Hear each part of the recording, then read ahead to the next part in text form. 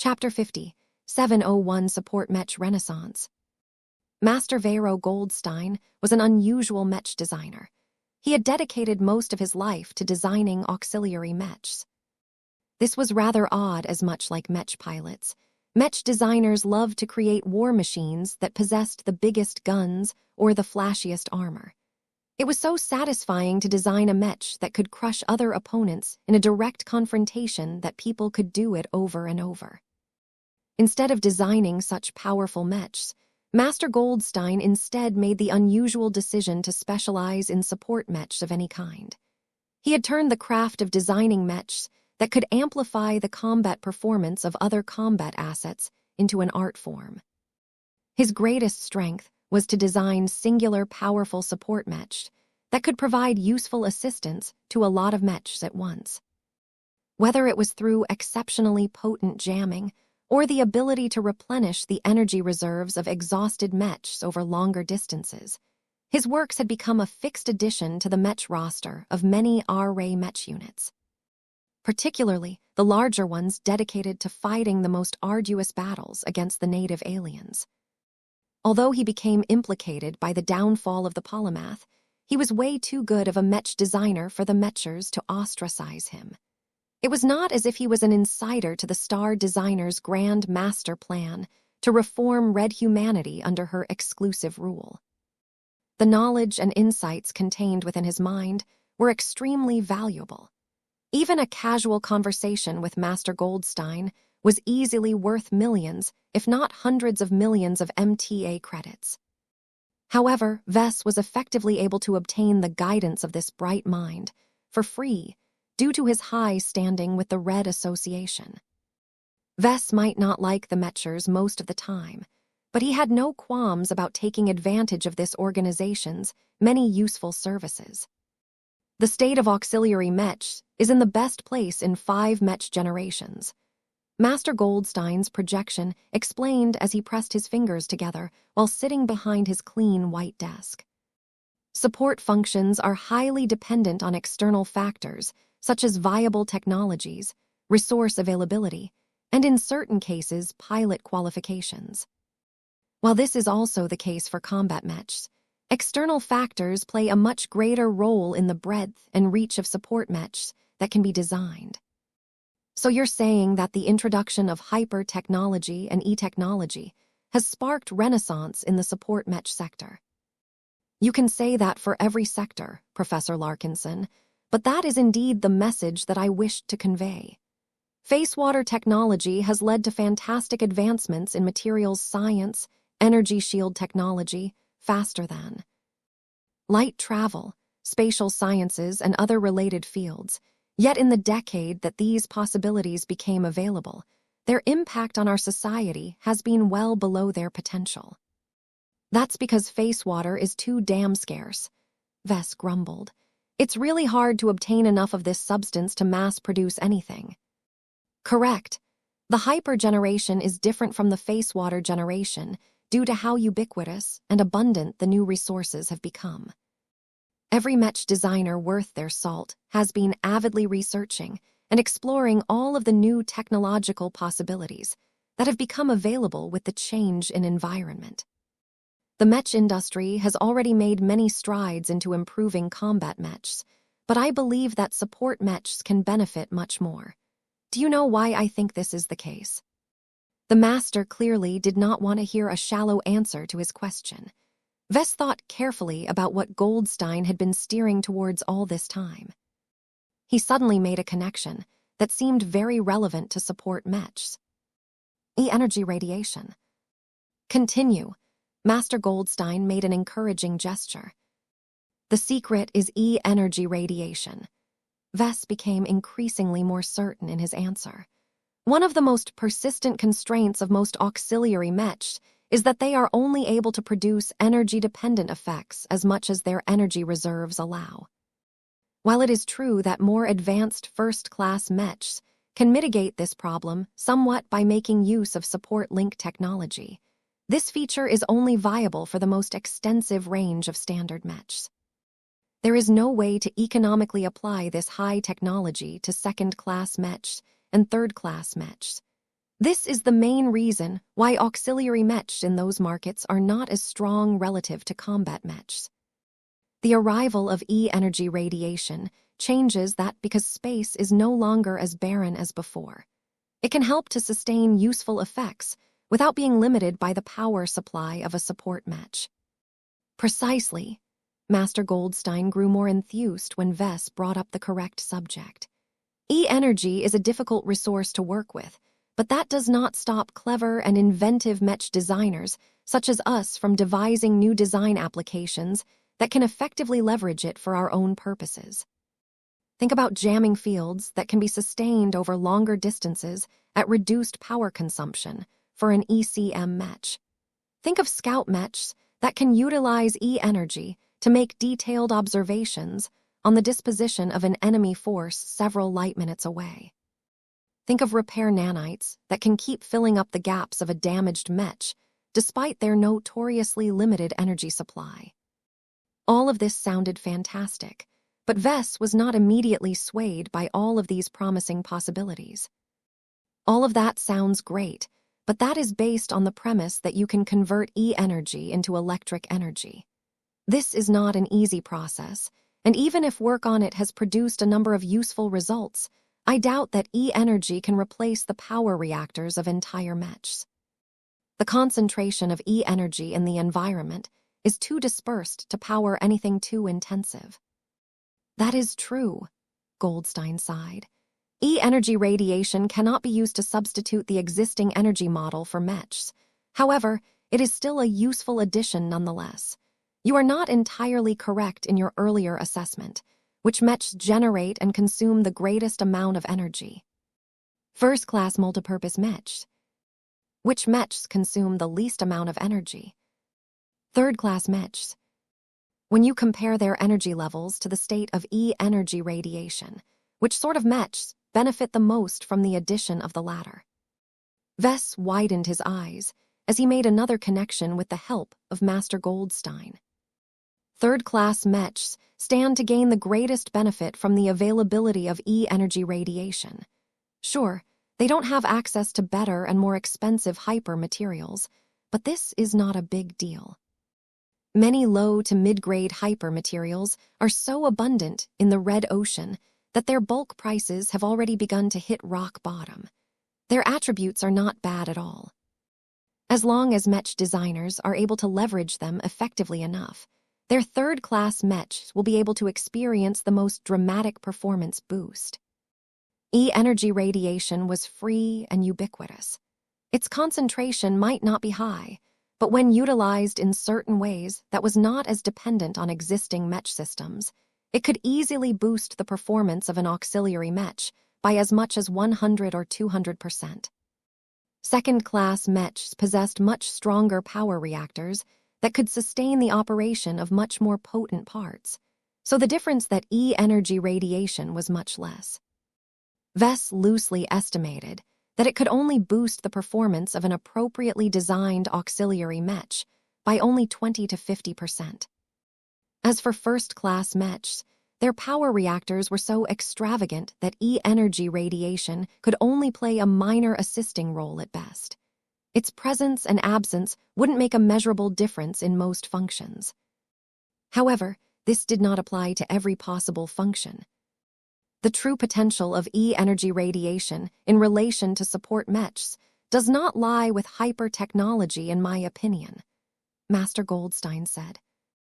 Hyper-technology is simply conventional technology that is augmented with hyper-materials so that they can amplify their existing performance with E-energy. This makes it so that hyper-tech always shares a strong relationship with what our industry can already do. Azure energy shields and space suppressors of the most successful examples of existing tech that have become much more effective by producing effective synergies with E-energy. But that does not change the fact that we are only doing what we have always done, but better. E-technology is different because it is not so heavily dependent on the available tech and materials, Vess stated. Yes, it makes sense that you understand this principle, especially given that you have developed so many e-technology solutions well before the start of the Age of Dawn. Your E-Tech has become considerably more powerful after the Great Severing. Is that correct? That's an understatement. It is like moving from a desert to a well-hydrated forest. This is a clear indicator that the availability of E-energy radiation has a much higher multiplier for E-technology. To support Mech designers such as myself, this is a key interaction that compels us to direct more research in this exotic field, with the hopes of developing a brand new auxiliary Mech that can provide powerful support without relying on expensive materials or significant advancements in conventional technology. This is your home game, Professor Larkinson. You have an enormous head start in this field, so you have greater promise in developing a new kind of support Mech that can fulfill a need that has never been met so extensively in the past. What class of Mech are you planning to design? Second class, Vess answered. It is my most familiar territory. I am aware now that I can design a much more effective third-class support Mech, but that is not my focus at the moment. I see.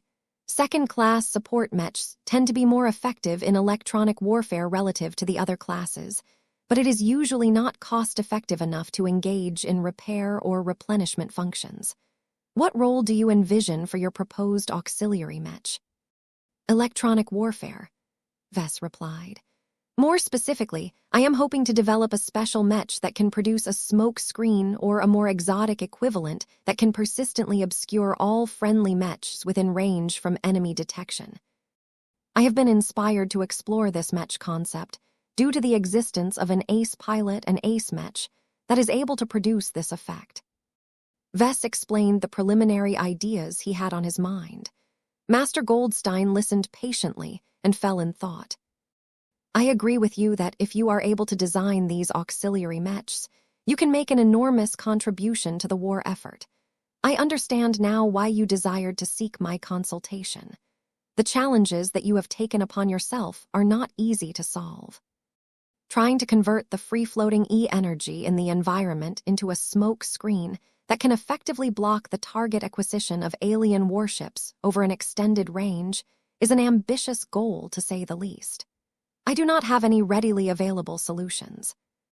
I may be able to refer you to a handful of other specialists that can assist you in this matter, but I expect that you will still have to do most of the heavy lifting yourself. Are you up to the task? I already have a few ideas in mind, Vess said with a confident smile. I can't guarantee that it will work out, but I am not entirely hopeless. Oh, pray tell me your idea.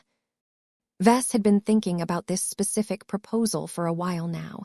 It was not an entirely reliable solution, but he would be happy as long as it did the job. It's not actually a proper solution.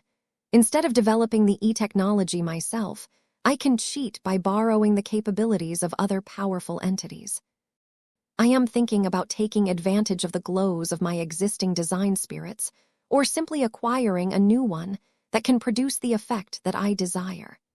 There are so many exotic and diverse mutated beasts out there that one of them should be good at blocking the sight of dangerous predators. As long as I have found the right design spirit and glow, everything else will be easy to solve. Chapter 50, 702 Crazy Survivalists. Design spirits. That was Vess' brilliant idea. Well, to call it brilliant was a stretch, but he was quite confident he could make it work. Master Vero Goldstein certainly had his own opinions on this subject. He did not exactly radiate approval when he heard Vess' proposal. Design spirits had always been difficult for other Mech designers to accept. They were not pieces of reproducible technologies, but living entities that were unique and difficult to control. The fact that most of them did not possess a tangible and physical presence in the material realm frustrated many people's attempts to get a grip on these spiritual entities. They could neither get a hold of design spirits or make their own. The only way to make use of their power was to negotiate with them. But how can that be done when they had already established an excellent mutually beneficial cooperation with Vess? I do not think it is difficult for you to deduce that the Red Association does not fully approve of your extensive use and reliance on your so-called design spirits. The projection of the bald master Mech designer said, "Our association is primarily invested in the advancement of sciences, the development of technologies, and the creation of new innovations that can rise above individuals. Class Roman 9 design philosophies are known to have great hindrances in this aspect, but at least you have begun to pass on the basic principles of living Mech design to others. You have yet to do so with design spirits, and we suspect that you have no intention of passing on their secrets anytime soon." Vess awkwardly smiled back. It is not impossible for others to create their own design spirits and attach them to their own Mech designs somehow. So long as you have developed a design philosophy similar to mine and have a companion spirit that can perceive and manipulate E-energy to a much greater extent than ordinary humans, you should already theoretically possess the ability to imitate my work. In fact, I can still figure out a way to make design spirits without relying on my design philosophy or companion spirit. I created my first one very early in my career. If a young apprentice Mech designer can do it, then you can do it as well. The R-Ray master Mech designer leaned forward on his desk and directed a pointed stare at his younger professional. "I cannot. Believe me, I have tried, and so have others, including the polymath herself. If the embodiment of the universal concept of truth in this dwarf galaxy cannot replicate this ability of yours, then that puts your statement into question. Are we that incompetent, or have you left out an essential variable in your story?" This conversation did not go in the direction that Vess desired. The master was putting him in a difficult position.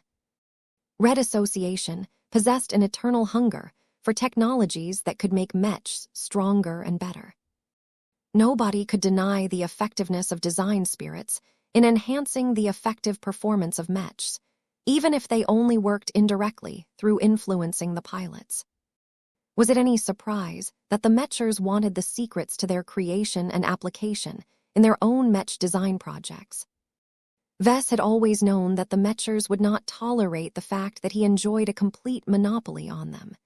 Each day that passed, where the majority of Mechs did not have access to design spirits, was another day that a lot more Mech pilots died because their performance wasn't good enough. Master Goldstein did not need to mention these consequences, because Vess was already clever enough to receive the underlying message. This was why Vess did not like this situation at all. The survivalist was essentially using moral kidnapping to persuade Vess to voluntarily hand over his trade secrets relating to design spirits. What was egregious about this tactic was that it was working. Vess genuinely started to feel guilty about keeping such a powerful benefit to himself.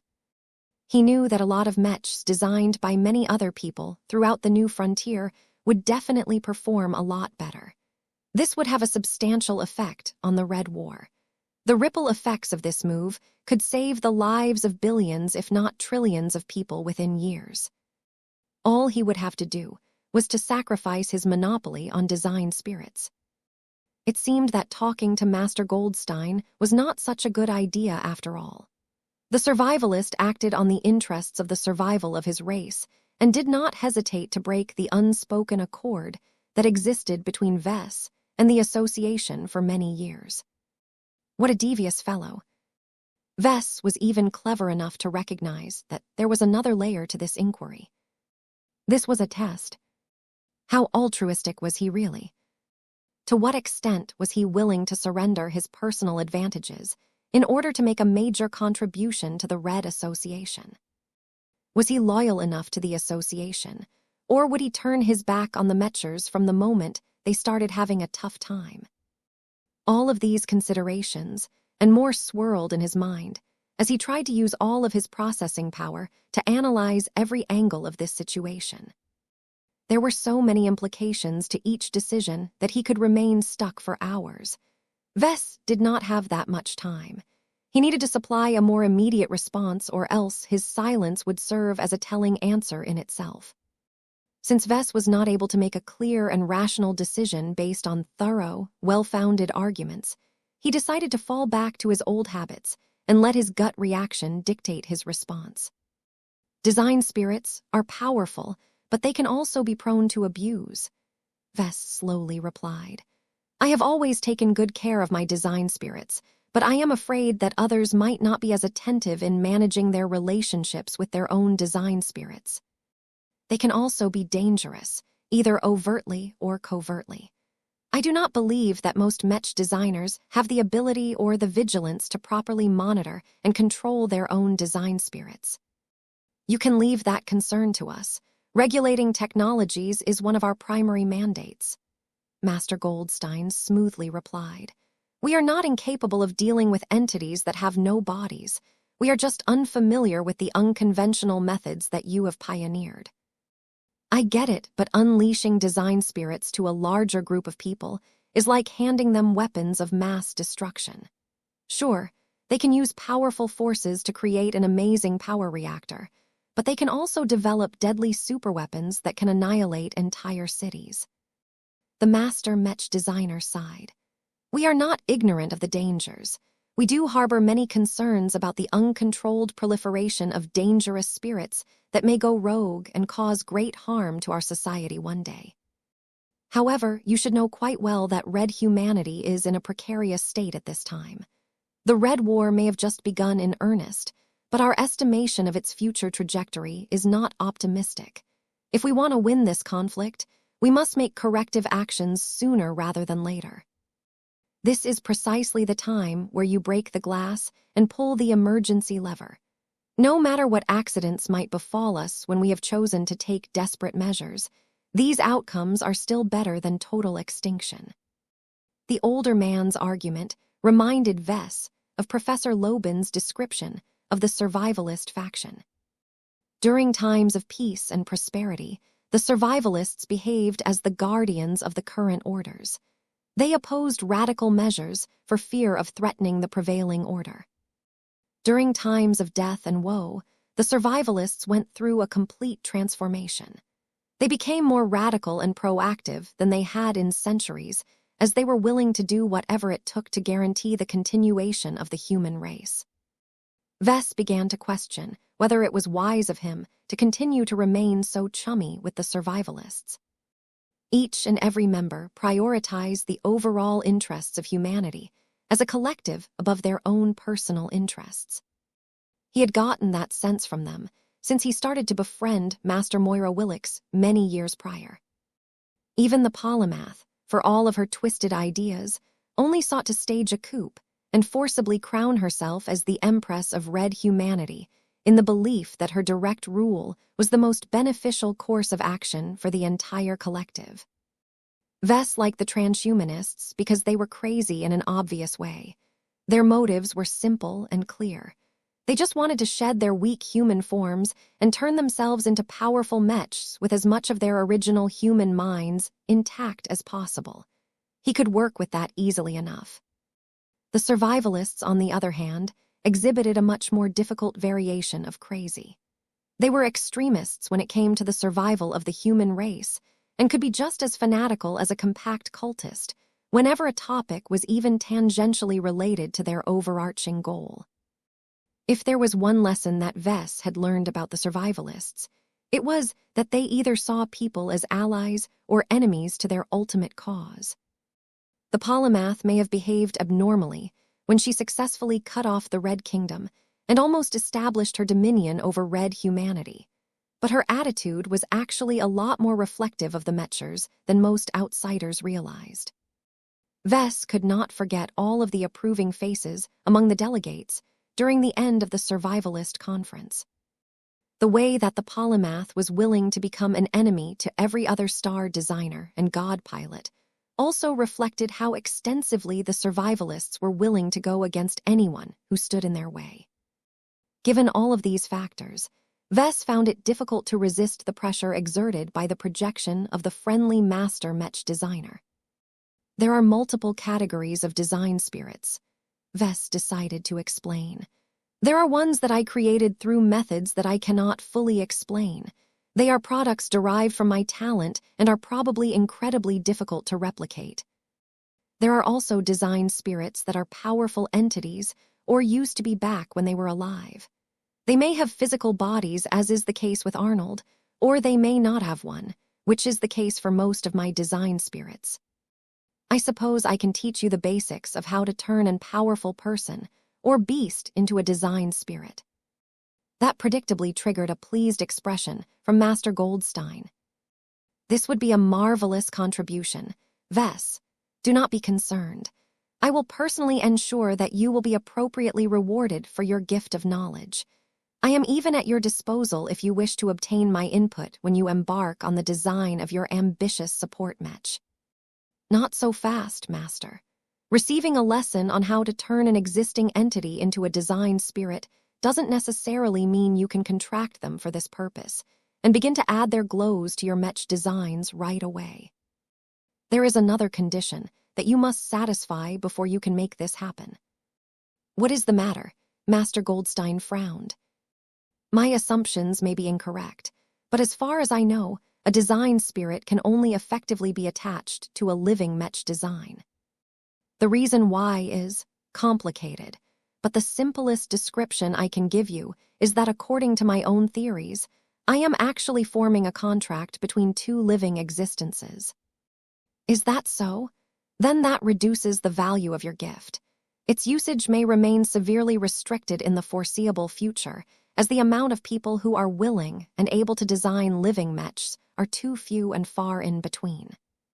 Master Goldstein looked deflated when he heard this caveat. He did not think that Vess was lying about this, so it seemed that there was no way to make design spirits universal, at least for the time being. Chapter 50, 703, The Trouble with Class Roman 9 Design Philosophies. Vess took the initiative to explain some of his views and theories on living mechs and design spirits. He had never really attempted to attach a design spirit to a mech design that was not alive, but he did not need to because he could already predict the outcome. He was pretty sure that design spirits could not attach themselves to mechs that were not alive.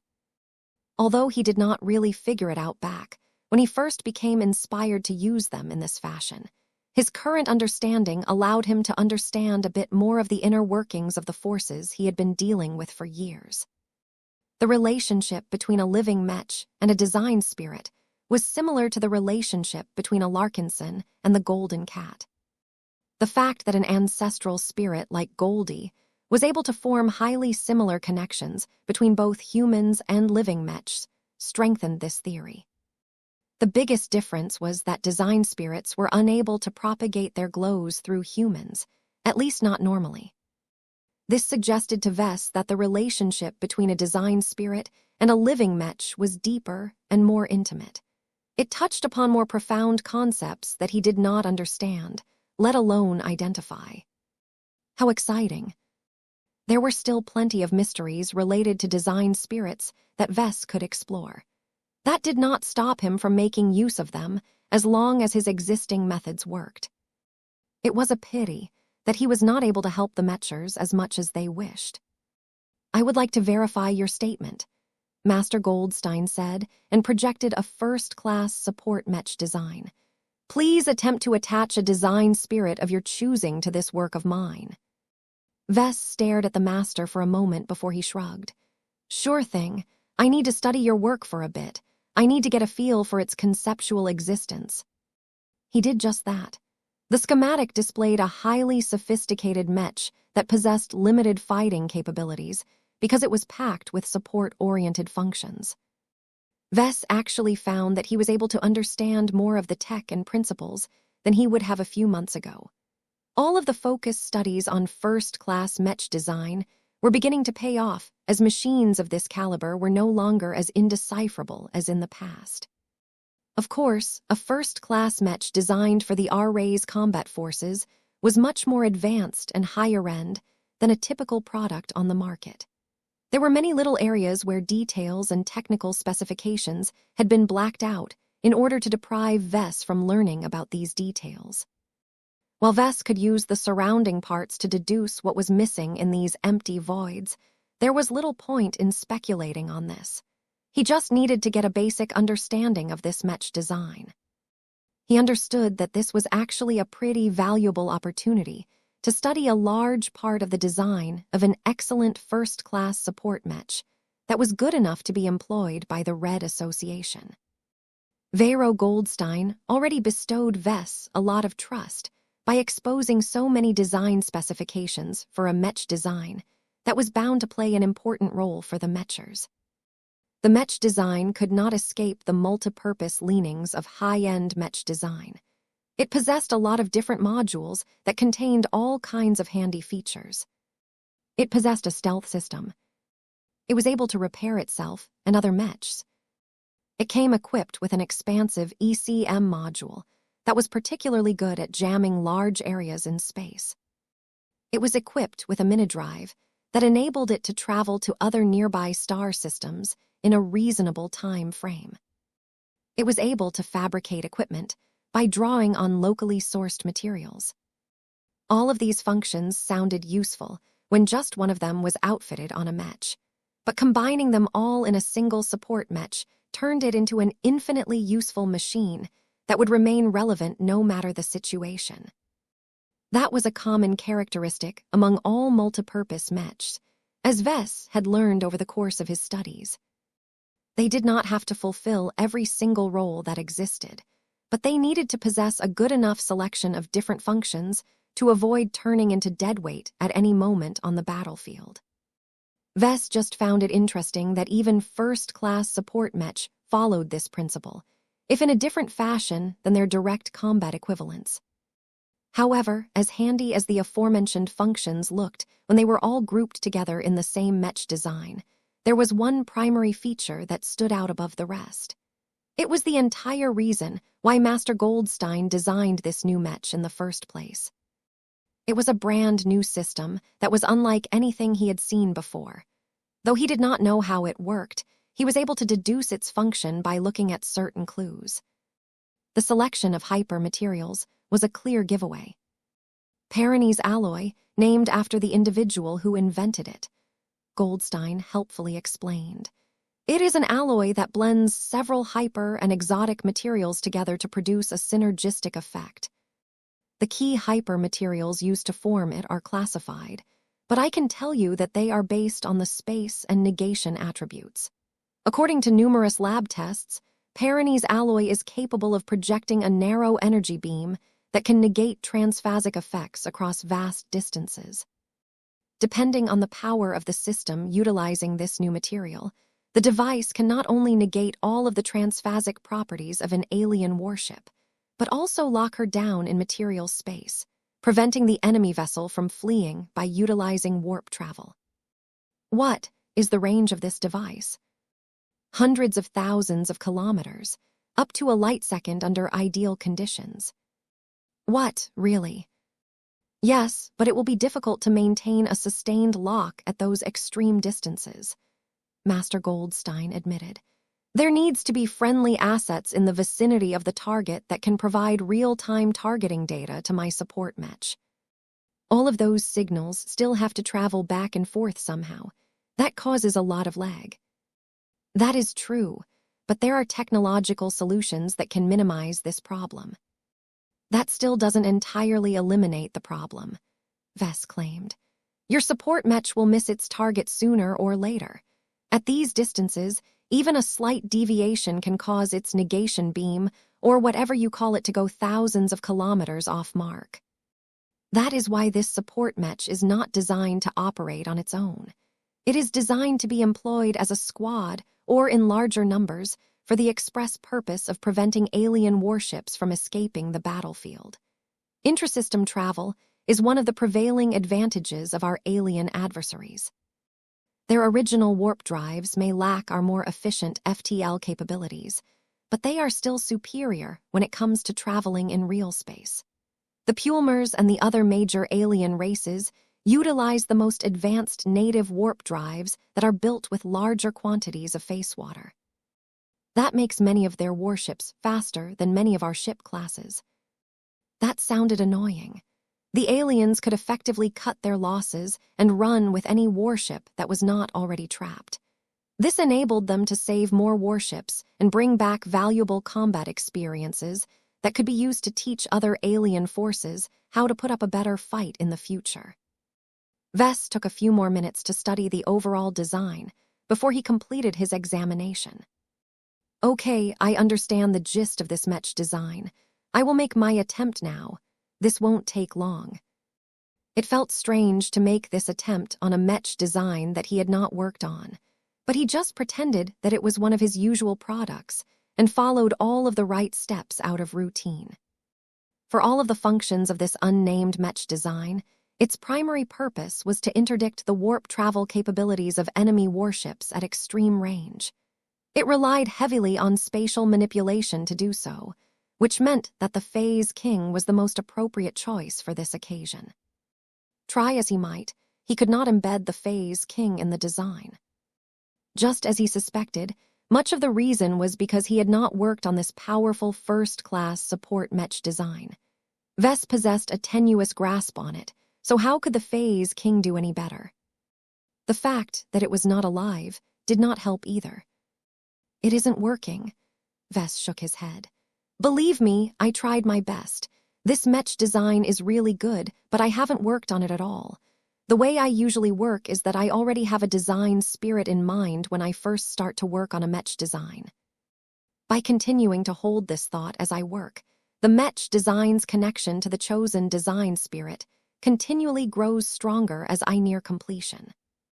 Which means that it is not possible to attach a design spirit to a Mech design unless you are personally involved in the design process. Master Goldstein concluded.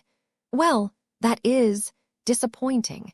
It is not feasible to have you work on every Mech that is being designed throughout the new frontier. It is already unacceptable that you provide this benefit to a select number of Mechs designed by us. What we seek is a universal method that can be understood, deciphered, and taught on a systematic basis. Your solution falls short of this standard, Vess. Vess shrugged.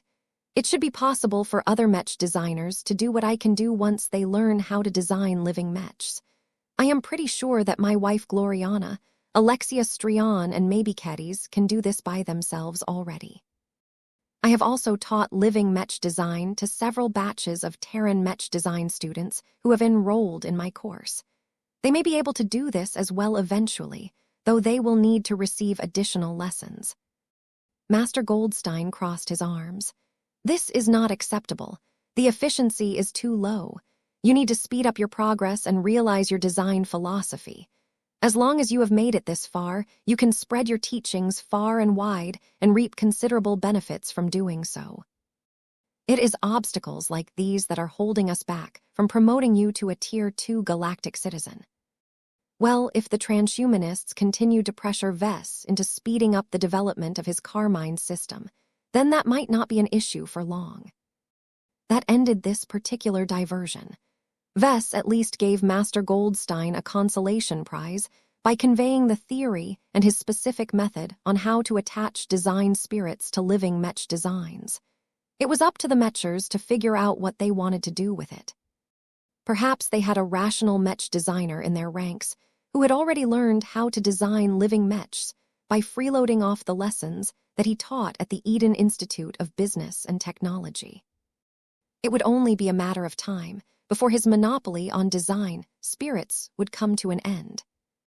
It may take years or decades, but now that the Red Association successfully extracted this valuable trade secret from him, it was already a fixed outcome. Vess did not actually feel too bad about it. The Mechers would definitely use it for the collective benefit of human society, though they would make sure they gained the greatest advantage of all in the process. Learning to let go and share valuable knowledge with the rest of the Mech industry was a necessary process of advancing to Master Mech Designer. It did not exactly feel good to follow this process, but that did not make it any less necessary. Vess was able to make peace with this fact even if it left a sour taste in his mouth. The compensation from the Red Association better be good, or else he would get really pissed. Chapter 50, 704, Another Vital Clue.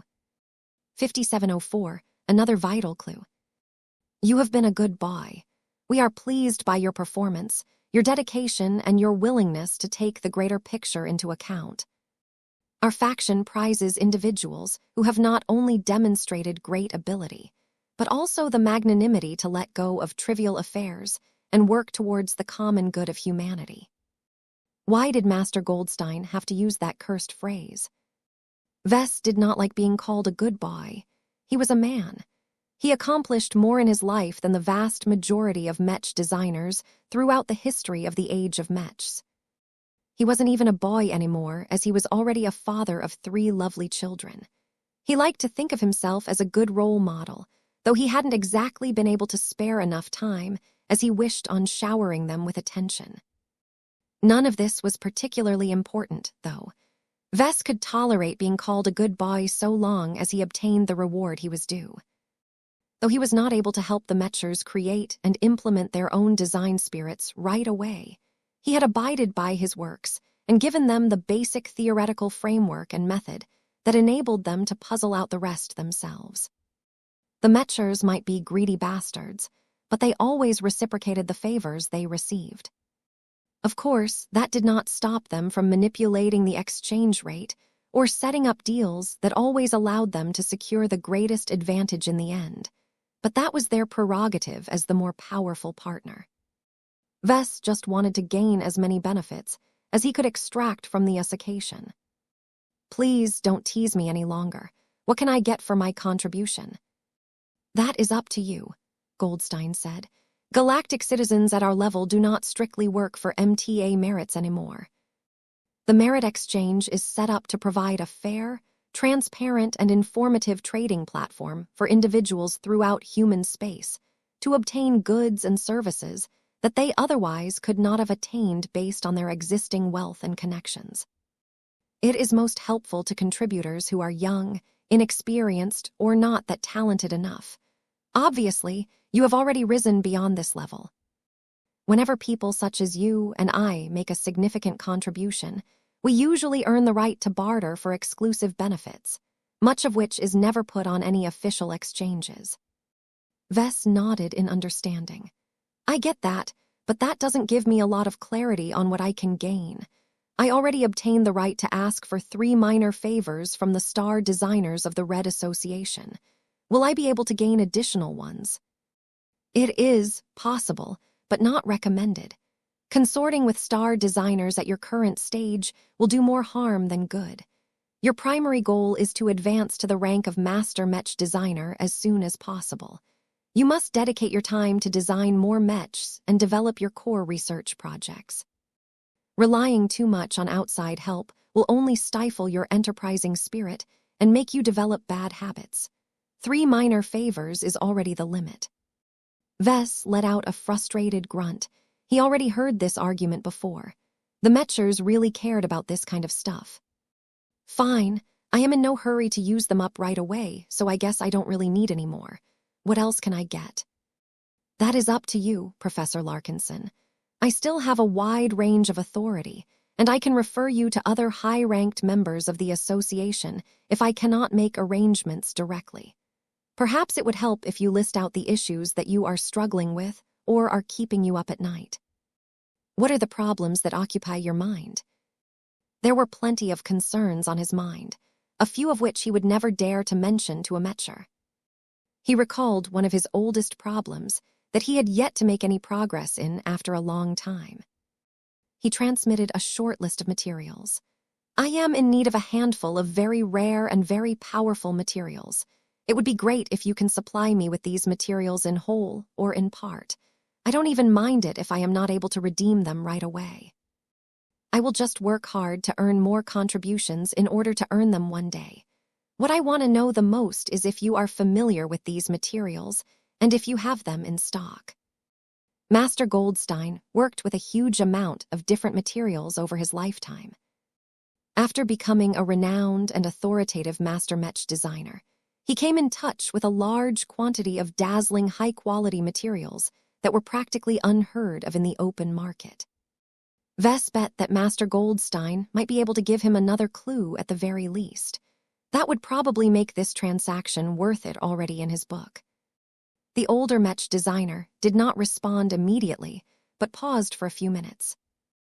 That was a good sign, as that showed that the survivalist was probably looking up databases and using his network of contacts to make inquiries.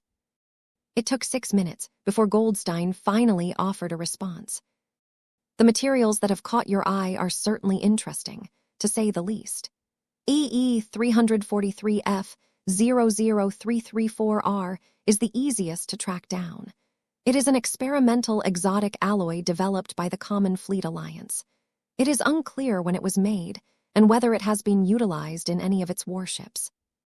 It is also unknown whether the Red Fleet has retained any samples on this side of the Greater Beyonder Gate, or whether they have the raw materials and specialized facilities to reproduce it. I cannot help you any further in this, as our relationship with the Fleeters is not good enough to trade this sort of favor. In other words, Vess still had to solve this problem on his own. This was fine, as this had been his plan from the start.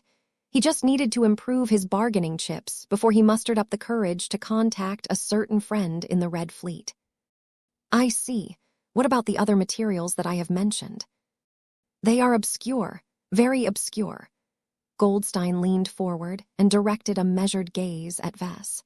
I had to contact many high-placed individuals within the association and outside of it to see whether they have come into contact with the list of materials you have sent me. It does not help that you have only supplied their names without providing additional details such as density and any special traits. It may very well be that we have handled one of them in the past without knowing that they already bear existing names. There was nothing else that Vess could do aside from shrugging. I understand. I don't have any information that I can supply to you either. Have you attained any further results? I did. The R-Ray Master smiled. The xenotechnician helpfully informed me that he is not only familiar with Yondu milk, but also happened to have studied it in extensive detail. He is regrettably unable to supply it to you, since it is an organic substance produced by a one-of-a-kind exobest that has only ever appeared in the old galaxy. Unless we are able to restore passage to the old galaxy, there is no means for you to obtain your desired quantity of this alien milk. Vess grew excited. He finally obtained a solid piece of news. The information provided by Master Goldstein was extremely precious, as it had been years since Vess last obtained any trace for the materials requested by the system. Do you know whether other people in the Red Ocean have Yondu milk in their possession? Goldstein shook his head. No, Yondu milk is a remarkable liquid substance that decays over time due to its organic nature. It is difficult and costly to store it in such a manner that its potency remains intact. I think that there is a 95% likelihood that no one has brought it to the Red Ocean. Damn. That was not good news. Do not give up yet, Vess. There is an alternative means for you to obtain what you seek. The xenotechnician can supply you with his detailed examination report of the substance known as Yondu milk. He is willing to let you have it if you are willing to use one of your saved-up requests. Once you have the report, you can bring that to a god pilot and respectfully ask him or her to utilize their god kingdoms to directly synthesize this material on the spot. Wait, you can do that? Vess asked in a shocked tone. Master Goldstein laughed at his response. Yes, it is more common than you realize. It is how we are still able to attain small quantities of extremely scarce exotics that we are no longer able to obtain because they are only prevalent in the Milky Way galaxy. There are still limits, though. A difficult and powerful exotic material such as Yondu milk cannot be synthesized without great effort on the part of the god pilot. Their strengths and specializations also limit what sort of top-end materials they can synthesize. What do you mean by that, Master? I am aware that you have developed closer relations with the Destroyer of Worlds. She can synthesize many materials with her god kingdom, but she mostly excels at producing substances that are strongly aligned with her attribute. She can produce the most powerful and destructive combustibles, some of which are even used in the production of her most potent explosive shells. However, if you ask her to produce other powerful materials, then she will either face an uphill struggle or is simply not capable of fulfilling the request. Oh, does Yondu milk? It is an organic substance that is especially known for its healing properties. Goldstein informed Vess. "I will give you another freebie. Yondu milk is a known ingredient for a formula of one of the most high-end life prolonging treatment serum in the old galaxy. You can forget about letting the destroyer of worlds synthesize it through her own abilities. What about the other god pilots? They are unlikely to succeed. Ask them to produce iron or lead for you, and they can produce tons of metal bars in front of you in a matter of seconds. If you ask them to produce face water, they will struggle to produce a small drop. They all have their strengths. The first flame excels at producing fire-related materials. The Fist of Defiance is good at producing materials with good toughness and physical impact properties. The Huntsman can produce materials that are lethal when striking powerful organisms. They will not be able to accommodate your request. Your only hope is the Evolution Witch." Vess finished the sentence. "If there is any god pilot who can do it, it has to be her. Shouldn't she already have the technical specifications of Yondu milk?" Goldstein shook his head yet again. "Likely not. There is a lot of complicated politics behind it. The longevity faction of the Mech Trade Association treated it as a controlled substance. It was one of their sources of power, and they do not take kindly to others breaking their monopoly. It is already exceptional that the xenotechnician was able to make so many detailed scans of it. He has likely assisted them into furthering its production or utilization, given his extensive specializations. Whatever the case, the old covenants no longer apply to our Red Association anymore. No senior-ranking member of the longevity faction has even bothered to travel to our dwarf galaxy. That was good news, but there was not enough certainty that this would work. Vess began to frown. If he wanted to get his hands on Yondu milk, then he would first have to use up one of his minor requests to the xenotechnician. He then had to approach the Evolution Witch and convince her to produce the necessary quantity of Yondu milk. This was going to cost Vess a lot. Chapter 50, 7052 channels. 57052 channels. After many years, Vess finally learned a part of the truth about Yondu milk.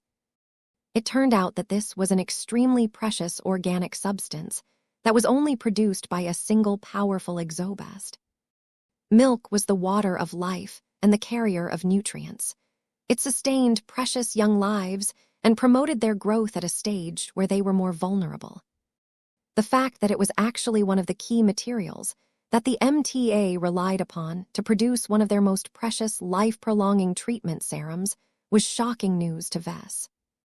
Such a material had to be precious beyond comparison, and the longevity factions certainly treated it this way. Vess imagined that the Longlifers probably managed to take control of this unknown exobest and treated it as their most prized cattle beast. This arrangement reeked of political machinations and compromise. Vess refused to believe that the longevity faction could maintain its outrageous monopoly just by asking nicely. All of these revelations were incredibly interesting, without a doubt, but they also made it clear that there was no readily available supply of Yondu milk in the Red Ocean. Obtaining a detailed report on this precious substance was easy enough. The price was high, but not outrageous. This was exactly the kind of scenario where Vess should used up the favors he had saved. The more difficult part was approaching the Evolution Witch and asking her to reproduce an incredibly powerful material on his behalf. God pilots were at no one's beck and call. It was taboo to treat them as servants who could be ordered around at will. Although Vess was already an associate of the transhumanist faction, he did not have the guts to request an audience with her. He had yet to produce any truly remarkable contributions that he could use to cash in additional favors. He needed to work hard and improve his relationship with the transhumanists through persistent effort. Once he worked hard enough to become their good boy, he may finally receive the honor of issuing a modest request to their powerful leader. Vess rubbed his hairless chin in thought. As cumbersome as this process may seem, this was still a radical improvement compared to his previous condition. Just an hour ago, he still had no clue what Yondu milk was or where he could find it. Now, He not only knew its basic usage, but also obtained a solid channel on where he could obtain this rare and precious material. This was information that would have been impossible for him to find through other means. Vess actually felt it was worth it to exchange his trade secrets for this crucial piece of information. He knew that obtaining Yondu milk would be worth it in the end. His Mech designer system would gain another powerful upgrade and be able to help him even further. Even though he had not made frequent use of the system in the past few months and years, it had still supplied him with crucial help. Improving it further would pay off in the long run, just as he did when he submitted the necessary quantity of Timpala steel. Vess tried to estimate how soon he could get his hands on Yondu milk. It did not seem likely he could get any of it in the short term. That was bad because the longer it took for him to complete a supply mission, the longer he would go without the benefits of an upgraded system. He suddenly had another thought. There may be another way for him to obtain Yondu milk. The Red Association may no longer be able to source materials from the old galaxy, but Vess was different. He had Veronica. His cyborg cat incarnation happened to remain stuck in the old galaxy. If Veronica could find a way to approach the longevity faction and offer a concession that was attractive enough, she might be able to get the necessary amount of Yondu milk. As far as Vess was aware of, Veronica had almost the same level of access to the Mech designer system as himself, due to complicated incarnation shenanigans. The only complication was that he was not able to pass on any goods across galaxies by using the Vault of Eternity as a transit medium. The system was not that powerful yet, but there was still hope that this might change in the future once it had completed additional upgrades. That made Vess even more eager to obtain EE343F00334R, as well as Yondu milk. As nice as it was to have a second option available to him, Vess did not think it was a good idea to contact the Longlifers back in the old galaxy. Unlike the Red Association, the original Mech Trade Association occupied a much more dominant position in its own galaxy. The Red Mechers had to rein in their arrogance and seek greater cooperation with outside talents in order to strengthen their collective civilization as much as possible. The original Mechers were at the height of their power and were only kept in check by the Fleeters, the Terrans, and the Rubarthans. Veronica was a nobody in comparison. She was only backed by a single vulnerable true god who did not dare to step outside the Nyxian gap for fear of getting crushed with ease by a god pilot. Though Vess had been promoted to an eminent Tier 3 galactic citizen and made many valuable contributions and concessions to the Red Association, what did this have to do with the Mech Trade Association? Vess was not naive enough to believe he could use his powerful standing and reputation in the Red Ocean to earn the respect of the Longlifers, let alone their attention.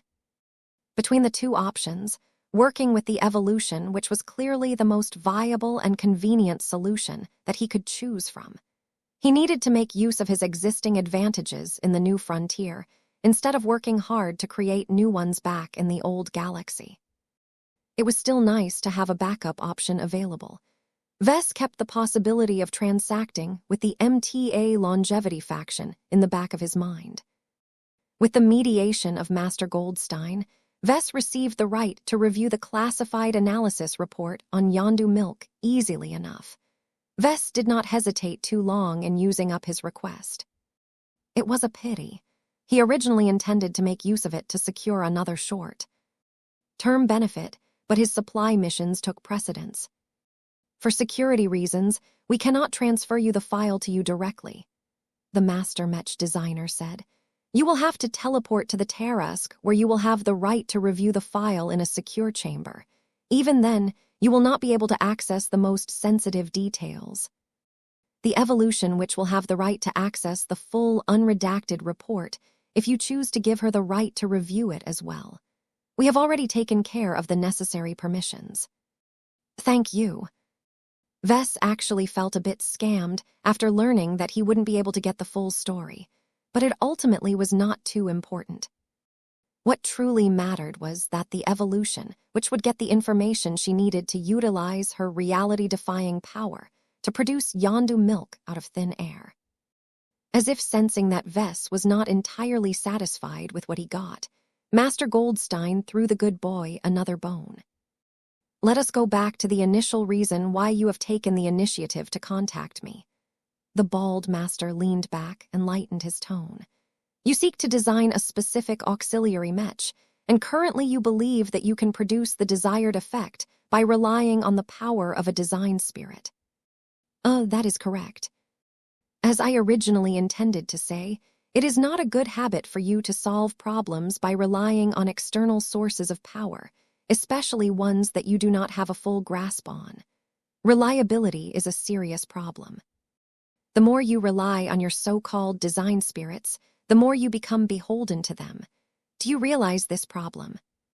This was a familiar concern to Vess. I do, Master, but can we afford to set aside the obvious benefits they can provide? A partnership is better than nothing. How am I supposed to design an auxiliary mech that can project a large and effective sensor-blocking particle field that can effectively provide cover to a lot of mechs in open space? As far as I know, no other existing technologies can produce the desired effect in a cost-effective manner.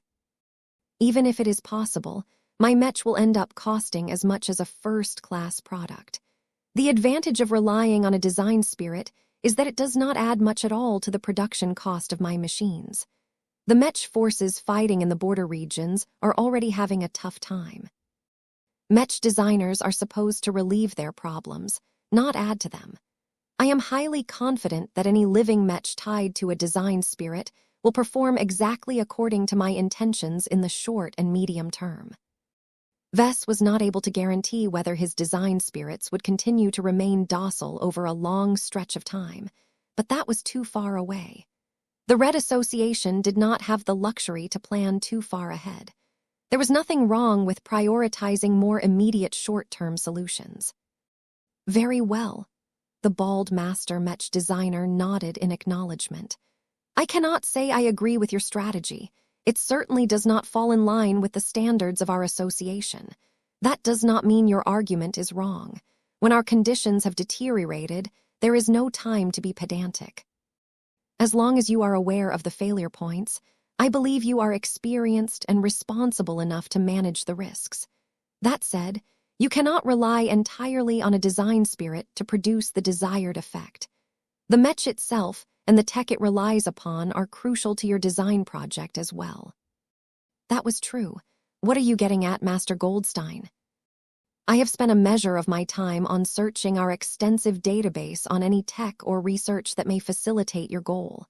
There are numerous promising options that you can choose from, but I recommend one solution in particular.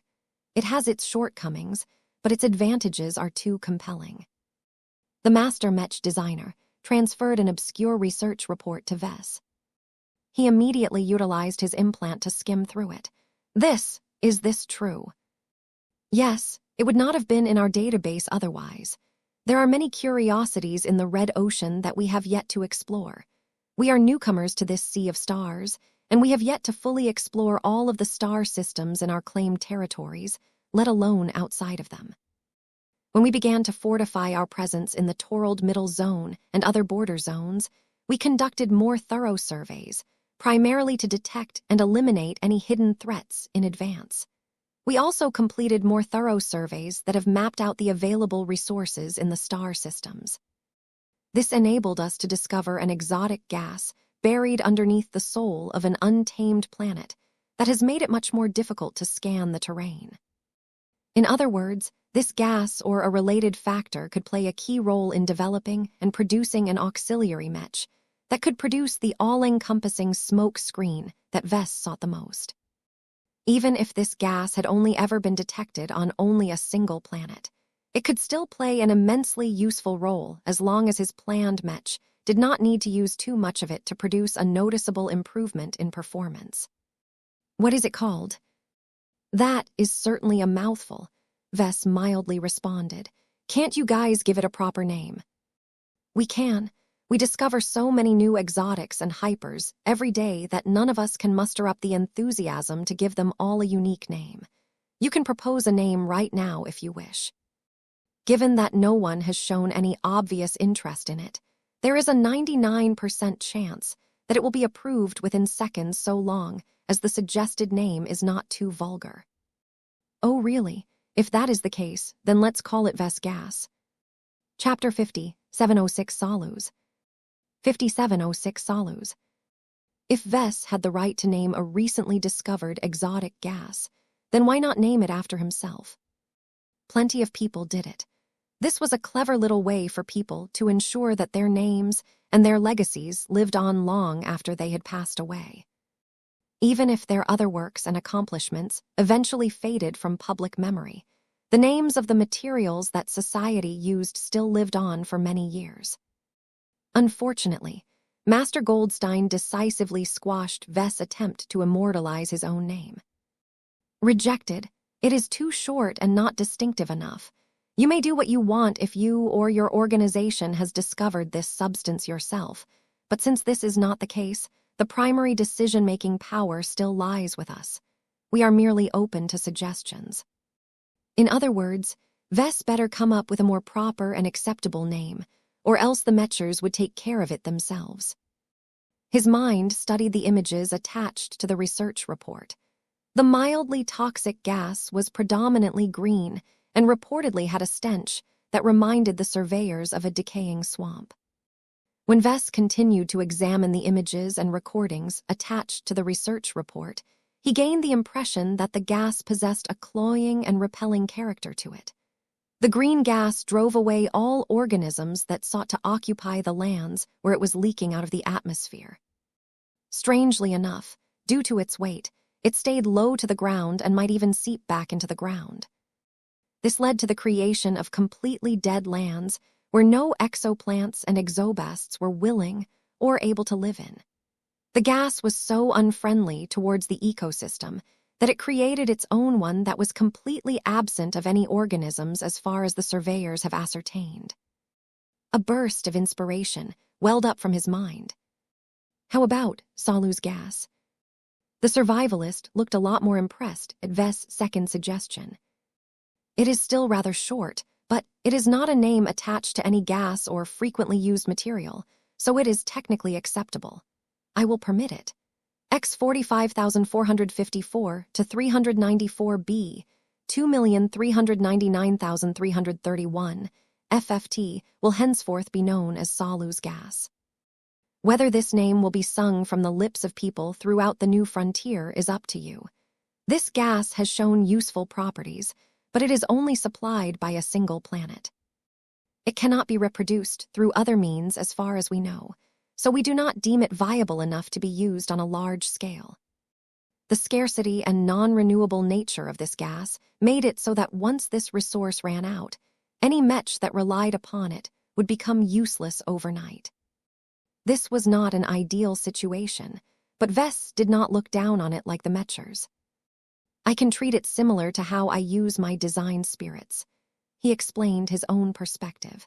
If there is enough Solus gas to enable the production and use of a couple of million copies of my auxiliary Mechs, then that is already enough. This is because I will do my best to give my work the capacity to support at least hundreds of other friendly Mechs by forming a large smoke screen where they can enjoy total concealment. This is what support Mechs are good at.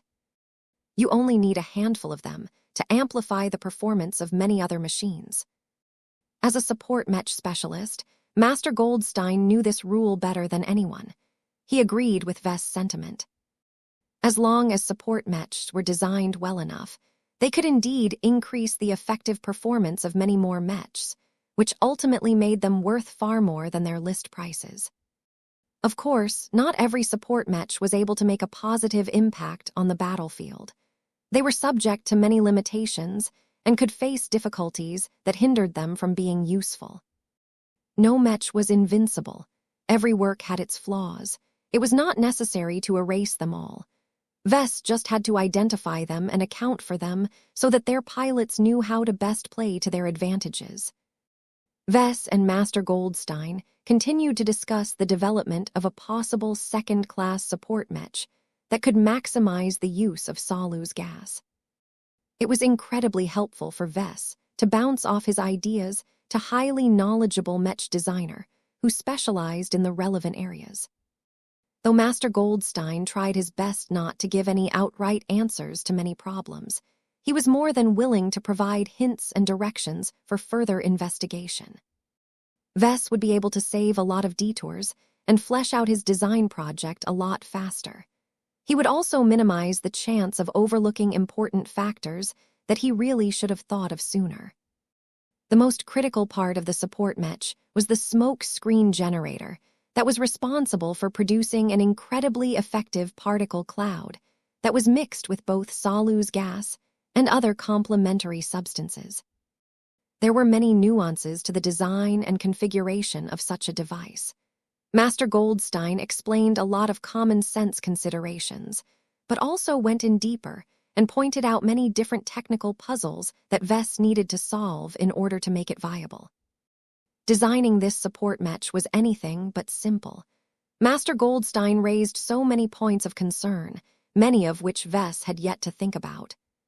He appreciated all of the lessons and advice. Vess knew that as long as he addressed all of these issues properly, he would be able to complete a proper support mech design that had a good chance of matching, if not beating, the competition. "Thank you for your guidance, Master." Vess bowed in respect. "It is my pleasure, Vess. You are already a fairly experienced mech designer, but I will say this to you anyway. Mech design is not a process of following predetermined scripts and formulas. It is meant to be dynamic. Do not let my advice overwhelm you and dominate your design process. You have already developed your voice in our craft.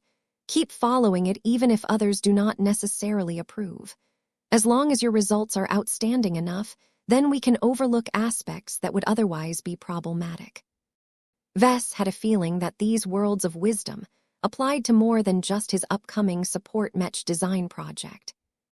"Okay, I think I should go now. I want to take a look at the classified report on Yondu Milk, and I need to direct my clan to start survey and mining operations on the planet where Salu's gas has appeared. What is it called, anyway?" "Reticula Corine V. It is located in a binary star system, so it has two fairly old stars. One is a yellow dwarf and the other is a red dwarf. Their combined light output is not as strong as in many other binary star systems. What is more concerning is that the Reticula Corine system is roughly located in the middle of the Torold Middle Zone. This puts it out of the reach of most ordinary alien raids for the time being, but this can change drastically if our adversaries have launched a powerful offensive. Once that happens, Reticular Corine can become a hotspot of combat activity. This is probably one of the driving reasons why no one has taken steps to colonize Reticula Corine V. Vess determined. "That's a shame. It is an untamed planet that does not need a lot of changes to become compatible to human physiology. If there are any other unique or valuable resources on this planet, then it could turn into a nice stronghold for any pioneering organization. The planet's ecosystem and possibly its terrain may have undergone drastic changes since our surveyors submitted this report. Look at the date. The survey was completed only months after the start of the Age of Dawn. I think you should know extremely well what that implies." Vess recalled his recent vacation to Aucanon VI. The Hunting Association had to put in a lot of work to preserve a modicum of the planet's rich and diverse ecosystems. His was a problem that always needed to be worked on, because the local mutated beasts and calamity beasts could easily grow out of control if left unchecked. Aucanon VI produced an awful lot of mutated beasts, many of which grew rapidly until they were on the verge of evolving into calamity beasts. Since this level of threats could emerge on a planet that was already tightly regulated, what about a completely untamed planet that had not been actively governed or managed by any human institution? The mutated beasts that had evolved without any artificial restrictions must have transformed into powerful monsters without doubt. It was probably a guarantee that it held multiple calamity beasts, of which a handful may have set off into space and gone elsewhere. Vess already started to get a headache. Starting a mining operation on hostile territory was incredibly foolish. Most groups did not think it was worthwhile to go through all of the effort of mining Salu's gas, just to lose the facilities a few days later because they got blasted to pieces by a giant monstrosity. However, Vess did not look deterred. He had a powerful feeling that he would find what he was looking for in the reticulocorine system. It was such a powerful impulse that it seemed rather suspicious why this location of all places merited so much importance all of a sudden. Salu's gas sounded like a useful material to incorporate in his Mech design, but he could find other substitutes if he wanted to. They might not be as effective as this specific material, but they would more likely than not be a lot easier for him to source. With that in mind, Vess quickly ended his discussion with Master Goldstein and contacted the expeditionary fleet. The projection of Master Benedict Cortez appeared in place. Unlike Vess, who had become more civilized after spending a lot more time away from dangerous places, Master Benedict still possessed a strong frontier air to his person. Being put in charge of the expeditionary fleet also forced him to step up and tailor his public persona in a way that made him more palatable to the Mech pilots who were doing the heavy lifting. Vess, the former Skull architect, grinned sharply. "It is good to see you again. I almost thought you had forgotten about us already." "I am doing well. I am not here to catch up on old times. I want your input on a proposal of mine." Vess briefly explained his intention to design a certain support Mech and the need to harvest gas from a specific planet in the Torald Middle Zone. Suffice to say, Master Benedict did not like what he heard. "So the Mechers coincidentally recommended you to examine a newly discovered exotic that just happened to be found on a single planet in the new frontier. That planet is located in a middle zone that is under constant threat and may very well be overrun within the decade if our side is losing ground in the Red War. Does that not sound suspicious to you in any way?" "I know it sounds fishy, but I have no choice but to play with the cards the Mechers have dealt to me." Vess helplessly shrugged. "I need you to divert at least a part of the expeditionary fleet to the reticulocorine system. The Mechers have surveyed it just after the start of the Age of Dawn, but you know as well as I do that continued exposure to exotic radiation must have produced massive changes.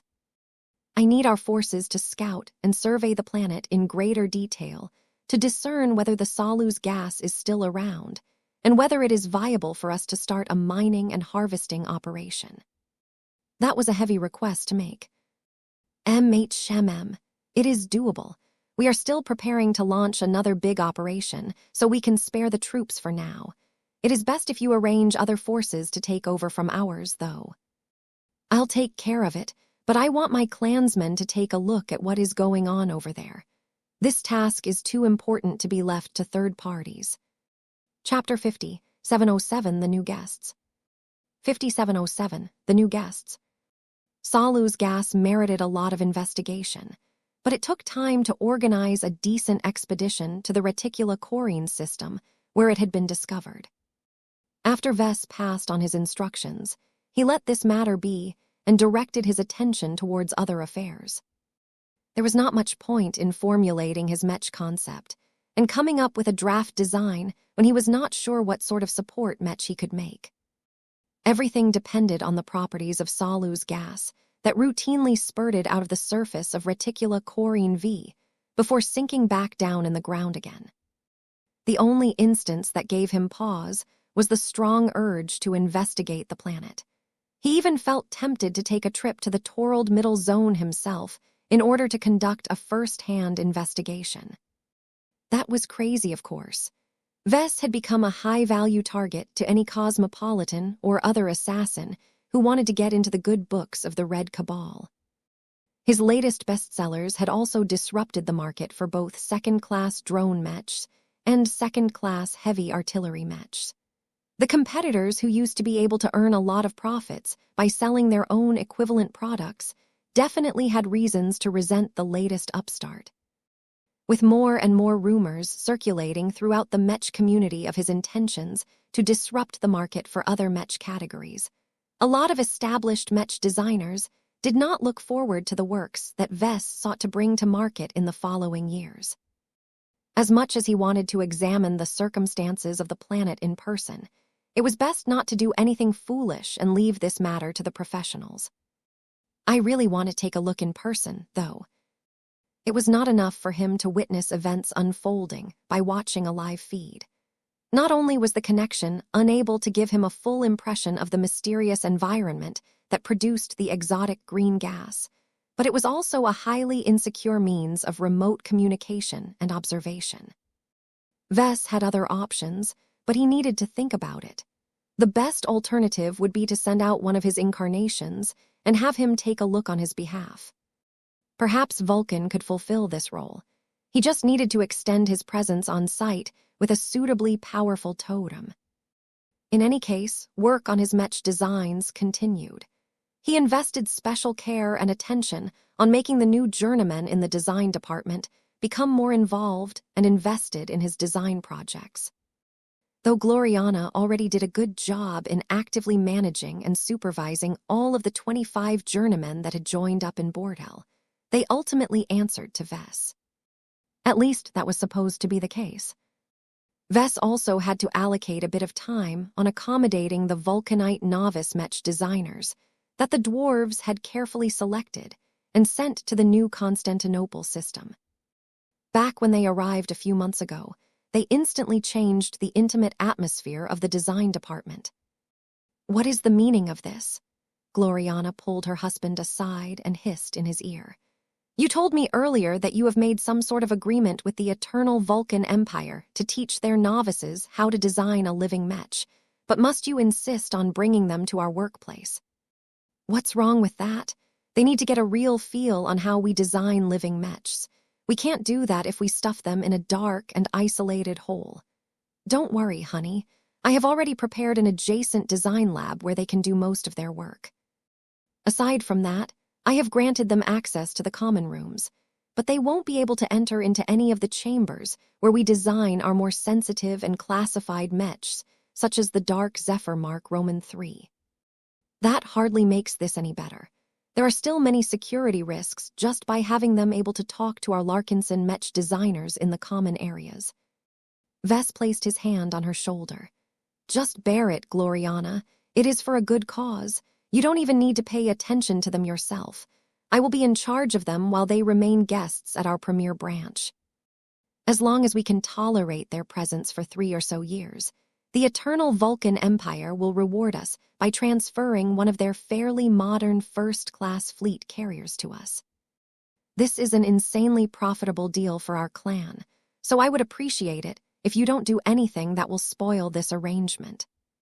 Though Gloriana looked anything but pleased at having these odd dwarves work in the same facility as herself, she understood how important it was for the Larkinson clan to build up a fleet of first-class warships. Fine, you can do what you want with the dwarves, but you will be responsible for their conduct. Do not allow their anti-human cultural sensitivities affect the morale and productivity of our lead and assistant Mech designers. I don't think you need to be worried about that. The Vulcanites aren't stupid enough to send rabid tall folk haters to us. If I am wrong, then I will make sure to set any dwarf straight. They are under my control now that they have arrived in Diandi Base. A few minutes later, Vess left Gloriana's side and approached the batch of young, but remarkably composed dwarves standing in a neat row. The dwarves most definitely received a lot of training on how to comport themselves outside of Vulcan space. They may have originally grown up in an environment where tall folk were clearly dominant, which meant that these foreign exchange workers were not the same as their more isolated and segregated brothers. That was good news. Good day, ladies and gentlemen. I hope the journey to this star system has been comfortable to you. Each of you knows who I am and what I do, so I will skip the redundant introduction. Let me ask you a question. Do you know why you are here? What is your mission?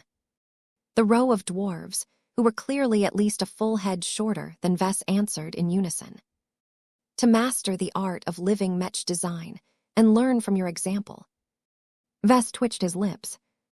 I admire your enthusiasm, but don't be so stiff. This is not a military camp. If you truly want to learn how to design living mechs, then you will need to loosen up and embrace the facets of life. You must freely channel your emotions and earnestly aspire to turn a lifeless object into an intrinsically alive machine. The greater your love, empathy, and passion, the faster you will succeed. I have a direct disciple in my ranks who is on the verge of breaking through as a journeyman with a design philosophy that is nearly identical to mine. You can approach her and ask for tips from a student's perspective in order to smoothen your journey. One of the male dwarves with a short black beard raised his arm. Professor Larkinson, how many students have received lessons in living Mech design? Hundreds. Many of them are Terran Mech design students who have enrolled in the Eden Institute of Business and Technology. While I have increased the class size by a lot, I have still put a limit on how many students I am willing to teach in a single semester. I like to believe that the school administration has done its best to select the most qualified and eager students to learn from my craft. How many of those students have gone on to design a living Mech? I don't know the exact figures. I can only confirm that one of them has successfully proven the capability to design a living Mech, and she happens to be my teaching assistant and direct disciple. Vess honestly replied. I have lost track of most Terran students who have passed my introductory course. They still have to complete many other courses before they can finally graduate. Even then, they may not have the opportunity to independently design a true living Mech when they enter the workplace for the first time. It is possible that a few of my former students have entered a secret research institution where they have already designed a rudimentary living Mech, but I won't know about it unless the responsible party is willing to unveil it to the public. This chapter was originally shared via /n/o//vvel/b/n. Vess was not too concerned about this. He already expected that most of his students would experience a lot of difficulties unless they truly threw their heart and soul into living Mech design. Not every had the special background and motivation that drove Alexis Strion to pursue living Mech design at all cost. Most of the Terran students had already committed to a clan or a Mech company. Much of their study and work careers had already been mapped in advance by their parents or superiors. Learning a single unusual subject was not a reason to throw all of that planning overboard. I won't lie to you, Vess told the 10 dwarves. Learning how to design living Mech is difficult, but not in an academic way. It is a class Roman 9 design philosophy that requires you to undergo a large shift in attitude towards Mechs. You absolutely cannot regard them as lifeless commodities. You need to treat each of them as alive or with the potential to come alive. I actually think that a third-class Mech designer has a better chance of learning my craft. Do you know why? They don't know as much about science and technology as you guys, so they are much more open-minded and free from existing constraints. Does that mean that there is no guarantee we will be able to learn your craft, Professor? Who knows? Vess shrugged. There are certain tricks and shortcuts that I can employ in order to forcibly boost your comprehension of living Mechs, but it is questionable whether you can go much further in this field if you make use of them. I would much rather have you work earnestly towards understanding my design philosophy. Only by organically changing your mindset and appreciating the wonder of living Mechs will you have the possibility of advancing to journeyman, master, and maybe even further. He carefully observed the dwarves as he detailed how difficult it was to meet their goal. He wanted to take their measure and determine how they reacted to adversity. Fortunately, the Vulcanites had indeed done a good job at selecting their candidates. Most of the gathered novice Mech designers looked eager to tackle this challenge and work hard to overcome it. None of them showed signs of giving up, though Vess was not sure whether they would be able to maintain their persistence a year or two later. Vess would just have to deal with that problem if it became serious enough. For now, he wanted the novices to be helpful and compliant. This is going to be a marathon instead of a sprint. You should start working here with the mindset of investing in your own future. You won't be able to earn a payoff immediately, but as long as you work hard enough, I will do my best to lead you across the finish line. For now, I want to assess each of you on an individual basis, so I know what you are capable of. Do note that most of our projects are currently based on second-class mechs. We will not be designing any first-class mechs until much later, so make sure you adjust your methods and make sure you are up to date on the standards of second. Vess probably needed to spend a bit more time on instructing the new batch of dwarven recruits to make sure they could do their jobs properly. This was not an appealing chore, but it would be worth it in the end. These novices were the best of what the eternal Vulcan Empire was able to offer. As genuine first-class mech designers, their productivity should be almost as high as that Alexa Strion at the start. This meant that once they settled into the design department, every commercial mech design project would probably speed up their progress by leaps and bounds. Chapter 50, 708, Gloriana's Brilliant Proposal. 5708, Gloriana's Brilliant Proposal. As elite young mech designers, who were expected to lead the eternal Vulcan Empire's mech industry a century later, all 10 novice mech designers were excellent in their own right. Perhaps their thoughts and cultural sensibilities may not completely align with that of the Larkinson clan, but they showed very little of it when they talked and worked alongside human mech designers.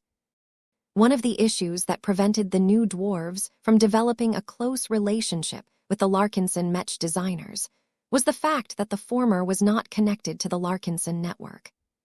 The recent recruits had all spent enough time with a permanent connection to the Golden Cat to completely integrate it into their lives.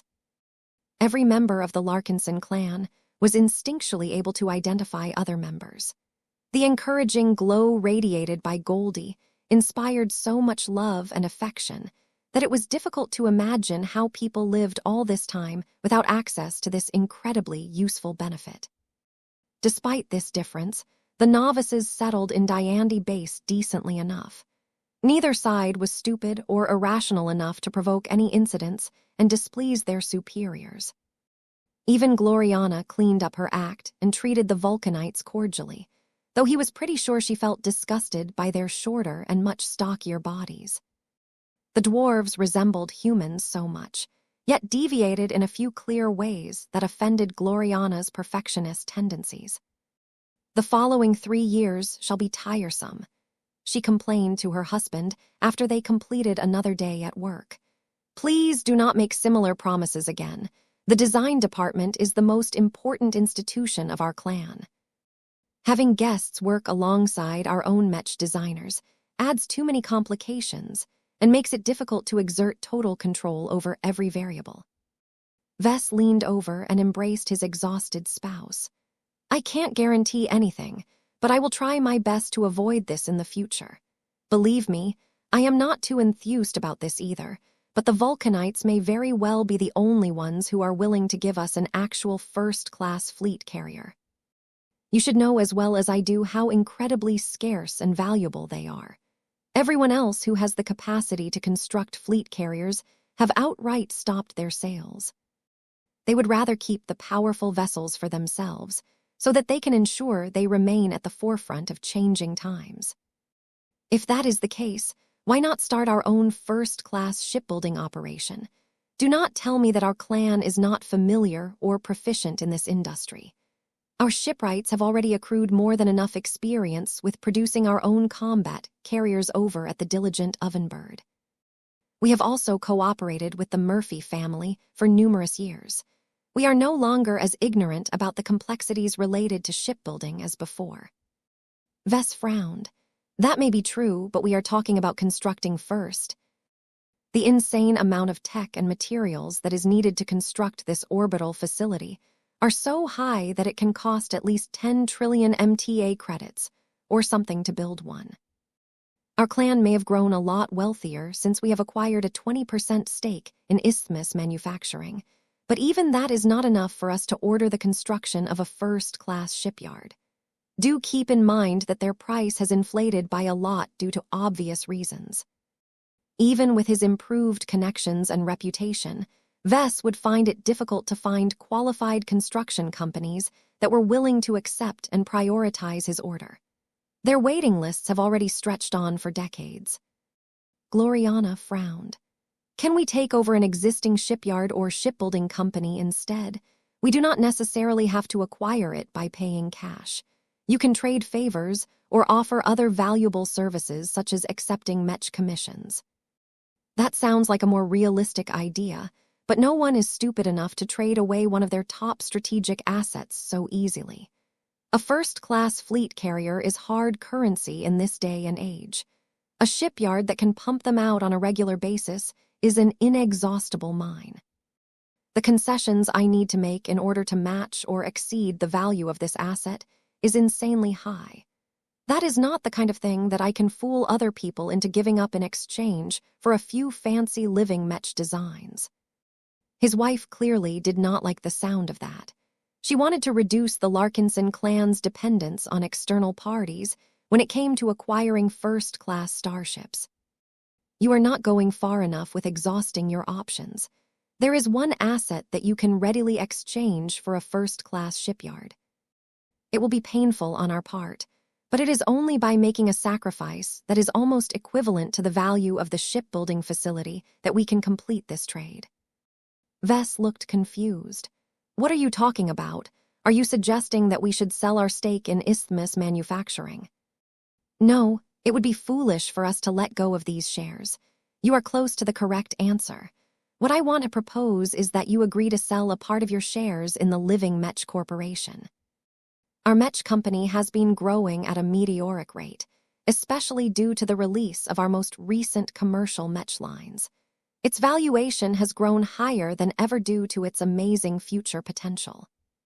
I can tell you that there are many eager groups that want to purchase a stake in the LMC while it is still possible. As long as you are willing to give up a sufficient degree of ownership, I think that you will be able to tempt at least one interested party into giving up a first-class shipyard. The mention of trading away his shares violated one of Vest's taboos. He still felt really bad about the past instances where different people forcibly demanded a share of his pie. His shares fell into the hands of different people and government institutions who did not deserve to profit from his success. The reminder from his wife threw him in a pit of dark memories. His mood instantly deflated, and he could no longer treat this topic as lightly as before. Gloriana did not let his reaction stop her from pressing her argument. You are being too sensitive about this subject. You are no longer the third. How have the shares that used to belong to Master Carmen Olsen and Master Talkwomen Huron been dealt with? Have they been invalidated? Vess shook his head. Not precisely. When the Great Severing occurred, a huge financial mess fell onto the laps of Red humanity. Ownership in many big companies and organizations rested in the big players that were overwhelmingly based in the Milky Way galaxy. Freeing up all of this owned property at once might sound nice to many people, but it would have caused an economic upheaval that our society absolutely did not need at the time. The Red, too, instituted a lot of policies to fix this mess. In our case, the Red Association basically swooped in and claimed the orphaned shares in the LMC. It doesn't really matter what justification the Mechers have used. I think they just wanted to plant their flag in my Mech company. Oh, that still leaves you with 72% ownership in your Mech company, but that is a deceptive figure. How so? Vess raised his eyebrow. The Larkinson clan owns the remaining 24% stake in the LMC.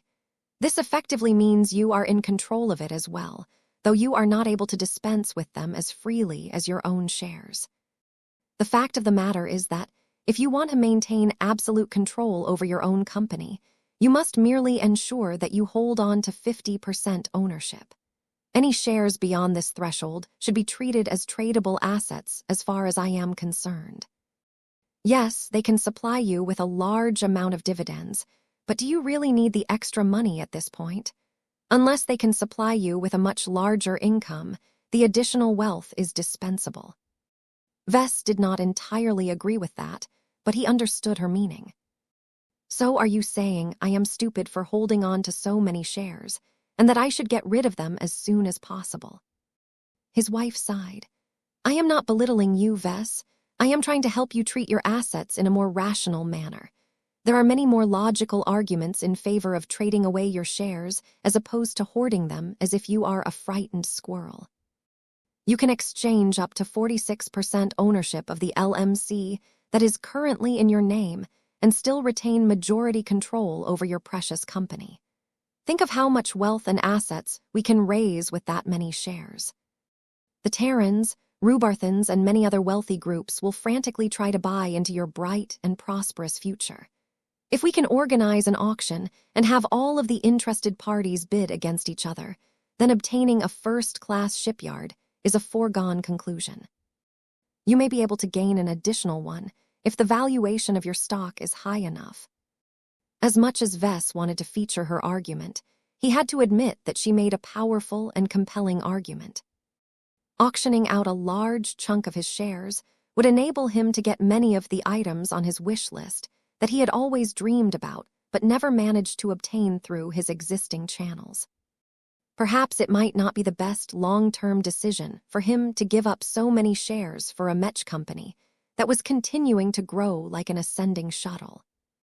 Yet Vess knew extremely well that investing too much in the long term might not pay off due to all of the calamities that would befall red humanity in the coming decades. It had become a lot more important for him to invest in the short and medium-term prospects of his clan and his people.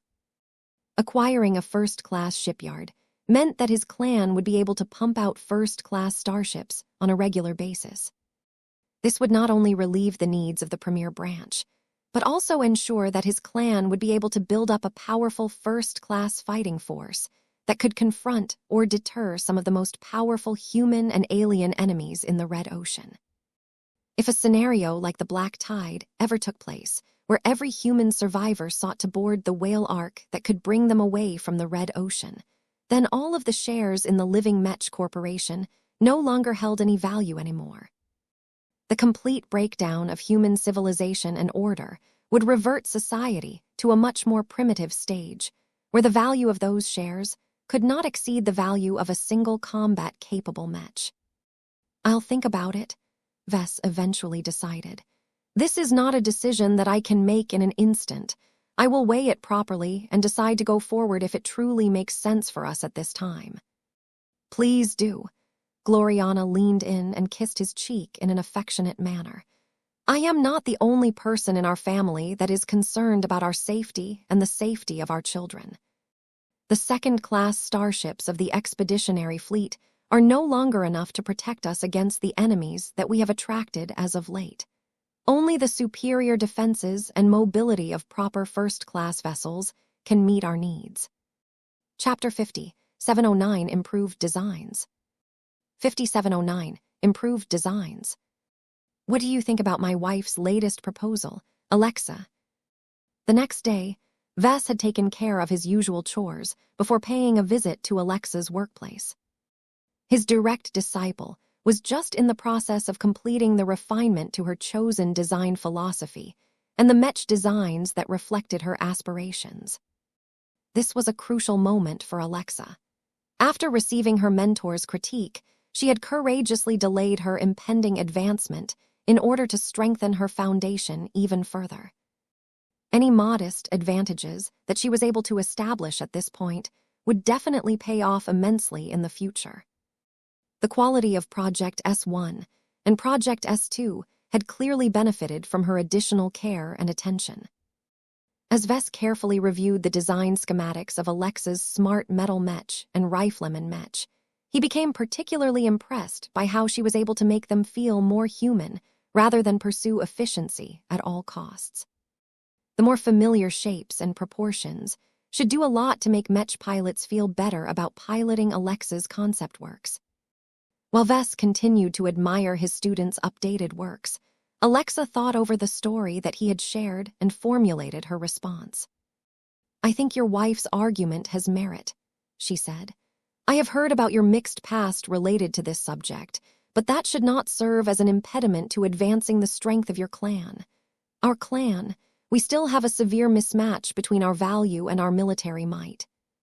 The expeditionary fleet alone cannot possibly protect you or the amazing organizations that you have built. The fact that you need to depend on the Blue Jay fleet is a clear sign of weakness on your part. The sooner you can rid your dependence on the Mechers for protection, the better. There is no telling when the Red Association sees fit to withdraw its fleet or worse. Vess grimaced. I get what you mean. I worry about this as well. Even so, the shares in my Mech company are really valuable. I don't mean to boast, but I think I have a pretty good chance of advancing to star designer one day. How do you estimate the value of any shares of the main Mech company of a figure of this stature? People should be glad to give me possession of their starships, shipyards, or even a piece of their own organizations in exchange for getting involved in any of my businesses.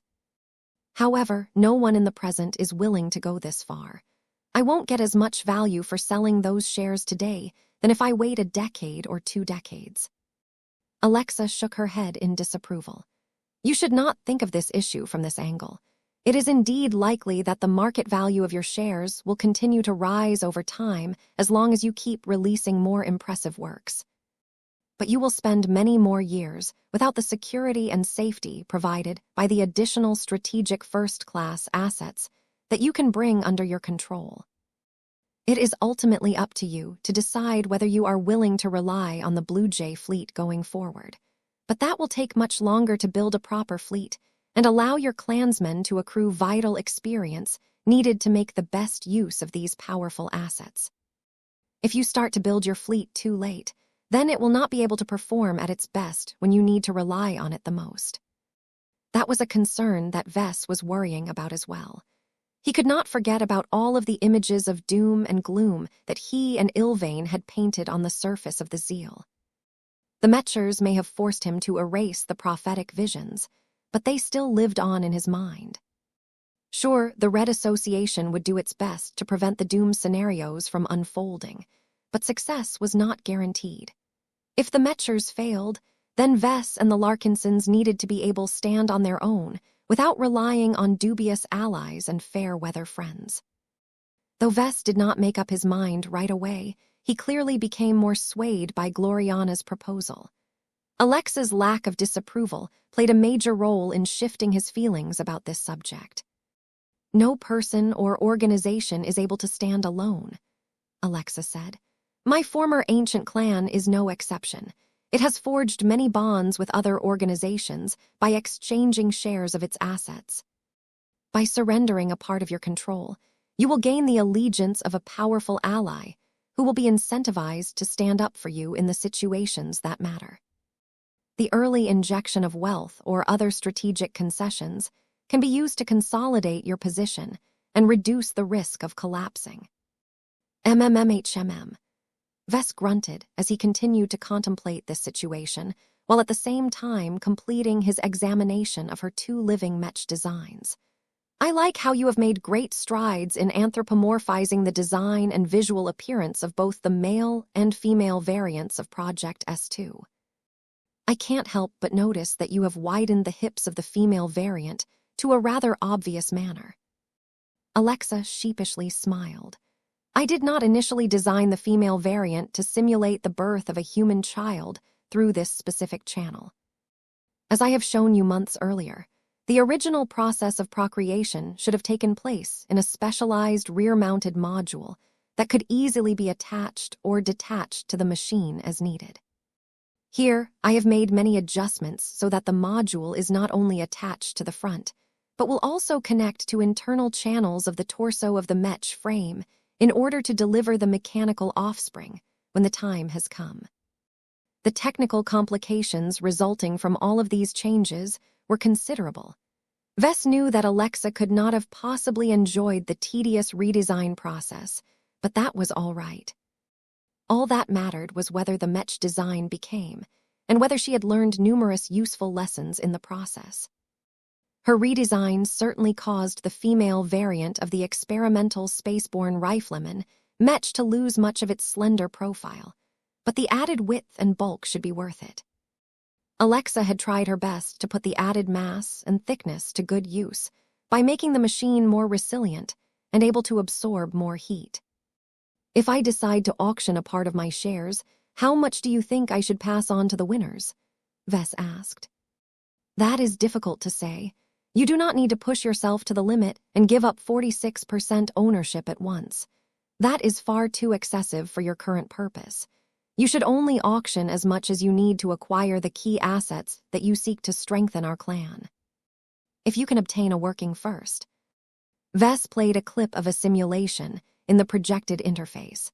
It showed how the process of procreation between two similar mechs was supposed to unfold from a purely physical and technical perspective. The simulated movements were quite intriguing. Vess gazed at the motions with a critical eye. He began to rub his hairless chin as he contemplated the practicality of this possible scenario. I see that the wider hips certainly help with this ritualistic process.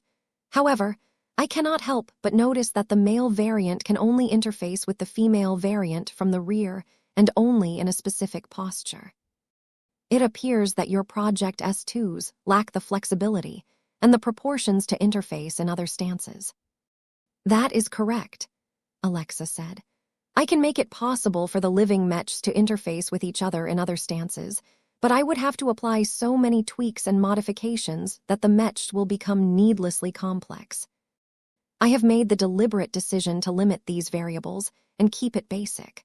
I have found that the stance I have selected requires much less compromises in the designs due to the relatively minimal contact between the surface areas of the two variants. The only issue was that the simulations would show that certain delicate parts might vibrate out of shape from repeated activity over the long term, but I have reinforced them until they cease to be an issue. Project S2 is only a first-generation product of my design philosophy, so it is not necessary for it to possess the full range of options. As long as it can serve as my proof of concept, then that is sufficient. He agreed with her approach. Though he wanted living mechs to experience the fullness of life, they were still limited by all kinds of practical considerations that just did not allow them to live exactly like a human. The point of his design philosophy was not to make them exactly identical to each other. That would defeat the purpose of designing mechs. Vess just wanted his living products to be able to grow in a more rounded manner. This was highly conducive to their growth in the long run.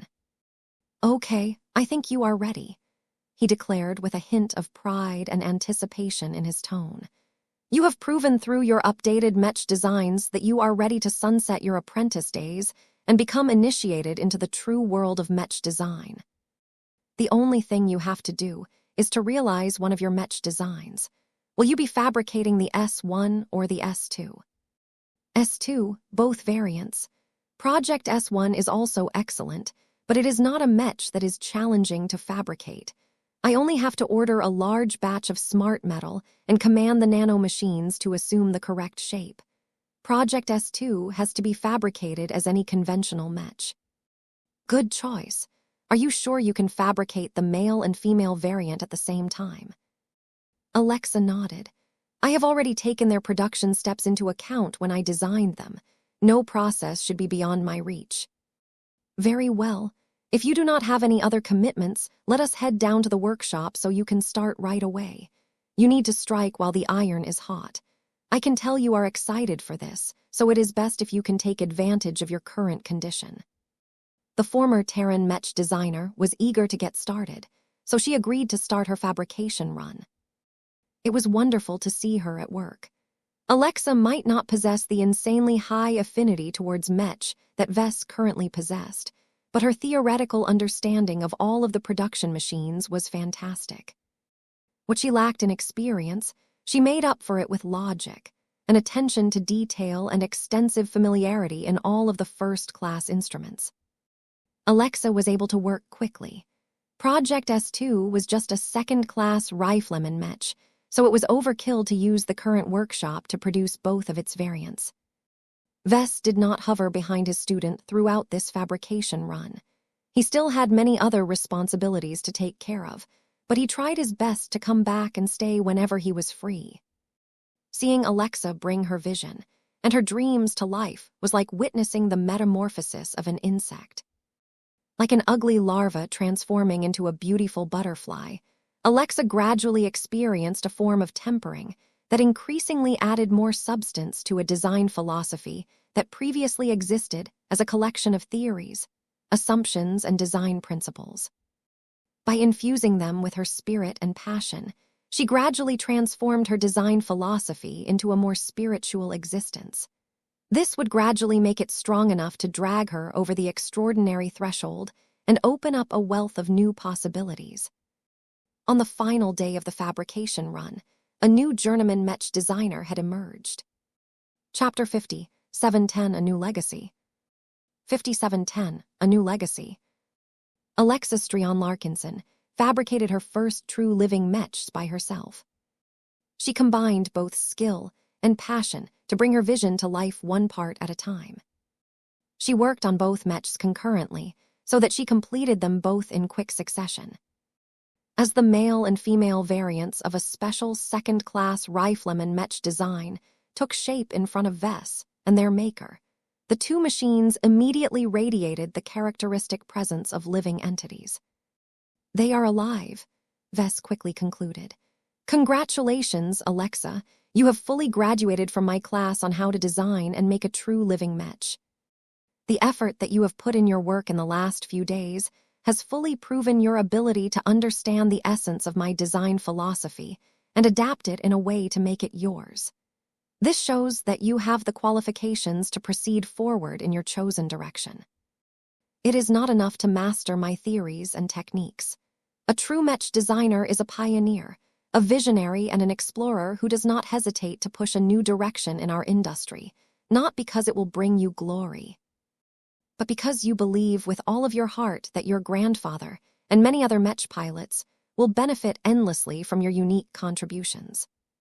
As her mentor spoke, Alexa continued to undergo a subtle but profound spiritual sublimation. This was the first time Vess was able to witness the breakthrough of an apprentice mech designer so close and in such an intimate setting. It was fascinating how a mysterious force drove the transformation of Alexa's design philosophy from a set of intangible ideas to a real spiritual seed. Vess had experienced this transformation himself, and it was magical to see it happen to a student under his tutelage. The process was the same. Though Vess could not perceive the mysterious force, he knew without needing to guess that it was the Red Kingdom exerting its influence over a mech designer it had deemed worthy according to an unknown set of criteria. It may have been possible for Alexa to break through as a journeyman mech designer if she tried to do it herself. However, there were way too many variables that could go awry in the process. Alexa had never engaged in active cultivation in her life, and even if she was able to perceive the imaginary realm through her companion's spirit, her lack of knowledge and experience in this dangerous sphere increased the likelihood that she would botch the process and suffer cultivation deviation. The existence of the Red Kingdom made these breakthroughs a lot easier and safer.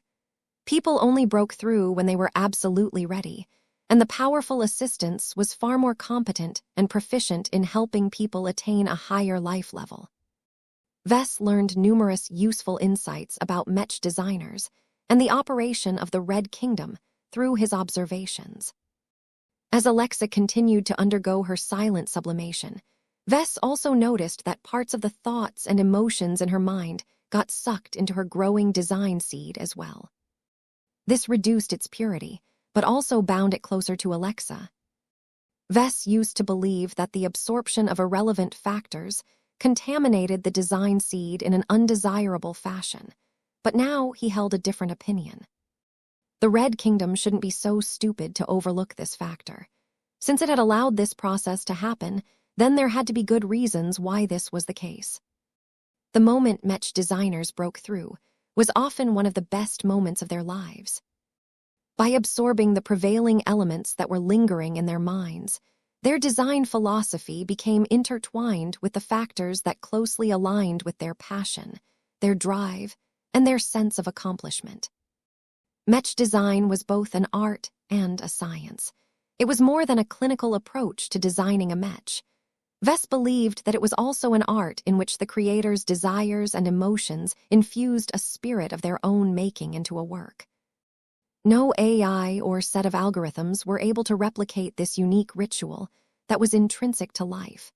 It was the key factor that justified the existence of the mech designer profession, and now Alexa had become a part of the exclusive gathering of people who shared a common goal and interest.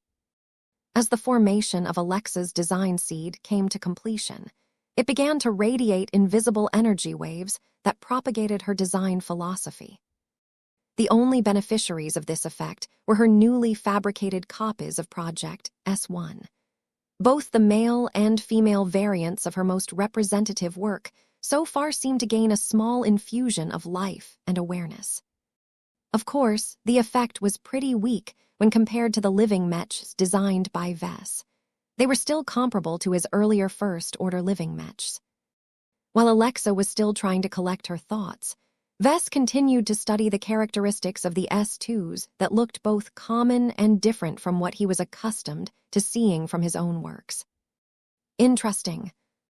Vess had only witnessed a few other living mechs designed by other mech designers. Kedis, for example, had a penchant for designing first-order living mechs that could serve as effective carriers for her extraordinary sword styles. Glorian had never independently designed a living mech as far as Vess was aware of, but she had learned enough from him to be able to do so. Her work would probably be a lot more generic and devoid of any special traits due to her lack of specialization in this subject. The works of Alexa were different from the other two women. Kedis may have been his first student, but she had already chosen her own path that was radically different from his own. Her swordsmanship and focus on sharpness were the true sources of her passion. Living mechs only served as a supplement to her primary goals. Gloriana partially cheated her way into learning living mech design. She had little appreciation of the work and effort needed for other people to do what she took for granted most of the time. Her main reason for becoming familiar with his theories was not to design living mechs herself, but to be able to coordinate better with her husband whenever they engaged in any collaborative work. That made Alexa stand out more. She was his first direct disciple. Even if Vess had yet to realize his design philosophy, the former Terran woman had nonetheless put in an unreasonable amount of dedication and hard work to successfully develop a living mech without any outside assistance. This was amazing, because it showed that Alexa had the capacity to develop a method on how to design a living mech, even if Vess never entered her life. While the probability of success was much lower than if Vess actively taught her all of his basic theories, her many favorable qualities still demonstrated that she was the real deal. She was a true living mech designer. The implications of this statement were massive. Vess was no longer alone. From now on, he could share his greater ideas with a like-minded mech designer. He could bounce ideas off her that only made sense for them both. He no longer had to bear the responsibility of carrying the torch of living mechs alone. Even if he died or became indisposed, Alexa would still be able to inherit all of his existing living mech designs and keep them up to date, though she would definitely put her own spin on them to claim her ownership over his old works. That was not the extent to which Alexa's successful elevation changed the game. Not only did she add much-needed redundancy to the design department, she also became a part of a great endeavor started by her mentor. As long as Alexa remained productive, she would blaze her own trail and develop their shared field in a different direction. Living mech design was no longer a spurious diversion of mech design anymore. Now that Alexa proved beyond doubt that the field of living mechs could be practiced by multiple mech designers, it had gained a lot of legitimacy and gave hope that others might master it as well one day. All in all, Alexa's successful elevation was not only a day of celebration of a woman who sought to fulfill her cherished dreams, but also bestowed a huge present to Vess. The newly advanced journeyman finally opened her sparkling green eyes. The light of her strengthened spirituality seemed to shine through them, enabling her to see and experience the reality around her through a different lens than before. Maya, Maya, Maya.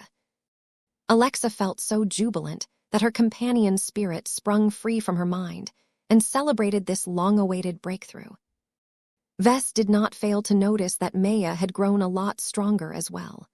Now that Alexa had formally surpassed the extraordinary threshold, her companion's spirit automatically became more substantial and more capable of channeling E-energies. "Is this everything that you have hoped for?" Vess asked. "It is," Alexa smiled as she cradled her own companion's spirit. "I already had an expectation of what would happen if I broke through. I have read through numerous records that describe the breakthrough process. Now that I have actually become a journeyman, I find that I have underestimated the expansion of my senses and the strengthening of my instinctual understanding of mechs. I no longer view my mechs in the same way anymore. Now that I can see the fruits of my labor, I have the urge to go back to my old design and optimize it in numerous different ways." Both of them stared up to the male and female variants of the S2. "Your living mechs feel young," Vess noted as he analyzed the newly fabricated mechs. "Not in the sense that they are just a few minutes old or that they are really weak compared to my own living mechs. They give me the impression that they are babies." His student grinned when she heard his remark. "That is deliberate on my part. One of the factors that I think are missing in your theoretical framework of living mechs is a more defined life cycle. I think that the process of aging can add more depth and development to the evolving characters of our works. Your products always start their lives as mature living mechs that are ready to go into action straight away, and I have no objections to that. You are doing your best to meet the demands of the market. Your customers will not necessarily appreciate a living mech that is not able to tolerate action shortly after they are built and deployed." Vess appreciated her compliment, but it did not do her own approach any good. "Your works are different. If these two living mechs are going to be representative of your products going forward, then every living mech that you design will start as babies. I don't know about you, but I don't think it is a good idea to put the mech equivalent of babies on the battlefield." His student did not seem to mind this circumstance. "Then don't. I am aware that they are essentially babies that have been put into the bodies of adults, but this is only a characteristic of the first generation of my living mechs. My works are not meant to be used by their human partners in the same way as other mechs. They are an investment.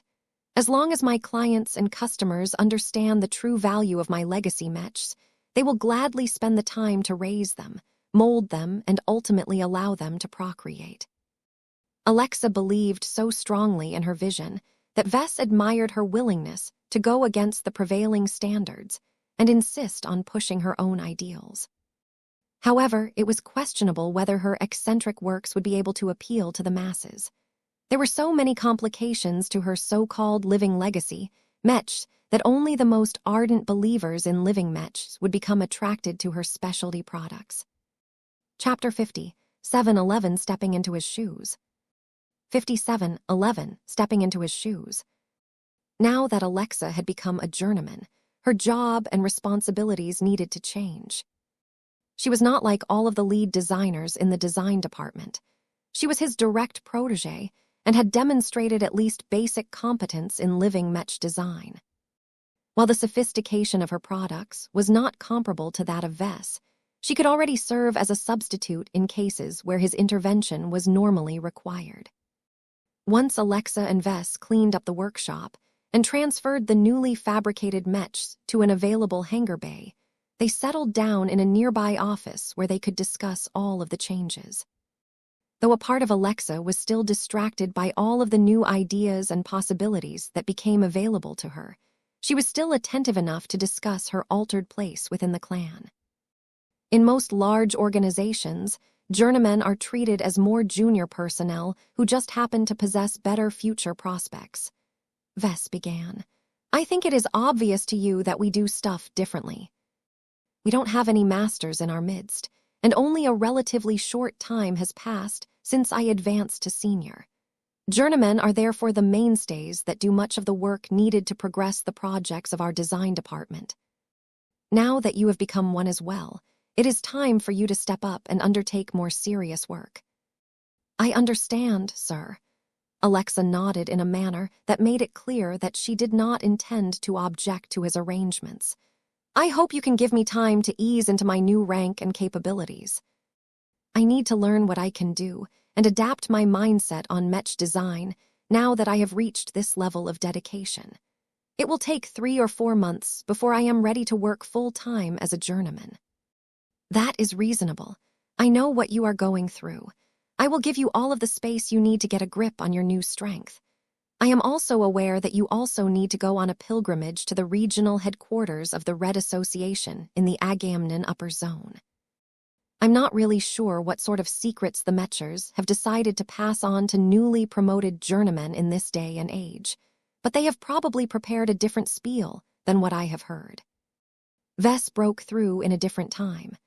The Mechers still tried to repress any knowledge of cultivation as much as possible and disguised everything through the lens of psionic power.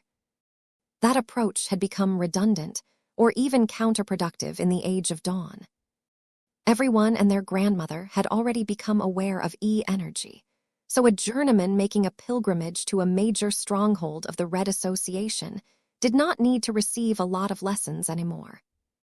However, the Mechers never abolished this obligation, which showed that they still expected Mech designers to come and learn who was truly in charge of their profession.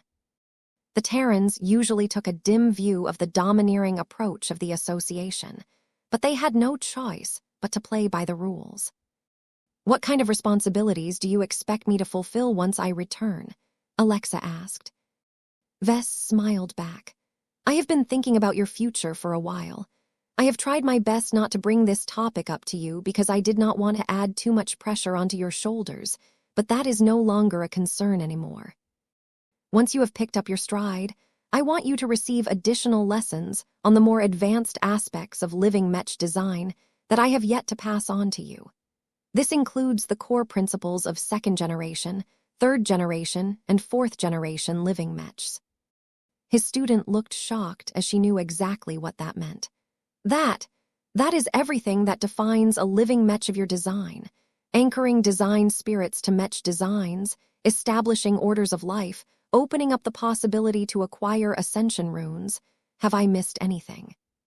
Yes, there is design spirit creation, living Mech cultivation, carmine Mechs, battle networks, and a bunch of other stuff that are not included in the package. I am not able to pass them on to you for various reasons, but I would be glad to teach you about everything else. You don't need to be as proficient in these aspects as myself, but I expect you to be able to reach a basic level of competency in designing 4th generation living Mechs by the end of the year. This was a big move.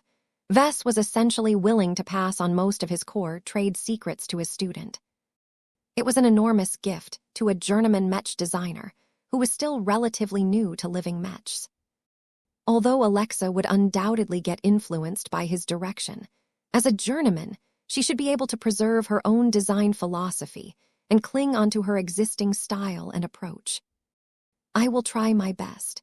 Given that you are eager for me to learn how to design a 4th generation living Mech, are you trying to train me as your substitute in living Mech design? Vess nodded and smiled. Yup. It has been a growing burden for me to make sure that the design department outputs a high quantity of living Mech designs each year. It is impossible for me to reduce it as our clansmen and the market both hold high expectations for my works. Living Mechs are both my brand and a part of my identity.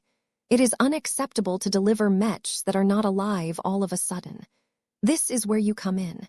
It would do me a lot of good if you can partially take over on my behalf. His student understood his demand. I cannot promise you that my living Mech will maintain the same style and possess the same level of strength as yours, but I will try my best to maintain consistency to avoid disappointing your customers. Vess felt relieved to hear that. Good. Redundancy and split responsibilities are essential to a growing Mech operation. In the past, we used to rely on Sarah Voikin to meet all of our defensive needs. It was only later that we hired the likes of Beatrice Hendricks and Victor Macmillan. Their specialties may be different, but that does not matter as long as they can improve the defenses of our mechs. I want you to take on a similar position with regards to living mechs. Not only do I want you to relieve some of my current work burden, but I also expect you to supervise my other ongoing projects if I happen to go on a trip and fall out of contact for a while. She knew what he was thinking about. You still wish to proceed and put your life on the line by participating in a possible future deep strike expedition. I do not think the Mechers are eager to let you go forward. The Mechers don't control my entire life. This is a matter of principle. My journeyman days may be over, but that does not mean that I am no longer an explorer. I still need to live through different experiences in order to obtain the inspiration I need to produce new innovations. I'll sort this problem out with my minders. You just need to be prepared to step into my shoes during the times I become indisposed for whatever reason. Alexa recognized that there were numerous problems with this plan.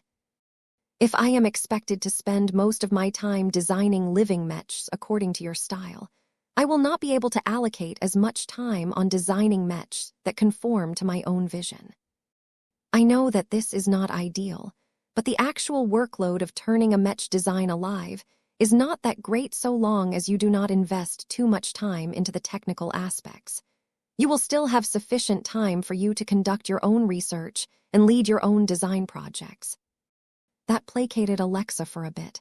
I see. If that is the case, then I should be able to handle this responsibility. How much latitude will you give me to diverge from your design philosophy and add my own traits to your designs? I don't want you to turn all of our existing mech lines into living legacy mechs. Vess responded in a firm tone. They are still my products unless I say otherwise. Other than that, I will allow you to apply other, less drastic design solutions to them so long as their overall identities remain the same. I do not want my customers to obtain a completely different living mech after they have placed an order. Our brand must remain consistent. Understandable. This is your mech company, not mine. That leads me to your newly developed specialization. Vess continued. The vision that you have shared with me makes it clear that your design philosophy is not conducive to designing products with mass market appeal.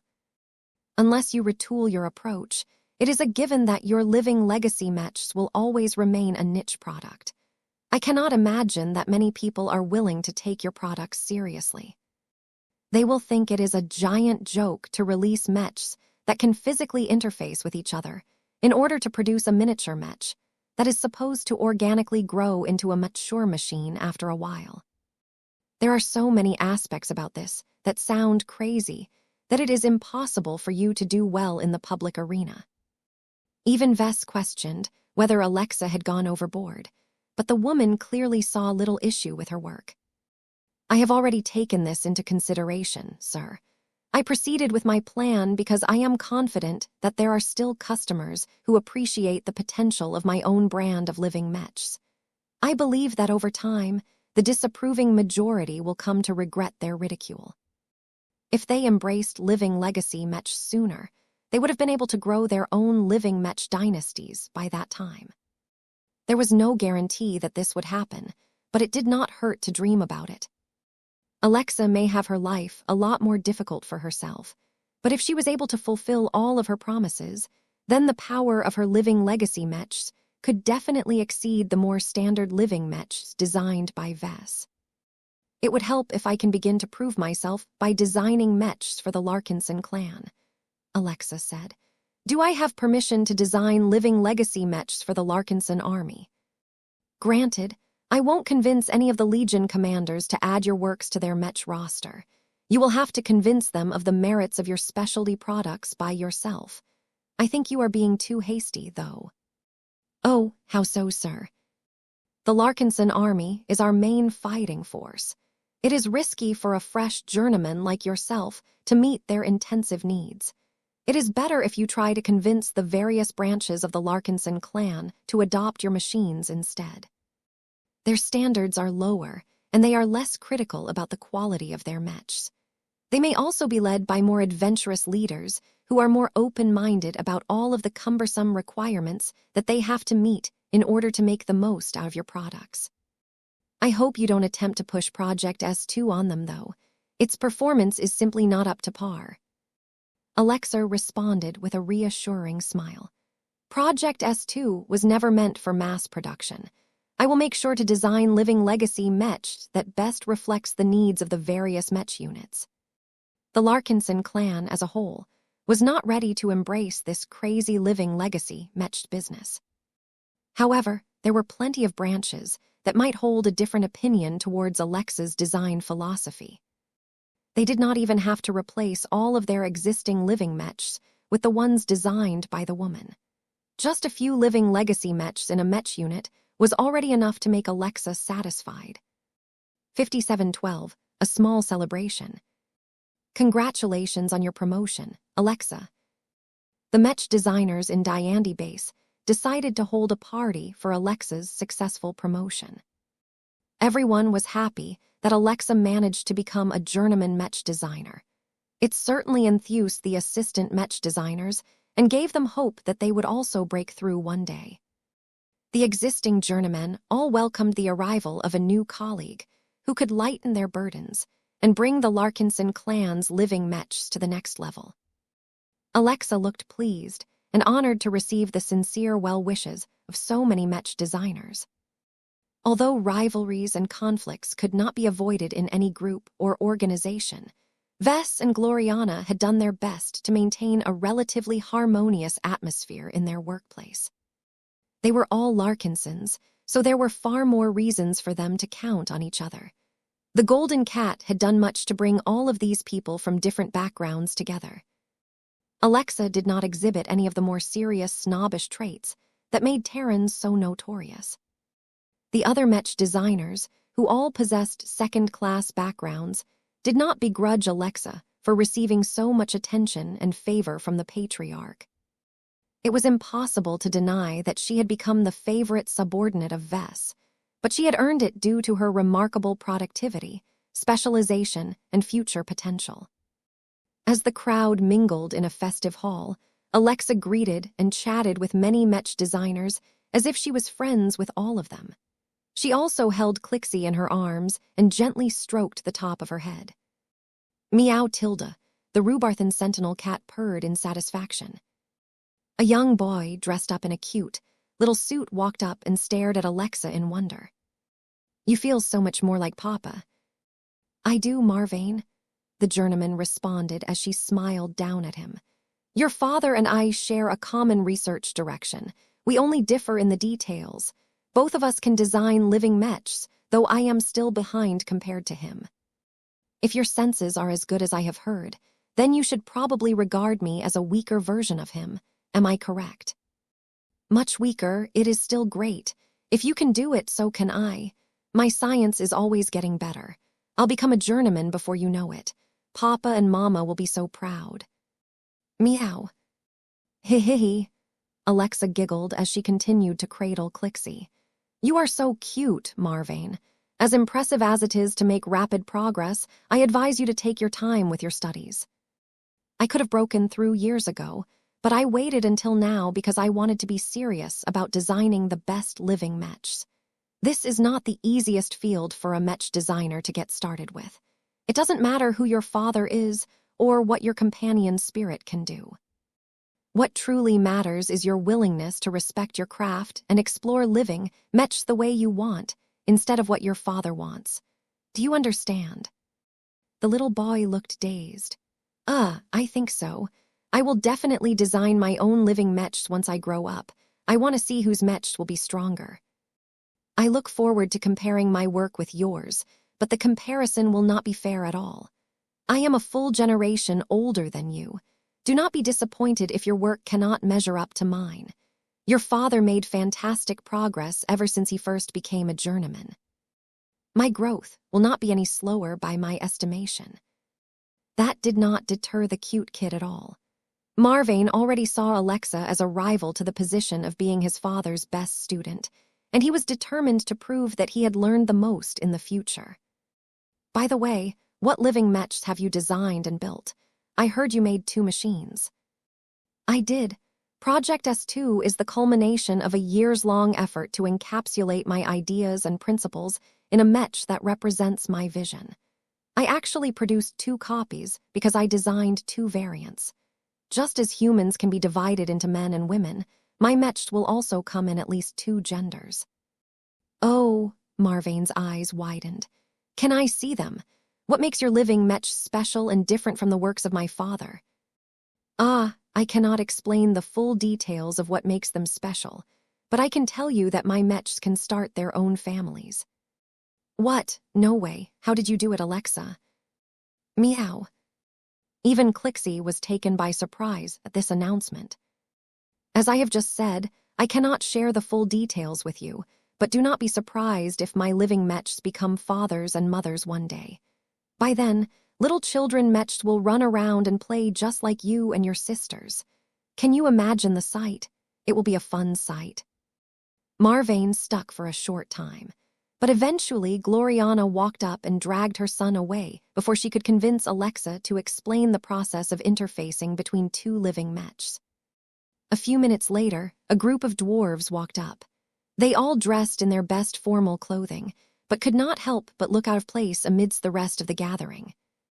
Compared to all of the other Larkinsons, the Vulcanites lacked the clear and obvious connection to the Larkinson network. The fact that they were shorter and stockier than the tall folk around them did not help matters at all. It was rather impressive that the dwarves took no notice of the odd glances and held their heads up with pride and confidence. The leading dwarf stopped and made a short bow. On behalf of the Iron Emperor and the Eternal Vulcan Empire, we formally congratulate you on your successful advancement. Your success has lit a beacon in front of us, Lady Alexa. We too hope to be able to acquire the power to design our own living mechs one day. Alexa was far too well trained to mock or show any obvious sign of contempt towards the dwarves.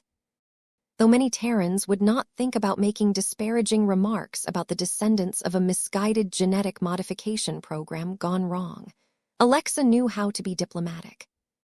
I am happy to receive your words, Mr. Auden. I understand the difficult journey that you and your fellow dwarven peers must complete. I am more than willing to set aside my time to pass on a part of my experiences to you. I can only point you in the right direction. If you truly want to design a living mech, then you must go beyond whatever teachings and advice you receive. The dwarf who spoke with Alexa happened to be one of the descendants of the powerful Iron Emperor. The sovereign of the only dwarven state in the new frontier had chosen to send one of his blood relatives to the new Constantinople system. Despite the impeccable status of the dwarf known as Trent Auden, his status was a bit murky in his home state. The Eternal Vulcan Empire was a relatively new state and had many incomplete institutions. Princes did not exist as the Iron Emperor maintained such an iron grip on power that he was not even willing to let his offspring shoulder a part of his burden. His relationships with his children were not exemplary either. Though the Larkinsons were too far removed from the Eternal Vulcan Empire to know what was taking place over there, they heard stories how the Iron Emperor had sired a lot of test tube babies. The legendary leader of the dwarves had only donated his DNA to a dwarven biotech institution. This enabled the geneticists and other biotech experts to develop different designer babies based on the original donor. Once the gene maps of many different designer babies came into existence, the scientists produced a lot of designer babies by placing their embryos into artificial wombs. Suffice to say, a father who allowed a large batch of his genetic offspring to be born in artificial wombs was not the most affectionate to them. The children all grew up in what was known as the Vulcan Empire back then, and always had to pass difficult tests in order to do justice to their sire. The sudden collapse of the original Vulcan Empire and the chaos that followed disrupted all of their lives, but it also granted amazing opportunities to all of the genetic descendants of the Iron Emperor. Trent Auden managed to get past those ordeals, increase his augmentations, and successfully completed his studies so that he could become a first-class mech designer. The dark-skinned dwarf with a short black beard smiled and took her words to heart. "We have been doing this every day since we arrived at this base. The access that your clan has granted to your living mech designs has been helpful to our own studies. We look forward to working under you when you embark on your own products. Perhaps the differences in the design philosophies of you and your mentor may teach us more about living mechs than any of us expected." The two chatted a bit more before the dwarves thoughtfully moved aside. Alexa continued to stare at the dwarves, who all sought to become the next journeyman who specialized in the same class Roman 9 design philosophy. Not even the son of the Iron Emperor dared to make the assumption that he would succeed. Might toil for 3 or 30 years and not make the crucial step that Alexa had successfully made. This was why the elite dwarf had nothing but respect towards the deserving woman. Vess eventually wandered over, with Lucky following in his footsteps. Meow. The dark-toned gem cat drew a lot of eyes away from the dwarves. His new form, with its archimetal characteristics and its much darker coloration, made him look like an exotic artifact of a civilization that was much more advanced than anything else in this dwarf galaxy. Many of the dwarves grew enthused at Lucky's arrival. The cat looked so much more advanced and sophisticated than any tech the Vulcanites had seen. This was despite the fact that they were elite first-raters who belonged to the uppermost class of the eternal Vulcan Empire. It was a pity that Lucky did not have a good impression of the dwarves. The cat arched his back in a vigilant manner and looked as if he was a few steps away from pouncing. "Settle down, Lucky. We are among friends." Vess admonished his pet before he turned back to the dwarves. "Trent, I am glad you have decided to attend. Are you enjoying the party?" "It is our pleasure to be here with your fellow Larkinsons," the leading dwarf responded. "We have only remained here as guests for a handful of months, but we are already impressed by how you Larkinsons treat each other. It is quite different from what we experience back in our own state. Have you heard from the Iron Emperor as of late? Has he expressed any dissatisfaction in how we have chosen to handle your stay in our humble base?" "The Iron Emperor has not made special remarks, which is a good development. He does not feel the need to track our daily progress too closely. He trusts us to learn your craft, and he expects you to fulfill your obligations." Vess moved closer and bent down to place his hand on Trent's thick shoulder. "I know. Once I have brought Alexa up to speed, I will not be the only mech designer that can teach you how to design living mechs. She can guide you almost as well as I, so you will not be lacking in instructors." After chatting a bit more with Trent Auden, he and his fellow dwarves all looked pleased as they became more assured in Vess' commitment to teach them his craft. With a reward as big as a first-class fleet carrier at stake, there was no way that Vess dared to take it easy. 57-13 upcoming events. After the celebration party came to an end, everyone returned to work. Though Alexa had become an extremely useful journeyman mech designer, Vess could not activate her right away. Not only did she have to go through a lot of tutoring sessions in order to serve as an adequate substitute for Vess, she also had to depart to the regional headquarters of the Red Association. Fortunately, the trip should only take 2 weeks at most. She was able to secure passage on a fast, super-drive-equipped courier vessel by asking nicely. She may have renounced her ties to the Strion ancient clan, but that did not mean she became a nobody all of a sudden.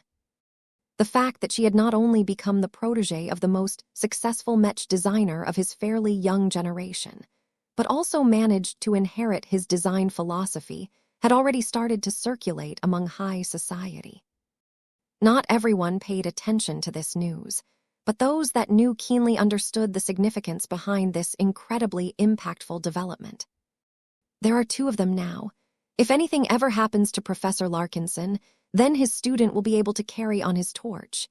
His successful product lines no longer suffer from having a single point of failure anymore. If the devil tongue has any sense, then he will make sure that his student is prepared to inherit his mantle.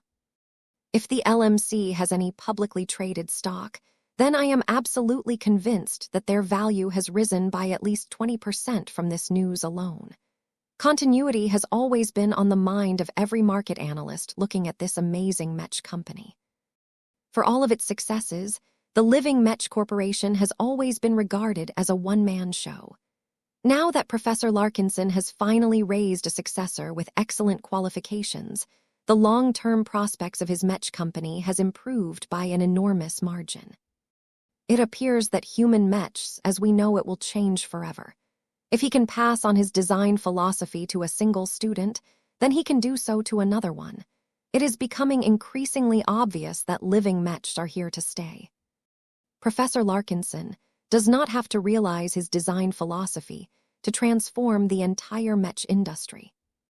The Terrans are making too much progress. We need to do more to drag Professor Larkinson away from their clutches. What is the impresario prince doing? Why has he failed to persuade Professor Larkinson to visit the Rubarthan Pact? Doesn't he have a good relationship with the Destroyer of Worlds? Why haven't any of them sent any of their Mech designers to study his craft? The fact that this has not happened yet indicates that we have vastly underutilized our relationship with the famous Mech designer. Even those filthy dwarves have managed to send a batch of their young talents to his design lab. As the ripple effects of Alexa's successful breakthrough continued to reverberate across important circles, Vess started to prepare for multiple important events that were scheduled to take place in the near future. Vess and Gloriana sat on the couch while they watched a news broadcast from a Mech-oriented news portal. As they watched, yet another feature centered around the battles, one with the help of the awesome firepower of the Ultimatum model, they held their sleeping daughters in their arms. Meow Tilda. Meow Tilda. Lucky and Clixie watched over the sleeping girls as they settled in the laps of their parents. Vess looked down and felt as if he was holding one of the precious treasures of his life. Aurelia had grown a little taller, but he could still recall the times where she was just a little baby. Gloriana, meanwhile, stroked Andrast's lovely red hair. The little girl had been bouncing around a lot earlier, but she looked so calm and peaceful now that she had chosen to take a nap. The Living Fae design contest that you started almost half a year ago is almost coming to an end, Gloriana softly said. Where will the ceremony take place where the winners will be announced? Kinar, Vess responded. That name sounded familiar to his wife. Kinar, I believe my ship stopped by this port system on the way to the Violet Central Star Node and back to New Constantinople. It is situated much further away from the front lines than Bordel and Davut. That is correct. Bordel may be an exciting destination, but I already visited it almost half a year ago. As for Davut, I never want to return to that stupid place again. My staff looked into many other possible star systems where we could invite the leading contenders and announce the winner of the contest. But we had to exclude star systems belonging to the Terran Alliance and the Rubarthan Pact right away. We chose Kinar because it has a very active Mech sector, and it is a place where I have never visited before. We can not only recruit a lot of talented second-class personnel over there, but we can also strengthen the presence of the local branch of the Larkinson clan. His wife did not care about that sort of stuff. This will distract you from your design work. Are you not able to dispatch another Mech designer instead? No, it has to be me. I am the man responsible for designing the Fae Fianna. The least I can do is to meet with the earnest Mech designers who have worked hard to supply my drone Mech with creative new living Fae models. The LMC had made a commitment when it organized this contest. Vess had to see it through to the end. It would be an enormous disappointment for all of the contest participants if Vess just greeted them over the galactic net. That was a lazy solution that conveyed a clear lack of respect towards their efforts. What are the safety concerns? Nothing will happen, Vess confidently said. The Mechers won't get fooled a second time. They have revised and upgraded their security protocols a long time ago. Besides, Kinar is not as haphazard or exposed to threats as Bordel. The former is a lot more stable and civilized than the latter due to how they developed. Kinar is virtually indistinguishable from a long established trade hub situated in the old galaxy. I see. Should I accompany you on this journey? No, it is better if you do not. One of us needs to stay here and hold down the fort. Alexa can do this on my behalf once she has properly settled in as a journeyman Mech designer. She can even take over my teaching obligations at the Eden Institute of Business and Technology for a time. However, it is not necessary for you to accompany me, and you should also stay in order to keep our kids company. Ves hugged Aurelia tighter in his arms. He did not like the fact that he would only be able to talk to his children by remote whenever he went on a business trip, but this was necessary in order to keep his Mech company thriving. Will you return straight away once the contest has ended? Gloriana asked. Not yet. I need to make a few other stops in order to take care of other matters. Do you remember the public inquiry that a coalition of concerned parties has announced as of late? His wife immediately looked upset. I do. The rise of third-order living Mechs among our customers has led to rising alarm among parties concerned with the growing influence of what appears to be Mechs that have come under the control of AIs. Have you told them that your living Mechs are not strictly AIs, that have been the cause of many problems in the past? I did, but not everyone understands or accepts the difference. To some people, the distinctions are meaningless because what really frightens them is the act of surrendering too much control over vital technology to intelligent entities that are not human in nature. The growing autonomy and ability to defy their human masters has caused my third-order living Mechs to violate a taboo. This is a fact that cannot be denied. If not for the fact that every Mech pilot loves them and their obvious increase in effective performance, they probably would have generated a lot more controversy. No one who actually relied upon third-order living Mechs objected to them in any way. The Red Association had also conspicuously issued numerous statements that essentially indicated that they investigated living Mechs on a constant basis and saw no reason to take any disciplinary action. Yet that did not stop a growing gathering of political adversaries and business rivals from joining forces in order to place more restrictions on the proliferation of living Mechs. If Ves did not handle this so-called public inquiry in a deft manner, then his products would become a lot harder to sell going forward. It is unlikely that my opponents will be able to prohibit the use of living Mechs outright, but that is not the only way they can hinder my work. The greatest danger is that my opposition successfully whips up such a frenzy against living Mechs that many more potential customers will develop paranoia against my living Mechs. You should understand as well as I do that a lot of people have grown up with constant warnings about the dangers and perils of relying on AIs. This is a powerful bias that I need to defeat once and for all if I want to make the public embrace my products. Third-order living Mechs will only continue to emerge at a growing rate. Before you know it, millions of Mechs that can think, talk, and even act on their own accord. Once the scale has reached this level, the public will truly become alarmed unless we nip this problem in the bud. Ves had unleashed a monster on red humanity. Now he needed to account for his actions. He had made the deliberate choice to give the public access to third-order living Mechs on a large scale with the belief that they would benefit human civilization. However, every radical innovation inevitably provoked a backlash, especially one that clearly broke several of the unspoken rules of human society. There was no way that Ves could get away with supplying so many powerful eyes without getting confronted sooner or later.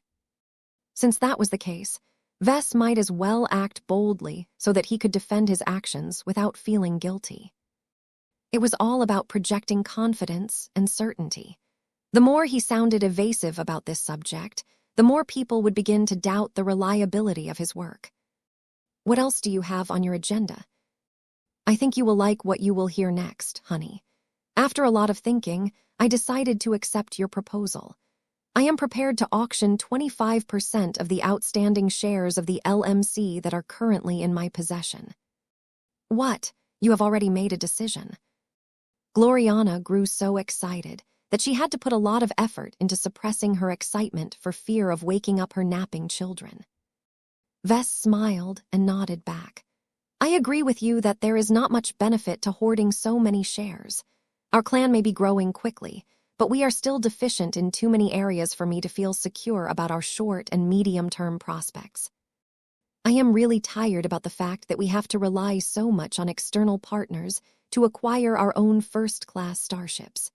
It is high time we took matters in our own hands and acquired our own fully functional first-class shipyard.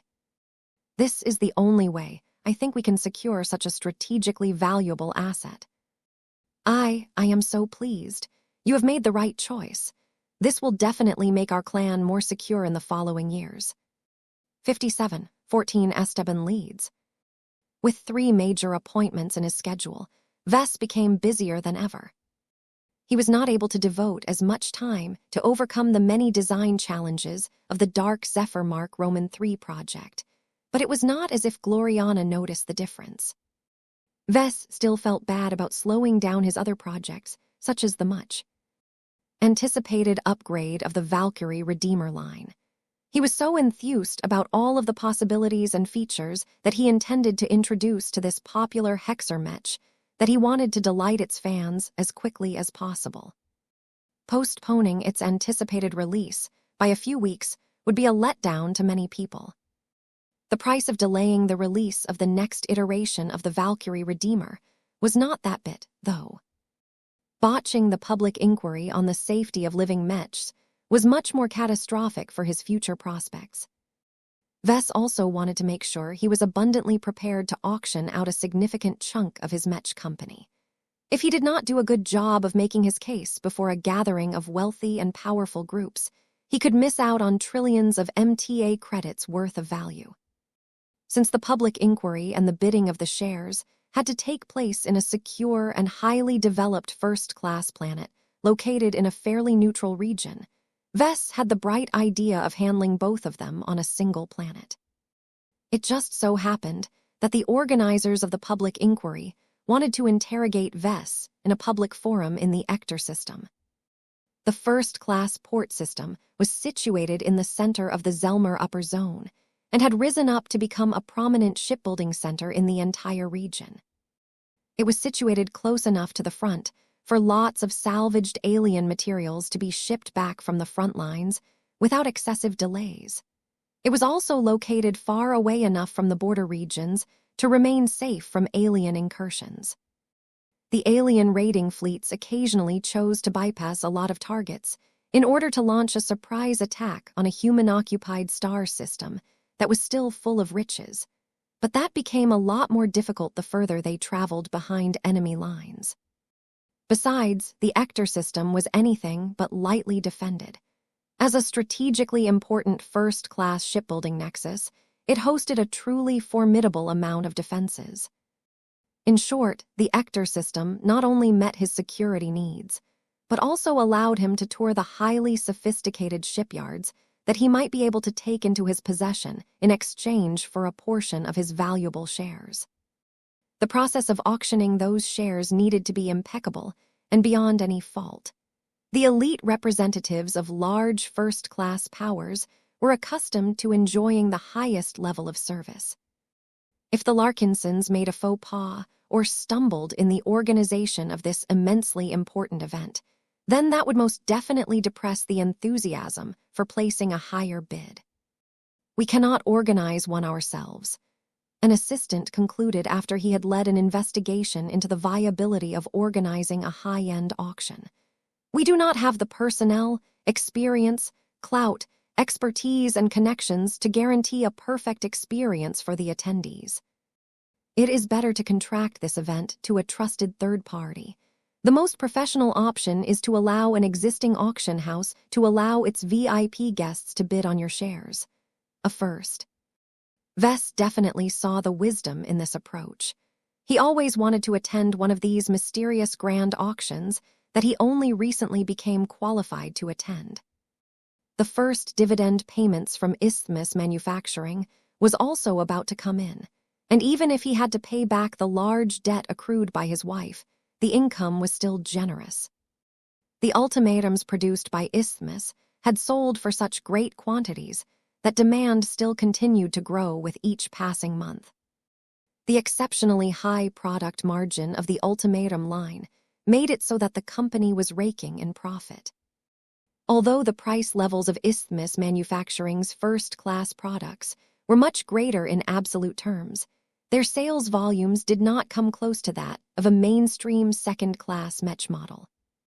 The initial popularity of the ultimatum was already impressive enough, but what truly caused the first-class Mech manufacturer to value this celebrated product line was that it had all the signs of becoming an enduring seller. It was difficult to imagine that any competing Mech model could dethrone this unique heavy artillery Mech anytime soon. In any case, the money earned by Isthmus from selling a sizable range of first-class and second-class Mechs made it so that Vess was not lacking in financial strength at this time.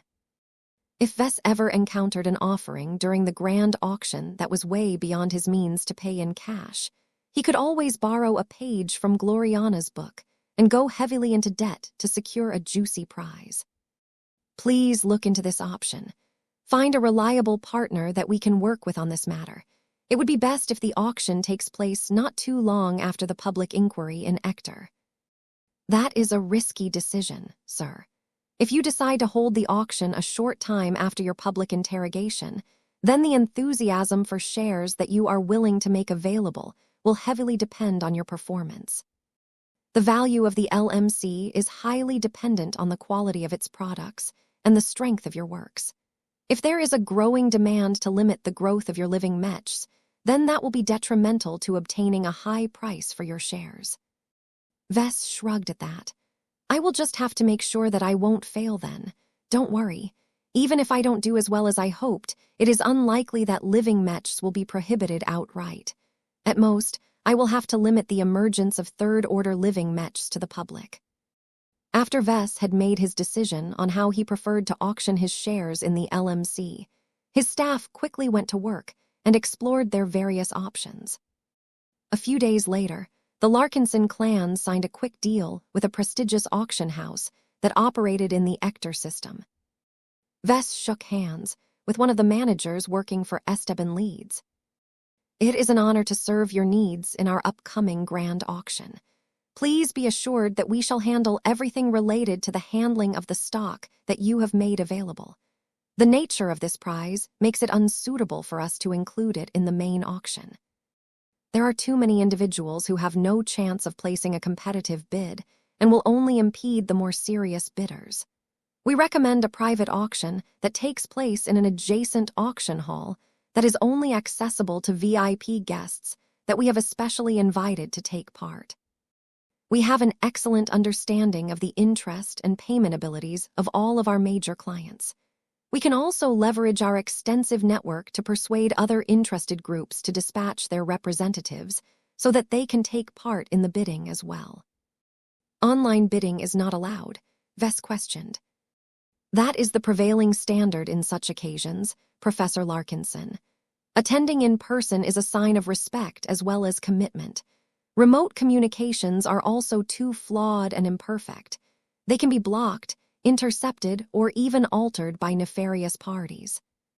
Attending in person brings its own share of problems, but it has worked well for humanity for many years.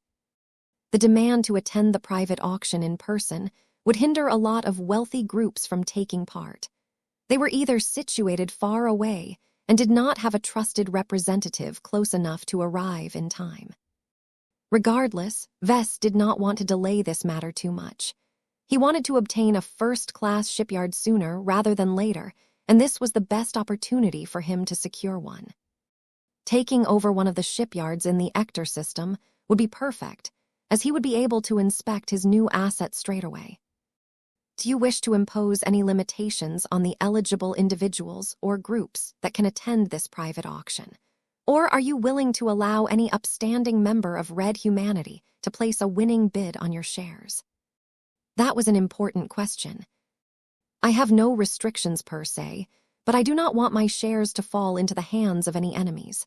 I will transmit a more detailed list of criteria later, but aside from certain enemies, I don't care too much about the rest.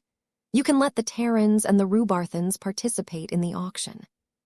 I have no objections to them, so long as they don't obtain the full 25% of outstanding shares that I am willing to exchange. Understood.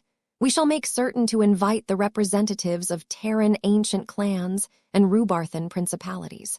We have ample experience in hosting them, both without causing them to come into frequent direct contact with each other. What is pleasant about working with them is that they are so driven to compete against each other that we can exploit their brinkmanship to stimulate more bidding. You can expect to exchange your shares for a higher price, although much of it may end up in the hands of Terrans and Rubarthans in the end. I don't believe the Mechers will let that happen, Vess openly speculated. They may secretly back a handful of neutral participants from the Red Ocean Union just to stymie the efforts of the first-rate colonial superstates. Both of them smiled. The greater the competition, the higher the bids. Auctioning out highly desirable shares is usually an event that is announced a year in advance. This is not possible due to demanding that your shares can be fought over on a relatively short notice, but the urgency of the moment may spur participants to bid higher. We shall see what we can do, but again, it is our honor to accept your entrustment. The manager from Esteban Leeds made all of the right sounds. Vess had little concerns about the follow-up actions of the highly regarded auction house. Of course, Vess was not completely stupid. Once the call came to an end, he made sure to send a couple of his first-class staffers to the Ector system in advance in order to keep an eye on the proceedings. When Gloriana heard what he was up to, she immediately grew red with desire. You actually managed to secure an agreement with Esteban Leeds. You also intend to participate in the grand auction as a bidder. Change of plans. Bring me with you. How can you possibly attend such an elite auction that is able to attract the leaders and representatives of the great powers of red humanity without letting me participate? Vess could already imagine all of the money pouring out of his bank accounts. No, we already talked about this. You are staying here.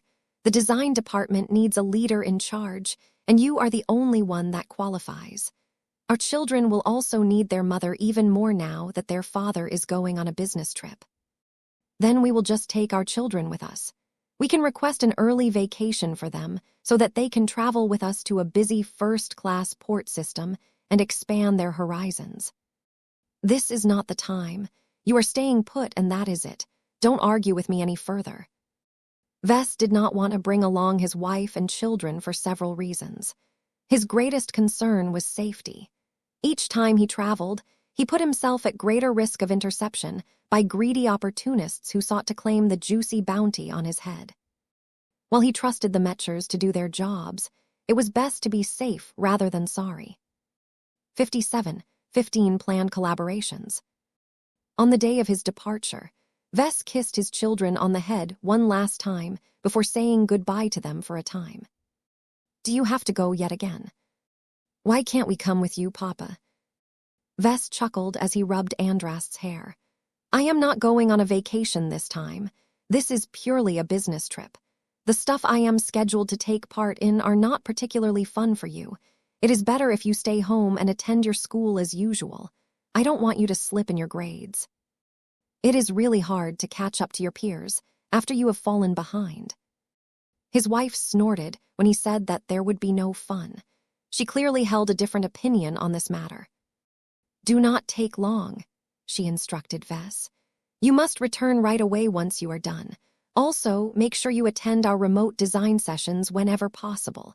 Just because you are not able to be physically present in our design lab does not mean you are exempt from work. You should at least keep up with your own studies. The architect version of the Dark Zephyr is cumbersome to design. I could truly use a qualified helper that can assist me in exploring the right solutions to the astronomical amount of problems that I have to solve. After exchanging a few words, Vess made a signal so that the Tarask would teleport him up to the heavy cruiser that was hovering in high orbit. A squad of bots automatically brought his luggage away, while Vess moved to the closest lounge in order to meet the resident Mech designers on the ship. "Hello again, Jovi. Hello to you as well, Professor Lobin." "Please call me Vector," the transhumanist responded as he and Jovi stood up from their seats. "Since you are on a first-name basis with my survivalist friend here, you should be more familiar with me as well." They all sat down and ordered refreshments that quickly materialized on a nearby table. "So I guess I will be staying on this ship for a while," Vess said as he took a sip of his tea. "How have the two of you been getting along?" Jovi and Vector looked at each other. "We have become more acquainted with each other. We frequently work together whenever we test the Carmine Mechs." The two Mechers did not appear so different from each other. They were both senior Mech designers from the Red Association. Vector Lobin was a bit older, but he could still be counted among their generation. He certainly proved his competence by advancing to the rank of senior before his 50. Between the two of them, Vess still preferred Jovi's company. This was not just because the man had proven his trustworthiness several times over the years. Vess had gotten a decent glimpse at the personalities and the motivations of the two R-Ray senior Mech designers. From his brief contact with Vector, the transhumanist had proven to be dedicated to his cause.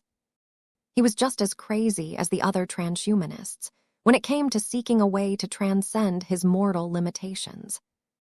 Jovi, on the other hand, came across as a typical survivalist. Though Vess understood that the survivalists could be even more crazy at times, they were usually calm, rational, and most importantly predictable. The problem was that Vess did not have a choice on which Mecher he could interact with. Ever since the transhumanist faction sent Professor Vector Lobin to the Blue Jay fleet, he had made it clear that he was here to stay for the time being. "So what do you think of the Carmine Mechs being tested aboard this ship?" Vess asked. "They are fascinating. You have clearly made an effort to integrate biology more extensively with a handful of your experimental Mechs. I have learned many clues on how a Carmine system interacts with other biological systems. The only disappointment is that none of your experimental works are first." "I know. I am still studying. I think I have already acquired the necessary knowledge to design a very simple first-class Mech, but that is not my goal." "Both of us are waiting for you," Jovi said. "Vector wants to collaborate with you to design a first-class bio-Carmine Mech, but I would also like your cooperation to design a special Mech that can play a significant role in the future." Vess raised his eyebrow. "Oh, you mentioned this desire before, but you never really shared any solid details on your proposal. What sort of first-class Mech do you want to design that necessitates my involvement?" The survivalist smiled and waved his hand. "We can leave this discussion for later when we are ready to work on it in earnest. For now, I can tell you that I think it is possible for us to design a highly experimental Mech that may have the power to attack one of the links in the chain that makes hyper-technology effective. The aliens may not show it at the moment, but we have gathered enough intelligence to know that our adversaries are working hard to incorporate hyper-technology in their warships. Once they become available in larger numbers, we expect the Red Cabal to launch a major offensive. I think we must be ready to blunt their assaults and deprive them of their latest advantages." The idea certainly sounded interesting to Vess. He had never heard of a Mech that directly targeted the effects of hyper-technology. Such a product would certainly become more useful once the aliens adapted to hyper-technology with the help of the cosmopolitans. "I would be glad to cooperate with you on such a project, but you need to give me at least a year before I am ready to tackle such a project," Vess responded. "In the meantime, I can mull over the idea and look into numerous possible design solutions that can give real teeth to this Mech. I already have a couple of ideas in mind, one of which is based on one of my older works." They continued to chat a bit about this proposal, but not too much as it was still too soon to get serious about this first-class design project. Technology was still advancing at a fairly rapid rate. New discoveries and innovations related to hyper-technology came out every day, and technology was picking up its stride as well. Perhaps a fancy new tech might come out in the following months that would have major implications for their upcoming design project. Vess eventually turned to Vector. By the way, I haven't remained up to date on the state of the Yuri machine. How is it doing? It was not clear whether Jovi was authorized to know about the Yuri machine, but Vess did not care. Fortunately, Jovi had been appraised of its existence due to his involvement in the study of Carmine Mechs, so Vess did not break any rules. The Yuri machine is just beginning to settle into its new accommodation. Professor Vector Lobin responded. I am no longer in charge of it, so I do not have a complete understanding of its condition. From what I have been told, long-term exposure to the glows of your pacifiers has done wonders for the mental health of its captive Mech pilot. Yuri and Fame still misses his human body, but he is at least able to find fulfillment by browsing the galactic net and watching all sorts of interesting drama broadcasts. That sounded encouraging to Vess, but it was far from enough to reverse the travesty of what had happened. Consuming entertainment alone does not constitute a fulfilling human life, Vess argued. Yuri will only be able to enrich himself for so long. He needs to regain a real semblance of life in order to restore his mental health. We are working on it, Vess. Our interest in restoring Yuri is greater than you know. We hope that he will eventually be able to take control over the enormous physical machine that he has become attached to. To that end, we are considering whether we should bring the Yuri machine to a special individual in order to properly diagnose its problems and investigate whether it is possible to solve them by relying on brute force. The greatest issue with resorting to this measure is that there is a long waiting list. Do not expect us to make quick progress. What Vector is saying is that if the transhumanists cannot improve Yuri and Fames themselves, they will try and ask the Evolution Witch to handle this case in person. That certainly attracted Vess' attention. Is the Evolution Witch free enough to examine a single anomaly like this? I would have thought she is busy with far greater concerns. You are not incorrect about her divinity, but the Yuri machine is absolutely worth her attention. We are merely trying to see whether we can resolve its many problems without making use of our last resort right away. The Evolution Witch's time is precious beyond comparison and should not be squandered. That stopped Vess from raising his request to schedule a meeting with her. He clearly needed to bide his time and prepare a large enough concession to convince the god pilot to leverage her powerful god kingdom to reproduce a sample of Yondu milk. Vess had not forgotten about this goal, but he figured it may be best to wait until he and Vector have completed their first collaborative work before trying to solicit the Evolution Witch's help. She was not a god pilot to be taken lightly. Unlike the Destroyer of Worlds, whose intimidating relationship was interspersed with stories that emphasized her kindness and her empathy towards the bottom half of human society, the Evolution Witch had always been described as a radical visionary. She had inherited many of the bad traits of biotech researchers, such as an extreme interest in conducting dangerous experiments and constantly pushing the limits of what was possible with biology. If not for the fact that her cause did not completely fall out of line with the interests of the Mechers and the Fleeters, it was easy to imagine that the Evolution Witch would become just as much of a pariah as the hated cosmopolitans. When coming into contact with a powerful figure that had shown little restraint throughout her career, it was best to keep everything strictly business. Vess turned his attention back to the anomalous machine that still remained a cause for concern. I don't know what you transhumanists are capable of, but I think the Yuri machine is beyond your capacity to solve. It has become an incredibly tangled and contaminated living mech. It has grown stronger, but also lost almost all semblance of control. That is not a condition that you can simply undo by untangling all of the messy threads. I speculate that the only way to truly restore Yuri and Fame is to go forward and keep pursuing further changes. Just like how the evolution which managed to solve her congenital defects through continuous evolution, I think that the Yuri machine can achieve similar results by following a similar trajectory. Both Jovi and Vector look thoughtful at this suggestion. This does not sound like a reliable solution, Jovi remarked. It can work, Vector thought. Undoing evolution cannot be done. Evolution is a journey that can only traverse in one direction. The evolution which is an expert in this manner. She will be able to guide the Yuri machine like no other god pilot. Please keep me informed if the evolution which actually does anything to the Yuri machine. I will keep your request in mind, but I cannot make any promises, Vector said with an apologetic expression. Just do the best you can. I at least want to know if the evolution which has found out the true cause of the ultimatum's sudden transformation. 57, 16 Kinar Roman 8c. The Selan Middle Zone was located much closer to the starting point of humanity's invasion of the Red Ocean. It had been settled a lot sooner than many of the other middle zones that Vess frequented.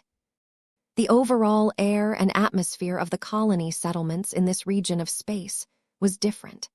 An important port system, such as Kinar, was largely dominated by the successors and offshoots of many different old powers that used to have deep roots in the Milky Way.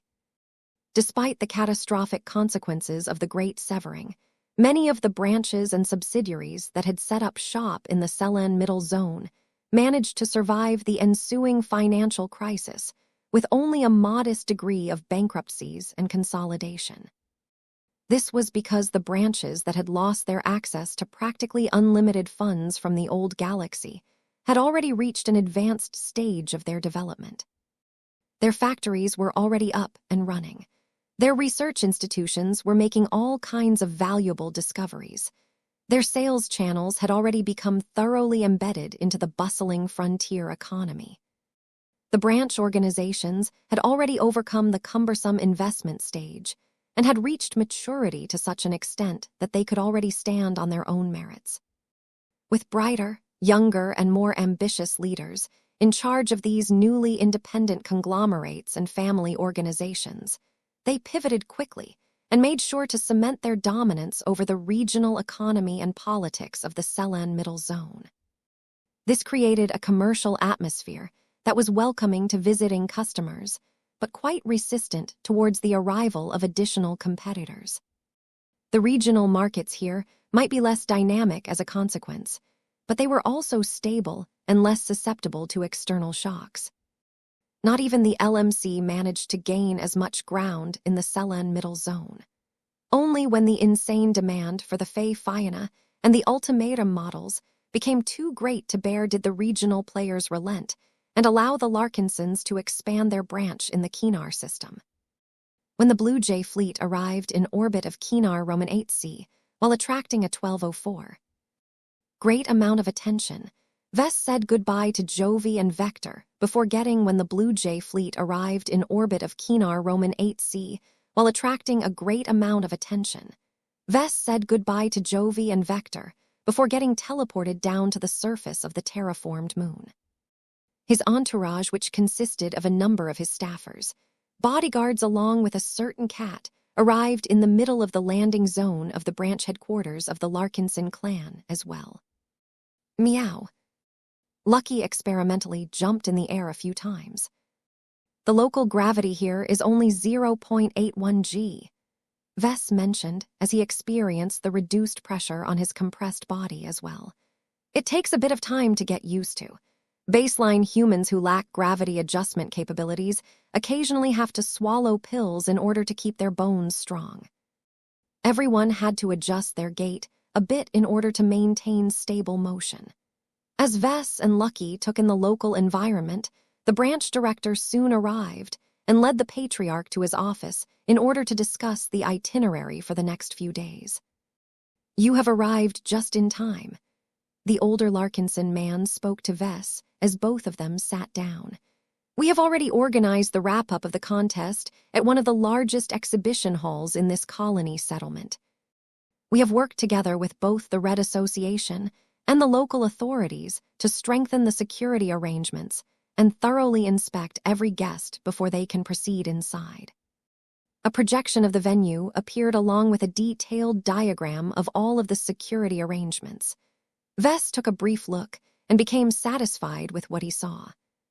The Mechers and everyone else had taken the near catastrophe that took place on board El Roman 3 to heart and added a lot more redundancies to prevent a repeat incident.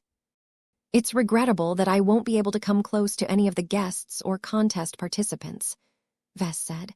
I suppose it is for the best. There is no real need for me to interact with all of those people in person.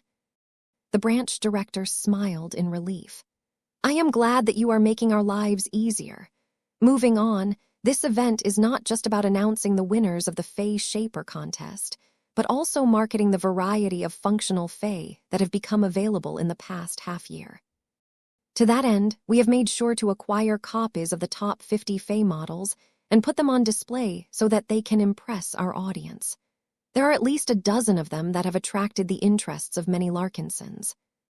That was one of the reasons why he wanted to preside over this event in person. The Fae Fianna was one of his more recent cash cows. The development of lots of new and different Fae directly enhanced the value and the longevity of his new drone Mech platform. What about the top 10? We have invited the lead designers of the top 50 Fae models to attend the ceremony in person. Most have already arrived, though a few could not make it, unfortunately. The ones that are currently on Kinar Roman 8C, ready to present their works and receive their prizes. The prizes they are entitled to receive has yet to be determined. That's my job, Vess spoke. I deliberately did not spend much time on studying the fantastic new Fae models that these inventive designers have released over the months. I have a general overview of what has come out, but I am not familiar with their specs or finer details as I want to preserve the element of surprise. I think there will be plenty of times where I will be pleasantly delighted with what I have come across. We think so as well, the branch director confidently smiled. Our branch, along with many other branches I am familiar with, has already adopted a number of them. Pairing them up with our existing Fae Fiannas has significantly increased the utility and versatility of our powerful drone mechs. Minutes passed by while they talked a bit more about other topics.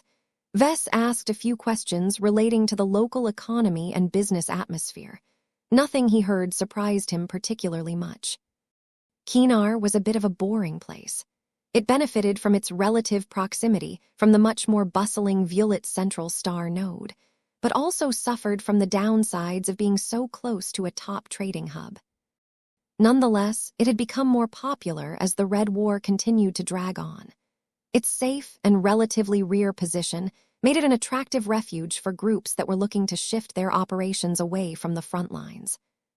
Perhaps the Larkinson clan might need to do so as well if locations such as Davut became a lot more exposed to the encroaching alien offensives. It is difficult for us to expand our operations in this port system, Patriarch. This is not a question about money or influence. The fact of the matter is that the early movers have already occupied all available lands and built their own houses, offices, and factories on top of them already. This is a fairly small moon, so it did not take too much time and resources for the wealthy old powers to construct a thriving globe. The only way for latecomers to put down their roots on Kinar Roman 8C is to purchase existing property at vastly inflated prices. This is one of the means in which the local powers are able to maintain a positive cash flow despite their enormous investment into their defenses. Their efforts to make this port system safer is driving up the price of land and property even further. You do not want to know how much it costs to purchase a single square meter in this settlement. This spoke of a larger trend in which the existing players who had put down their roots in the hinterland of human space rejected the flood of newcomers who chose to abandon their risky investments that had come under greater threat. It was a rather sad state of affairs, because it showed that much of the public lacked confidence in Red humanity's ability to keep the aliens at bay. The leaders of all of these relocating organizations were not stupid. They were able to analyze their situations in a rational manner. They had evidently come to the conclusion that the war would only grow worse. The branch director shared an interesting rumor related to these movements.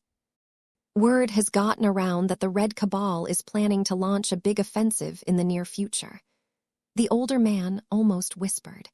Talk of that has spurred on many doubters to make the hard choice to abandon their old foundation and move to the rear. The possibility of a coordinated invasion that is substantial enough to break through at least a couple of our defensive lines has spooked many people. Those with a lower risk appetite are feeling more scared than ever. Vess narrowed his eyes in suspicion. From the way you are saying that, you think there is something fishy behind these movements. I cannot say whether the upcoming offensive is a legitimate concern or not. I cannot help but think that the cosmopolitans have deliberately sparked all of this upheaval in order to divide red humanity even further. The more people are being forced to share a dwindling amount of available space, the more conflicts will arise among them. This falls in line with the goals of our enemies. Vess rubbed his hairless chin in thought. I am not sure whether that is actually the case, though I can definitely imagine the cosmopolitans pulling off this kind of scheme. The offensive doesn't even have to be real to produce the desired effect. Kinar will only grow more popular and desirable in the future. It will probably grow less stable as well as a consequence. None of that mattered too much to the Larkinson clan.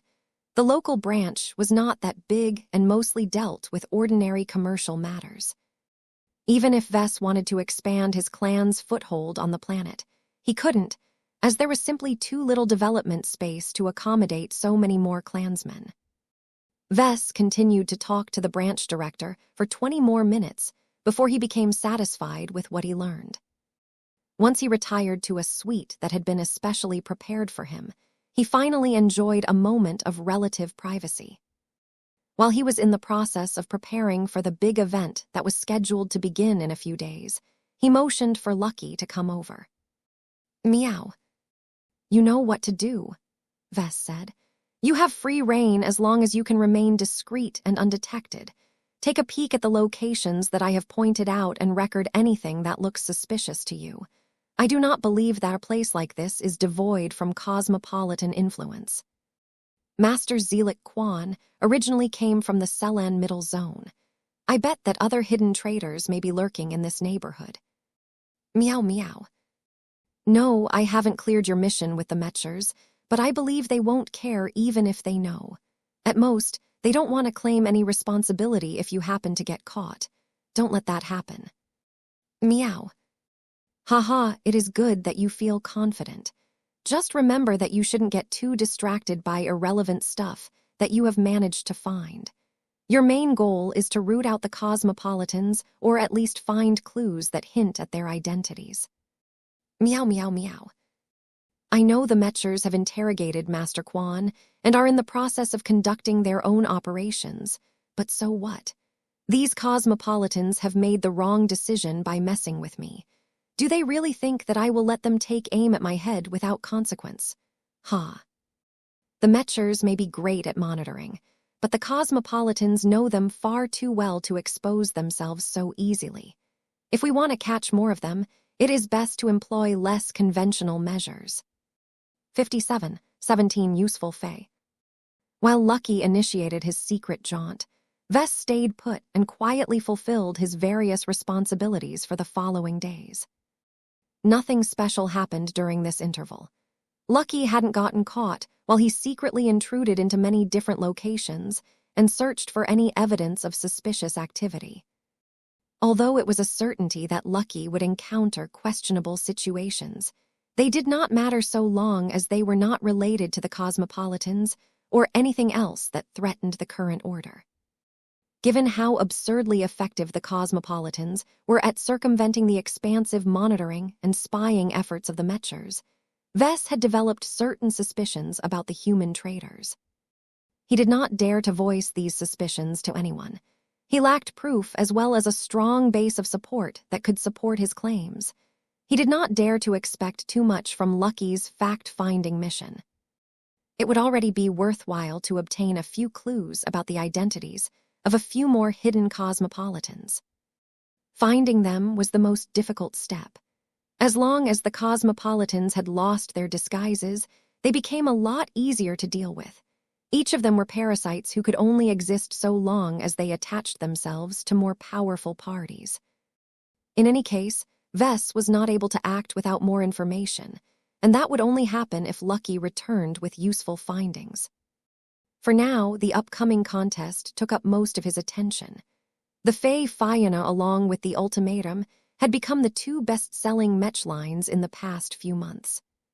Their existence and proliferation changed the Mech community and forced many people to adapt to the new machines. The Ultimatum sold extremely well despite its inflated price and its cumbersome requirements, but the Fey Fiona continued to sell the most units on a monthly basis. At the start of the Fey Fiona's release, many customers had become attracted by the drone Mech's strength and versatility. Its value proposition was already higher than any other second-class Mech released at that time. The emergence of newer and more varied Fey models complemented the Fey Fiona's strengths and plugged a lot of gaps in its capabilities. There were lots of Mech outfits that developed their own unique approaches to combat that could sorely use these helpful Fey. In any case, now that the day of the closing event had finally arrived, Vess finally received an opportunity to explore the top 50 Fey models in person. He looked forward to seeing what the contest participants had come up with. The creativity of the masses always surpassed that of any single individual. Vess expected for at least some of the newly developed Fey to surprise him and exceed his expectations. As Vess got ready to depart for the large exhibition hall where the closing event was being held, he dressed himself in one of his best first-class outfits that his wife had bought for him during her trip to Violet. He decided to change up his style a bit and opted to wear a predominantly black suit that was integrated with reflective and slightly luminescent patterns that looked like cats streaking across the surface. Vess liked the programmed fit and the refinement of the smart clothing. It also helped that it was able to part instantly and remain intact and out of the way if Vess ever wanted to unfold his true body. It could even grab his tool belt and anything he carried to a safe location without needing to be ordered. "I look good," he smiled as he examined the mirror projection of himself. He had a feeling he would look even better if he grew a beard, but that was a taboo that he did not intend to violate. "I'm ready." Vess entered his shuttle and departed for his destination under heavy escort. It did not take long before the strong procession arrived in an underground hangar that was built to receive important visitors of the exhibition hall. He talked to a few personnel and learned that almost everything was proceeding according to plan at this time. "Since that is the case, there should be nothing preventing me from examining the contest submissions, right?" "Correct. You may proceed whenever you wish. We have reserved the upper floor for you so that you can inspect the Fey without attracting the attention of our guests. There is one complication, however." "What is the matter?" "One of your Mecher friends has decided to stop by and accompany you while you perform your evaluation. He is waiting on the same floor." It turned out that Jovi decided to descend from the terrace and keep Vess company for a while. "Hello again, Vess. I have developed a curiosity towards these living Fey. I hope you can tolerate my presence." It's no problem at all. You are welcome to join me as we examine the various works. I could use a second opinion." When Vess entered the upper floor, he looked down and saw that it was completely transparent. The main floor down below was where all of the contest submissions had been put on display. Thousands of visitors curiously approached these displays and admired the diverse possibilities of the third-party products. Many of the people who attended this event either piloted the Fey Fiona or was part of an organization that relied upon them to varying degrees. There was no doubt that these folk were purposely on the lookout for fantastic new Fey models that could enrich their own Mech forces. Given the positive reactions that they frequently produced, It appeared that there were enough gems among the contest submissions that they were bound to fulfill their goals today. Jovi noticed as well. Interesting, is it not? A Mech design published half a year ago can single-handedly stimulate the entrepreneurial desires of thousands of designers and encourage them to expand upon your drone Mech platform. Many other drone Mech lines, such as the famous Sparrow Storm, have managed to build a thriving market of spur models, but it has taken many years and multiple version updates to reach this state. You have managed to do this while the Faye Fiona model is still fresh and new. This shows that the Mech market and the Mech industry have a lot of sense. Vess smoothly replied as he moved to a location that was positioned directly above the nearest living Faye that was hovering above the main floor. As long as the product is good enough, there will be a lot of demand for customization and expansion. It has happened to any Mech model that sells for over 1 million copies on a monthly basis. The default configurations cannot fully satisfy every customer. I am glad to be honest. These third-party developers are doing my products a lot of good by extending their usability. I suppose the Faye model, down below, is a good example of what you have described. Both Vess and Jovi looked down at a Faye that possessed a different design than the starting models associated with the Faye Fiona system. A projected information panel offered a basic description of this product. Developer, Ray Toron, Apprentice Mech Designer. Category, Utility. E-Energy Attributes, Heat. Summary, the Heat Disperser Faye is a hyper product that is designed to attach to any Mech or large object and absorb heat before actively dispersing it into the environment. This is a simple product, but that does not mean it is less valuable, Vess remarked as he took a good look at the predominantly black Faye. The rapid buildup of heat is a growing problem for many spaceborne Mechs. They are expected to perform at their peak and remain as productive as possible on the battlefield for at least half an hour or longer. That is practically impossible for most Mechs, as their energy reserves and heat management systems cannot sustain a high level of intensity for long. Jovi gestured at the simple Faye down below, which is where this heat disperser Faye comes in. The way they are designed makes it clear that they are solely meant to absorb lots of excess heat and disperse it in the form of radiation as much as possible. Their large surface area and considerable mass makes them far more effective for this purpose than other types of Faye. They might not be able to disperse their heat fast enough, but they can absorb enough of it to relieve the immediate problems of overheating Mechs. The best aspect of this heat disperser Faye is that they do not strictly have to be alive. They also are not that complicated to control. This means that a typical Faye Fiona can enter the battlefield with 8 or maybe 12 heat disperser Faye in tow. Together, they can effectively support an entire squad of riflemen Mechs. Not every Mech force required a Faye Fiona Mech that was configured to support other Mech units by helping them vent their heat. Those that did would find such a Mech incredibly useful, though. There were Mech forces that relied on a lot of energy weapons to bombard enemies at range. The Mechs they employed for this purpose were already designed with lots of energy cells and heat sinks in their configurations, but it was never enough. If a handful of Faye Fiona could effectively extend the maximum output phase of entire squads of riflemen Mechs by 20 or 30%, then the drone Mechs effectively contributed more to the battle in a support role than if they resorted to offensive Faye instead.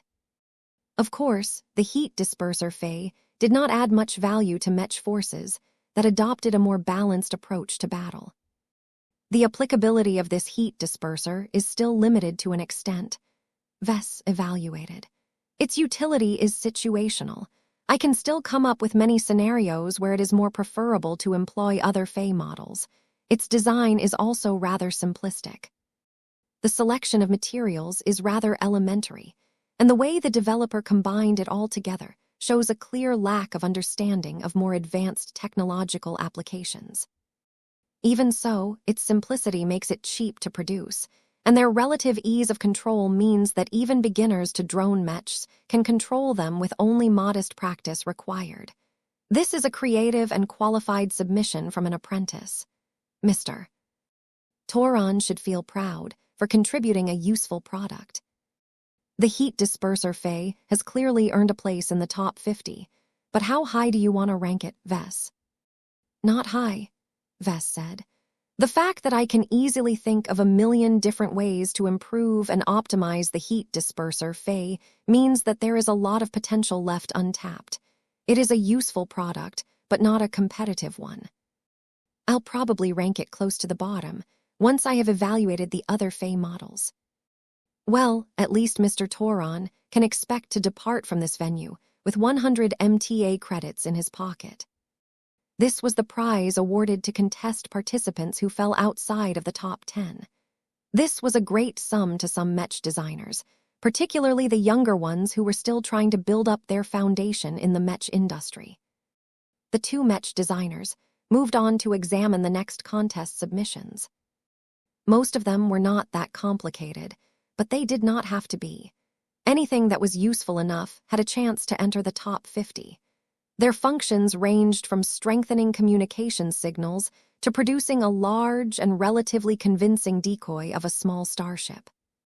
Vess had no qualms about appreciating them as long as they scored well enough in other criteria such as affordability and user-friendliness.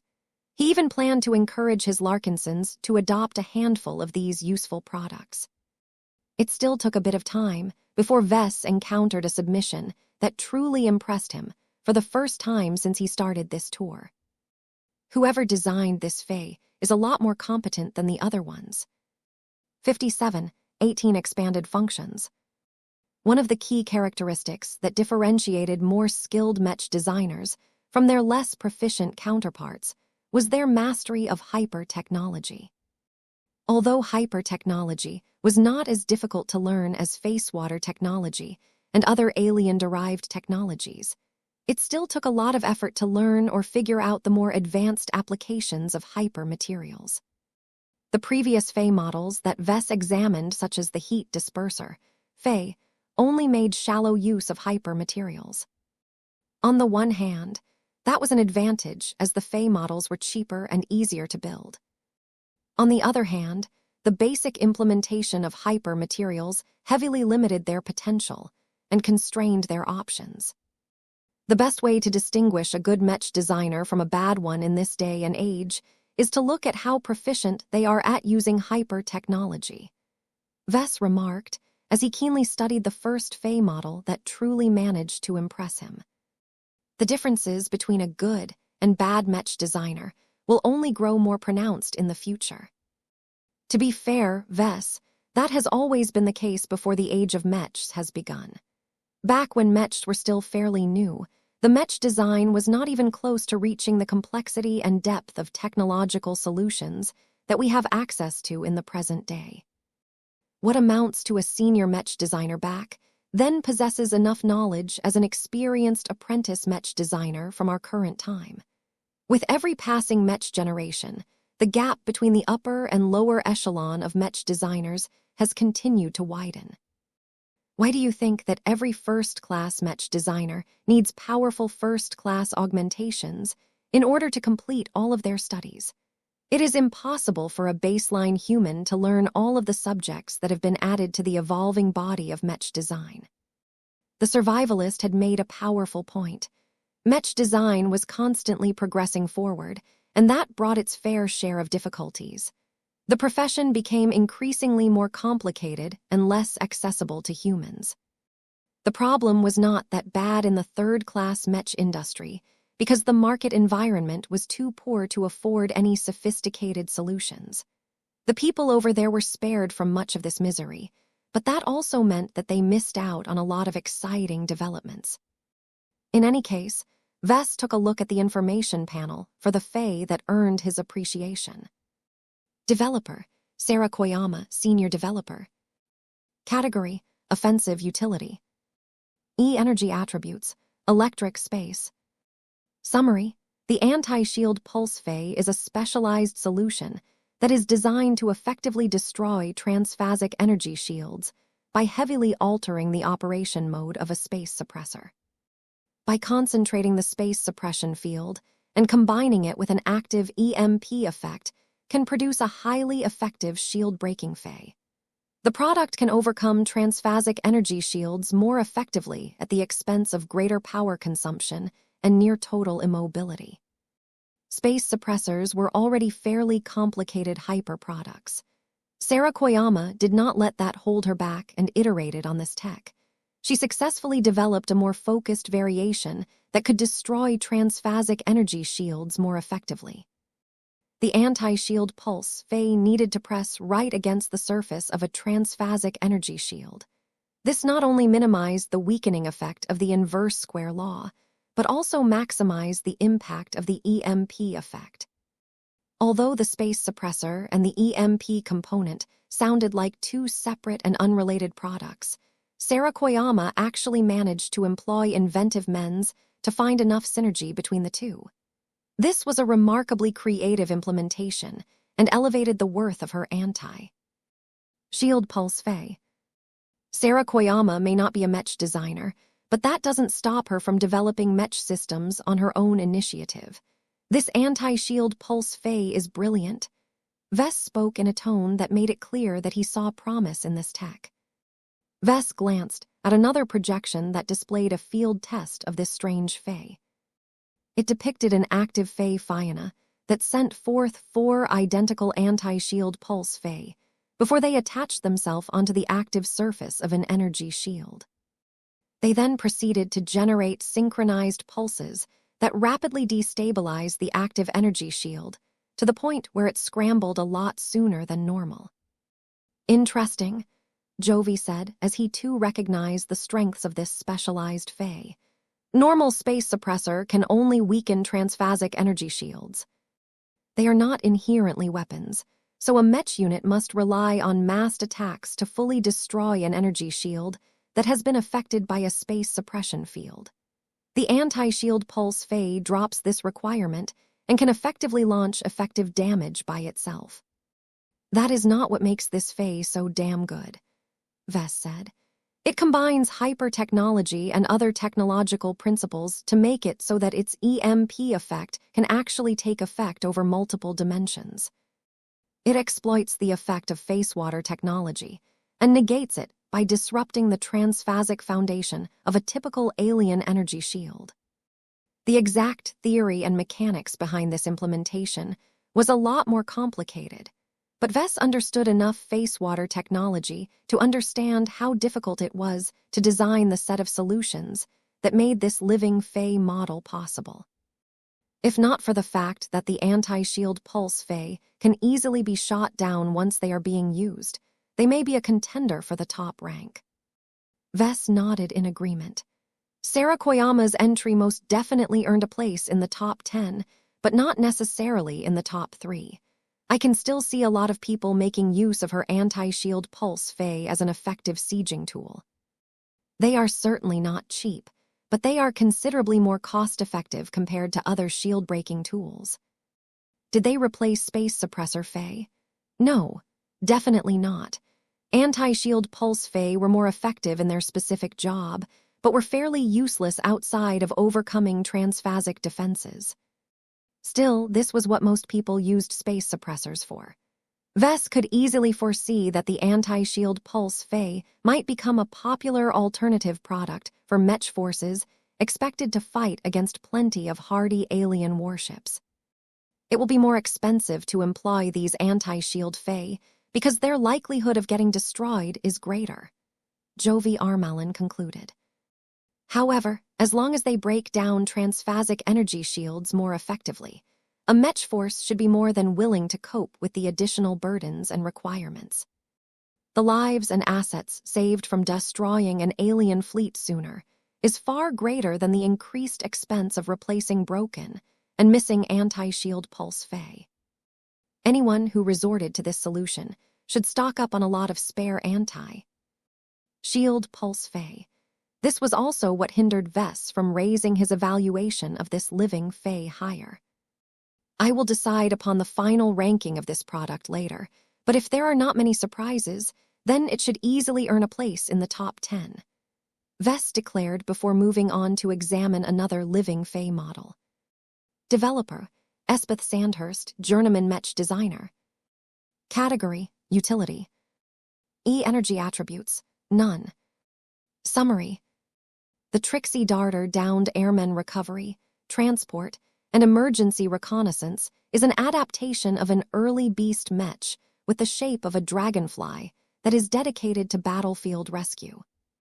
The original beast mech which this living Fae is based upon is very light and small, which limits its operational time, but makes it impressively fast at retrieving ejected cockpits or drilling mech pilots out of deformed wrecks. By reducing this mech concept into a fairly large living Fae, the Trixie Darter has become a more compact and much more automated product that can be employed in significantly greater numbers than before. Yet another utility Fae, Jovi remarked. Vess sounded more appreciative of this product. This is really useful, though. The Trixie Darter, or whatever it is called, can save real lives on a chaotic battlefield. The original product that it is based upon is most definitely more effective, but the fact that it is a piloted craft heavily limits its practicality. By applying this mech concept to a living Fae, Miss Sandhurst has provided a mech force with a more convenient and economical way to perform search and rescue operations, especially while a battle is still ongoing. The risk to the lives of mech pilots is really high the longer they are drifting defenselessly through space. Not every mech force would choose to devote their Fae Fianas to this purpose. By making them responsible for search and rescue, the drone mechs were unable to make more direct contributions that could tip the battle in their favor. However, as long as the mech force was in a superior position, the greater priority was to minimize its losses. Fighting against any alien fleet was a dangerous prospect. Casualties were unavoidable, but timely search and rescue could cut the loss of mech pilots in half or more. How high are you willing to rank the Trixie Darter? Jovi asked. I am not sure, to be honest. It is undeniably effective and useful. It is fairly well designed as it is adapted from a proper mech design.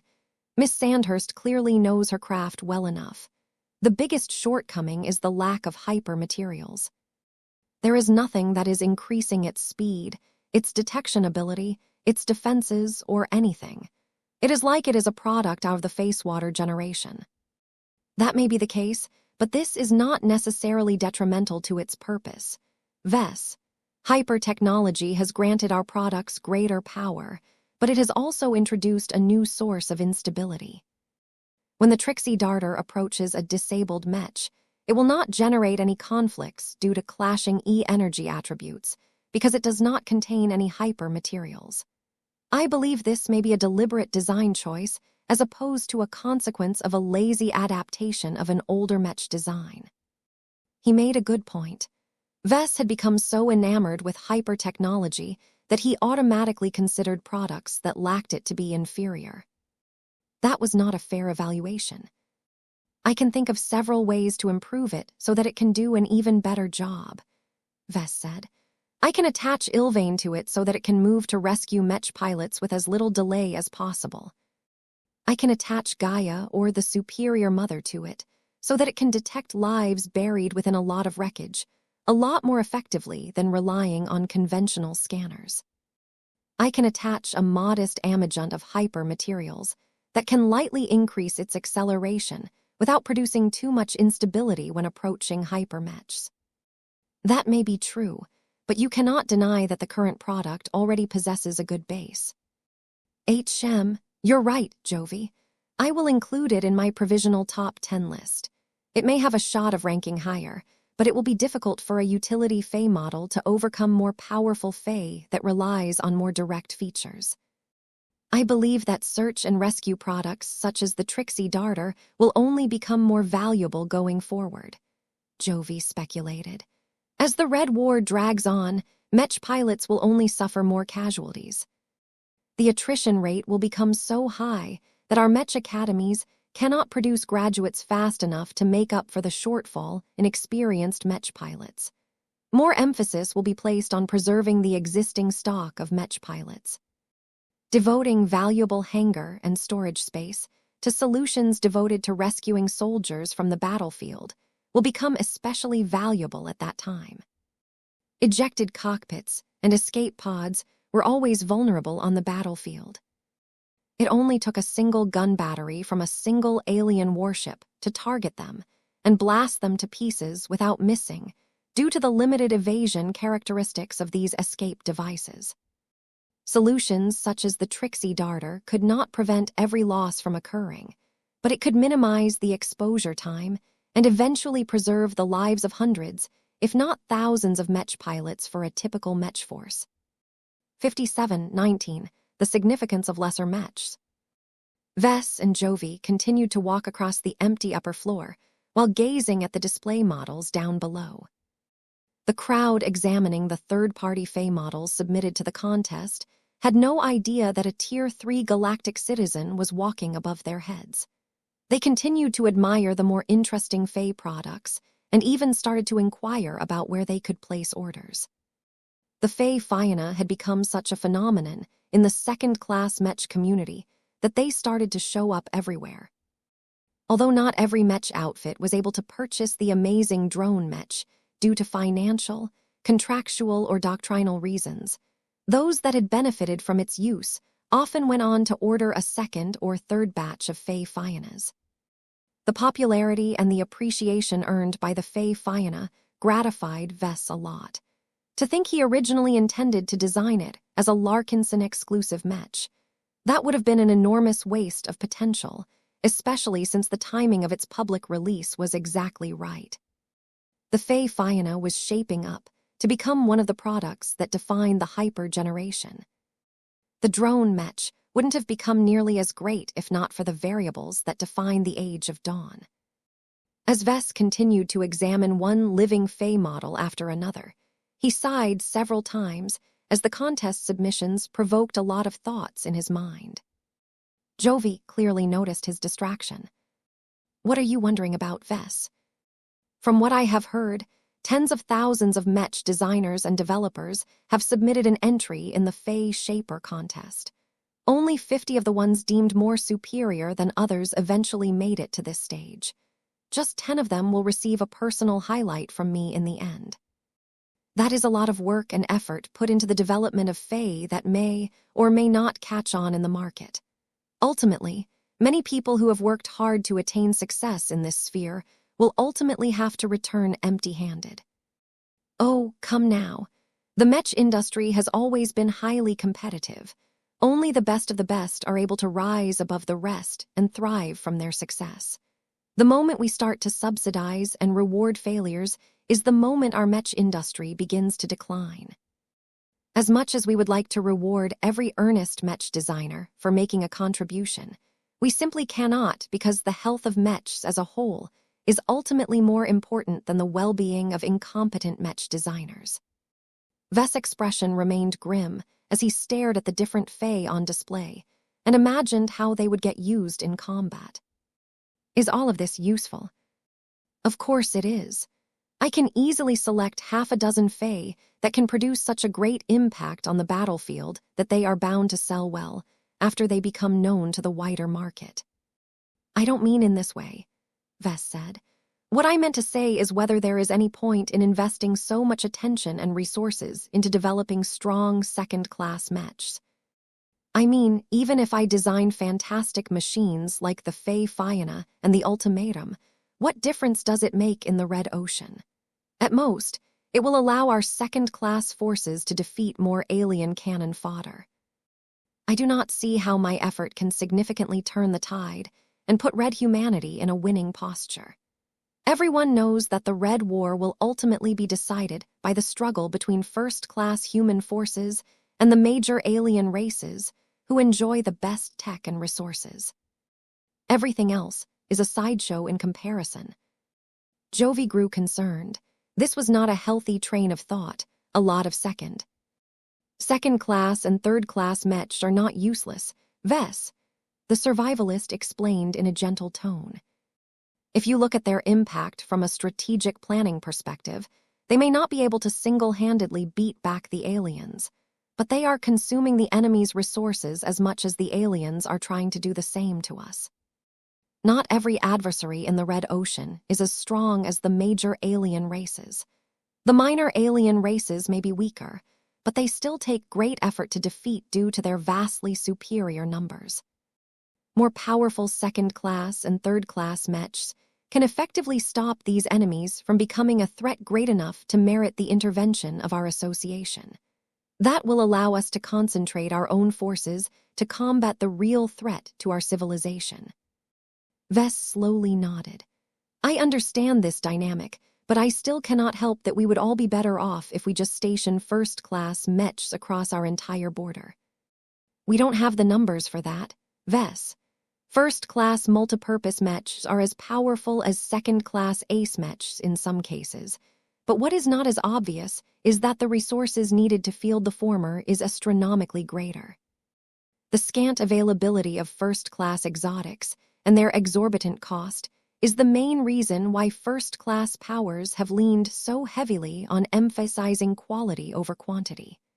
That is not the only cumbersome requirement that limits the number of first-class mechs. It takes a huge amount of investment in expensive augmentations and intensive education programs to raise highly qualified mech pilots and mech designers. If you add all of these costs together, you will come to realize that it is simply not feasible to increase the amount of active first-class mechs.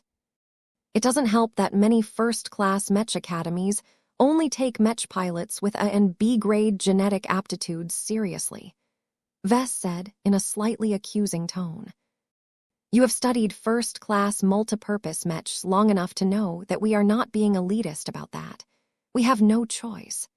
The complexity of a first-class mech that has integrated at least a dozen major modules is beyond the ability for baseline humans to control. Why do you think we are placing so much attention on the development of your Carmine system? Aren't you guys interested in turning ordinary people into mech pilots? We are, Vess. We are especially keen on having this option available to us when the readily available pool for mech pilots begins to dwindle due to continuous attrition.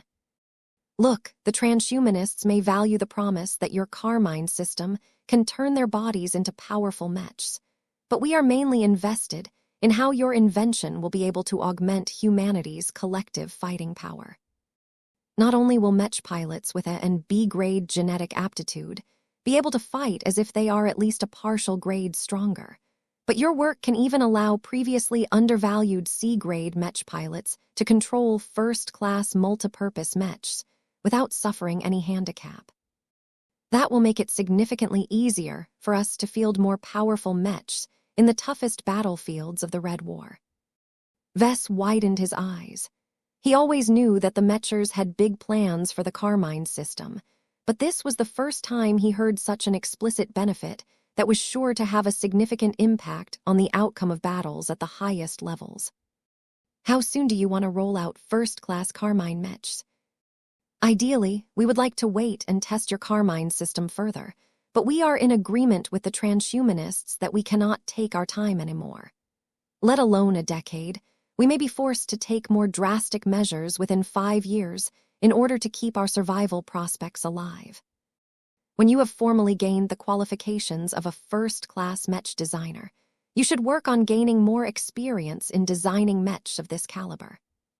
Once you have a number of true first-class mech designs under your belt, we may ask you to collaborate with me or one of our other members to design a first-class Carmine mech, perhaps one that is specifically designed to give C-grade pilots the power of a B-grade pilot. This is the most direct way I can think of that can make an immediate impact on the war. These were big plans. Vess was not sure whether he or his Carmine system would be ready for this in a few years. It was all happening so fast. I will try my best to improve and get ready for this task, Vess promised to his friend. Designing first-class mechs has always been one of my greatest dreams. I would be happy to design a first-class Carmine mech that can help first-class Mech pilots unlock their greater potential in a way that other Mechs simply cannot do. However, you need to make sure that these pilots understand the consequences of forming a blood pact with a living machine. We have not forgotten. We have devised a few potential solutions to mitigate this restriction. Did you not come with a possible idea to preserve the pilot's ability to continue to fight with Mechs? Vess suddenly froze as he made a number of unusual but incredibly promising associations. Jovi looked concerned as his friend became distracted a second time. "What is the matter, Vess?" "Oh, it's nothing.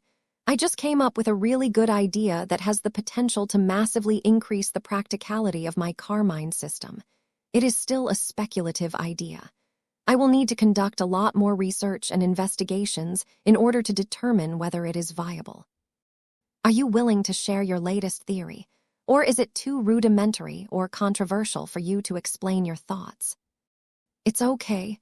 I don't mind it if I explain my new layout to you. Perhaps you can give me useful feedback. It all starts with my latest protege. You know that Alexa Strian recently broke through with a design philosophy that is highly related to mine, right?" Jovi nodded.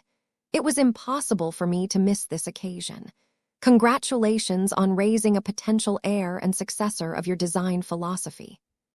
"Thank you. What I am getting at is her design philosophy is based on living Mechs with a focus on procreation and building up a legacy over multiple generations.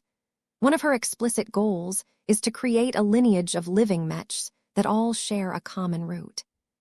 By continuously producing a chain of offspring, the later generations of living Mechs not only benefit from having access to a lot of inheritances that are unique to their lineages, but also have the opportunity to inherit the strengths of the strongest and most successful living machines of their Mech dynasties."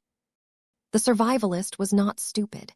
He managed to advance to the rank of senior sooner than Vess, after all.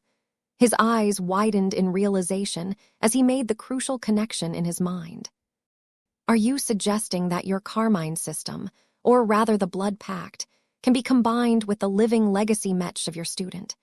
If that is so, then the synergies between the two would lead to an enormous increase in value between both Mech systems." Neither Vess nor Jovi were certain whether it was even possible to combine these two radically different design applications together. But if it was possible, then the implications were massive. Perhaps Vess could work together with Alexa to retool the blood pact so that it became a lot less restrictive than before. Instead of letting a single human individual form an unbreakable bond with a single living Mech, Vess and Alexa might be able to allow a human to form a blood pact with an entire dynasty of living Mechs. The greatest downside of the Carmine system would be wiped away if that happened. The larger the Mech dynasty, the more alternatives a Carmine Mech pilot could choose from. No longer would he be bound to a single Carmine Mech for the rest of his life. Vess suddenly had a powerful hunch that if he followed through with this collaborative research direction, he may be able to make Carmine Mechs practical enough to realize his design philosophy shortly afterwards. 57:20 Promising breakthrough direction. From the moment Vess got struck by inspiration, it was as if a veil parted before him. The Carmine system that he had initially developed a while ago was already capable of producing widespread changes that could transform the lives of a lot of people regardless of their genetic aptitudes. Yet for all of the wonder it evoked, Vess was more aware than anyone else of its flaws. Aside from the fact that a Mech had to be integrated with an abnormal biological construct, it also locked the Mech pilot to a single machine for the rest of his career. This was a major shortcoming that massively dampened his target audience's enthusiasm for Carmine Mechs. Even the Red Association, which saw plenty of utility in his signature invention, did not fully buy into his Carmine Mechs either. The Mechers were highly conscious of the fact that if the Carmine Mech ever got blown to pieces, it would be useless if the ejected Mech pilot managed to save his life. That was because the commitment he had made prevented him from piloting any other Mech, no matter it was through a blood pact or with the use of a traditional neural interface. This was not a theoretical prediction. The Mechers had already tested this assumption in real tests, where they deliberately destroyed the Carmine Mechs bonded with different test subjects.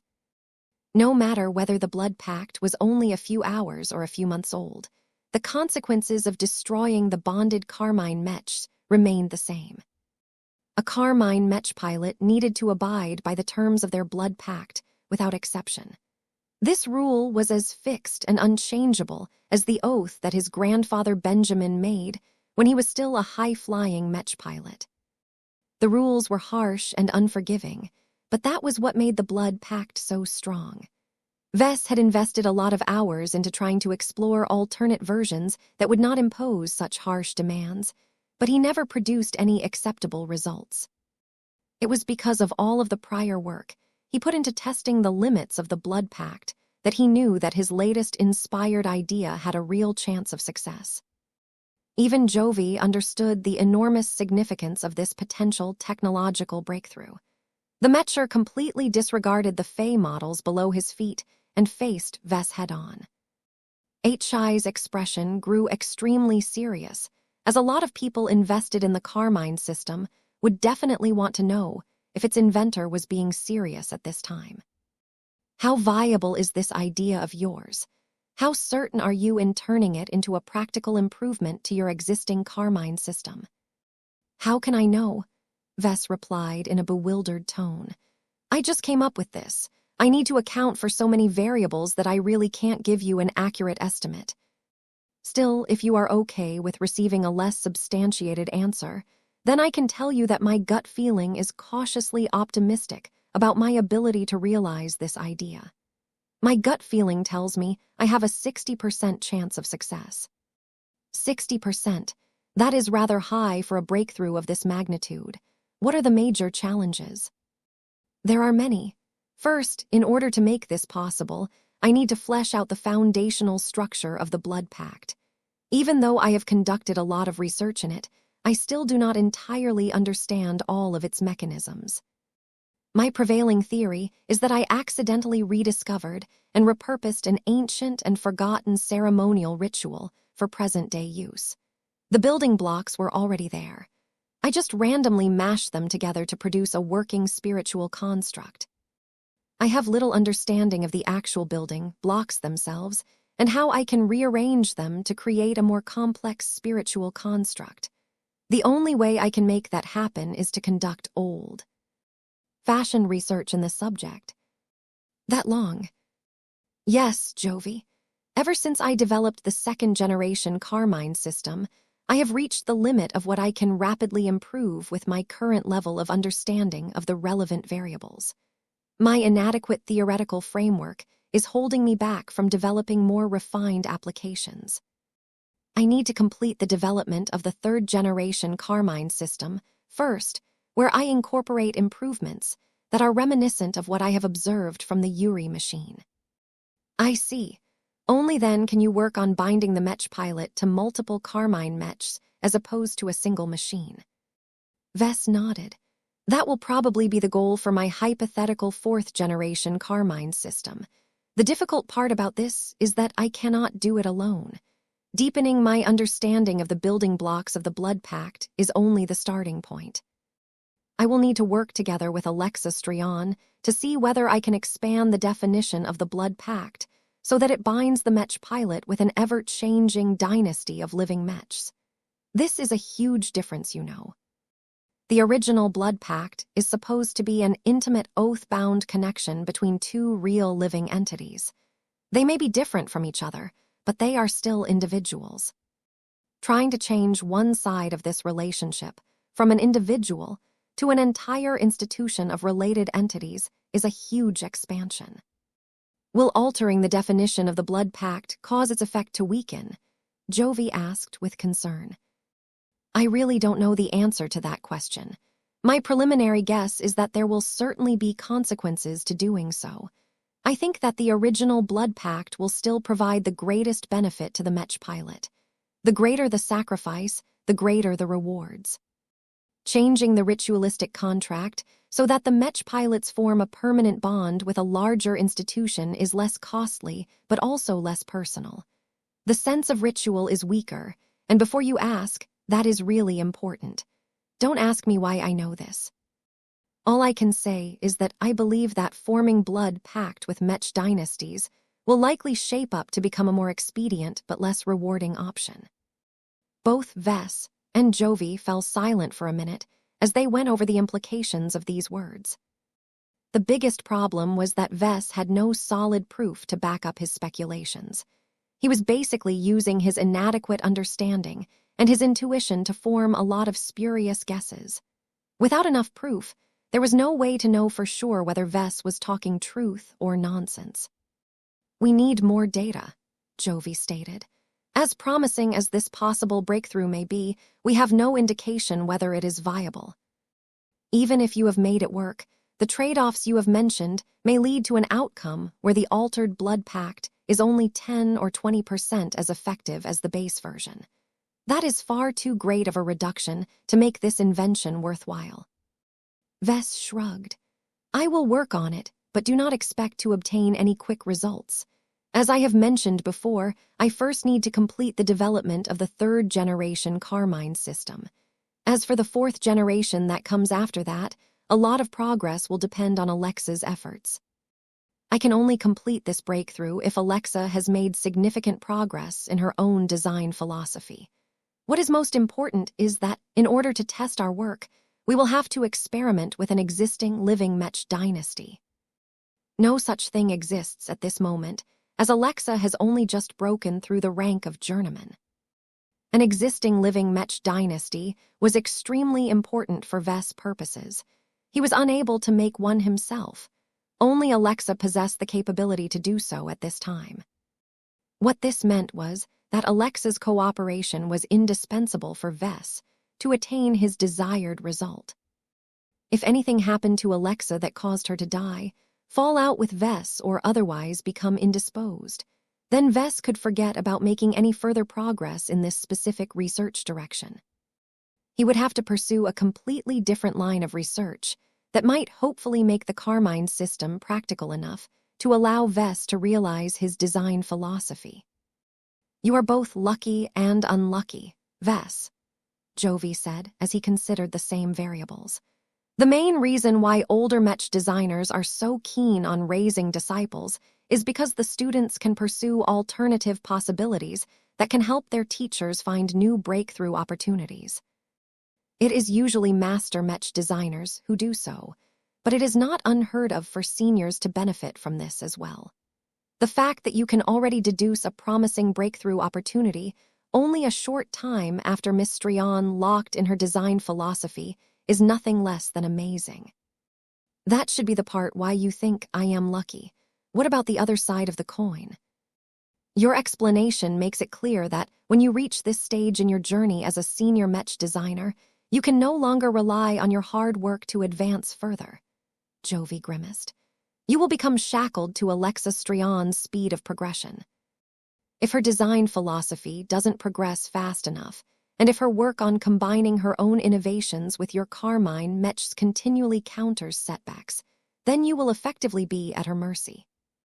Vess did not like it either, but thinking about how well Alexa performed so far gave him a shot of confidence. "No Mech designer truly stands alone," he spoke with conviction. "Larkinsons should be able to count on each other without harboring any doubts. I trust Alexa. Ever since she came under my wing, she has performed nothing less than exemplary.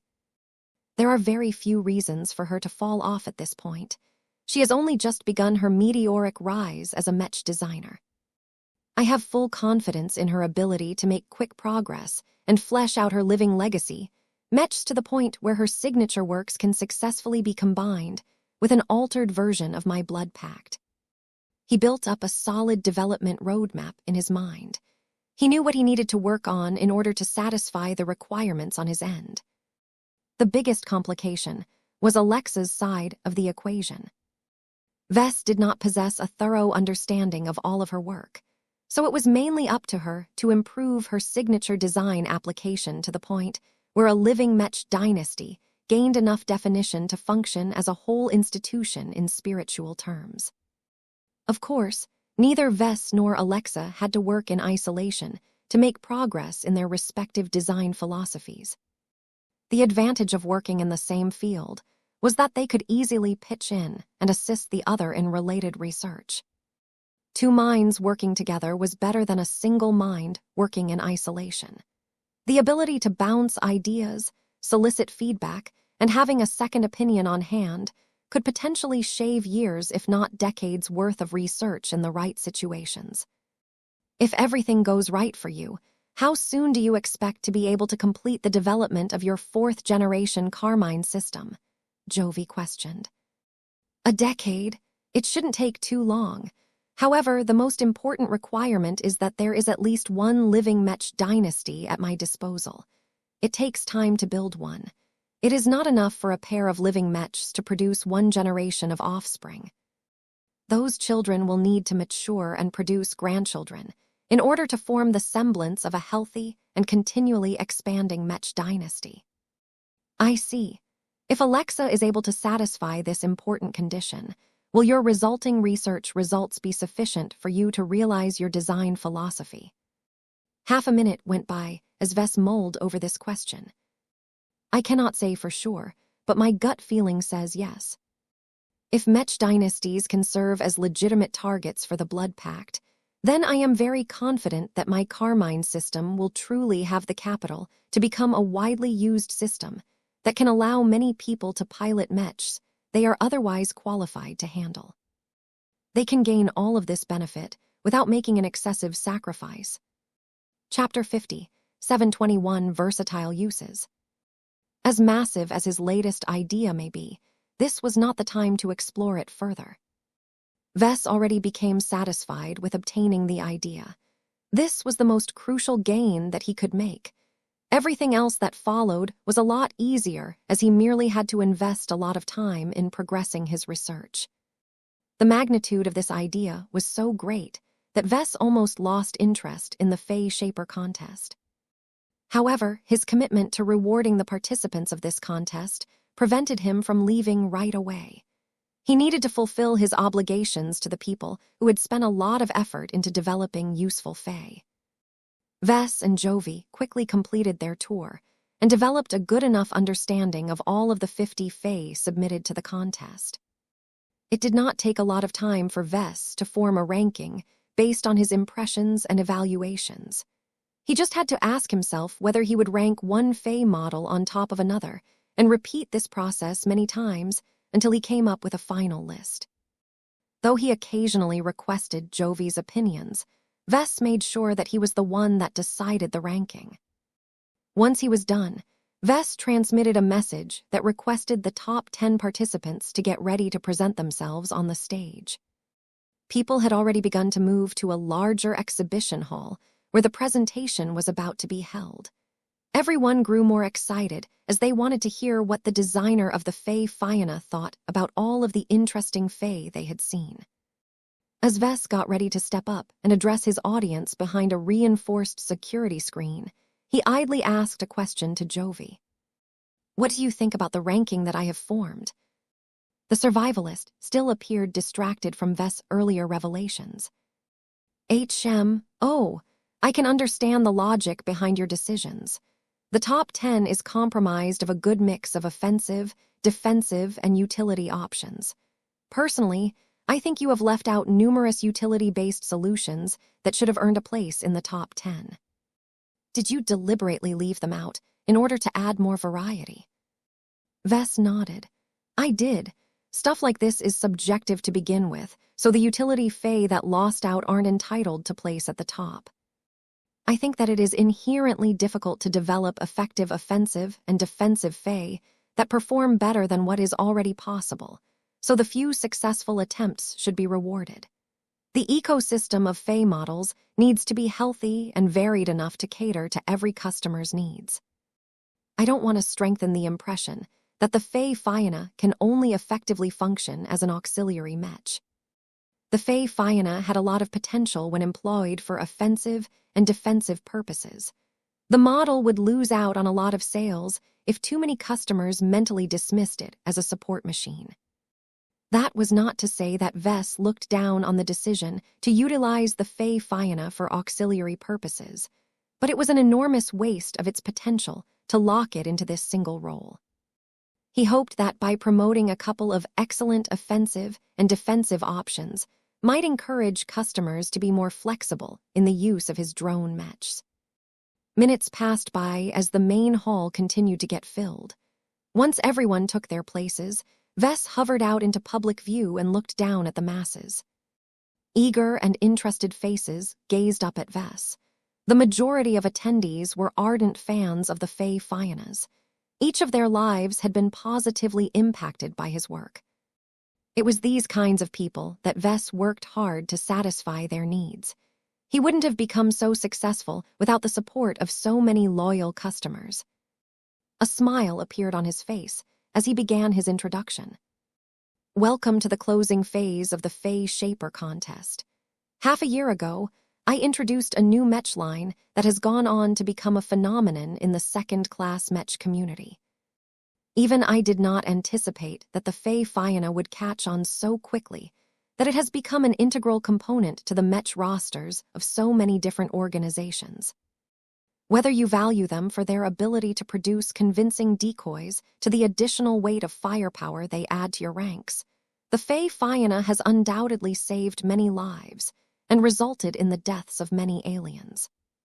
Today, I intend to celebrate its success by highlighting 10 of the most compelling Fey models that have earned my appreciation. 10 different Fey flew in from the side.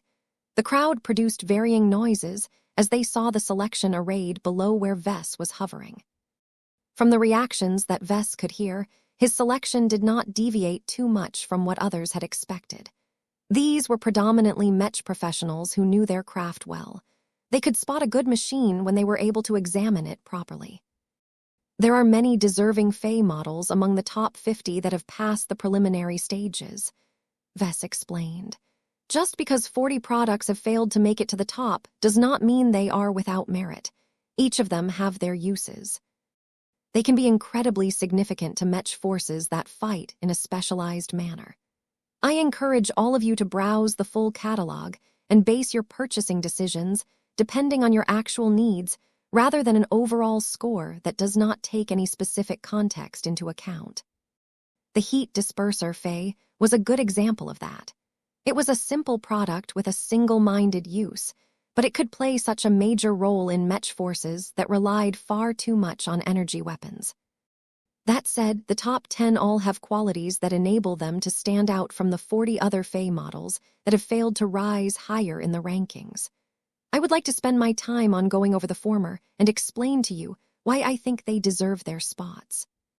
After transmitting a silent signal, 9 of the Fey moved out of sight again, leaving just the machine that ranked at the bottom of the top 10. Let us begin with the work submitted by Miss Elspeth Sandhurst, the Trixie Darter. A familiar information panel showed up again, displaying a familiar summary that gave anyone who had yet to examine the dragonfly-shaped Fey a brief introduction to the Fey model. The female journeyman responsible for designing the Trixie Darter moved up to the stage upon Vess' invitation. For security purposes, Elspeth Sandhurst was not allowed to float next to Vess. A physical screen as well as multiple transphasic energy shields isolated the two from each other. Nonetheless, Miss Sandhurst clearly looked jubilant for her ability to squeeze into the top 10. The significance of this accomplishment was great, as the 11th place did not nearly receive as much acclaim. Miss Sandhurst, thank you for attending this event in person. Would you like to tell how you came to develop the Trixie Darter? I would be glad to, Professor Larkinson, the female mech designer replied as she faced the crowd with a demeanor that showed that she had obviously prepared for this eventuality. The Trixie Darter is not a completely original work. It is derived from one of my older mech designs. I care about the lives of many mech pilots who brave multiple dangers each time they deploy into battle. I have lost too many brave friends and acquaintances, not because they got killed outright, but because they hadn't been pulled away from the battlefield until the engagement had always come to an end. The 10th place winner generously projected a basic design schematic of her original Trixie darter. This was why I set out to design a rare mech that solely specialized on extracting trapped humans from their broken machines. I have found that many mech forces treat search and rescue duties as a tiresome chore. I do not find this acceptable, as mech pilots are subject to excessive risks the longer they spend in open space. I eventually developed a specialized mech that can rescue trapped mech pilots faster and more effectively than the alternatives. Elspeth made a painful smile. My work did not receive many orders. This is not because my work is inadequate. It is because the alternatives are better. The Trixie darter is not a direct combat mech. It takes up space that could otherwise be occupied by a proper combat mech. I have sought to fight against this inaccurate bias for many years, but I eventually concluded that absent any widespread changes, the Trixie darter has no future as a standalone mech. That is where the Fey Fiona comes in. The drone mech model has not only produced an enormous amount of revenue, but also employs larger and stronger Fey than other comparable models. This has given me the idea to reshape my original Trixie darter as an unmanned, remote-controlled spur. The woman perked up as she only kept up the projection of the design schematic of the new version of the Trixie darter. The living Fey that I have developed for this contest captures the essence of the Trixie darter, but does not deviate too much from the Fey Fionas that they are now being paired with. Their controls and operations have been simplified in order to allow a mech pilot to proficiency control 4 or even more of the at the same time. But through testing, I have found that my search and rescue Fey have become even more intelligent when up to 4 of them are synced up to a Fey Fiona. I have never managed to produce such excellent results when I have experimented with other drone mech models. This is what makes the Fey Fiona so special to me. The model has the ability to improve the intelligence and direction of any compatible spur, thereby opening up possibilities that cannot be found in other drone mechs. The crowd reacted positively to this story. They too learned that any living Fey paired with a Fey Fiona moved and acted as if it was driven by its own dedicated intelligence. Their exceptional behavior went beyond the confines of ordinary AI and truly made people feel as if the Fey were as intelligent and obedient as dogs. Vess smiled as Elspeth Sandhurst praised the qualities of the Fey Fiona that attracted her the most. I am grateful for Professor Larkinson to bestow me the recognition of earning 10th place. The woman wrapped up her speech. I hope that his endorsement will further assure you that my Trixie darter can be fully relied upon to perform search and rescue under the most arduous of battlefield conditions. They may be on the larger side when compared to other Fey, but they are quick and have many solutions available to rescue mech pilots from a wide variety of wrecks and debris. The effective performance of my Trixie darters almost match that of dedicated search and rescue mechs. But do not forget that every Fey Fiona can control 4 of my Fey, which means that the latter mech can rescue many more lives without investing that much more into retrieving human soldiers. Everyone clapped. Elspeth gave such a good speech that many people who originally showed little interest in this auxiliary Fey model suddenly started to think it was a good idea to order a batch of copies. Trained and experienced mech pilots were too valuable in this day and age. They may be relatively abundant now, but constant attrition would make them scarcer and scarcer. It would be good for a mech force to preserve a lot more veteran mech pilots over the long run.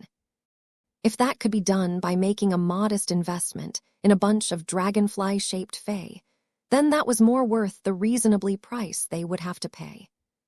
5722 Thick praise. Elspeth Sandhurst gave a supporting and flattering speech upon earning 10th place. She sounded grateful to the customers that had given her old search and rescue concept a second life. On top of that, she also expressed her gratitude at Vess for giving her this chance to achieve success in a different way than usual. The Fey Fiona is a drone mech like no other. she openly praised. Its unique ability to grant a living intelligence to any Fae, no matter the design, turns every spur that is connected to the base Mech into a smarter and more caring combat asset, as strange as it may sound. I have programmed artificial intelligences myself and made use of many third-party solutions. None of them has reached the depth of understanding and responsiveness of the Fae. I don't know how Professor Larkinson has done it. Whether his work is based on a clever application or e-technology, or a secret project from the Red Association, is not important. All I know is that every Fae based on the template that the LMC has provided just works, no matter whether it is designed for attack or support. It is amazing to see how little bugs and glitches have occurred when I paired by tricksy darters to the Fae Fianas for the first time. The drone Mechs are much more universally compatible with different Fae than I could have ever imagined. I suspect that if Professor Larkinson makes a serious entry in the artificial intelligence sector, I fear that he may exceed all of the competitions straight away. The praise given by Miss Sandhurst sounded like a love letter. The journeyman Mech designer not only praised the Fae Fiana's amazing Fae compatibility in order to get in the good books of the Larkinsons. She highlighted an important trait that Vess had put a lot of work in. Every Fae Fiana possessed one superior personality and 4 subordinate personalities. The latter could flexibly occupy a compatible Fae each, thereby taking partial control over the small machine's programming and could even override it in certain cases. That latter part was crucial. By acting outside of the strict and rigid algorithms set by the original developers, the living Fae truly came into their own. They were able to mimic the performance of much higher grades of AIs that required a lot more coding in order to exhibit intelligent adaptive learning. Yet the magic of turning a Fae into a machine that was driven by a truly intelligent life form went beyond that. There were limits to how extensively an AI was able to adapt and respond to dynamic situations on the battlefield. Many of these limits existed because of technological or workload limitations, but it was also common for developers to impose artificial restrictions to prevent their AIs from accidentally engaging in harmful or self-destructive behavior. For example, an AI programmed to watch for intruders and strike preemptively in order to eliminate a threat may choose to attack a friendly Mech just because it had briefly pointed the muzzle of its rifle in the wrong direction. Accidents like these happened many times throughout the years, and had been the cause of many standard software modules that expressly limited the ability for AIs to take dangerous actions for fear of harming friendlies. This also led to industry standards, where the use of armed drones had to be avoided at all cost. If they had to be employed for whatever reason, then a human should always be able to oversee their operations and override any actions if necessary. In no way should these drones stray too far from their origin or lose contact with their human controllers. The odd properties of the Fae Fiana did not fit this paradigm at all. Vess was certainly aware of the prevailing standards, but he outright disregarded them when he designed this Mech. This was why the Fae acted so much more intelligently and demonstrated amazing adaptation in battle.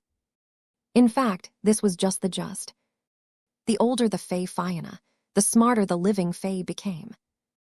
Only half a year had passed since the release of the Fae Fiana line.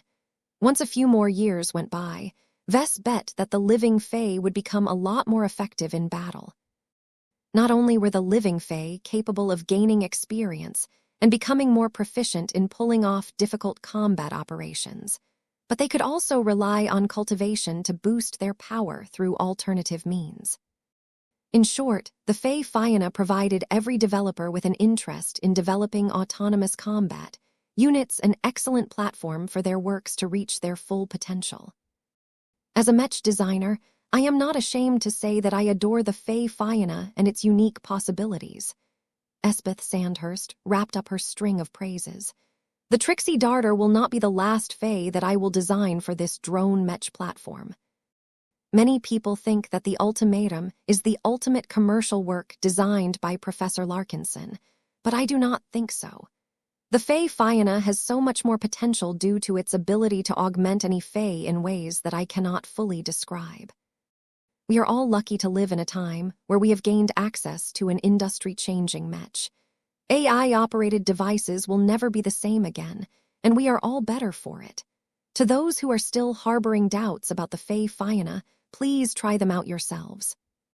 It is only when you experience them in person that you will understand why the living Fey are so much better than if they are paired with any other drone Mech.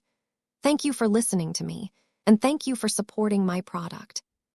The audience clapped as the talkative woman finally left the stage, but not before looking up at Vess and giving him a salute. She has done you a favor, Jovi transmitted to Vess as he remained unseen in the rear. She has highlighted the superior intelligence of your living Fey and made more people appreciate this aspect of your work. Vess maintained an impassive look as he continued to hover high above the stage with his refined black suit. Not necessarily, he discreetly transmitted back. She may have turned the Fey Fiona into a more attractive product, but she has also raised the matter that the living Fey are operated by more powerful intelligences. That is bound to spook the people who have organized the public inquiry against my works. The public inquiry was hanging over his head like a sword of Damocles. It was an unnecessary distraction, but one that Vess had to overcome sooner or later. He just wished that it happened a few decades later when his works were more entrenched. It would be even better if he was promoted to a master Mech designer by then. The rank granted him a lot of prestige and authority over his field. That would have made it easier to overcome the opposition against his works. There is no need for you to concern yourself too much, Jovi said. The opposition that has organized this public inquiry against you may be composed of numerous powerful parties, but they cannot overrule the absolute authority that the Red Association has on any subject that is directly related to Mechs. Your living Mechs are too strategically valuable to allow a band of conspirators to prohibit it. We will do our best to work behind the scenes to tilt the scales in your favor, but you must ultimately stand up for your own work in order to attain a more favorable outcome. Vess felt uneasy about this upcoming circus. I get the feeling that the organizers know that as well. I think their real goal is not to impose a legal restriction on my living Mechs, but to cast so much doubt on my works that more and more people will begin to distrust my products. That may be the case. We shall see. The time had come for Vess to announce the 9th place winner. He put the matter of the public inquiry aside and focused on the present. The tricksy darter developed by Miss Sandhurst has earned my appreciation for its unparalleled ability to save many valuable human lives during and after a battle. The product that I am about to introduce next serves a different purpose. The Fey Fiona can be employed in many different roles, and the next one offers much-needed offensive power that is both powerful and versatile. Let me introduce to you the Tetralaser Fey designed by Dr. Paul Riamar. The next Fey clearly looked like a laser gun Fey, but with a twist. The design of the Fey looked like a long rectangular tube where the laser barrel was offset to a corner. The entire look of it was strange, but suddenly made a lot of sense when 3 identical Fey appeared above the stage. The laser gun Fey did not look particularly special when it was by itself, but once its 3 brothers showed up, they all slotted together in a way that caused their offset weapon barrels to press together and form a larger weapons system. Developer, Dr. Paul Riamar, Weapons Engineer. Category, Offensive. E-Energy Attributes, Fire. Summary, the Tetralaser Fey is a versatile laser weapon Fey that is designed to cooperate with multiple identical Fey. The offensive Fey can be deployed as separate fighting units, but they can also combine together to form a single combination Fey that can output much more power laser beams. So that is why it is called a Tetralaser Fey. How much power does this combination weapon have? It is a pity that it is not one of the LMC's Luminar crystal weapons. At least that will make it easier to repair and maintain these interesting Fey. The Tetralaser Fae clearly possessed a relatively simple design, but possessed a special gimmick that made it far more useful than what was apparent on the surface. It is quite daring for a weapons developers to present a Fae that is meant to compete against the Luminar Crystal Cannon Fae that I have already designed for the Fae Fianna. Vess shared his thoughts about this contest entry. However, I think that Dr. Paul Riamar has done a good job at presenting a competitive alternative. The firepower and efficiency of a single Tetralaser Fae may be inferior to one of my own Fae, but it is cheaper and easier to modify. More important is its ability to combine together to form a combination weapon system. Its power is greater than any offensive Fae that I know of, which is quite impressive as their limited capacities usually do not lend to greater power. Vess did not know whether he could design a Luminar crystal version of the Tetralaser weapon system. The engineering involved in making this product only applied to conventional human technology. If Vess wanted to adapt this approach to Luminar crystal weapons, he would have to research this alien tech a lot more in order to make more extensive use of powerful Luminar crystals. This was not feasible for him at the moment, so he was happy that Paul Riamar provided his own solution. Dr. Riamar's work has earned 9th place due to the ability for his Tetralaser Fae to inflict more damage against larger, stronger, and better shielded targets than other Fae. Greater firepower is always desirable for any Mech forces that have chosen to participate in the Red War. With so many powerful alien warships trying to inflict losses on us, the Fae Fianna armed with Tetralaser Fae may possibly inflict greater damage upon the alien vessels. However, bringing these Fae together also increases their vulnerability and removes a lot of redundancy. Those who want to benefit from the enhanced firepower of the combination Fae should also take into account that they can be shot down at the same time, thereby stripping a Fae Fianna of its supporting element right away. 57-23, Sequence of Winners. Dr. Paul Riamar made a short speech after his Tetralaser Fae became the 9th place winner. Since the 6th to 10th place winners only earned a cash prize of 100 MTA credits each, he was actually not that better off than Elspeth Sandhurst. He only earned a little more bragging rights at most. That was not to say that 100 MTA credits was a trivial sum. It was already enough for a Mech designer who started out from nothing to acquire a fairly complete design lab and workshop. Those who already had access to those facilities could purchase better equipment or acquire more powerful component licenses. All in all, a weapon developer such as Dr. Riamar should be quite content with receiving this prize. It was the 5th place winner, and up that truly stood to gain a lot more wealth. Aside from earning greater prestige for ranking higher, he or she also stood to obtain 500 MTA credits. Those that ranked higher could earn 1,000 MTA credits, 2,500 MTA credits, 5,000 MTA credits, or 10,000 MTA credits if they managed to earn the coveted top spot. These were life-changing sums for any independent professional or small company, but they were relatively small potatoes to most big companies. That was just fine for Vess. It had always been his intention to encourage people such as Elspeth Sandhurst and Paul Riamar to design interesting living Fae that could expand upon the options available to the Fae Fianna. Meanwhile, those who worked hard enough to receive an invitation to go on stage took advantage of this opportunity to strengthen their brands and advertise their works. The Fae Shaper contest might not attract as many viewers as the previous events organized by Vess, but it still attracted a huge share of customers, both future and existing ones. Many of them had the capital to purchase the products of the contest participants. This was a golden opportunity for these well-performing individuals to achieve a marketing effect that was normally way out of their budgetary reach.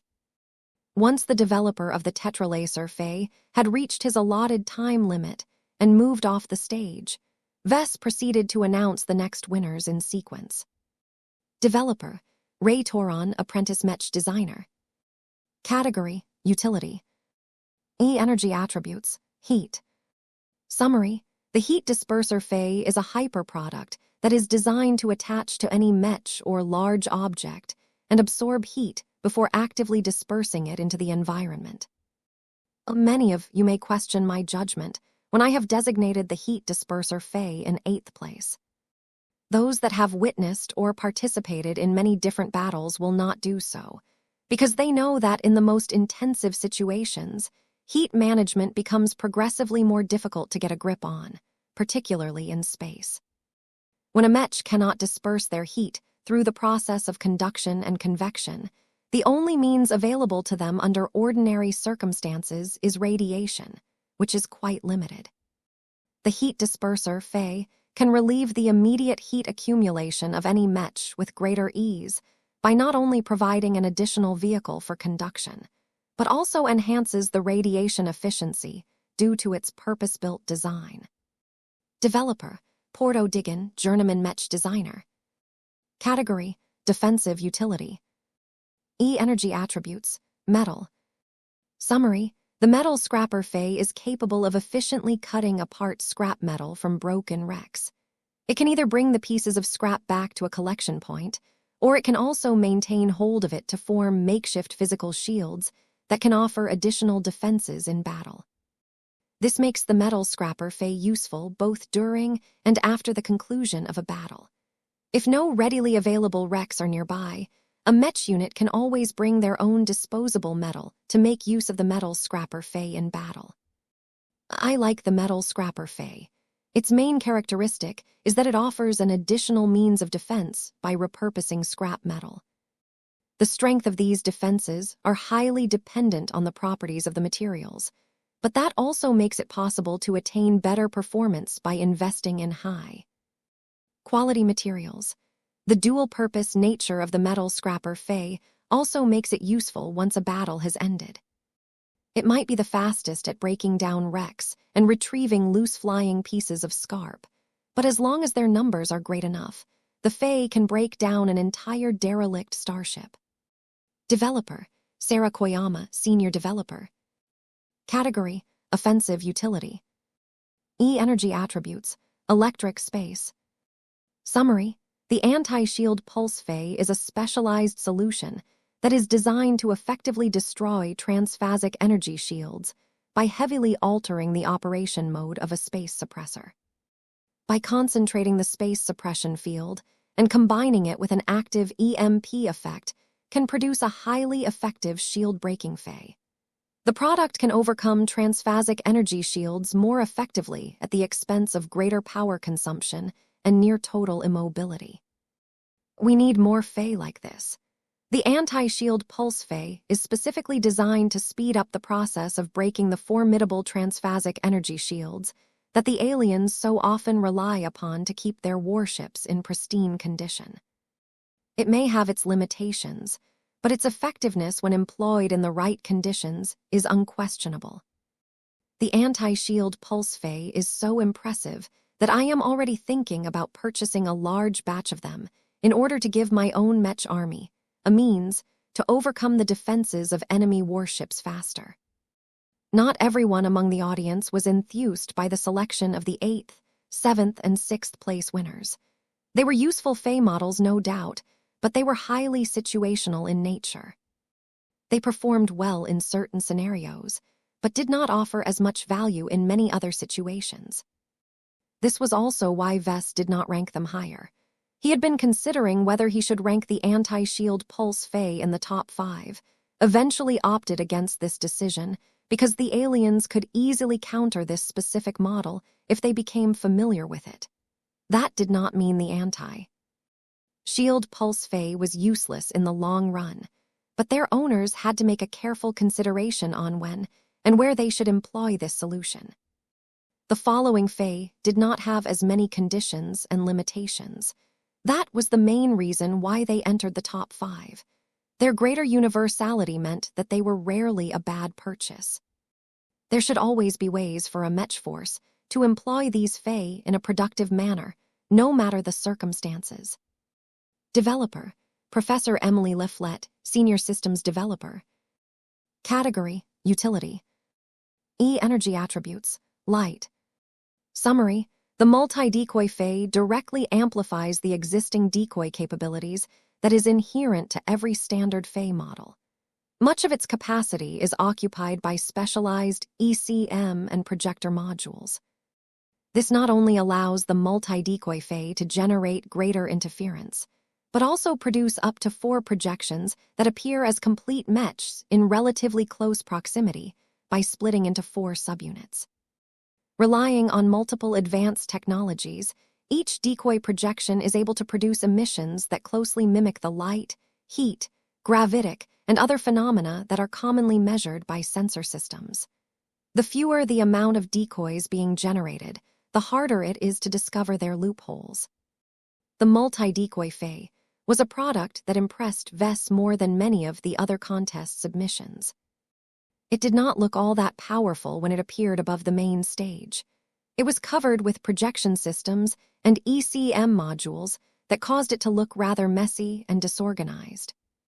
People's impression of the multi-decoy Fae improved a lot more when it showcased its main function. The living Fae split up into 4 smaller units before each of them produced a convincing decoy projection of a Fae-Fianna mech. It looks quite real. I can sense the heat produced by their flight systems. It won't be so easy for enemies to distinguish true and false, especially at a distance. I always had problems with Fae getting shot after doing their jobs by posing as decoys. Being able to produce more of them from a single Fae will not only save us more money, but divert more firepower away from our actual mechs. No one disagreed with the selection of the multi-spirit Fae. It had earned its place in the top 5 because the ability to generate 4 times as many decoys as other Fae was incredibly practical and useful in any battle. The biggest downside to the multi-decoy Fae was that it had sacrificed the ability to do anything else to gain this power. It was unable to contribute more directly to a battle due to lacking space for weapon systems, defense systems, and other functional modules. However, the multi-decoy Fae did not necessarily need all of these frills. Professor Emily Leflette has done an admirable job by leading a team of engineers who successfully developed a more refined subterfuge solution. The multi-decoy Fae is unparalleled when it comes to producing multiple high-quality decoys. The alien warships already have difficulty trying to distinguish the disguised Fae from actual mechs. We can reduce our enemy's hit rate even further by employing a product that is expressly designed to waste their firepower even more.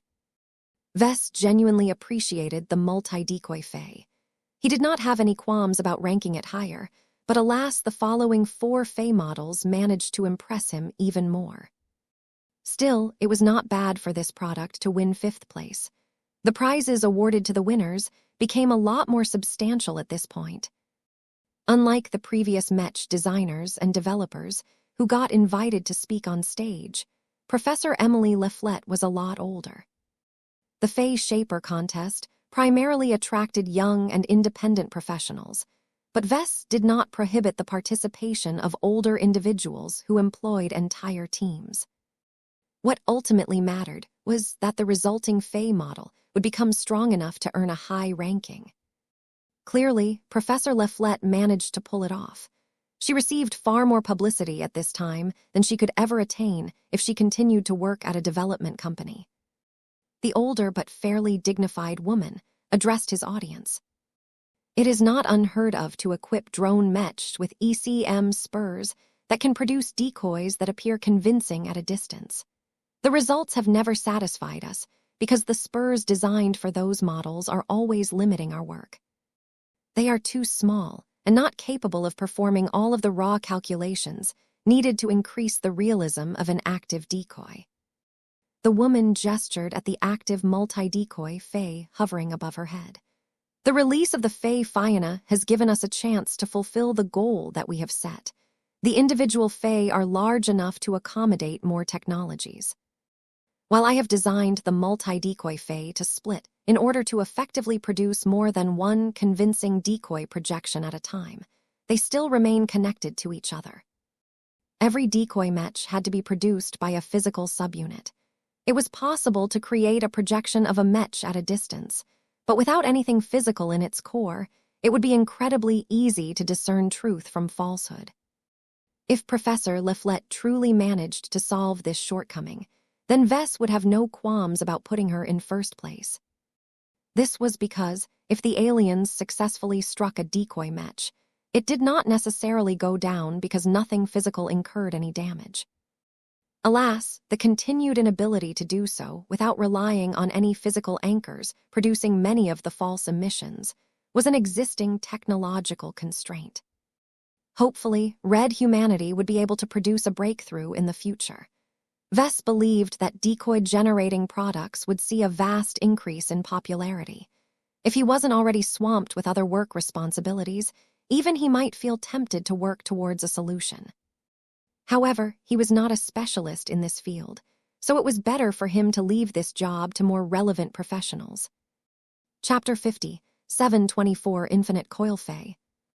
The creativity of the collective astounded Vess at times. He had never thought about developing half of the Fae that managed to enter into the top 50. Inventive solutions such as the multi-decoy Fae taught Vess that third-party developers could provide a lot of added value if he gave them an opening to demonstrate their craft. The Fae Shaper contest had definitely paid off big for the LMC. It had been fully worth it for Vess to make the trip to this planet. It was a shame that he wouldn't be able to speak with all of the contest participants up close, but he was already satisfied with getting a close and personal look at their works.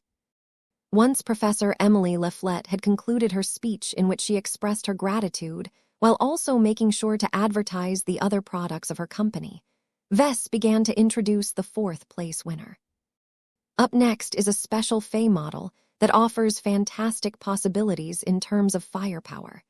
Its conditions of use may be a lot more cumbersome than the Tetralacer Fae that I introduced before, but those who want the maximum possible firepower should rest easy. Developer, Carl Steinbach-Bacali, Journeyman Mech Designer. Category, Offensive.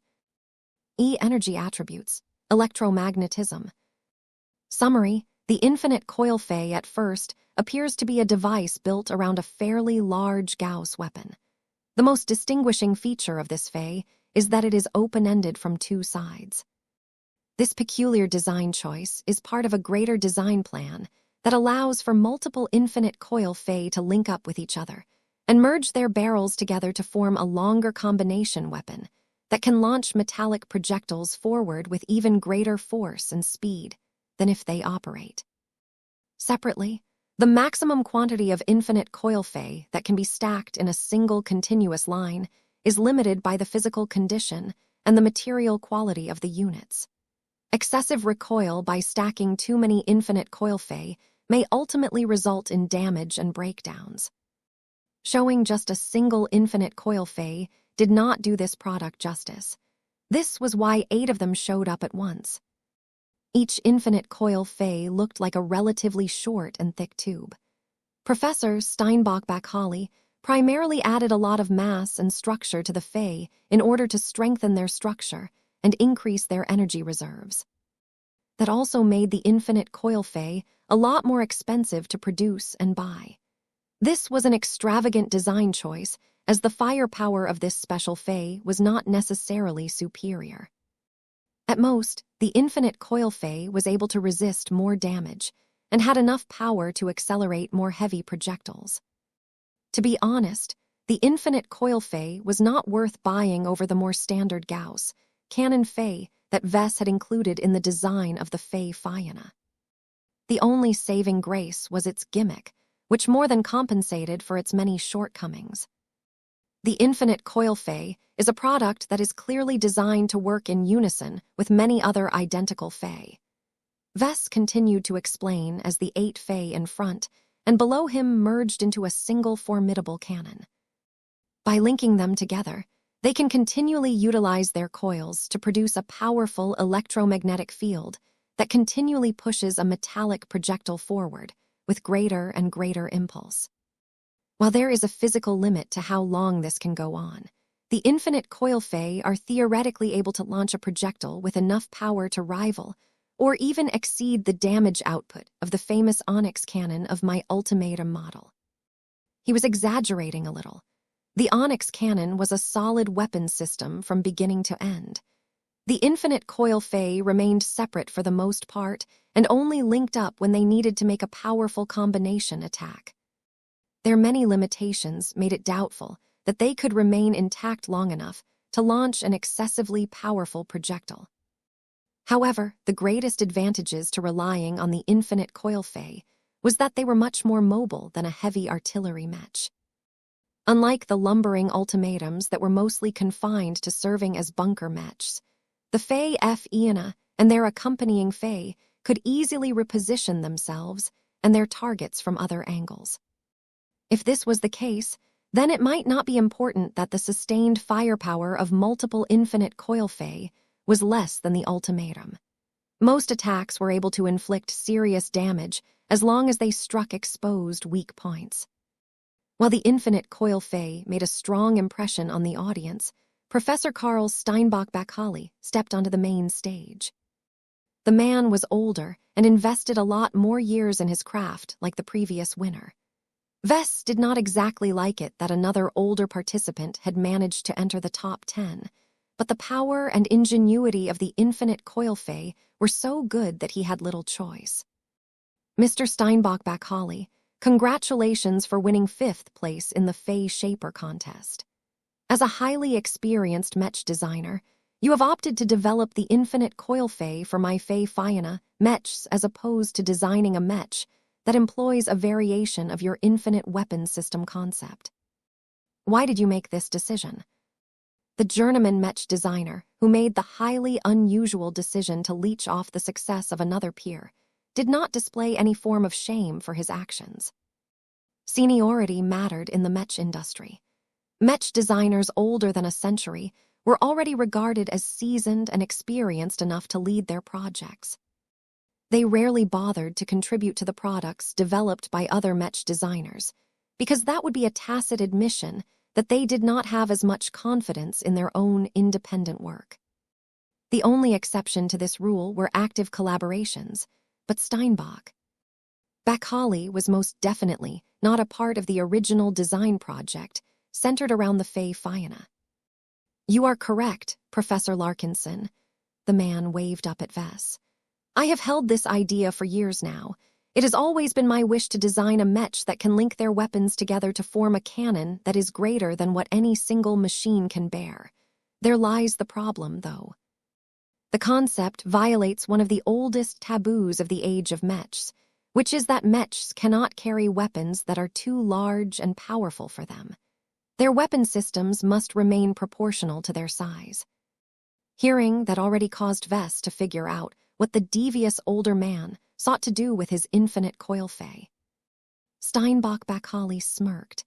Instead of realizing my idea in the form of a Mech, I chose to turn it into a Fey instead. There are many advantages to doing so. My infinite coil Fey can offer superior firepower in a more mobile package than resorting to heavy artillery Mechs. They can dynamically adjust their power levels by linking more or less units together to attain the right balance between firepower and sustainability.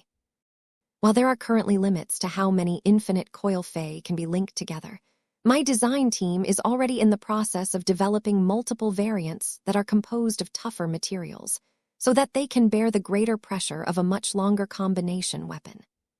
According to my calculations, the linked Fey should be able to launch a Gauss round that can inflict as much damage as the gun batteries of smaller warships.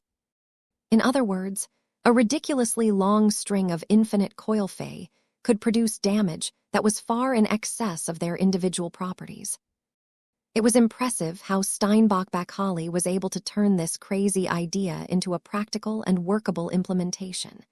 It was far too easy for the infinite coil Fey to shatter apart when it was forced to endure enormous pressure from all of the forces it was generating. That should not be all, Vess noted. Correct.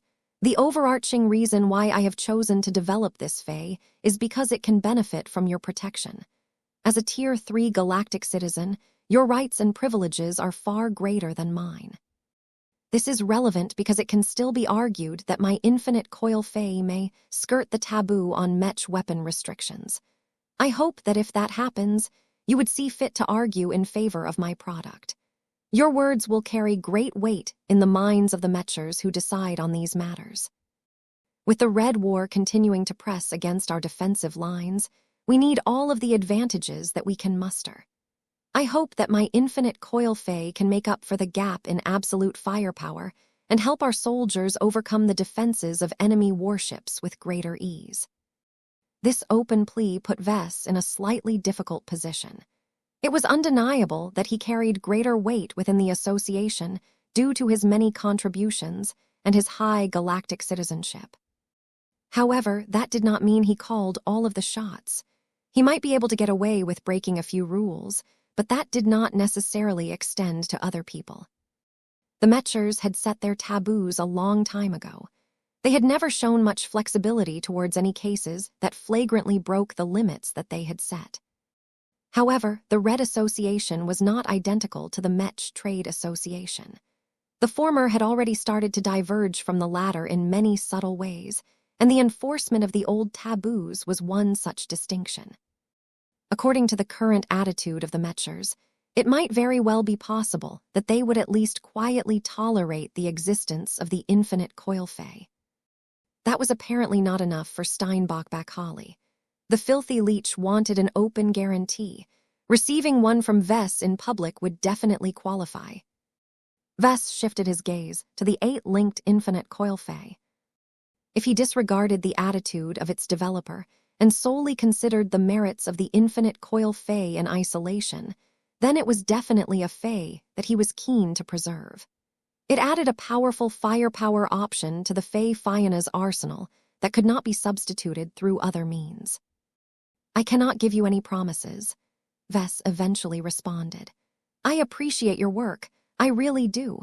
I think that Mech forces should be given the choice to adopt this Fey model into their own ranks. They have always been struggling to break through the transphasic energy shields of alien warships.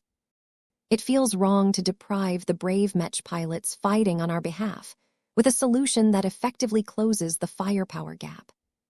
If the Red Association ever sees fit to put your infinite coil Fey on trial, I am willing to put in a good word, but not because I want to make you happy, but because I believe that continued access to this product will benefit the Mech pilots that we serve. That was a nice way to spin his argument. It was the Mech pilots that mattered, not the Mech designers. People like Vess and Steinbach-Bakhali were just service providers in this context. The answer made the 4th-place winner happy. The older man graciously bowed and made his way off the stage now that he managed to obtain his desired concession. The 8 infinite coil Fey unlinked with each other and turned into separate units again. The 2 Fey Fianas that had taken control of them from a distance steadily took the devices away from sight, making room for the next product.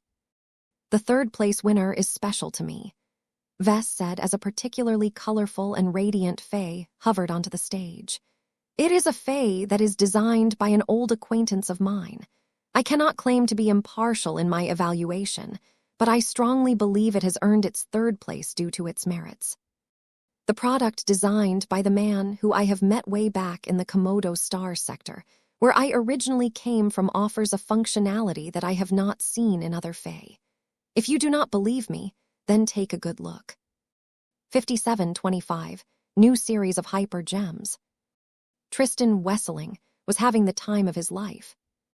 Ever since the Age of Dawn commenced, he experienced a renaissance.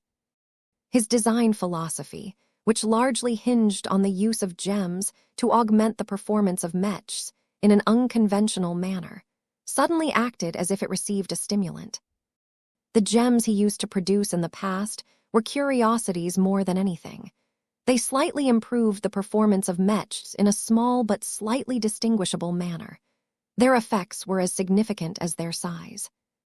In fact, if not for the fact that his gems were so small and easy to install on a mech, nobody would have bothered with making use of his products. Most people did not appreciate his work for that reason. What did it matter if his products was able to increase the damage output of a rifleman mech by 2 or 3%. Would making the armor of a Mech 5% more resilient truly extend its lifespan? After all, if a Mech was prone to getting crippled by receiving 3 heavy attacks in the same armor section, a slight boost in defenses did not mean that the Mech was able to resist 1 heavy attack more. This was why only the most detail-oriented customers bothered to make use of his products. His pedigree as a former direct discipline of Master Katzenberg had given him a decent boost in credibility, but that did not help him much when he was unable to take advantage of her umbrella due to his emotional decision to cut off all of his ties to the Friday Coalition. Though Tristan never regretted the decision to turn his back on the state that raised him and gave him the opportunity to become a young journeyman Mech designer, living through the Komodo War and becoming involved with its intrigues had thoroughly disgusted him to the point where he had to leave. It was tough to stand alone. He still missed the days when he could take shelter under Master Katzenberg's umbrella and knew that many daily problems could easily be solved with a single call. Yet it was by settling down in Davut and going through the process of leading his own Mech company that Tristan truly started to mature as a Mech designer. No one held his hand anymore. He had to balance his finances, invest in expensive facilities, and work hard to attract a customer base that appreciated his products. Fortunately, his background in materials science turned out to be incredibly useful at the start of the Age of Dawn. When hypermaterials started to pop up like mushrooms, every materials scientist started to get inundated with requests. There were so many different variations of materials that became affected by E-energy radiation that Tristan had been working non-stop to identify and measure the properties of hundreds of newly discovered hypermaterials. This not only gave him a strong boost in revenue, but also allowed him to grow more familiar with hypertechnology. On top of that, Tristan Design Services built up a lot of useful relations with influential companies based in Davut. Tristan found it a lot easier to solicit further contracts from them now that he had proven his competence, trustworthiness, and above all his discretion.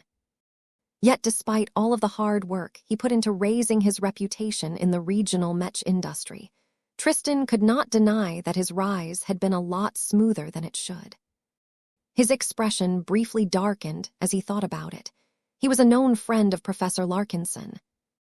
That meant that as long as Vess Larkinson continued to make a lot of accomplishments, more and more people were prone to giving Tristan more slack just because he happened to be acquainted with a rising star. Suffice to say, this association did not do Tristan's pride any good. He wanted to stand on his own 2 feet, but he was realistic enough to know that it was useless to deny connection. Since people thought he was a personal friend of an impressive Tier 3 galactic citizen, then he may as well accept his fate and take advantage of this favorable condition. Though Tristan had never again betrayed his old friend's trust, he was not above using Vess' name on occasion in order to gain more leverage in a business negotiation. He was sure that Vess would not mind, so long as Tristan did not go too far with tying everything to his friend. For a long time, Tristan thought that his involvement with Vess would remain limited to this.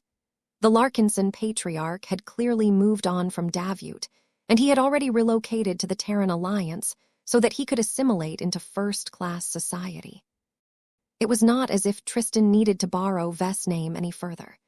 His growing comprehension of hypermaterials and hypertechnology finally enabled him to develop a series of hyper-gems. Their appearance changed everything.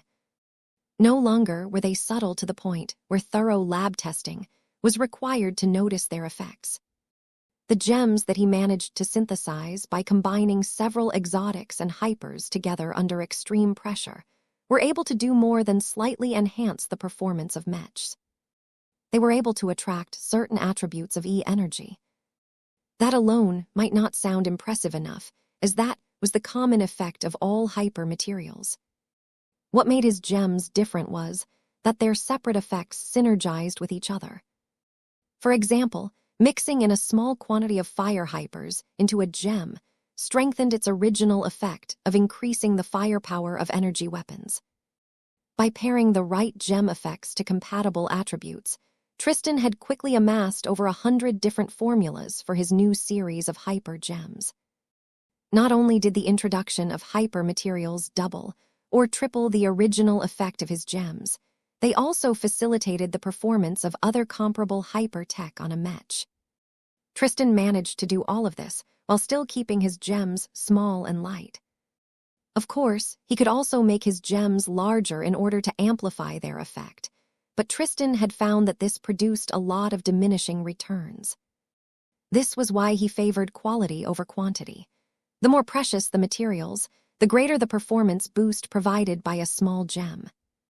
1 year after the start of the Age of Dawn, Tristan had fleshed out his signature hyper gems into 2 distinct product series. His positive hyper gems were comprised of his original blend of hypers and exotics. They provided performance enhancements through purely positive effects.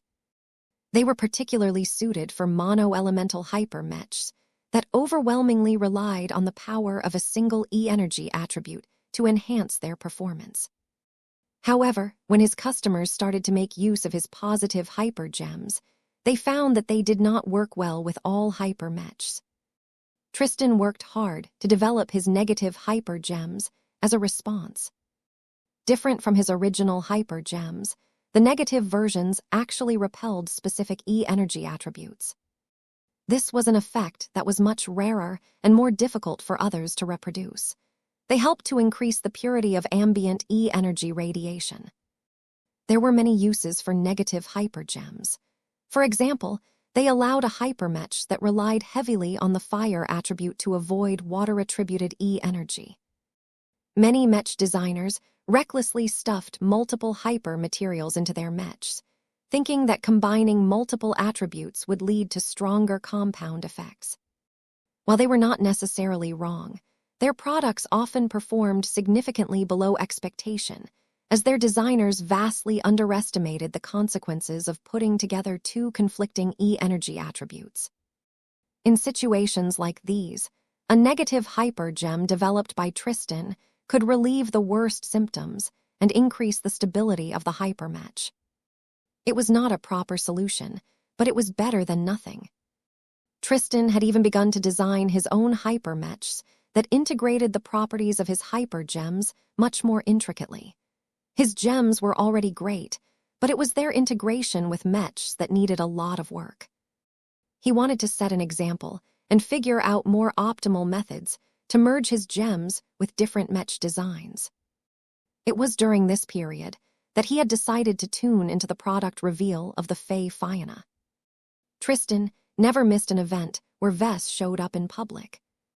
His old friend's product reveals were especially compelling, so much so that Tristan tried to learn from example. The Fey Shaper Contest. At first, Tristan did not have much interest in taking part in this competition. He already had plenty of work on his lap. His mech company was growing at a nice rate, so there was no need for him to leech off the work of another mech designer, much less his fellow native from the Komodo Star sector. Yet, as the Fey Fianna continued to impress the entire mech community with its excellent performance and its rich feature set, Tristan gradually changed his mind. He could not resist the attraction of boarding a bus that was much more frequented than his own. While Tristan Design Services had gradually started to become more known in the Davatan mech industry, it was far from becoming a household name in the region, let alone red humanity as a whole. It was different for Vess. He and his Living Mech Corporation had become so well known that even the first raters knew about his amazing living mechs. The opportunity to participate and earn an opportunity for his work, to get presented to a much wider audience, was too tempting for Tristan to resist. His hesitation quickly crumbled. Tristan put down his pride and earnestly diverted a lot of time in developing a living Fey that made integral use of his new hyper gems. While it would have been easy to take one of the default Fey designs and slap his hyper gem onto them, he did not think that was sufficient enough to constitute a serious work. He had not thrown away all of his pride as a Mech designer. He wanted to design a new Fae that he could be proud of. It had to offer superior performance and other defined benefits to customers who were willing to make use of his work. As such, Tristan went deeper and tried to elevate a Fae far beyond its existing boundaries. What better Fae for him to reimagine than the iconic Luminar Crystal Cannon Fae? The entire Fae was built around a weapon system that primarily consisted of crystals. Tristan had studied his friends' famous Luminar crystal weapons in the past. Although crystals was his specialty, that did not mean he could decipher all of the working principles of Luminar crystals. There were too many alien design elements that completely obfuscated their core mechanisms. However, Tristan still managed to deduce a few clues. This became useful when he tried to reinvent a Luminar crystal cannon Fae. His shallow insights into the alien tech gave him an opening to combine his hyper gems with Luminar crystal weapons in a productive manner. It had not been easy to turn it into a solution that was not wasteful. His hyper gems were not cheap, so if they did not enhance the performance of the Luminar crystal weapon by a large enough margin, they wouldn't be cost-effective enough for mass production. Fortunately, Tristan managed to resolve this problem in time for him to submit his work to the Living Mech Corporation. As he wore his most formal suit and slowly began to step up to the podium, he felt more nervous than ever now that he came under the attention of his old friend again. When Tristan looked up to the floating figure, he lamented the extended distance that separated the two from each other. The metaphorical distance between them had increased as well. While Vess advanced to the rank of senior and became involved in galaxy-wide affairs, Tristan still remained a journeyman who struggled to expand his business operations beyond Davut. Hopefully, his newly developed Fae would prove popular enough to attract a lot of customers. Once a lot more consumers outside of Davut started to experience the benefits of his hyper gems, they would hopefully inquire about his products. 5726 Luminous Fire Fae. Developer, Tristan Wesseling, Journeyman Mech Designer. Category, Offensive Utility. E-Energy Attributes, Fire. Summary, a reimagined Luminar Crystal Cannon Fae that combines Luminar crystal technology and Mr. Wesseling's signature gemstone amplification technology. The resulting integration of the two technologies has significantly increased the potency of the luminous fire phase damage output, while also bringing a myriad of other benefits that synergize particularly well with living mechs. The description of the luminous fire Fae did not do it justice. It possessed much more benefits than simply increasing the damage output of the Luminar crystal cannon. Vess did not blame the staffers and assistant Mech designers who had been tasked with evaluating tens of thousands of Fae design submissions.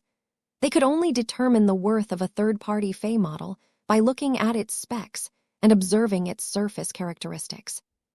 The luminous fire Fae defied simple analysis. Vess did not know how he managed to do it, but Tristan somehow managed to develop hyper gems and partially integrate them into his existing Luminar crystal weapons.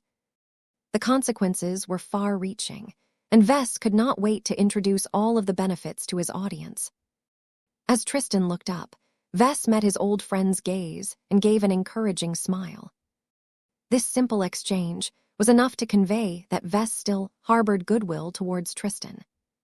Although their status had grown further apart than ever before, Vess still remembered the kindness and goodwill that he received from the second. Besides, the luminous fire Fae deserved to be recognized.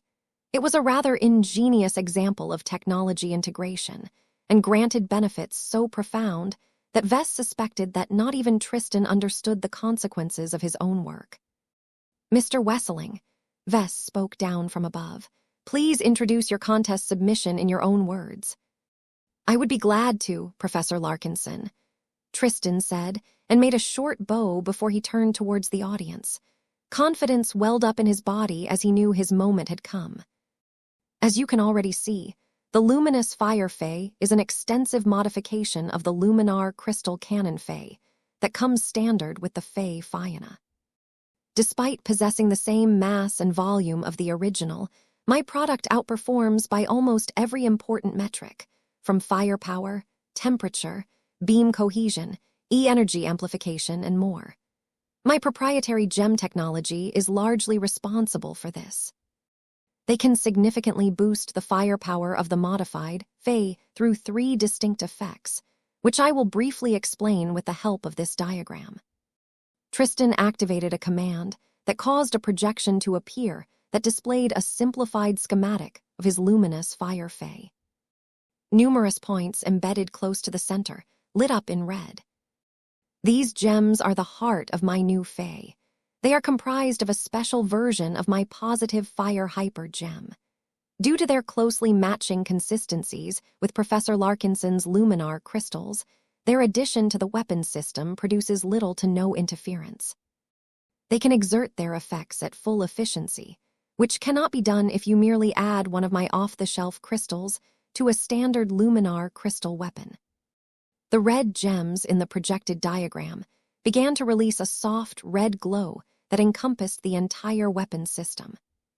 The first effect produced by my modified positive fire hyper gem is a relatively straightforward increase in the firepower of the weapon.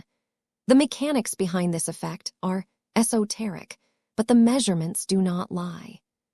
Just a handful of these crystals can already increase the damage potential of this luminar crystal weapon by roughly 5%, and that is without considering other factors.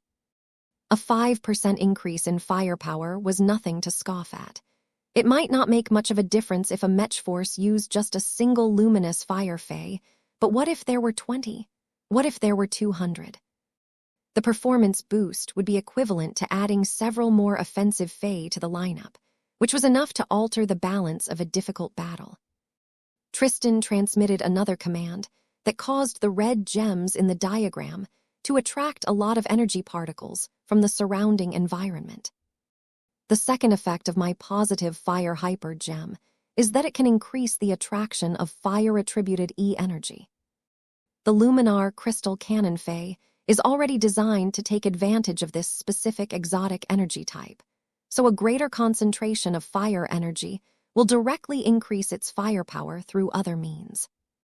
My gems may look small, but they are so powerful in their concentrated forms that they can potentially double the concentration of fire energy if enough of them are embedded in a single Fey.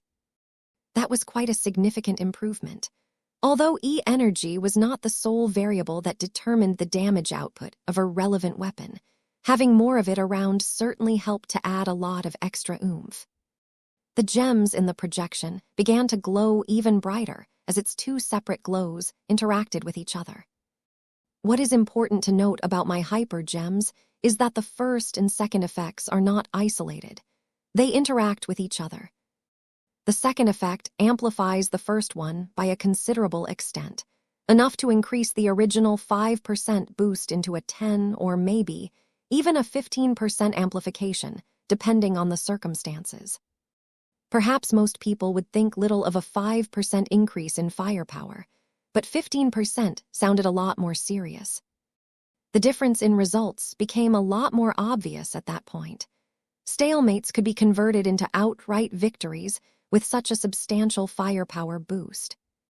A lot more people straightened their backs as they became more attentive to Tristan's lecture. The previous Fey models already aroused their interest, as they were all useful in different ways.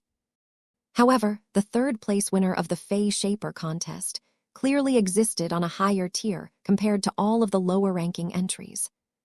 Tristan transmitted another command that caused blue gems to light up in the schematic. The odd gems had been placed closer to the exterior to the weapon frame, making it look as if they were working as a shield. The final piece of the puzzle is the negative water hyper gem.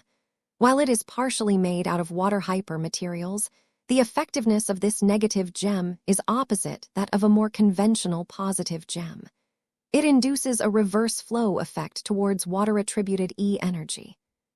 In other words, it repels exotic energy of this specific attribute and prevents it from contaminating the luminous fire Fey. The projection showed the concentration of water-attributed E-energy in the environment. Unlike its fire counterpart, the water energy particles simply couldn't get close to the Fae. The negative gems embedded across the device slowed down their progress and caused them to get repelled instead. The only disappointment was that the negative gems weren't as effective as the positive gems. The negative water hyper gem was unable to prevent all water-attributed E-energy from penetrating the luminous fire Fae. That did not mean the negative gems failed.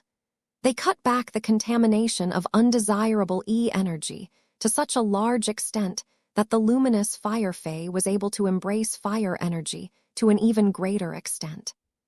Tristan smiled with pride as he elaborated on his negative gems. As you can see, my negative water hyper gem can repel the antithesis energy of my luminous fire Fae. This is highly relevant to the Fae Fianna because its base Mech and its energy shield Fae are both embedded with water hyper materials. They always attract significant flows of water energy, which is not desirable for any Fae that leverages the fire element. The standard luminar crystal cannon Fae therefore always underperforms to an extent unless it is deployed at a much greater distance from the base Mech than usual. That was not a desirable solution. Not only was it a lot harder to aim the offensive Fae when it was placed further away, the data connection between the Fae and Mech could also get cut off by enemy interference. If the use of negative hyper gems could reduce the need to keep incompatible Fae separate from each other, then this was a handy solution. Tristan wrapped up his shallow technical explanation. Together, these three effects can comprehensively increase the firepower of what is already regarded as an effective Fae. Professor Larkinson's luminar crystal weapons are already renowned for their efficiency and their myriad of useful effects. Combining them with my hyper gems can augment their existing properties in at least 3 different ways, all without taking up too much space or expending any conventional energy. The only major disadvantage that I have to mention is its price. My gems are powerful, but it is for that reason that they do not come cheap. While I am working hard to reduce the production cost of my luminous fire Fae, it is still at least 3 times more expensive than a standard luminar crystal cannon Fae. 3 times. Many potential customers became a lot less enthused about the luminous fire Fae once they heard that. Was it worth it to gain a 50% increase in firepower, but pay 300% more as a consequence? The answer to this question was different for every Mech force, but most of them struggled with their finances far too much to afford this extravagance. The high price tag was the main reason why Vess ultimately ranked Tristan's work at 3rd place. The luminous fire Fae was most certainly effective in combat, but it was a luxury product more than anything else. The Larkinson clan and other elite Mech forces were more than willing to pay a lot of money for a slight increase in combat performance, but there were many other groups that needed to count every MTA credits that passed through their hands. While the Fae were supposed to be a lot less expensive than a full combat Mech, it sort of defeated the purpose to make the former as pricey as the latter. Only those who were lacking in carrier vessels and placed a huge premium on quality over quantity would be attracted to the luminous fire Fae. Vess, for example, had already ordered the Larkinson army to look into adopting Tristan's work, though only when the luminous fire Fae could be upgraded to quasi-first-class standards. Not only would the Mech legions that made use of the Fae Fiannas be able to burn and vaporize their targets a lot harder, but Tristan would also earn a massive amount of revenue, all without impinging his honor. As Tristan completed his speech on the effects of the luminous fire Fae, Vess took over as he was not done yet with explaining the benefits of this fantastic product. As comprehensive as his explanation sounds, Mr. Wesseling has not given you the full story of its remarkable properties. As a specialist in e-technology, I have managed to identify a 4th effect produced by his hyper gems. You see, each Fae is alive when paired with a Fae Fianna. This is significant because the power and the growth of every living Fae is highly dependent on the concentration of E energy. The favorable circumstances produced by the hypergems places the luminous fire fae in a much more supportive environment. It can harness much more fire-attributed E energy at once, and it is able to grow faster while it is saturated in this environment. A few people who possessed a good understanding of the growth properties of living Mech looked shocked. They understood the implications of this revelation a lot more than the uninitiated masses. Vess grinned as he faced Tristan yet again. The former Fridayman looked genuinely surprised, as the living Mech aspect had been a blind spot to him. Tristan never thought about how his gems would affect the E-technology elements of his living fae. This is a fantastic benefit, in my opinion. The use of Mr. Wesseling's hyper-gems can effectively speed up the growth of any living fae or living Mech for that matter. While I am not entirely clear how much faster my living products can grow, the effect is not small. 57-27 stand tall. The combination of effects and synergies of the luminous fire fae were frankly insane. Tristan had grown a lot since Vess last met his old friend in person. The former Fridayman had been working diligently to develop his own Mech company and managed to make ends meet for a long time. The Age of Dawn and the introduction of exotic radiation clearly granted immense boons to the journeyman Mech designer. As Vess studied the physical copy of the luminous fire fae floating above Tristan's head, it became clear that it possessed remarkable qualities that he had never seen in any other living fae. All of this was due to the integration of Tristan's so-called hypergems. The positive fire hypergems and the negative water hypergems both produced a myriad of effects that effectively increased the firepower of the luminar crystal weapon. One of the reasons why the combined firepower amplification was so strong with this fae was because the luminar crystal cannon was not actually that strong. If the same gems were used to amplify the firepower of a warship laser cannon battery, the paltry gems would hardly be able to make a difference. The only way to make the gems more effective was to increase their quantity or improve their quality. That could get very expensive. The greatest advantage of Tristan's gems was their compact nature. They provided a greater performance boost to a Mech or object than anything else relatively to their mass and volume. That made his gems useful in a lot more situations than this.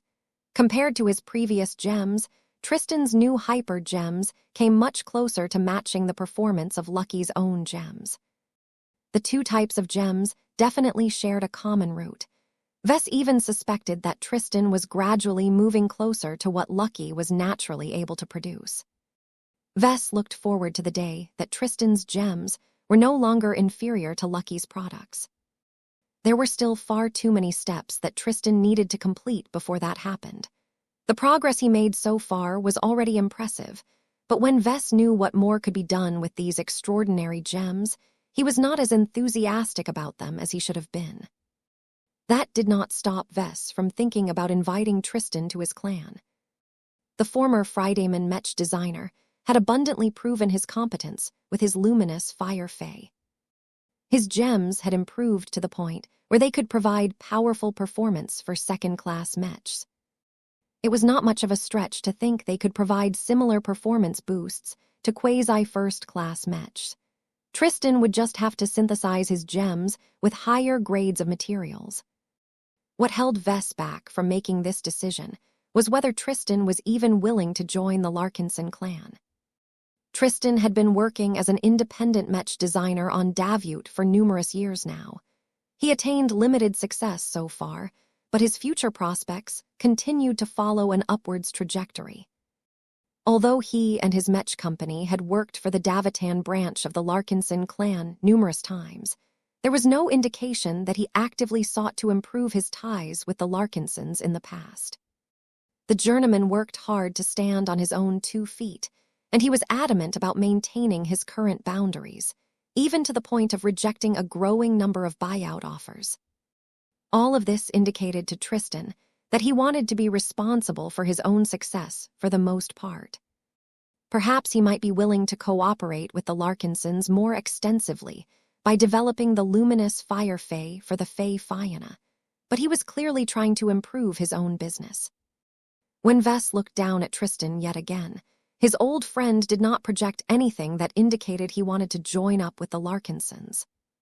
Even though the Larkinson clan was clearly in the ascendancy, Tristan was different from all of the envious Mech designers who wanted to join up and gain access to an easy track to becoming a first-rater.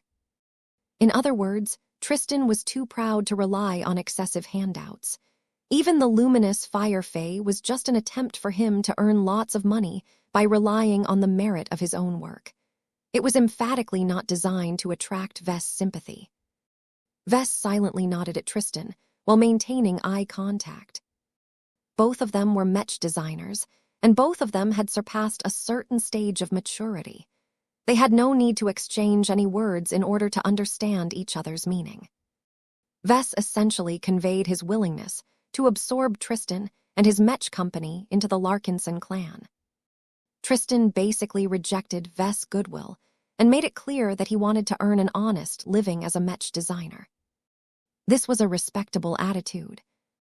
In fact, Vess respected his old friend a lot more because he would have made the same choice.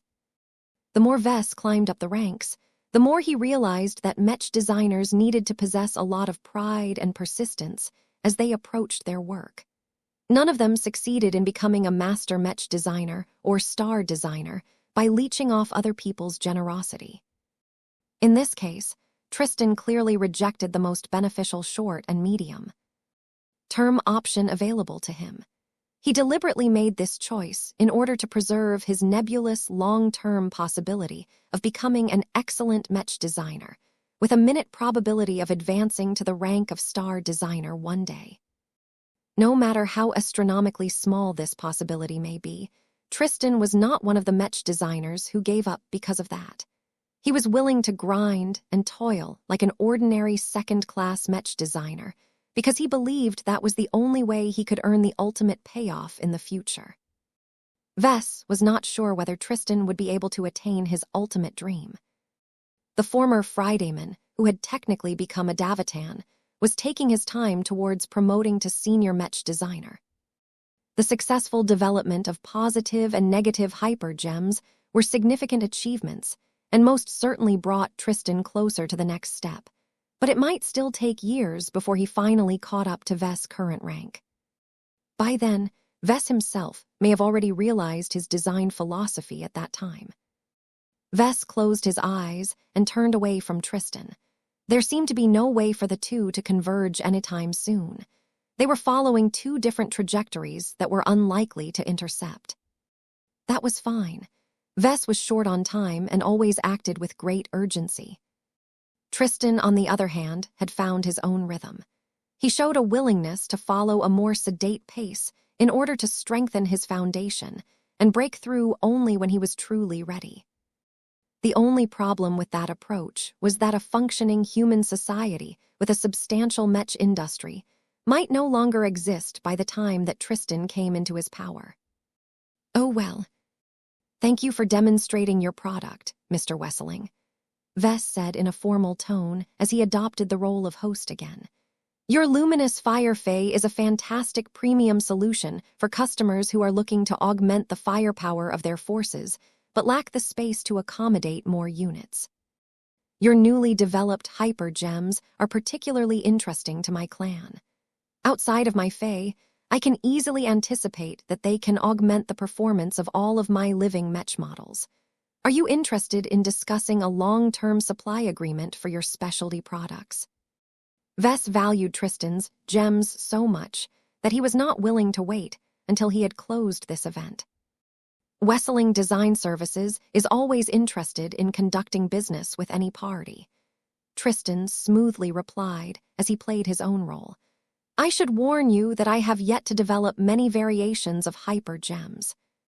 If you request hyper gems based on rare and less accessible attributes, then you must give me time to develop the right solutions. I am also unable to mass-produce high-quality hyper gems at this time. They are too volatile to be relied upon." I am not yet able to supply my customers with hyper gems that are effective enough to be utilized in first-class mechs. I understand, Mr. Wesseling. I will take your current limitations into account. I have utmost confidence in your ability to grow and refine your products over time. The two exchanged a few more pleasantries with each other before Tristan finally moved off the stage, taking his impressive, luminous fire fae as well. Ves did his best to reset his mood and focus on his current priority. The luminous fire fae is an impressive product and certainly had the capital to win first place. The reason why I decided to place it at third is not because of its shortcomings, but because the following contest submissions are even stronger. As far as I am concerned, the top three all deserve to be in first place, but that is not permissible according to the rules that we have set. There must be winners and losers, so the following fae is the penultimate product that does an impressive job of enriching the available options of my fae Fiona. A new fae hovered above the stage. Different from the luminous fire fae that radiated so much power and generated a powerful E-energy vortex, the second-place winner looked like the polar opposite. It was a fae that was coated in all black, that was designed to reflect as little stuff as possible. It also happened to be covered by emitters that were so form-fitting that they were barely raised from the exterior surface of the device. Not that many people looked surprised to see it appear on stage. They had toured the exhibitions before and already had a hunch that this particular product would be able to rank at the top. There were those that even thought it should have won first place. Alas, Ves made a slightly different choice, but that did not mean that the fae was bad. Developer, Professor Cecilia Avoki, Lead Engineer. Category, Utility. E-energy attributes, Negation. Summary, the stealth field fae is designed to work in concert with at least 3 more identical units, but should ideally be working in concert with many more. As its name suggests, the stealth field fae is designed to project a field that can not only dampen all outward emissions, but also make anything within the area of effect invisible to the naked eye, provided that the objects within are not producing any powerful emissions themselves. Only powerful sensors at close range or targeted scanning at further distances by alien warships can expose the flaws of this stealth field. The stealth field fae is a powerful example of high technology simplified for second-class mechs, and therefore suffers many inadequacies such as excessive cost, extremely high power consumption, relatively short run time, and accelerated wear and tear. Despite all of these shortcomings, a group of stealth field fae can offer a viable solution to allow a modest group of mechs to silently approach an enemy position in space by relying on ballistic flight. The description was longer than usual, but the stealth field fae deserved it. This was a product that could most definitely sway entire battles in the favor of the human side. And it was all because the stealth field fae could effectively hide a bunch of mechs from the sensors of enemy warships until it was too late. The trade-offs were great, but as long as a mech force made good use of this tactical advantage, an alien foe could definitely be taken by surprise. Professor Cecilia Avoki, please come up to the stage and explain the development of your stealth field fae to us all. Where is tech derived from, and how did you manage to fit such a powerful capability in the chassis of a relatively small fae? 5728, many limitations. The initial reaction towards the stealth field fae was surprise and wonder. Those who had already encountered it during the exhibition already guessed that it would end up with a high ranking, but all of the other people who were tuning into the broadcast only managed to discover this product for the first time. This was the debut of the stealth field fae.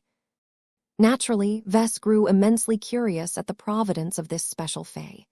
It was not every day that a high-tech development company with definite ties to a first-class power introduced a heavily simplified adaptation of advanced stealth technology to the masses.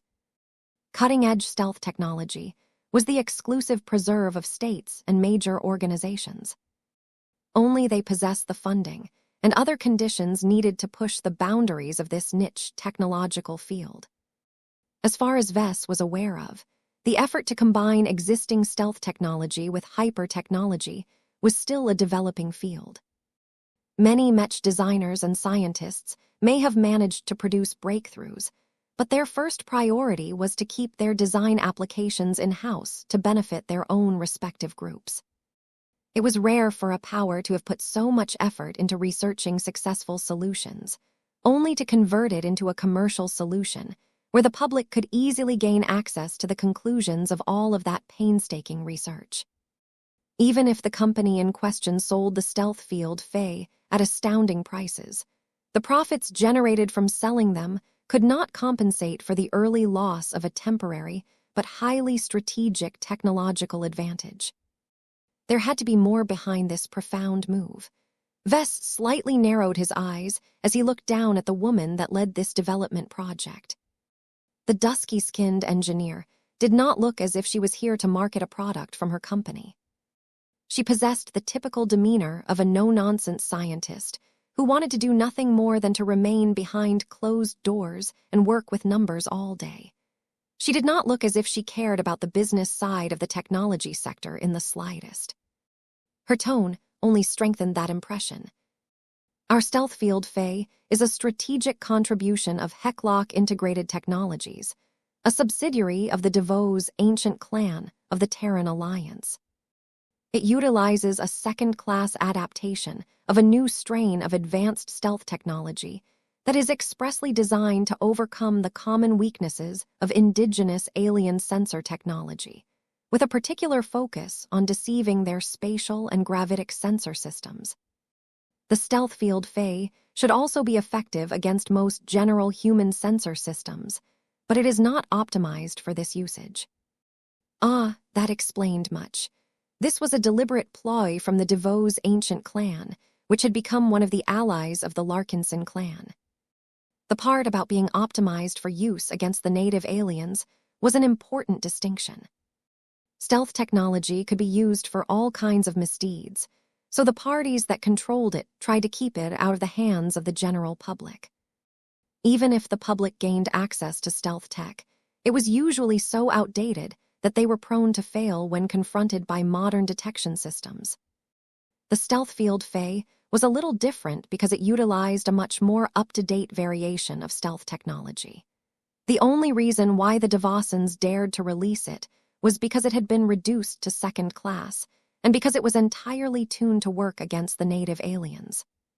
We have conducted numerous field tests of our stealth field Faye, and we can confirm that they work. Cecilia Avoki continued to explain, as if she was reporting to her superiors as opposed to potential customers. Of the 14 attempts we have made, 12 have managed to advance quietly from a distance and remained undetected until they came within 15 kilometers of different alien forces. That was an impressive result. Although getting detected 15 kilometers away was not as good as remaining hidden until reaching point-blank range, the remaining distance was almost nothing in space terms. There were dreadnoughts that were 15 kilometers long. Are the stealth field Faye effective in environments outside of open space? The lead engineer shook her head. I am afraid not, Professor. Our product is not able to produce an effective stealth field under atmospheric conditions or elsewhere. They are solely designed to be employed in space. It is best if they are employed during an active battle, as the presence of interference degrades the performance of enemy sensor systems and reduces the likelihood of detecting inconsistencies. If necessary, the stealth field Faye can also be employed outside of a battle, but the risks are elevated in those cases. Dr. Avoki proceeded to project a simulation that showed the deployment of a Faye Fianna, 4 stealth Faye, and a couple of other Mechs within the pyramid-shaped field. This is the most basic deployment scenario for the stealth field Faye. A set of 4 Faye deployed in a tetrahedron formation can effectively obscure the emissions of a small number of Mechs. The exact amount is heavily dependent on the level of active interference at the site, the quantity of Mechs, the spacing of the stealth field Faye, and most importantly, the activity levels of the Mechs themselves. The simulation began to highlight a few variables, such as the emissions outputted by the Mechs. In general, the stronger the Mechs, the more powerful emissions tend to be. This poses a problem as it becomes exponentially more difficult to minimize their presence. A larger quantity of Mechs also imposes greater challenges, as the stealth field Fae will not only have to increase their distance from each other, but also have to compensate for many more changing variables. Active maneuvers and course changes are especially problematic, as they produce much greater pattern changes that all need to be compensated for in real time. In addition to these complications, hyper-Mechs and high-ranking Mechs always affect the E-energy radiation around them. Our stealth field Fae can only negate their E-energy fluctuations to a limited extent. The mention of all of these limitations and constraints significantly depressed people's enthusiasm for this Fae. It shouldn't have been a surprise. Obtaining effective stealth capabilities by employing just 4 of these relatively small Fae never came cheap. The development team led by Dr. Avoki had to make a huge number of sacrifices in order to render it at least somewhat useful in this particular form. The woman did not seem to care about all of the dismay she was causing with her words. However, the greatest constraint to utilizing the stealth field Fae is their elevated power consumption. It takes a great amount of energy to maintain even a small active stealth field. Do not expect them to be able to lurk in space for hours or days on end by themselves. Not only will they drain their limited energy cells fairly quickly, but their heat sinks will be stressed to their capacity as well. There is no effective means for us to increase these limits without making the price even more unreasonable. This was the biggest letdown of the stealth field Fae. What use were they when they ran out of juice after being active for a relatively short time? Still, not everyone gave up on this expensive and overpriced tech demo. Now that Dr. Avoki had done her due diligence and given her audience a necessary reality check. She began to explain how the stealth field Fae could be utilized in an effective manner, despite all of the aforementioned limitations. Heklock Integrated Technologies still considers the stealth field Fae to be the successful outcome of an experimental development project, because it has managed to fulfill its mission in numerous real scenarios.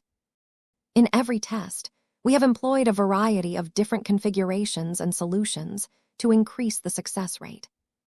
The projection changed to show annotated footage of these tests. Here, you can see that we have managed to secretly deliver up to 30 Mechs and 5 boarding shuttles in close proximity to an enemy fleet on standby. The lack of interference makes it much harder to approach in stealth, but we have compensated for that by resorting to numbers. Of the Mechs that we have employed in this capacity, 15 of them are comprised of Fae Fianna. Of this group, 10 are entirely equipped with stealth field Fae, which means that there are 40 stealth field Fae working in total. 40 stealth field Fae. That amounted to a large investment, as none of them were cheap. However, relying on numbers clearly worked, as close to an entire Mech company managed to approach an alien fleet without getting detected in advance. The footage showed other interesting adaptations. In order to minimize the emissions of the Mechs, shuttles, and Fae, they have been launched out of an advancing carrier vessel on a ballistic trajectory. None of the Mechs aside from the stealth field Fae have been fully activated. This allows the Mechs to preserve their energy levels and remain cold for the entire duration. The only serious shortcoming to this tactic is that the lack of active flight significantly extends the time to arrival. The stealth field Fae cannot remain active during this entire time interval. The footage showed how the testers overcame this problem. Not all of the stealth field Fae were active at the same time. 30 of them were constantly maintaining a cube-shaped formation, while the other 10 remained on standby. When a stealth field Fae started to reach its limit, it dropped out of formation while a spare one moved into place. Specialized support Mechs that traveled with the covert Mech unit gently replenished the spent Fae. After that, The recharged Fae were put on standby until it was their turn to maintain the collective stealth field again. This was quite an ingenious setup. The use of so many stealth field Fae at once not only increased the total coverage, but also added a lot more redundancy to the operation. The limited runtimes of the stealth field Fae were not that big of deal so long as the Mech unit had ways to replenish them during the entire journey. As long as speed was not an issue, the stealth field Fae did not have to work excessively hard to obscure the emissions of so many small craft. Mechs that did little else aside from coasting through empty space generally weren't very difficult to hide. The negation-attributed hyper-materials also did their jobs of making sure the hyper-mechs did not produce any noticeable wakes or trails in the surrounding E-energy flows. Although sensor systems that could effectively observe and measure the flow of E-energy radiation were practically unheard of, it was better to account for this potential threat in advance rather than allow it to be a critical weakness a few years later. Dr. Avaqui smiled as the footage showed the conclusion of the successful test. The infiltration unit successfully came close enough to sprint the remaining kilometers at full burn and rapidly sneak the boarding shuttles into the open hangar bay of an alien battleship that had failed to activate all of her segmented transphasic energy shields in time. The footage ended at that point. It did not show how the infiltration unit managed to get away from this incredibly dangerous situation, but it was not necessary. The point was that it demonstrated that the stealth field Fae could open up a lot of new possibilities in the Red War so long as they were properly used. We have found that our stealth field Fae is most effective when it is operating in larger numbers and as part of a mixed element. They can be utilized to smuggle torpedoes at close proximity or pass through blockades in complete secrecy. They can be used to spy on alien strongholds or extract critical personnel. The use of stealth technology is not uncommon in first-class combat, but with the release of our new Fae, we hope that second-class Mech forces will be able to leverage this capability to their advantage as well. 5729 Cost-saving measure. The explanation provided by Dr. Cecilia Avaqui successfully won her audience after she initially scared them away from purchasing her product. The stealth field Fae may be fragile, finicky, energy-hungry, and prone to failure in many conditions. But so what? As long as a Mech force properly accounted for all of these weaknesses and took measures to minimize exposure to them, the stealth field Fae could still be utilized to secretly sneak over a bunch of Mechs and other stuff. Technology was all about recognizing limitations and working around them. Vess shouldn't be so surprised at this, because third-raters and second-raters often had to work around them in their daily lives. Even first-raters weren't exempt from the boundaries imposed by their physical reality. They just had it a lot better because they could spend astronomical sums of money to obtain extremely inefficient, but somehow effective enough solutions for most of their problems. In any case, the stealth field Fae presented so many useful possibilities in or outside a battlefield that even the Larkinson clan wanted to obtain a generous quantity of them. They could make life a lot easier for its Mech legions. The high price tags did not pose much of a hindrance to the increasingly wealthier Larkinsons. It was as if the stealth field Fae were specifically designed to meet the needs of the Larkinson clan. Of course, Vess was far from the only person who was willing to splurge on these useful solutions. Numerous leaders among the audience also made the same consideration. Unlike stealth Mechs, the stealth field Fae was able to hide the presence of Mechs that ordinarily weren't equipped with active cloaking systems. This was incredibly useful as it opened up the possibility of discreetly sneaking in scout Mechs, hacking Mechs, melee Mechs, and more without letting them get intercepted in advance. The only issue was that it would be difficult for the covert Mech unit to successfully reach their destination if their targets actively moved in space. Ballistic travel was most conducive for stealth because the Mechs mostly remained cold as they coasted through space. If their target kept moving, The covert Mech unit had to move as well, and that was problematic as the stealth field Fae needed to compensate for a lot more activity. The greater the variables, the greater the probability of exposing flaws. That did not depress the enthusiasm for Vess and everyone else who saw great promise in this tech. Despite the experimental nature of this product, its capabilities were just too useful to set aside and forget about its existence. The ongoing war did not allow for Red humanity to take its time to properly test out all of its new innovations. As long as a new tech was useful enough, it was better to put it to use despite the lack of exhaustive tests. Besides, there was no guarantee that alien sensors would remain ineffective against the form of stealth employed by this product. Stealth technology always got overtaken by advancements in sensor technology. Perhaps it might only take a few years before the aliens wised up and made sure to equip their warships with technological updates that rendered the stealth field Fae ineffective. If that was the case, then it was better to take advantage of the momentary effectiveness of the stealth field Fae while they lasted. As Dr. Avoki completed her frank and factual presentation of her product, Vess chose to ask a few questions. I think I am speaking on behalf of many interested parties when I say that we appreciate your candor, he said, as he continued to float above everyone's heads. As exhaustive as your explanation may be, there are still many points of uncertainty. For example, is it possible for your stealth field Fae to successfully bring an expert Mech or an ace Mech in close proximity to an unsuspecting alien fleet? Not in a reliable manner. The woman decisively shook his head. One of our failed tests happened to center around this scenario. High-ranking Mechs are much more powerful and produce exponentially greater emissions when active. We do not have the technology to compensate for their domain completely shut down. Many people frowned when they heard that. Vess was no exception. If that is the case, then the inactive expert Mechs will turn into sitting ducks. Much of the reasons why the aliens are struggling to defeat our champions is because our high-ranking Mechs are not only a lot tougher, but are also capable of evading a lot of powerful attacks. Even if they get hit, their resonance shields can mitigate a lot of incoming damage. Keeping them offline negates all of these advantages. They can only rely on their armor systems to withstand enough damage and buy time for the machine to activate in a hurry.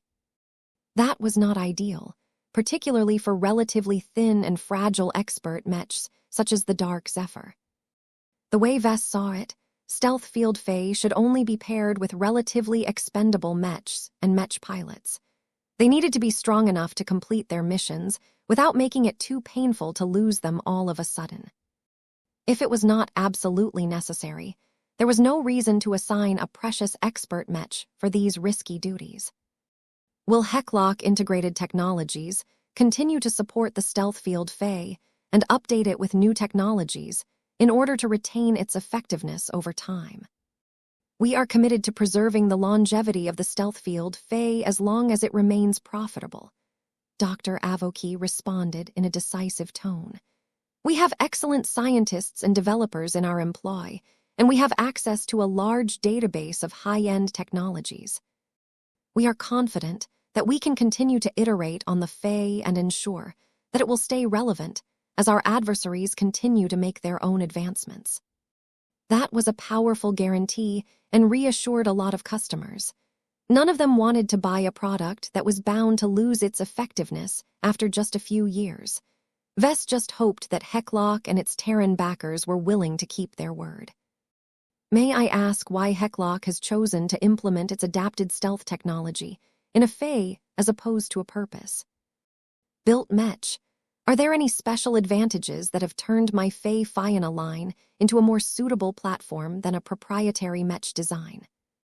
The woman smiled up at him as she offered her response. One of the requirements to maintain an active stealth field is to perform a large amount of directed calculations and apply the results with as little lag time as possible. It is exponentially more difficult to cloak an entire field of space as opposed to the fixed dimensions of a single stealth Mech. It may not be obvious to the casual observer, but the most expensive and energy-intensive component of our Fae is not its specialized stealth field emitters, but its proprietary AI core. The projected schematic zoomed in to highlight the relatively large AI core installed in the center of the Fae. She was right. The AI core looked way out of proportion of the rest of the Fae. It was too large and expensive for what was supposed to be a relatively small combat object. The maximum processing power contained in this core was common in high-end hybrid mechs or even corvettes.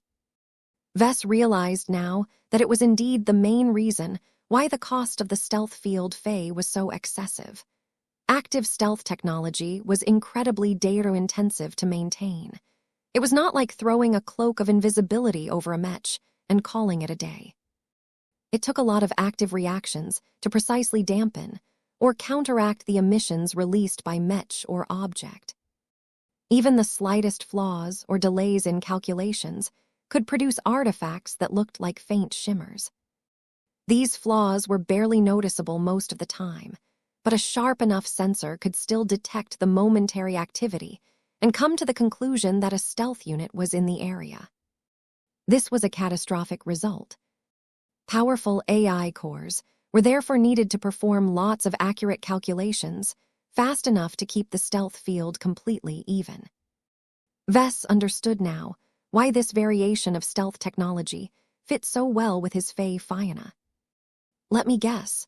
The effectiveness of your AI cores has increased by a significant enough margin when they are integrated in a living Fae. Am I correct? Cecilia Avoki nodded. That appears to be the case, Professor. I have spoken to other developers in the preceding hours, and they have also noticed similar patterns.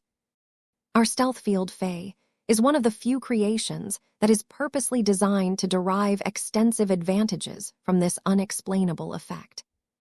As long as the living Fae possesses elevated judgment and processing capabilities, we can effectively employ a more affordable AI core to perform the calculations of a higher grade of AI core. We will lose this advantage if we implement our stealth technology in our own mech designs. That was interesting. Vess had not been aware of this effect. The living mechs that he designed so far generally did not rely all that much on powerful processing capabilities in order to fulfill their role. The Phobos was probably the most dependent on number crunching in order to maintain its highly effective stealth system. But Vess remembered that he had splurged on an AI core that was way more powerful than the expert stealth mech actually needed. He would rather equip the powerful machine with additional processing power in case it was needed one day. These stealth field Fae are high-tech products. They shouldn't be easy to produce, Vess remarked. Will Heklock Integrated Technologies be able to produce enough of them to meet customer demand? The lead engineer's expression remained impassive. I am responsible for production operations, so I cannot supply you with a detailed answer. It is my understanding that our factory is able to meet a modest level of demand. If we can produce enough stealth field Fae to fulfill all of our orders, then we can employ another factory, but not much more. What is the limit? The current version of the stealth field Fae is heavily reliant on a number of rare exotics and hypers that are relatively limited in supply. For example, a hyper material with the negation attribute is still rare and difficult to find in the new frontier. The limited availability of raw materials will constrain production to a lower ceiling than what we consider ideal. We are trying our best to locate more sources of rare materials, but humanity's territories in the Red Ocean can only yield oh so much. I understand. The industrial capacity of a civilization was highly dependent on territory. The aliens would find it much easier to mass-produce the stealth field Fae because they had much more abundant access to the necessary materials in their enormous turf. Vess asked a few more questions about the stealth field Fae and generally became satisfied with what he heard. Dr. Avoki was not a careless engineer and accounted for many concerns in advance. Since the production of your stealth field Fae is so limited, can you give our Larkinson clan a priority on orders? We would like to order a batch of 1,000 units to begin with. Is that acceptable? The woman nodded. That should not be an issue, though I must warn you that it will take time to complete your order. There were plenty of ways for the Larkinsons to make use of these handy stealth field fae. While the Larkinson clan already possessed existing stealth capabilities of its own, they were mostly confined to specialized units belonging to the Black Cats. Outside of the Phobos, the Larkinsons did not really have access to a combat unit that could employ active stealth to sneak close to a powerful enemy. The addition of so many stealth field fae should relieve this shortcoming. It helped that the fae weren't all that big and could easily be stored. 57-30, the winner of the Fae Shaper contest. Just as in the case with Tristan's hyper gems, the development of stealth field fae had the potential to comprehensively strengthen the armed forces of the Larkinson clan. Vess was incredibly pleased to gain access to third-party innovations that the Larkinson clan could never develop in-house. There was no one within the ranks of his clan who had any clue about how to make gems that could augment the performance of mechs in mysterious ways. Even Vess had made little progress, despite making use of Lucky's gems for such a long time. It reminded him once again that Vess did not shoulder the entire burden of developing powerful solutions for his clansmen. It was okay to rely on outsiders to fill up the gaps that the Larkinsons could not do so themselves. In any case, as Dr. Avoki and her stealth field fae finally moved away from the main stage, the time had come to introduce the final fae. Many people in the audience already figured out what that fae may be. There was one more fantastic fae that was unlikely to rank between 11 and 50. The fact that Vess had not presented it so far was a powerful clue that its turn came last. I have been graced with many interesting fae models today, Vess said with a smile. None of the products that have reached the top 50 are without merit. Many of them are marred with flaws, but that does not stop them from being useful under the right circumstances. What makes a fae a good addition to a mech force that employs fae fainas is not only decided by their raw specifications, but also how well their owners are able to leverage their advantages. The more advanced and powerful fae usually imposed more requirements on their users. The stealth field fae was the most extreme example of this kind. That said, I believe that my fae faina line should have the freedom to choose from a range of different fae.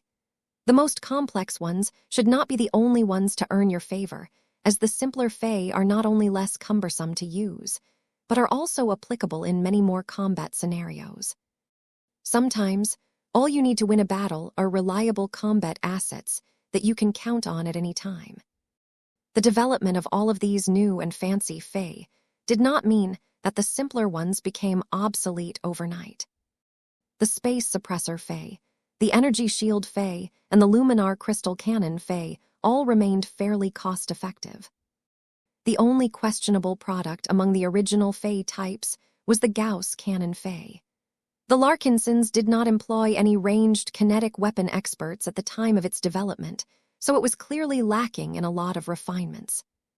Regardless, Vess wanted to make sure that his customers would not feel overly pressured to employ expensive solutions, such as the luminous fire fae, or more convoluted products, such as the infinite fae. This was what ultimately decided which fae deserved to rank at the top. The time has come to announce the winner of the Fae Shaper contest. This is a great honor as it has managed to earn my greatest appreciation among other fantastic products. None of the fae in the top 10 are awful, but only one of them is able to defeat all of the others in terms of value. My judgment criteria is based on an estimation of how much positive impact they can make in the war effort. Based on this, the best fae should be powerful enough to make a substantial difference on the battlefield, but also affordable enough to be used in wider numbers. The following fae has managed to strike an excellent balance between price and performance. Now, without further ado, let me introduce you to the fae model that has clinched the top rank. A new silvery fae floated in from the side. It possessed an unusual circular shape and looked like a floating turtle shell. Developer: Kelsey Ampatok, Journeyman Mech Designer. Category: Offensive Utility. E-Energy Attributes: Space. Summary: the Shield Infiltrator Fae is a product that is foremost designed to pass through transphasic energy shields by relying on deception. It is designed to analyze the patterns of alien small craft and projectiles and imitate them in order to deceive alien control systems into identifying it as a friendly unit. If successful, the Shield Infiltrator Fae should be able to pass through transphasic energy shields without encountering any meaningful resistance, as it has been added to an alien warship's whitelist. Once it has managed to pass through the layers of energy defenses, it should have extensive access to the hull of the enemy vessel. If it has not been shot down or eliminated through other means, the Shield Infiltrator Fae will be able to deliver a small payload that can range from small bombs to individual human infiltrators. The Shield Infiltrator Fae did not look subtle, but there were definite reasons behind its unusual shape. Kelsey Ampatok ascended to the main stage like a woman who already knew from the start that she had clinched the top prize. She had many reasons to be confident. Among all of the participants who ended up in the top 50, the Journeyman Mech Designer was the one who came from a first-rate state. As an employee of Isthmus Manufacturing, the Rubarthan Mech Designer not only mastered all of the skills required to design first-class multipurpose mechs, but she also grew familiar with second-class mechs. Her remarkable combination of skills and experience allowed her to develop advanced technological products, while at the same time figuring out many ways to control the cost. The Shield Infiltrator Fae was an incredibly inspired product. It possessed an amazing function, yet remained cheap enough that most customers should be more than willing to purchase thousands of them without worrying about their budgets. When people discovered how much it cost to purchase a Shield Infiltrator Fae, they all became pleasantly surprised that it was also within their means to purchase this product. Good afternoon, ladies and gentlemen. As the lead developer of the Shield Infiltrator Fae, it is an honor for me to be able to present my work to you. Its name already betrays its purpose. It is a Fae that is solely designed to infiltrate the exterior defensive envelope of alien warships. The Fae is not dangerous or useful in itself, as it is lacking in offensive or defensive capabilities. I have stripped everything down until I have been left with the bare minimum. This has made my Shield Infiltrator Fae affordable enough that you can rely on a large quantity of them to successfully drive through at least a part of them through an active transphasic energy shield. This was a tacit admission that the shield infiltration technology was far from perfect. Stuff could go wrong, which would cause the Fae to bump into the transphasic energy shield without obtaining permission to pass through. The chance that this would happen was much greater if the alien adversaries were aware of the presence of these peculiar Fae. The first-class Mech designer activated a projection that showed the shield infiltrator Fae attempting to pass through the transphasic energy shield of a captured alien destroyer. In order to understand how our Fae is able to bypass the most formidable defenses employed by the aliens, I will need to explain how energy shields work in general. As you should already be aware of, energy shields do not block anything that passes through them, though they could theoretically be made to do so. They are often designed to pass through harmless light, as well as any form of energy or matter launched by the side that employs the energy shields. In order to prevent any conflicts, the energy shields are controlled by instructions that instruct them to pass through any laser beams, kinetic rounds, or small craft. This is a manual process that has never produced any problems, as all of these friendly activities are whitelisted. Kelsey Ampatok began to grin when she spoke her next words. My shield infiltrator Fae is built with adaptive and partially morphable materials. This allows it to change its properties so that it can closely mimic the properties of alien matter. It is also built with an inbuilt sensor array that is specifically designed to measure data related to its purpose. The lower the range, the higher the quality of data, and the shorter the time needed to decipher a valid pattern. Although my Fae's computational power is not strong, it can borrow the processing power of the Fae Fianna or any supporting starship in the rear as long as an active data link can be maintained. That was a powerful distinction. The stealth field Fae had to carry their own powerful AI cores because relying on external sources for computational power would produce a lot of emissions that could expose the presence of cloaked units. The shield infiltrator Fae preferred to avoid attracting any attention, but it was not necessary to keep it totally hidden. The time it takes to calculate a valid pattern varies considerably based on the power and sophistication of the energy shield generators utilized by the enemy. Simpler transphasic energy shield generators usually lack many redundant protective measures that can hinder the operation of my Fae. More advanced transphasic shield generators, such as those employed by most major alien races, are much more on guard against this sort of infiltration. They have most definitely confronted this threat in the past and have developed countermeasures against it. There is still a small chance my shield infiltrator Fae can pass through, but the success rate is likely below 1%. That was too small. Unless a Mech force had enough Fae Fiannas to launch hundreds of shield infiltrator Fae, it was not worth bothering. Kelsey Ampatak thought so as well. The more modern warships fielded by the native aliens are also much more attentive towards any objects that come in close proximity to their hulls.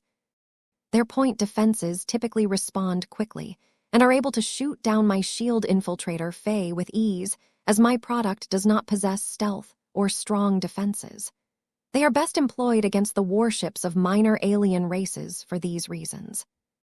These were major shortcomings, but it was already a good start. It was better to have access to a somewhat effective solution than nothing at all. Together with the stealth field Fae, the shield infiltrator Fae opened up so many new possibilities for mischief that the aliens wouldn't know what would hit them in the following year. The results are excellent once they have succeeded in their infiltration. Kelsey smiled as he began to show footage of successful cases. My shield infiltrator Fae can only transport relatively small objects through the active defenses of an alien warship, but that is already enough to bring bombs, tracking beacons, human infiltrators, and other payloads in physical contact with the exterior of the hull. If the aliens are particularly inattentive, then my shield infiltrator Fae may be able to enter an open hatch or hangar bay, thereby allowing it to inflict much more serious damage to the enemy vessel. The shield infiltrator Fae was not large enough to carry anything powerful, but it did not have to. A relatively compact explosive device should already be powerful enough to knock out or disable the formidable gun batteries of alien warships when detonated in the right locations. This was an excellent way to pull out the teeth of powerful enemy vessels and reduce their threat level without needing to drill through their transphasic energy shields. The possibilities for infiltration were even greater. Even though it was not possible to hide the shield infiltrator Fae, a single human infiltrator might easily be able to sneak aboard a ship and lurk around without alarming the alien crew. 5731, a whole new battle tactic. The shield infiltrator Fae possessed a huge amount of potential. This was clear to many people, especially those who struggled to penetrate or overwhelm the transphasic energy shields of alien warships. The Mech industry had been working hard to release new Mechs and technological innovations that could make this job a lot easier. From the relatively basic but effective Stormblade technology to the recently introduced anti-shield pulse Fae, it became clear that the demand for effective solutions against the ridiculously powerful defenses of enemy warships still remained high. This was a powerful indication that the Mech industry had failed to meet the needs of all of the Mech pilots and Mech forces struggling to defeat the alien raiding fleets in the front lines. At the very least, the Mech industry had yet to come up with an effective answer thus far. The lack of progress could be excused for the time being as the Red War had raged for only less than 2 years. Was this because the Mech industry was incompetent? Vess did not think so. The challenges were just too great to overcome. The most difficult variable to work around was face water. It was too damn scarce, and it did not help that human space occupied so little territory that red humanity was starving for this precious substance. In contrast, the aliens were literally swimming in it. They occupied the red ocean for so long that their stockpiles were astronomical.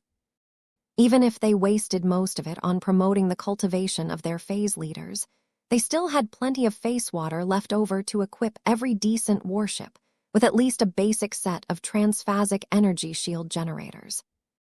Red humanity was fighting an uphill battle. The lack of territory, manpower, combat assets, and more placed a lot of pressure on Mech designers such as Vess to come up with a silver bullet that could pierce through transphasic energy shields as if they were nothing. Such a solution was simply not available at this time, but the successful development of the shield infiltrator, Faye at least showed that they were taking a step in the right direction. The only aspect that Vess did not like about the product was that it originated from a first-class Mech designer. The Faye Shaper contest was supposed to be an event that celebrated the innovations of second-raters. Vess had set the prize pool low to the point where no first-class Mech designer would find it attractive enough to bother with the competition. Even if they had other motives in store, it was quite risky for them to compete against many other second-raters. If they did not have absolute confidence that they could win first place, then any other outcome would be a huge stain on their record. Their reputation would plunge, as they had essentially proven themselves to be inferior to people who were supposed to be their lessers. It was one thing to admit one's inferiority to an anomaly like Vess. He had long transcended his roots as a second-rater. It was another thing to rank lower than ordinary second. The loser might as well quit the industry and retire after suffering a humiliating loss. Yet that did not happen. Somehow, Kelsey Ampatok not only made a huge gamble, but managed to win his bet. Vess had thought deeply on whether he should designate the shield infiltrator Faye as the winner of the competition. After all, Tristan Wesseling's luminous fire Faye and Dr. Cecilia Avoki's stealth field Faye were both so powerful that their presence could easily sway the outcome of a battle. However, the single most important factor that set these two Faye models apart from the shield infiltrator Faye was their affordability. The Rubarthan journeyman somehow managed to outclass many second-raters by developing a living Faye that was cheaper and easier to fabricate than almost any other contest submission. The man could teach a master class on cost-saving measures. The sheer amount of work and effort he put into slimming down the shield infiltrator Faye was so extreme that even Vess learned a few useful tricks from studying the design. It was clear that Mr. Ampatok did not randomly take part in the Faye Shaper contest because he wanted to win a grand prize of 10,000 MTA credits. He had greater motives in mind. Vess already had a guess what they may be. Participating and winning this contest was certainly a good way to catch his attention, but all of that had to wait until they formally wrapped up this event. As the first-rater deftly completed his initial presentation of the shield infiltrator Faye, the audience still looked fascinated by this amazing new product. Perhaps the ability to pass through enemy transphasic shields by pretending to be a friendly vessel may have been done before in first-class combat, but this capability was unheard of in second-class combat. Why had these people never heard about it? Why was it only available now? How come the tech was first applied in a Faye as opposed to a Mech or shuttle? Vess entertained these doubts as well. Mr. Ampatok, I am at your service, Professor Larkinson. Is the shield infiltrator Faye based on existing first-class technology? It is, the journeyman admitted. The technology is relatively niche. When the original developers discovered that its effectiveness was vastly reduced against the modern warships of the major alien races, the decision was made to shelve it, as there was little point in developing specialized solutions that are only effective against lesser warships. Typical, The First Raiders could already rely on brute force to overcome the defenses of weaker warships. What has led you to repurpose this tech for a second-class Fae? Mr. Ampatok smiled. I took it on myself to give this tech a second chance. It may not be particularly compelling for First Raiders, but it is clear that Second Raiders and Third Raiders feel much differently about the ability to pass through enemy shields without encountering any hindrance. I recognized an opportunity to service the needs of the brave Mech and women who have taken upon themselves to challenge powerful warships with fairly weak Mechs, and I took it. I am pleased that my hard work in the development of my shield infiltrator Fae has earned your appreciation. The ability to infiltrate enemy transphasic energy shields by imitating the patterns of enemy craft should not be an easy process. How have you managed to control the cost of your shield infiltrator Fae considering that it was originally based on first-class technology? Mr. Ampatok exuded a lot more pride as he offered his response. The secret is your Fae Fianna. My previous competitors have already mentioned how your drone Mech platform is able to enhance the computational and decision-making processes of all of their Fae. I have made the same discovery and specifically took advantage of it.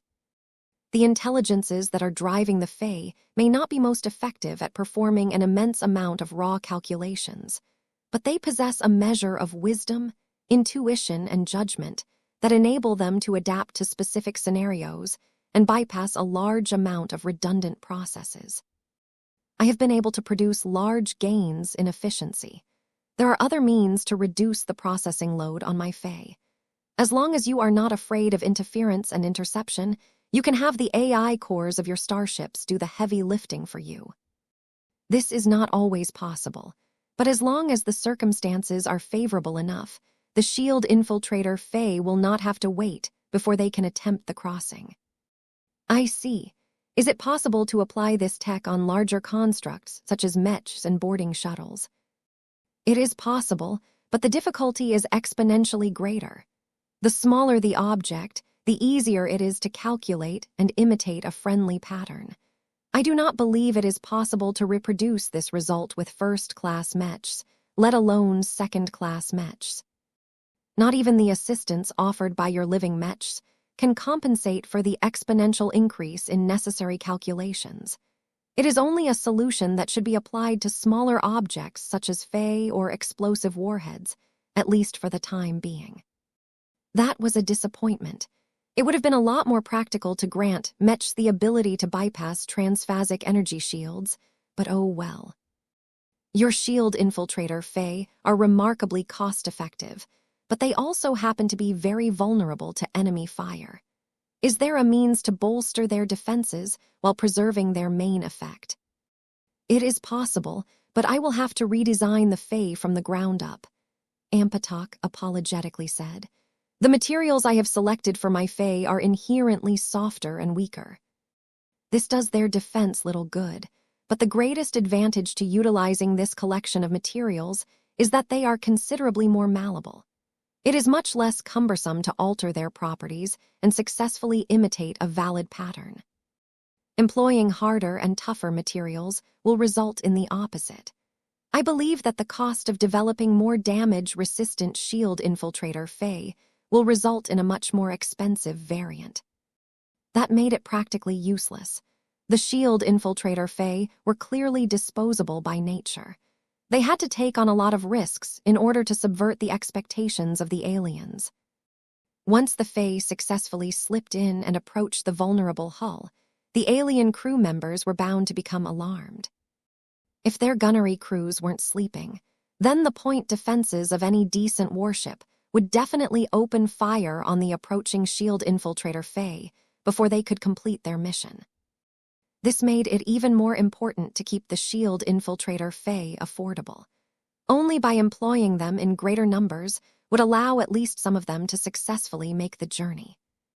Vess gained a much better understanding of the context surrounding the shield infiltrator Fae. It was still an incredibly useful product, but they needed to be utilized correctly in order to make the most of them. The risks were too great to load them all up with human commandos. Who would possibly be crazy enough to enter these death traps that had a high chance of getting shot to pieces by enemy point defenses? The only approach that made sense was to load them with as much explosives as they could carry. Vess could already imagine how the shield infiltrator Fae would be used in the coming years. The Fae Fianna that ferried them across the battlefield probably had to bring along a set of spare Fae in order to maintain their full combat effectiveness after they had delivered their initial payloads. Kelsey Ampatok clearly came to the same conclusion because he activated another projection that showed a simulation of how they could be employed. It showed a swarm of hundreds of Fae Fiannas, accompanied by thousands of shield infiltrator Fae. They all approached an alien raiding fleet that was actively trying to shoot down the incoming machines as much as possible. The Fae made this a lot more difficult by dispersing their formations and generating decoys. Once the Fae Fiannas successfully came close, they sent forth their shield infiltrator Fae towards half a dozen warships. Even though the Fae started to get blasted to pieces at a much higher rate, there were simply too many of them. Roughly half of them collided against the transphasic energy shields as their attempt to pass off as friendly units failed for whatever reason. The remaining half successfully passed through the energy shields before they crossed the remaining distance and detonated their payloads next to powerful gun batteries, open hangar bays, and massive thruster nozzles. The enemy warships had become crippled. What an inspiring demonstration. Even if it was just a simulation, it successfully captured the imagination of many people. Vess' eyes lit up as he realized what this approach entailed. The Fae Fianna have turned into bombers. The shield infiltrator Fae opened up a brand new battle tactic that had not been seen since the early days of the Age of Conquest. 5732, Priority Supply. Bombers. Vess was not the only person who associated this word with the shield infiltrator Fae. By stuffing the expendable Fae with as much explosives as their limited capacities could accommodate, they could be sent out on a one-way trip through the transphasic energy shields of enemy warships and blast their surface modules to pieces. It did not matter that most warships were so large and massive that it was impossible for the relatively small payloads of the shield infiltrator Fae to knock out any core systems. Just the ability to damage the gun batteries and the propulsion systems of an enemy warship was already enough to end her participation in battle for the most part. To think that all of this became possible so long as a Mech force committed to utilizing the Fae Fiannas as bombers. From what Vess could recall from his history studies, this was a type of small craft that had seen limited use in the Age of Stars and the early years of the Age of Conquest. Human warships at the time were nowhere near as great as the ones in use today. They were the equivalent of third-class vessels for the most part. What was most important was that they had yet to be equipped with good enough energy shields to provide strong coverage. This granted an opportunity for starfighters to get close and bomb the hell out of these large and lumbering vessels. While the pilots of these fragile craft inevitably suffered a lot of casualties in every serious fight, the loss of a bunch of starfighters and easily replaceable pilots was trivial compared to the destruction of a much more expensive warship. This became such a popular strategy at one time that specialized bombers made an entry. They had sacrificed nearly all dogfighting capabilities so that they could launch the strongest anti-ship strikes possible. Unfortunately for starfighter romantics, the golden age of starfighters ended too soon. Once the Age of Conquest started to kick into overdrive, humanity rapidly improved their warships as they continued to steal powerful alien technologies and secured access to better materials. At the same time, they began to attract the attention of much more powerful alien empires. The warships that humanity needed to defeat were even more perverse in many cases. In any case, warships improved so quickly on every front that employing starfighters against them was no different from committing suicide.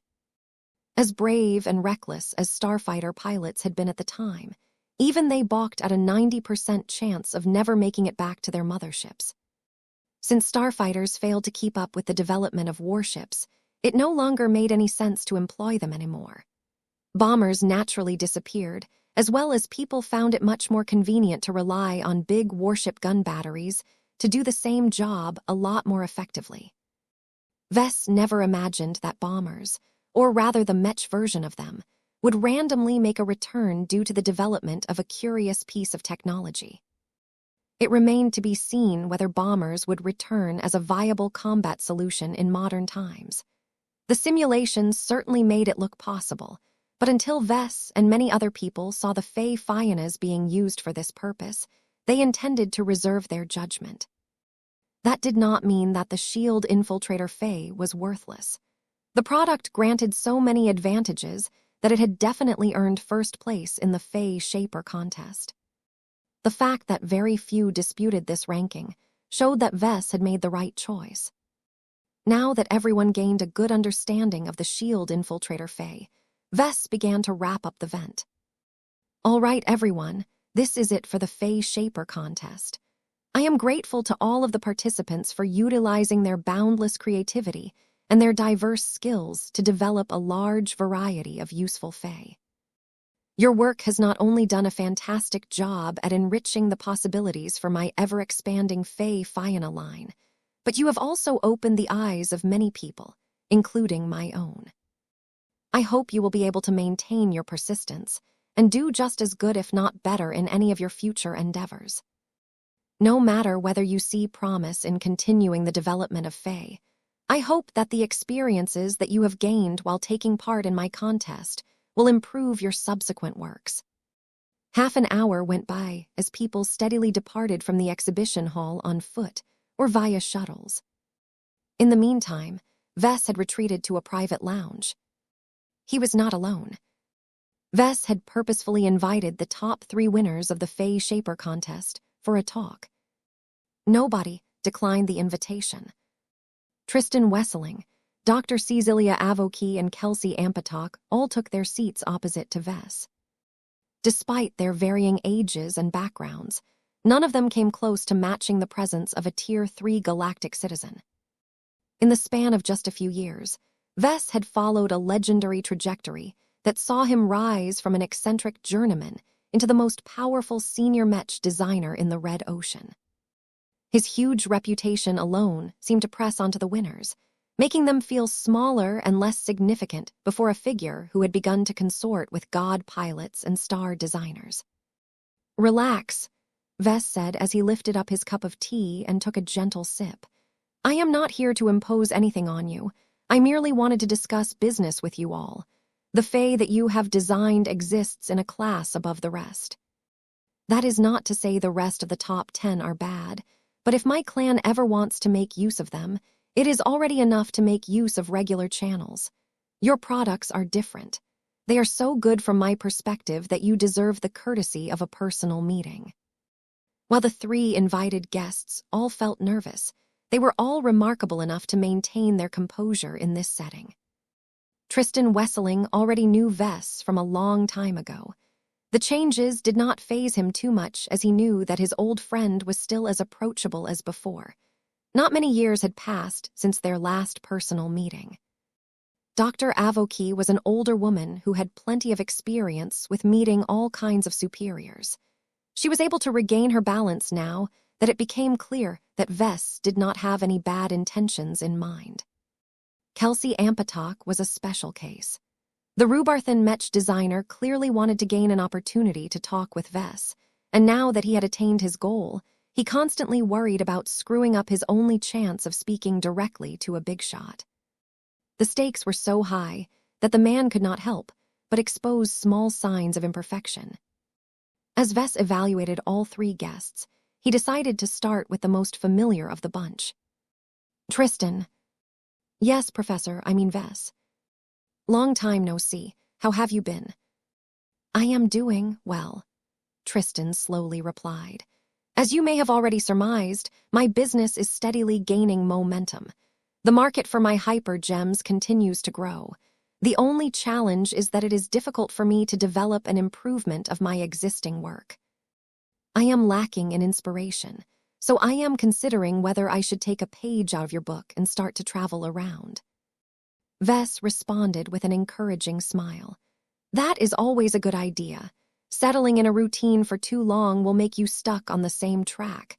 There is only so much you can gain from sticking to the same path. Taking a few detours every now and then will broaden your perspective and challenge your views in ways that you have not even imagined. If you decide to go on a journey, then make sure to think about safety. This is not exactly the best period to go on a sightseeing tour." "Thank you for your advice, Vess." They chatted a bit more before Vess finally addressed the topic that he truly wanted to talk about. "Your luminous fire fay is quite powerful compared to the regular version of my luminar crystal cannon fay, but it is still a product that is developed for the market. The Larkinson army will predominantly make use of quasi-first-class mechs and often transphasic ones as well. Their power is so much greater than general second-class mechs that your fay need to keep up in order to become relevant for my armed forces." Tristan was somewhat familiar with the Larkinson army. He quickly understood the nature of the request. "You want to commission the development of a transphasic quasi-first-class variant of my luminous fire fay." "Yes, can you do it? I can assure you that my clan will compensate you well for your labor." Tristan eagerly nodded. "It would be my pleasure to help you, Vess. I am confident enough in my skills to be able to make it work, but it may take time because I do not have much experience with facewater technology and other higher-end technologies." The former Fridayman beamed with pride because he recognized that this was a serious request. Vess essentially signaled that he did not have the time and expertise to design an upgraded version of the luminous fire fay. He could only rely on Tristan's services to equip the Larkinson edition of the Fey Fianas with offensive fey that were even more powerful than the ones they utilized at this time. The challenges were myriad for Tristan. "If I want to complete this job, I will have to complete a large amount of work. I have to design new and improved hyper gems in order to produce effects that are strong enough to be effective on quasi-first-class mechs. This will likely take months, so do not expect to obtain quick results." "I understand. Just make sure to deliver a good product. Once you have completed this commission, are you interested in accepting more? There are many other useful fey and mechs that could perform a lot better if they were all embedded with your amazing gems." This time, Tristan looked a lot more hesitant. "I would like to oblige you, Vess, but I have my own research and projects to work upon. I cannot set aside all of my workload just to work on your priorities. I am not rejecting your proposal, but I want to ask you to be patient." That was a bummer. Vess fully understood Tristan's concerns, though.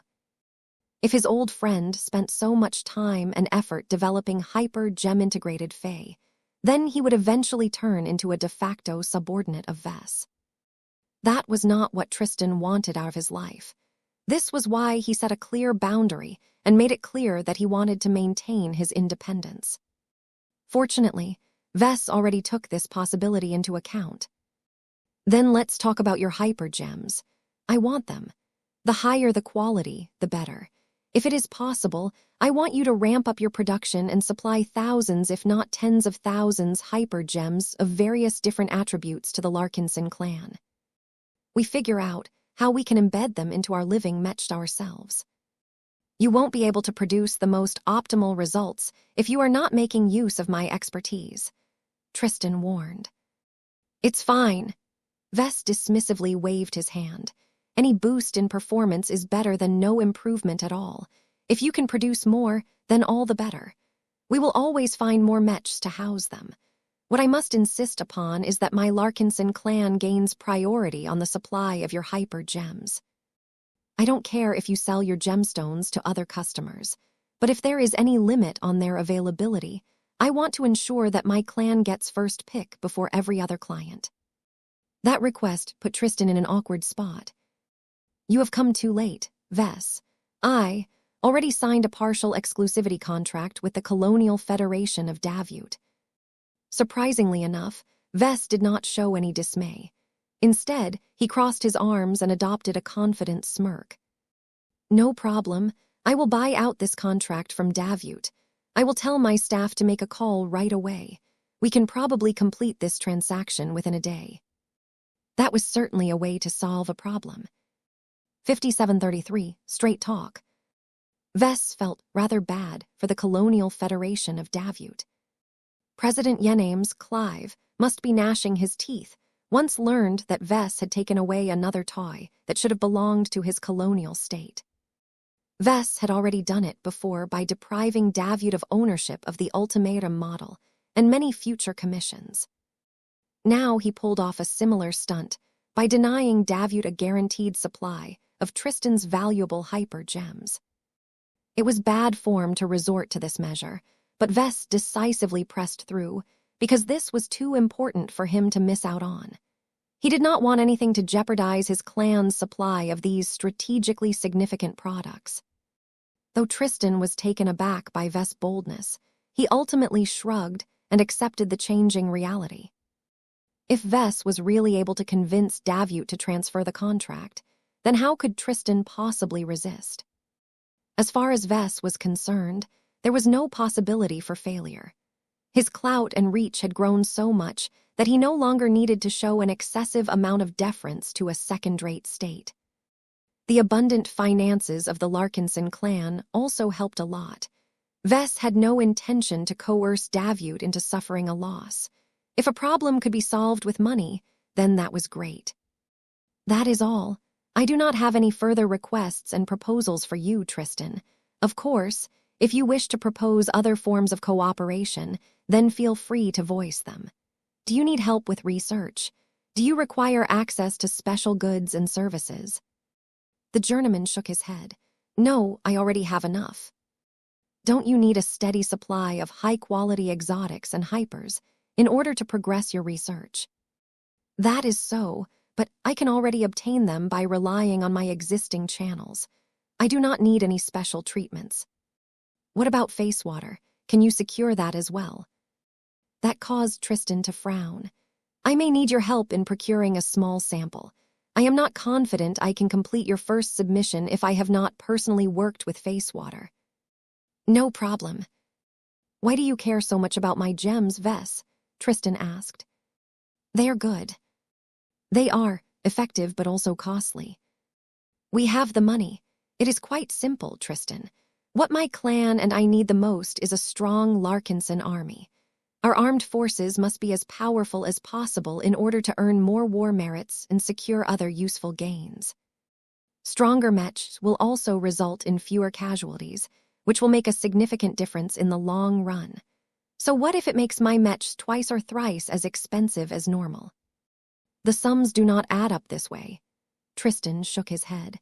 "My gems are quite effective when used on regular second-class mechs, but the same cannot be said for quasi-first-class mechs. Unless I have made a breakthrough in my research, do not expect to see the same level of performance gains as I have managed to reach with my luminous Fire Fae. If I succeed, then the resulting hyper gems will most definitely be at least an order of magnitude more expensive than my current products. Will you still be willing to pay for my hyper gems when they are effectively several times more expensive than one of your quasi-first-class mechs? I think you are underestimating my present financial strength. The money you are talking about is nothing compared to the stuff I am engaged with nowadays. What matters is that most of my troops all have access to the most powerful second-class mechs that we can supply to them. Perhaps ordinary states and organizations think that investing so much money on personnel is wasteful, but I do not agree with that. Mech pilots deserve a lot more care. So long as my finances allow it, I am more than willing to splurge on your gems on a yearly basis, just to give my mechs an edge that cannot be replicated by the competition. Tristan was the only mech designer that Vess knew of that could produce these special gems. That put the former Fridayman in a much more powerful bargaining position than he realized. However, Vess dominated the conversation from beginning to end.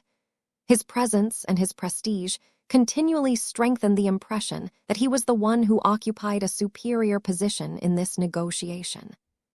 Vess was well aware of this effect. He was not above taking advantage of his power, but he made sure that any agreement he made remained mutually beneficial to both sides. What ultimately mattered was that he secured his desired goal. It did not matter to him that Tristan's gems were not strong enough for the time being. There was always room for improvement. Vess had already seen what vastly improved gems could do for Mechs. He just had to bide his time and wait until Tristan progressed far enough that even first-class Mechs benefited from his gems. That may take years, though.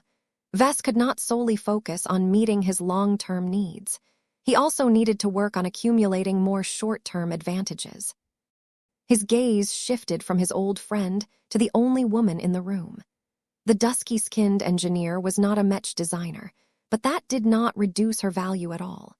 She was still capable of developing advanced technological applications without needing to rely on esoteric Mech designer stuff.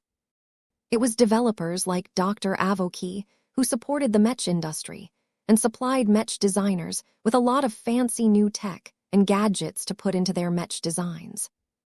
Dr. Cecilia Avoki, thank you for accepting my invitation. As you may surmise, I have an interest in cooperating with you and the company you are working for.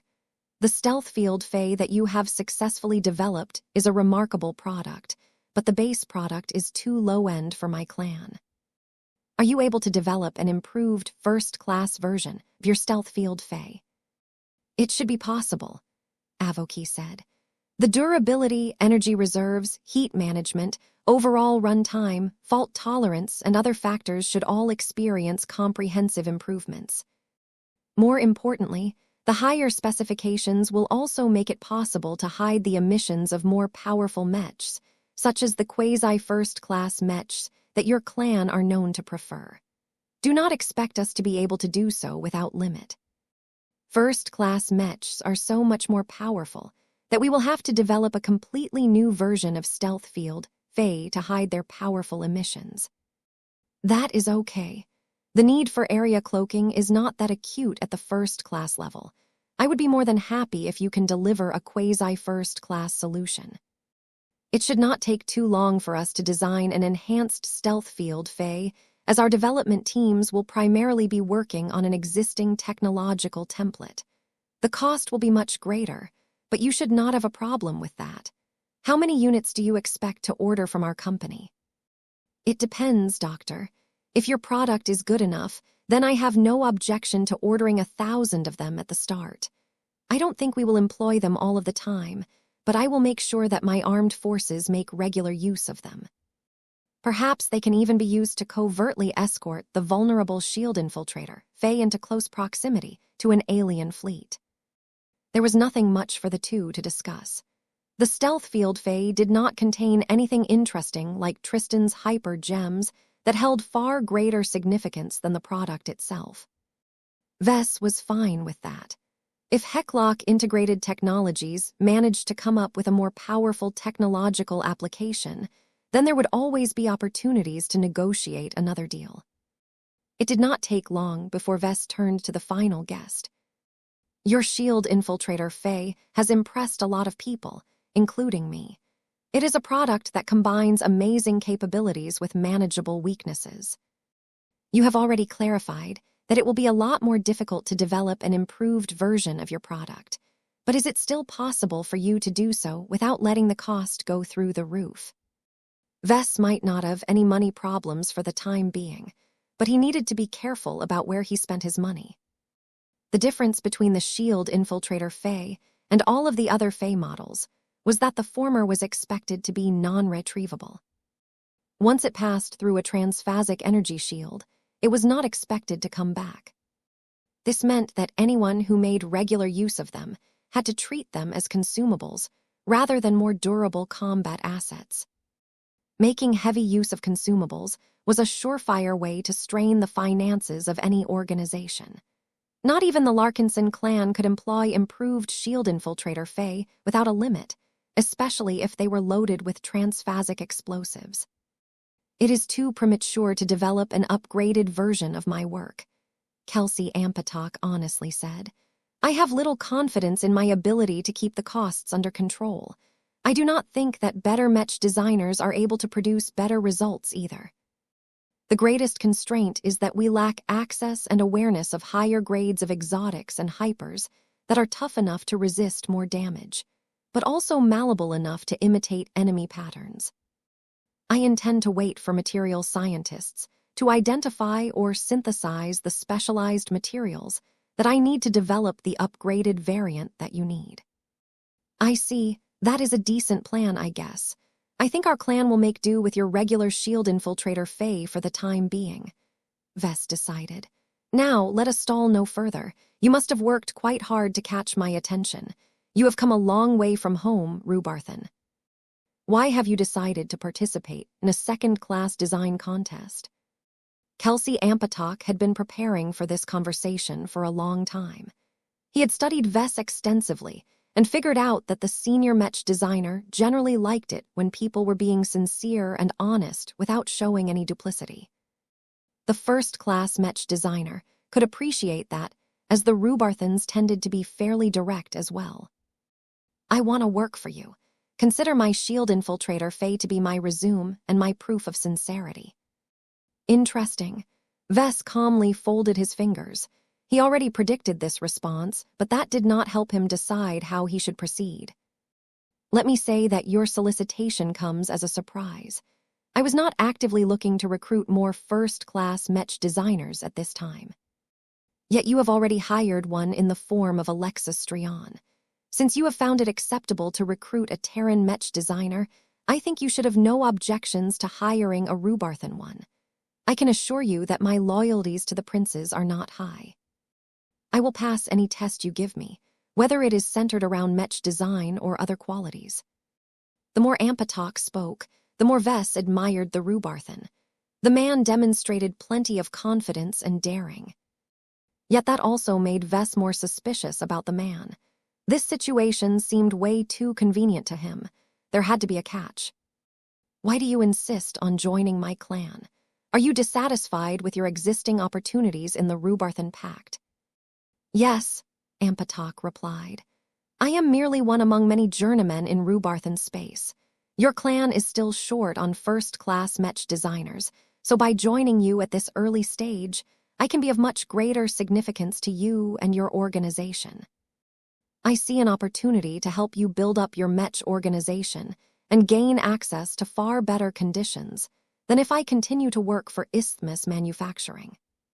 You do know that I partially own that company, right? The first raider nodded. That may be true, but I doubt you understand how our company is actually run from the inside. I can help you analyze and monitor Isthmus Manufacturer if you are willing to bring me into your clan. It may not be clear to you, but I have observed many faults that are holding it back. None of the managers or leading Mech designers are willing to upset the status quo after the disruption caused by the Great Severing. But if you are different from them, then maybe you will be able to push through the necessary reforms. 5734, Latent Dangers. What was Vess supposed to do in this situation? It was usually him that sought to recruit Mech designers into the clan. He was not accustomed to situations where other people personally walked up to him and requested to join his clan instead. Sure, there were billions of people across the new frontier who would do anything to join his rapidly rising clan, but the recruiting offices usually kept these folk at bay. Only by separating all of the wheat would the Larkinson clan be assured that they obtained the most suitable recruits from the masses. It should never be the case where random people could just walk up to him and offer their resumes in the hopes of getting accepted on the spot. Vess probably would have said no just because he did not like being interrupted while he was in the process of conducting other activities. The complication here was that this was not one of those situations. Tens of thousands of people participated in the Fae Shaper contest, but ultimately only a handful of them managed to squeeze in the top 50. Of these 50 skilled and fortunate individuals, just one of them managed to take first place. Regardless of his background and his allegiance, Kelsey Ampatok had honestly managed to defeat his fellow 1215 competitors by designing a Fae that provided more value than anything else. More importantly, his contribution to the Fae Fianna's developing ecosystem was massive. Vess and the Larkinson clan ultimately benefited from the Rubarthans' work, as the Shield Infiltrator Fae was bound to become a popular tool to many customers who recognized its value. Given all that Mr. Ampatok had done for the Larkinsons, the least Vess could do was give him a fair opportunity. As Vess continued to mull over this situation, he realized that the real reason why he felt so unsettled over this unexpected application was mainly because he did not feel in control. If he set this particular problem aside, he recognized that this may be a pretty good opportunity to recruit another highly capable Mech designer who had proven his ability with actual deeds. The winner of a fair contest deserved to receive special attention. Vess had been in a similar position in the past. He had worked hard to attract the attention of the likes of Master Carmen Olsen and successfully managed to promote to a higher stage as a response. Now that his position was a lot more similar to that of Master Olsen nowadays, it was his turn to identify rising talents and give them the stage they needed to realize their potential. The only weird thing about this situation was that Kelsey Ampatok was around the same age as Vess. Both of them were in their early 40s, so there was no generational gap to speak of. Ampatok still did not dare to carry on any airs in front Vess, despite being a vaunted Rubarthan and first-rater. The hierarchy between them was very clear. "Tell me about yourself," Vess said as he leaned back on his comfortable seat. "Who are you? Where do you come from? How did you come to be employed at Isthmus Manufacturing?" "I was born in a fairly average middle-class family back in a quiet star system located in the periphery of the new Rubarth Empire. I grew up far away from the power centers of the Empire, which meant that I did not grow up owing my loyalty to any of the princes. I managed to excel in my studies and earn increasingly more generous scholarships through earning merit. Isthmus recruited me in advance. The company not only covered my substantial tuition, but also paid for a better augmentation package than what I could earn through my own efforts. After I graduated, I worked at one of my employer's many design laboratories in another region of the Empire." That sounded like a fairly normal civilian trajectory. There was nothing about the story that stood out to Vess. "So how did you end up in the Red Ocean? Did you volunteer, or did your owner push you through the Greater Bayonder Gate?" "I volunteered. Isthmus is an excellent employer, but there are so many other low-ranking Mech designers over there that I found it difficult to compete against those who had better connections and augmentations. I thought you Rubarthans placed a lot of emphasis on merit over nepotism." A complex expression appeared on Ampatok's face.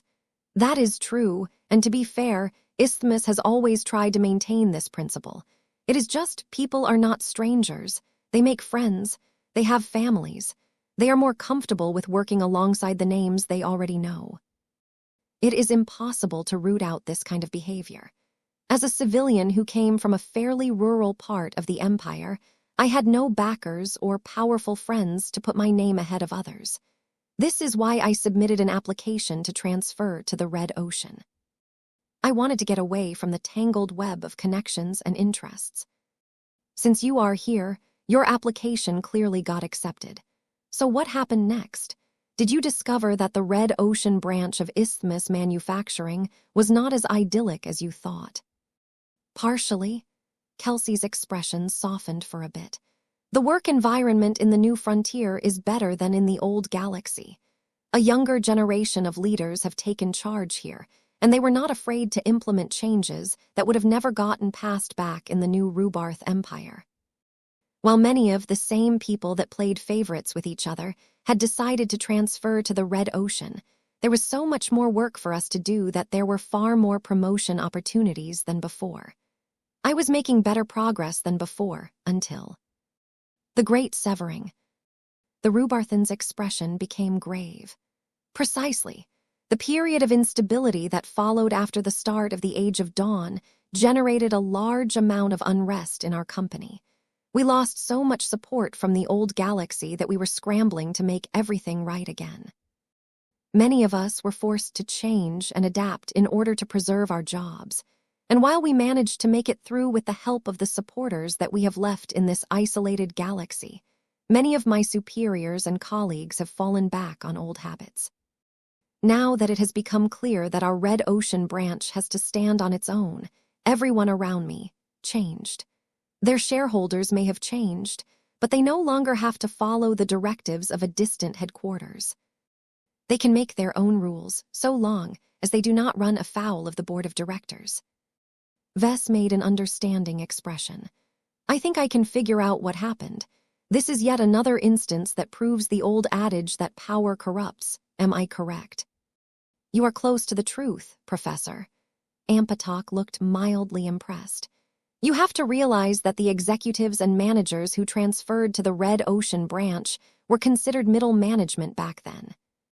Now that an entire layer of bureaucracy that previously pressed down on them from above has disappeared, they all gained a lot more power than before. You have to realize that it usually takes decades, if not centuries, for these careerists to climb their way up the ladder. For them to complete this ascent in a matter of days and months has given them no time to adapt and settle into their growing responsibilities. Too much has changed, and not all of it is for the better. That caused Vess to frown. This sounded like an incredibly concerning pattern. This kind of problem never took place in the Larkinson clan, because most of it was already in the Red Ocean by the time the greater Beyonder gates got cut off from each other. It also helped that Vess was around to keep all of his subordinates under control. The situation was obviously much different for companies like Isthmus that were still mainly rooted in the old galaxy. Normally, Vess would not care about these matters, but he could not afford to do so this time. The Larkinson clan recently acquired a 20% stake in Isthmus Manufacturing. Any problems with the latter had a large chance of affecting his clan's bottom line. Are you suggesting that Isthmus Manufacturing is being mismanaged at this time? This was a serious problem if it was true. Vess wanted to be absolutely sure whether the large Rubarthan Mech manufacturer had become rotten from within. Ampatok shook his head. I would not go as far as to make this accusation. Isthmus is still a company that is governed by centuries-old rules that have withstood the test of time. It is just that the leaders who are responsible for interpreting them and implementing them cannot help but apply their own ideas as well. I do not think the company will go on a decline, but I think it is not able to grow as fast as it should. The main reason why everything is going well as of late is due to its partnership with you. It needed to cooperate with you much more than you realized. That was an odd interpretation of the situation, but Vess did not discount it. Perhaps he should have been able to drive a harder bargain if he obtained more insider information. I do not have the impression that Isthmus Manufacturing is on a downward trajectory. Vess shared his own thoughts. The business model adapted by your company is quite mercenary in nature. I see no reason why it should fail in the current market environment. Ha ha ha. Ampatok couldn't help but laugh this time. I apologize, Professor. I couldn't control myself when I realized that the people over at Isthmus did not inform you of its latent dangers. You see, Isthmus Manufacturing is primarily engaged in the production and distribution of mechs, but that hardly encompasses the complete value chain of this sector. The company does not perform any significant upstream activities at all. It relies on an extensive collection of long-term contracts and partnerships to secure the vast amount of input it needs to churn out first-class and second-class mechs from its factories. However, Isthmus does not actually own these mining companies, resource processing companies, and bulk transportation services. There is always a risk that those upstream companies might decide to break their agreements one day. If that actually happened on a large scale, then Isthmus would immediately enter into a crisis. The company not only had to fulfill a lot of commitments related to supplying a huge number of mechs, but also relied heavily on economies of scale in order to earn a handsome profit. If the production volume dropped by a huge degree, then there was no way to keep up the business model of isthmus manufacturing. It would immediately enter into a crisis that could threaten its very survival. Vess narrowed his eyes.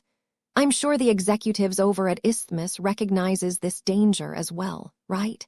They should be doing everything in their power to reinforce its existing contracts with suppliers while also forging new ones, correct? Ampatok let out a sigh. They have made attempts, but their work is being hindered by the ongoing division in the Rubarthan Pact. The war for the throne has continued to heat up. Many principalities have become less open with each other. This is a problem for Isthmus, as many of its suppliers are based outside of the Impresario Principality. If relations between the Impresario Prince and the other power blocks ever deteriorate any further, do not be surprised that many suppliers will find a way to break the contracts, even at the cost of paying huge penalties for doing so without good cause. Damn. That was a petty move, but that did not mean Vess could rule out this possibility. The Rubarthans cared so much about who they should put on the throne that their infighting was growing worse with each passing month. There is also another risk, Ampatok continued. Ever since you became a large shareholder of our company, your enemies have started to poke around. I am afraid that they may force Isthmus into a crisis just so that they can hinder you. For better or worse, your enemies have become our enemies as well. 5735 intertwined. Isthmus manufacturing had become immensely important to the Larkinson clan. Not only was this company responsible for producing the vast majority of Fey Fianas and ultimatums in existence, it also channeled an enormous amount of wealth to the Larkinsons. Vess had a strong interest in seeing it prosper for that reason. Anything that threatened the current status quo demanded his utmost attention. He leaned forward and studied Kelsey Ampatok a lot more closely. Was the man truly just a civilian Rubarthan who managed to get recruited by Isthmus Manufacturing, or did he hold other identities as well? The Mech designer was remarkably well informed about the latent dangers of his Mech company. Can you identify the possible enemies of mine that might try to strike at me by messing with your current employer? I have only heard sporadic rumors in my old workplace, so I cannot guarantee the veracity of this information. Ampatok said, It is well known that you have a relation with the Destroyer of Worlds. That is making many people assume you have thrown your support behind the Inferno Spear Prince. That's not entirely correct. Vess shook his head. I would like to maintain a neutral posture as much as possible. I am not invested in the decision of who gets to rule over the Rubarthan Pact. The only issue is that other people don't believe me and constantly treat me as if I am in someone's camp already. Their behavior is pushing me away from my neutral stance. Be that as it may, the fact of the matter is that the Smokestack Prince and the many people who answer to him regard you as their adversary. You are not an enemy that they want to kill. Even they are not mad enough to betray red humanity by doing the native aliens a favor. They merely consider you an obstacle to their own ambitions. It would be better for them if your power and influence are contained, just as with the Mechers that you have grown close with. Sabotaging Isthmus manufacturing by strangling its supply of raw materials is a good way to make this happen. Vess looked more and more upset. The damn Rubarthan succession crisis was threatening to get in his way. As much as he wanted to ignore this silly conflict, he could not stand by and allow it to drag down his latest crown jewel. I seriously doubt that all of those suppliers can unilaterally break through contracts with Isthmus Manufacturing, he skeptically said. All of these large and long-standing companies place a huge value on their reputation. Trust is essential for companies to stay in business for more than a century. Those who try to screw over their business partners might be able to harvest a lot of short-term gains, but their long-term prospects will subsequently be ruined. Even if many of these suppliers that Isthmus depends upon are indirectly or directly controlled by the smokestack prince, their credibility will take a huge hit if they break their agreements all at once. The prince himself will also take a huge hit by making such a move. It was one thing for an emperor to make a tyrannical move. It was another thing for a prince to do the same. Ves did not have a deep understanding of Rhubarthan society, but even he knew that the only person who really got to break the rules with impunity was the Star Emperor. The original New Rhubarth Empire was deliberately set up this way. Much of its administration had to play by the rules. The Star Emperor was only supposed to make a move if all of the existing laws and policies failed to produce the desired outcomes. Since the Rhubarthan princes were supposed to be extensions of their sire, the only instances where they were allowed to break the rules was if they were acting on the instructions of their sovereign. This obviously did not apply to the current scenario, as the Rhubarthan Pact was currently leaderless. The recently built throne still remained empty and pristine at this time. This caused Ves to grow puzzled. How could the smokestack prince and his inner circle possibly think they could get away with using coercive methods to disrupt Isthmus manufacturing's stability? Kelsey Ampatok happened to have the answer. It is not entirely unrealistic for this to happen, Professor. As I have mentioned before, your enemies are our enemies as well. Any weaknesses on your part will reflect onto Isthmus due to your close association with the company. Right now, I have heard rumors that the people supporting the smokestack prince have formed an informal coalition with your other enemies to put pressure on you. The upcoming public inquiry on your living mechs is their best chance to impede your growth and prevent your influence from expanding any further. So that was it. The inquiry, which was actually shaping up to become a tribunal, had been looming over his head for a while now, but he did not recognize how it tied to Isthmus manufacturing until this moment. Ampatok's words made a lot of sense. Ves had harmed the interests of a lot of people and groups during his rise, so it would be unnatural if they did not strike back. Though Ves had already recognized the potential danger posed by this public inquiry, he did not realize that the consequences of a poor showing would be so bad. If this contentious debate turned against his favor, then his reputation would undeniably suffer a large blow. That might just give the faction led by the smokestack prince the excuse it needed to force a lot of suppliers under its sway to stop doing business with Isthmus manufacturing. After all, the Mech manufacturer was currently responsible for producing huge quantities of LMC products that all had the potential to evolve into third-order living mechs. The warning conveyed by Kelsey Ampatok had changed Ves' perspective on the upcoming public inquiry. He was forced to take it a lot more seriously now that he knew that the stakes were a lot higher than he previously thought. Ves grunted in frustration. The fundamental problem was not that a poor showing at the public inquiry threatened to cripple his cash cow. The real source of his difficulties was that Isthmus manufacturing was not vertically integrated enough to satisfy its enormous demand for raw materials. Even if his enemies lost a chance to deliver a painful blow to his business operations, they would wait for another opportunity to try again at a later date. If every external partner suddenly decides to stop doing business with Isthmus, how much can the company meet its own immediate needs? Ves asked. I am not in charge of logistics and such, so I cannot give you a precise answer. The Rhubarthan Mech designer responded. From what I have heard and inferred, I think that production will easily drop by 80% in a matter of months.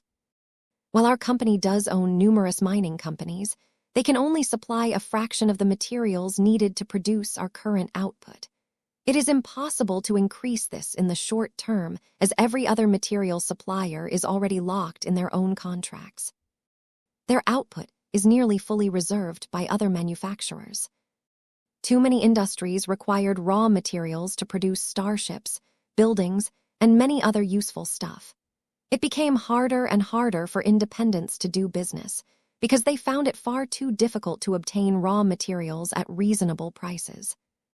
This was why Isthmus Manufacturing's existing collection of long-term contracts were so important.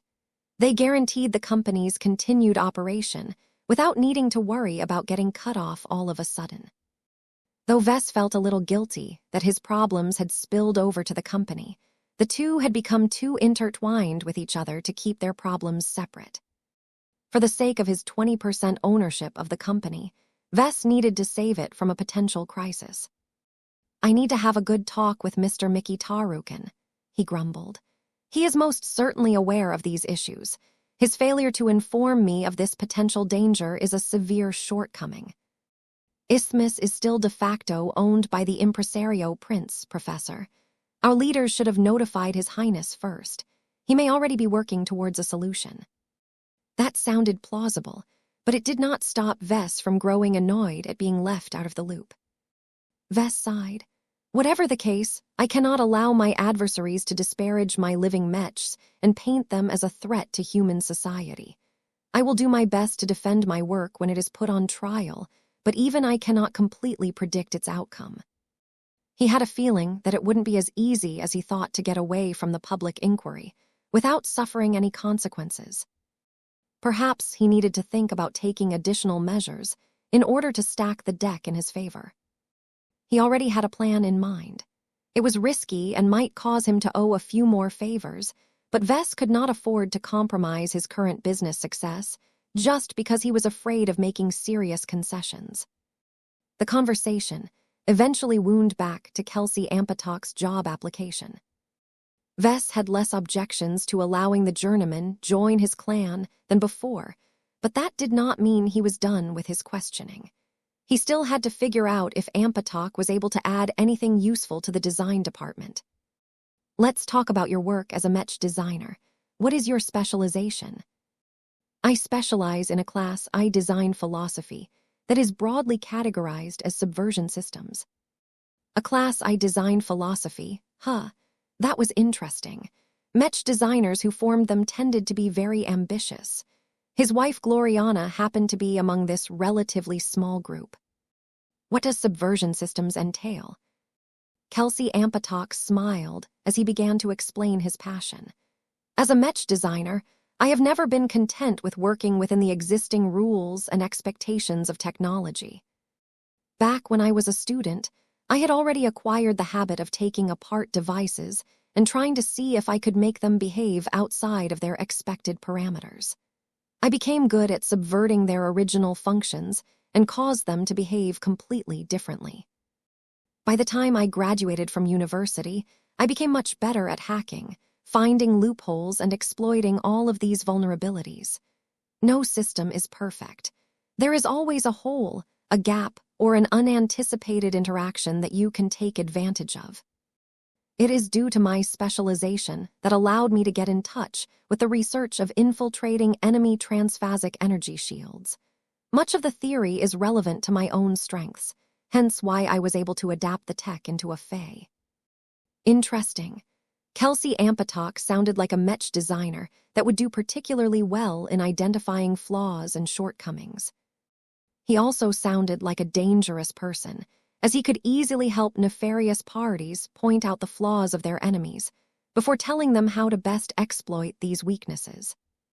Vess would rather have such an asset under his wing than to leave open the possibility that Ampatok would work for his enemies one day. All of this was pushing him into snapping up Kelsey Ampatok on the spot. Yet the more he felt this way, the more he grew suspicious about this entire sequence of events. It was as if reality was going out of its way to ensure that Vess recruited the Rubarthan Mech designer. This entire circumstance favored Ampatok so much that it just did not sit well with Vess. Why was this the case? Was Ampatok truly just the man he presented himself as, or was he hiding another identity? Vess could not afford to let his doubts linger in his mind any longer. He needed to confront them once, and for all if he wanted this job interview to go any further. 5736, a matter of trust. Vess asked a few more questions to gauge Ampatok's skills, work experience, and Mech designs. Everything he heard painted the man as a talented civilian Rubarthan journeyman who lacked the opportunities to fully realize his potential. His case was not all that rare. Vess had come into contact with many promising Terran Mech design students while he taught at the Eden Institute of Business and Technology. In an ideal society, commoners who were able to keep up with the progress of much more advantaged scions of Terran clans should have earned a lot more investment. They already managed to overcome the limitations imposed by their inferior augmentations by relying on their abundant talent and their impressive learning speeds. How much more amazing would they become if they received much better treatment? Alas, Terran society did not have the resources to support all of these deserving Mech designers to the fullest. Connections and quid pro mattered far more than raw talent. Not even Vess could afford to pick up all of these deprived talents, though he was willing to recruit the ones he liked the most once they completed their studies. The situation in Rubarthan society was a lot better in this aspect. Kelsey Ampatok received a lot more opportunities and managed to become a respectable employee of a major Mech manufacturer. However, he was still far behind his colleagues, who received a lot more privileges due to their wealth and family connections.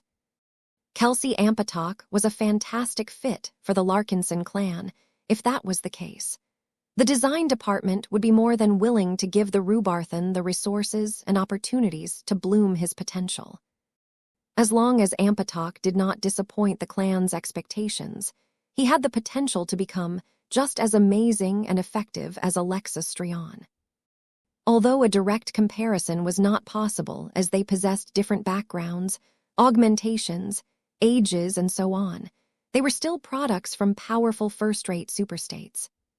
The only Mech designers who started off with a stronger foundation from them were those who were born and raised among the Mechers. However, it was also because of their insanely high competence that their influence in the clan was bound to become significant. Already, Alexa was shaping up to become his deputy in all matters related to his design philosophy, product lines, his relations with the Terrans, and many more strategically important affairs. Vess had no qualms about trusting Alexa because he understood her quite well. As the granddaughter of General Axeler Strion, she understood that working for him was the best way for her to design or improve a legendary Mech like the Ouroboros one day. What about Kelsey Ampatok? What drove him to work so hard? Vess decided to ask this question directly. What is your ambition, Mr. Ampatok? What sort of Mechs do you dream of designing once you have become powerful enough? The journeyman smiled as he thought about the goal that he was striving towards. I want to design a Mech that is not all-powerful, but can defeat enemies that can make this claim. I want to develop systems for that Mech that enables it to defeat the strong while it is weak. Instead of relying on brute force, my ideal Mech should be a highly efficient machine that is able to apply a minimum amount of leverage to topple the greatest of giants. I have met many Mech designers who are doing their best to advance their careers so that they can design God Mechs one day. But I want to be the first to design a Mech that can defeat them without reaching their astounding level of strength. Don't you think that is a far more interesting challenge, Professor Larkinson? Amazing, truly amazing. Vess had grown thoroughly impressed by Kelsey Ampatok's ambition. It was no wonder that he managed to win the Fey Shaper contest. So you dream of designing a Godslayer. That is a pleasant description of what I hope to make one day. I do not know how long I have to work in order to complete this goal, but I have no intentions of giving up. This is why I want to join your clan. I believe in you, your work, and your clan. We have entered a new age.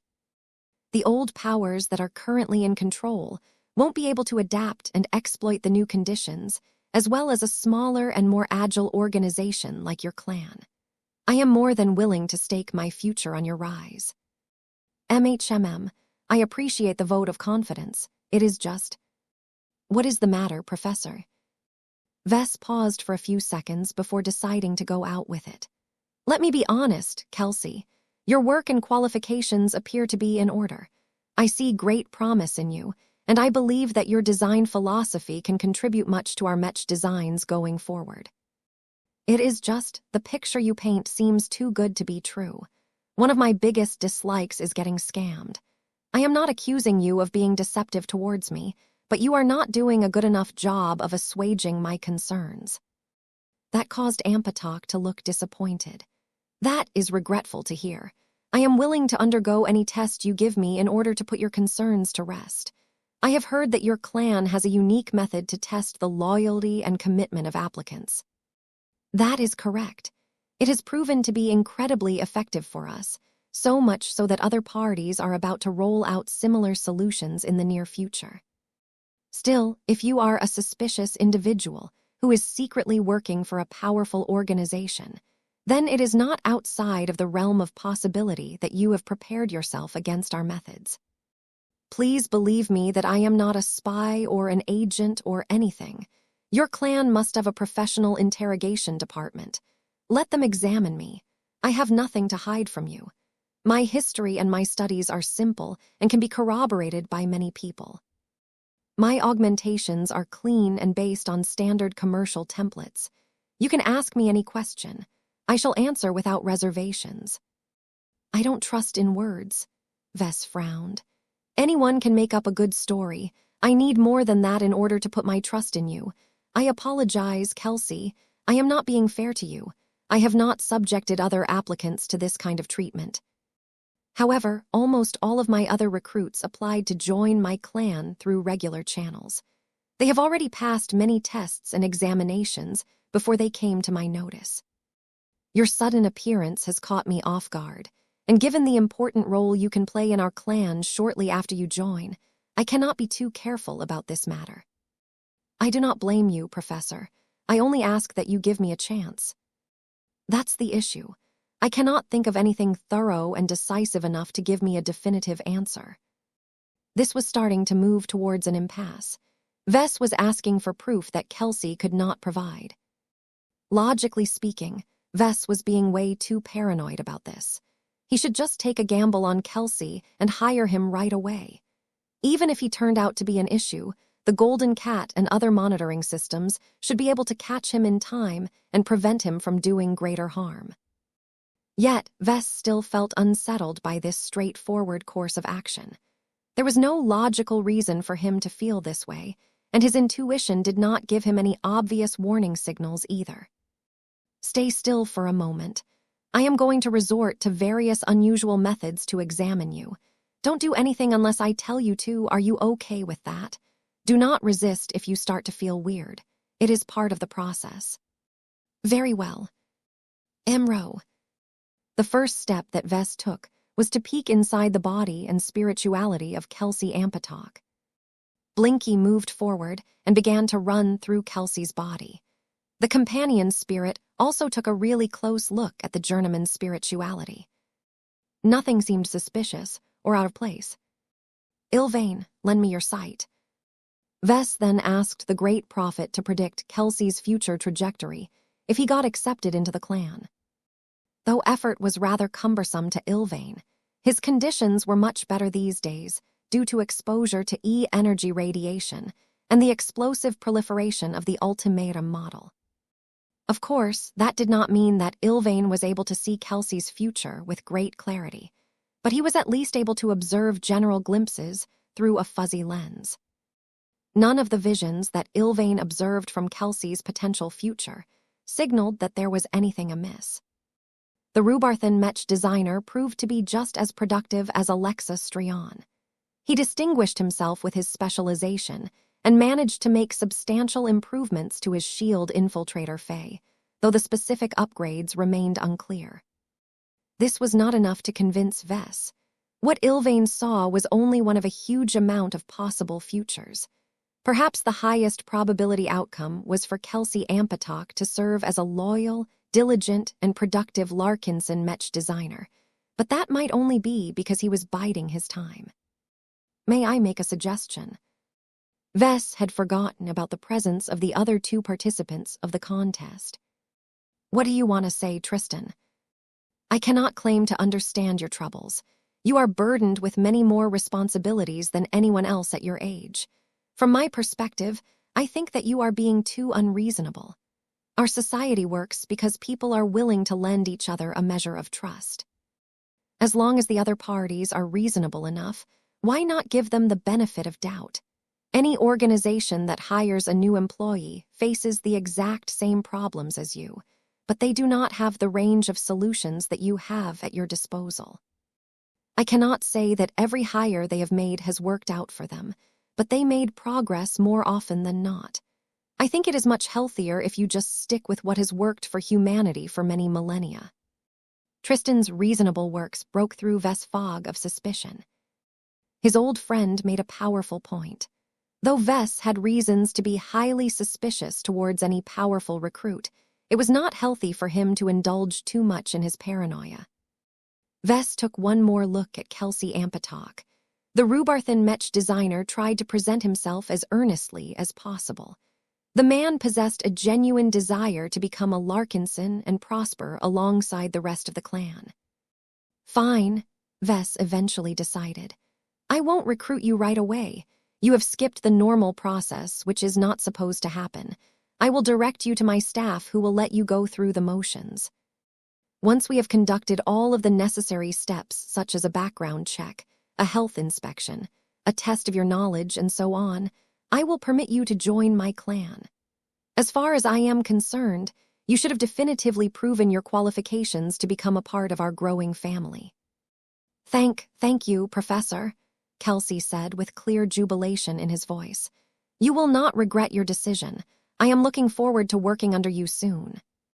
Vess did not know whether he made the right decision, but he could not let his lingering fears and doubts dictate all of his behavior. Of course, just because he was willing to let in Kelsey Ampatok did not mean he was willing to trust the Rhubarthan without reservation. Vess also transmitted a set of instructions to his staff to arrange his black cats and other security personnel to monitor Kelsey's every move once he entered the clan. Trust, but verify. It was not wise for the Larkinson clan to drop its guard completely. Kelsey was bound to operate under intense monitoring in the years to come. 5737, Gloriana's Roadmap. The Blue Jay fleet departed from the Kinar system and made its way over to the Ector system. Vess took Kelsey Ampatok with him since he was applying to become a Larkinson. They rarely spent time together during the journey. Vess needed to catch up on his scheduled work. Meanwhile, Kelsey had to go through numerous rigorous tests and examinations to ensure he was fit to join the Larkinson clan.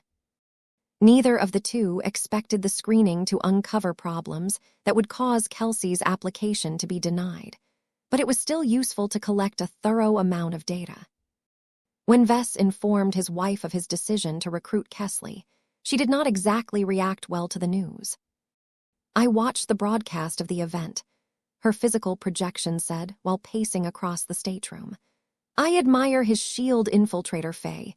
It is a well-designed piece of engineering that has managed to make the most out of its materials.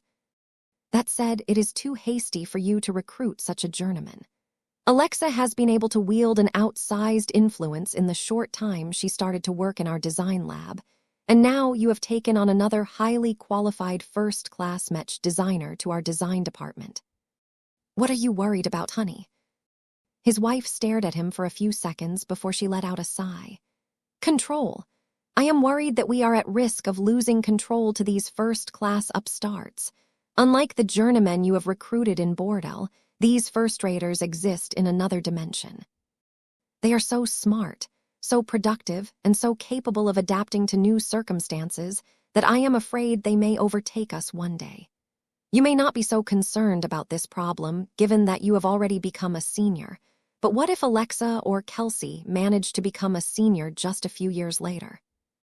What if they managed to progress their design philosophies faster than you? If they ever manage to realize their design philosophies, while you are still decades away from doing the same, how will we be able to maintain our authority in the workplace? She had good reason to worry about this problem. Her chief concern was that she was still a journeyman Mech designer. Unlike Vess, the chance of getting overtaken by the young guns was a particularly realistic possibility. It was clear that she cared a lot about maintaining her voice and authority in the design department. Mech designers paid a lot of attention to rank and accomplishments because the ones who scored well in these aspects tended to know what they were talking about. Vess could not imagine that proud and confident Terrans and Rubarthans would be willing to listen to a journeyman who had failed to catch up to their progress. Of course, if highly talented Mech designers such as Alexa and Kelsey continued to make rapid progress, there was a chance they might be able to advance to the rank of Master Mech Designer ahead of himself. That would be a considerable embarrassment, to say the least. Fortunately, Vess did not care too much. Mech design was not a race. It paid to be thorough at times. So what if they advance first? Vess shot back. We are all Larkinsons here. If they have proven to be more competent, then let them be in charge. Our common goal is to help the Larkinson clan. While I am not a Rubarthan, I kind of like their emphasis on meritocracy. I have tried to implement this principle into our clan as much as possible. It would be hypocritical of me to not put the best person in charge of our design department. As long as the candidate has proven he or she can be trusted to have our best interests at heart, I do not have any strong objections to letting them take control. His wife looked scandalized. She looked as if she could not believe that Vess would actually be willing to bestow a lot of authority to a Mech designer outside of their immediate family. Are you mad, Vess? The design department is our most important institution. It is not only the foundation of our clan, but also the sacred temple that will help us attain our godhoods. How can you be so cavalier about handing over the keys to a Larkinson who may not be as diligent or well? Meaning as us, this is our future. Her concerns were valid. Vess also shared the same mindset, but the difference between him and her was that he was more willing to put his trust in his subordinates. Leading the design department is different from leading the clan, he said. Whoever I put in charge of it will still have to answer to me regardless. The only stuff the appointee can control is the specific operations of this department. In other words, administration and paperwork. That is boring work that is only taking away time for more productive pursuits. His wife still did not look receptive to his arguments. She made a noise of discontent. I do not agree with you, but it is clear that I cannot change your viewpoint. Our clan must be fair. Everyone deserves a fair chance. The only condition that they must meet is that they are loyal and considerate to the clan and their fellow Larkinsons. I don't want our clan to become as stagnant and stratified as Terran society. Look, if you are so adamant on following the Rubarthan model, then at least you should take a page out of the Star Emperor's book. Vess shook his head in disapproval.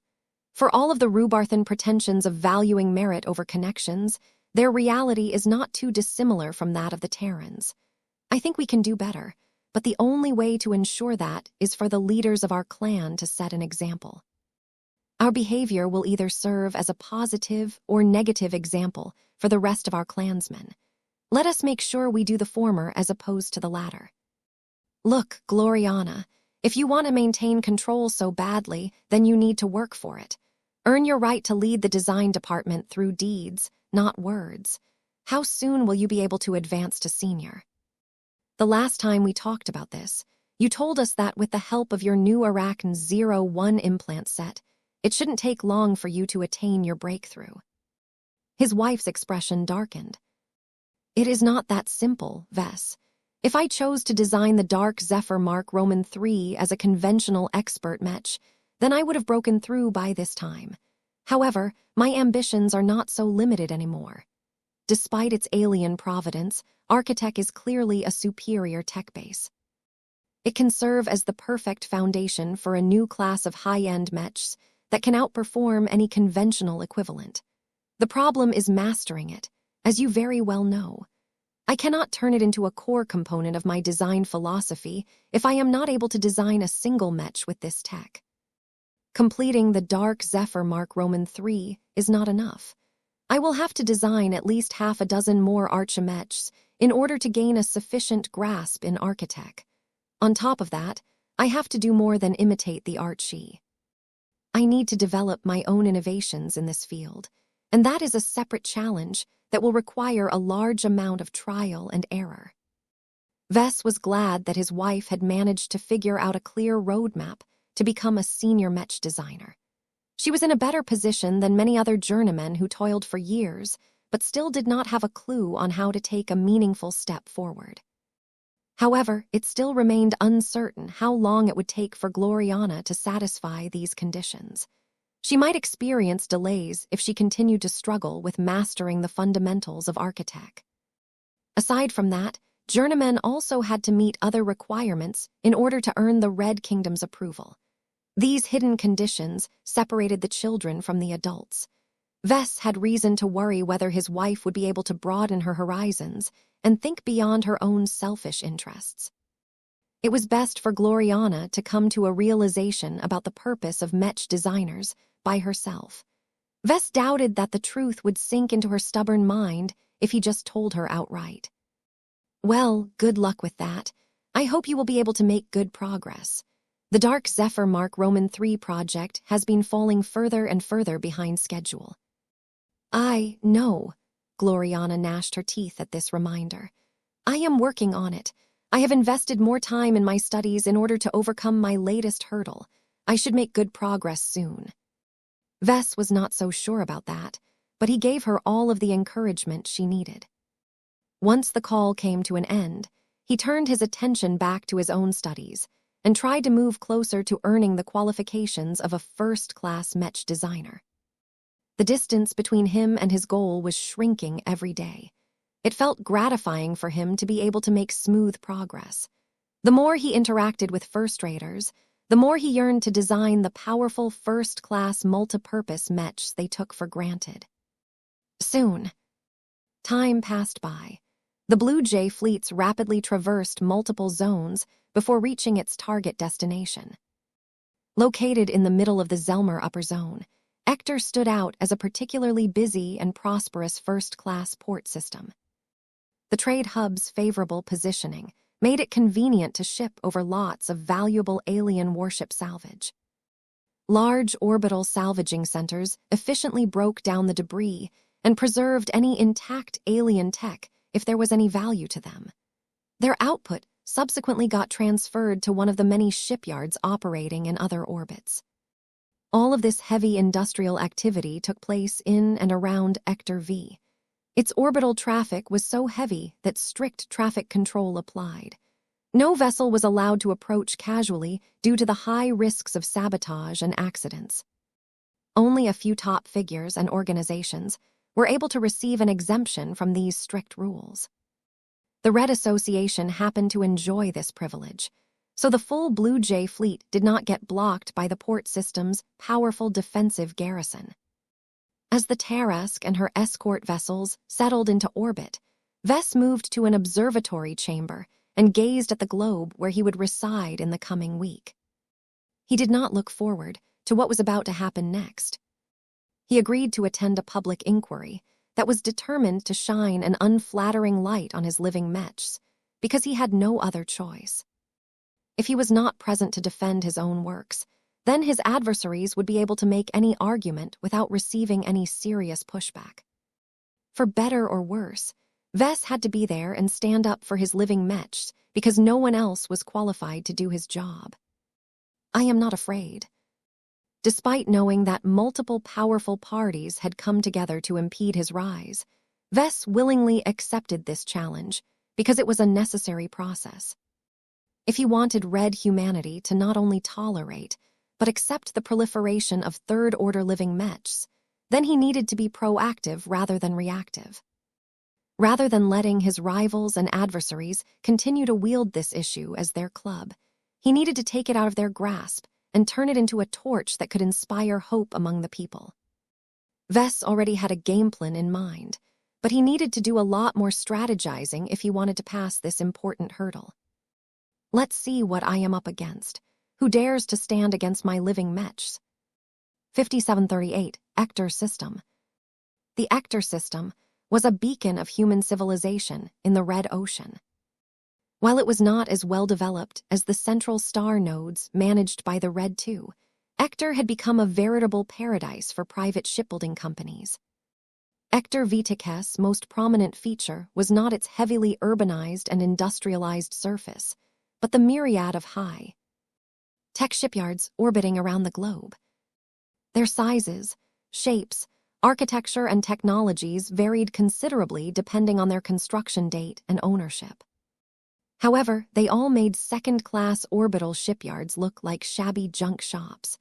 The expense put into their construction made it clear why their owners were loath to sell them to other parties. They were too damn precious to build. Almost all of the shipyards in orbit of Ector V had been constructed with the help of bountiful financial and resource support from the old galaxy. Without the enormous economic interests from the Milky Way subsidizing the constructing of all of these high-tech facilities, there was no way that the immigrants of the Red Ocean could amass such an enormous concentration of shipbuilding potential. With 20 capital shipyards, 78 sub-capital shipyards, and 48 repair dry docks, many orbital bands had been completely overtaken by these massive orbiting giants. They were so large and prominent that many of them could probably be seen with the naked eye on the surface of the planet. Amazing, are they not? Vess grinned as he continued to appreciate the shipyards and all of the cargo traffic that flowed between them. Hopefully, one of these shipyards will be mine after the end of the grand auction. Meow, Lucky listlessly responded as he floated behind Vess' back. Vess had almost forgotten about Lucky back when he was about to depart from the Kinar system. He had sent his gem cat on a covert exploration mission in the hopes of uncovering hidden cosmopolitans or evidence that suggested that people were not what they seemed. Unfortunately, Lucky hadn't been able to catch a cosmopolitan in the act of plotting any nefarious moves. Either they weren't present on Kinar, or Lucky had been poking around in the wrong places. It was basically impossible to identify a cosmopolitan if that person did not speak or act like an alien lover, so observations alone were probably not enough to catch them in the act. What Lucky did manage to do was hack into a lot of databases and steal a lot of random data. The chances were great that the vast majority of data was useless to Vess, but there might be a few nuggets of useful records among them. The task of filtering out anything of value among an entire ocean of junk was incredibly cumbersome, however. Given the source of the data, it was not convenient to leave this job to Mechers he was traveling with. It was not acceptable to hand it over to the Black Cats, as Vess would have to transmit his entire haul over an unsecured channel. Vess decided to skim through the database himself. He did so as discreetly as possible by partitioning a part of his mind on manually going over a lot of miscellaneous data. Lucky had grabbed bits of everything during his days-long exploration trip. He obtained everything from experimental logs, accounting ledgers, personnel files, procurement lists, design specifications, and even literature. Naturally, much of the data taken from organizations based in a second-class port system was useless to Vess. He had access to much more valuable stuff from the Red Association. What other parties treated as valuable trade secrets was simply not relevant to a Tier 3 galactic citizen. Just when he thought that Lucky failed to gain anything of value, he suddenly hit the jackpot when he stumbled upon a small library of ancient cultivation treatises. The scanned texts had all been translated into standard language, which allowed Vess to gain a cursory understanding of what they were all about. The contents initially delighted him, but that did not last long. He stumbled upon clues and snippets of information that cast a much more ominous light on the cultivation treatises. Vess frowned and stopped his examination. While he badly wanted to get at the root of the latest mystery to fall onto his lap, he could not afford to get distracted at this time. His overarching goal at this time was to successfully navigate his way through the upcoming public inquiry.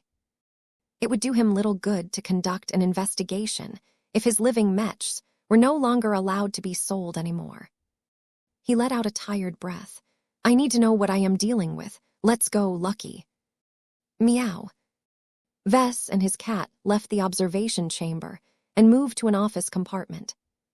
Two Mech designers had already arrived beforehand. Jovi Armelin and Vector Lobin suspended their chat and looked up at Vess with grave expressions. "Ah, you have arrived. Good. Please sit so that we can share our findings."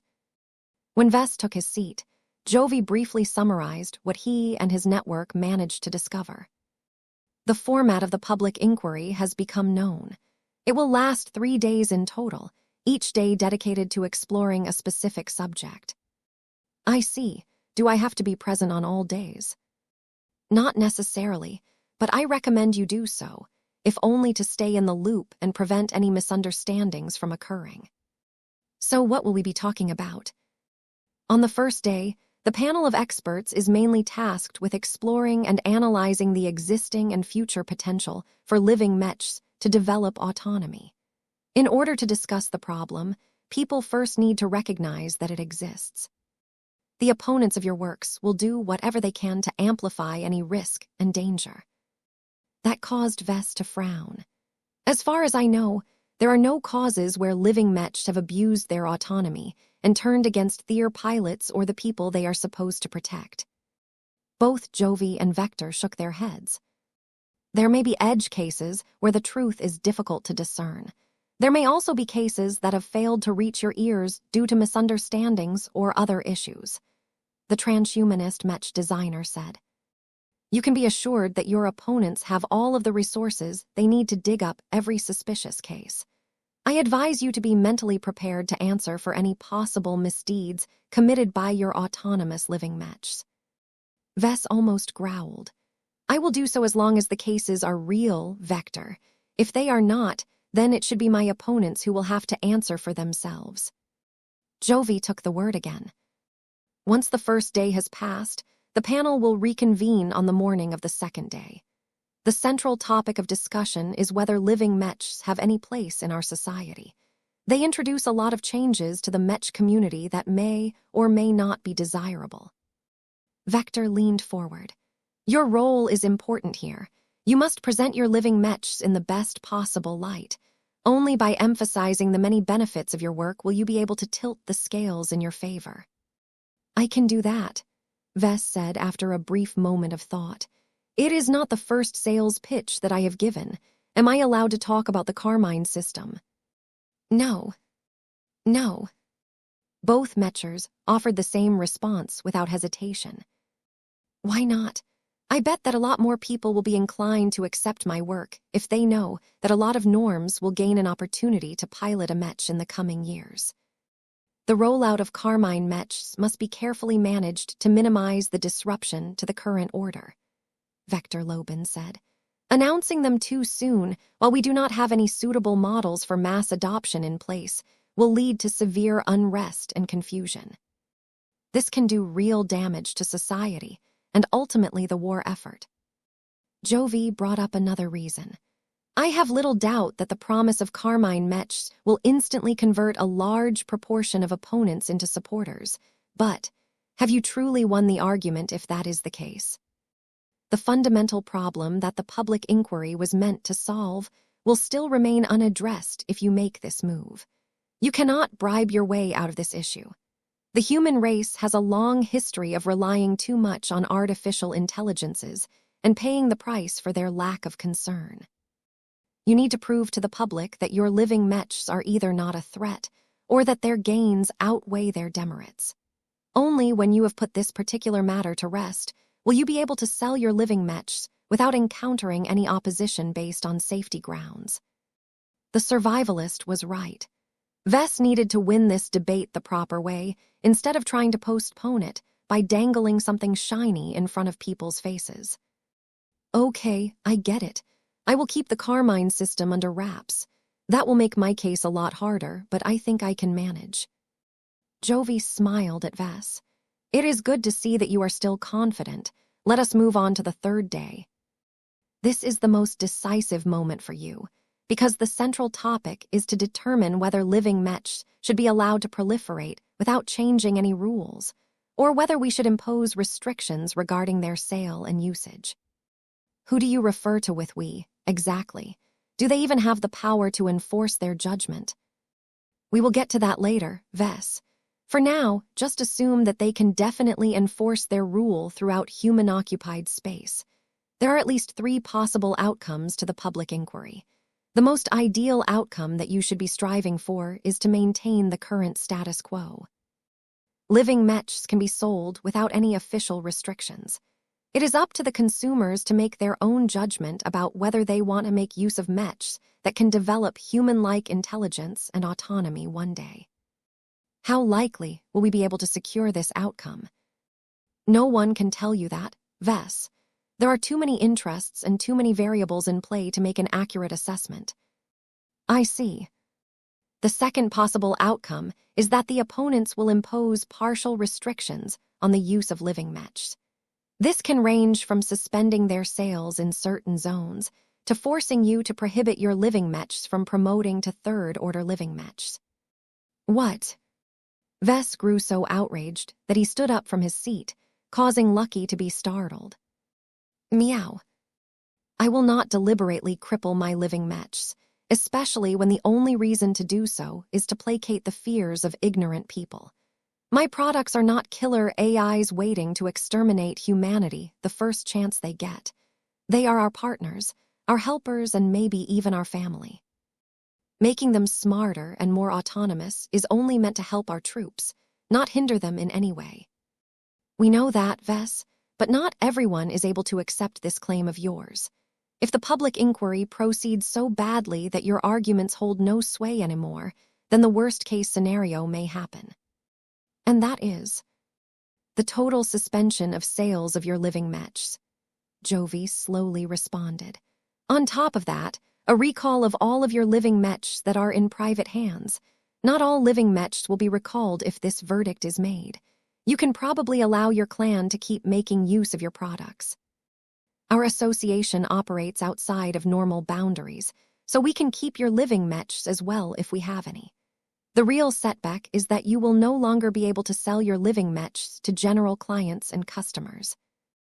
You can still sell other mechs to customers, but you will only be permitted to do so if your products do not contain any of the properties deemed objectionable.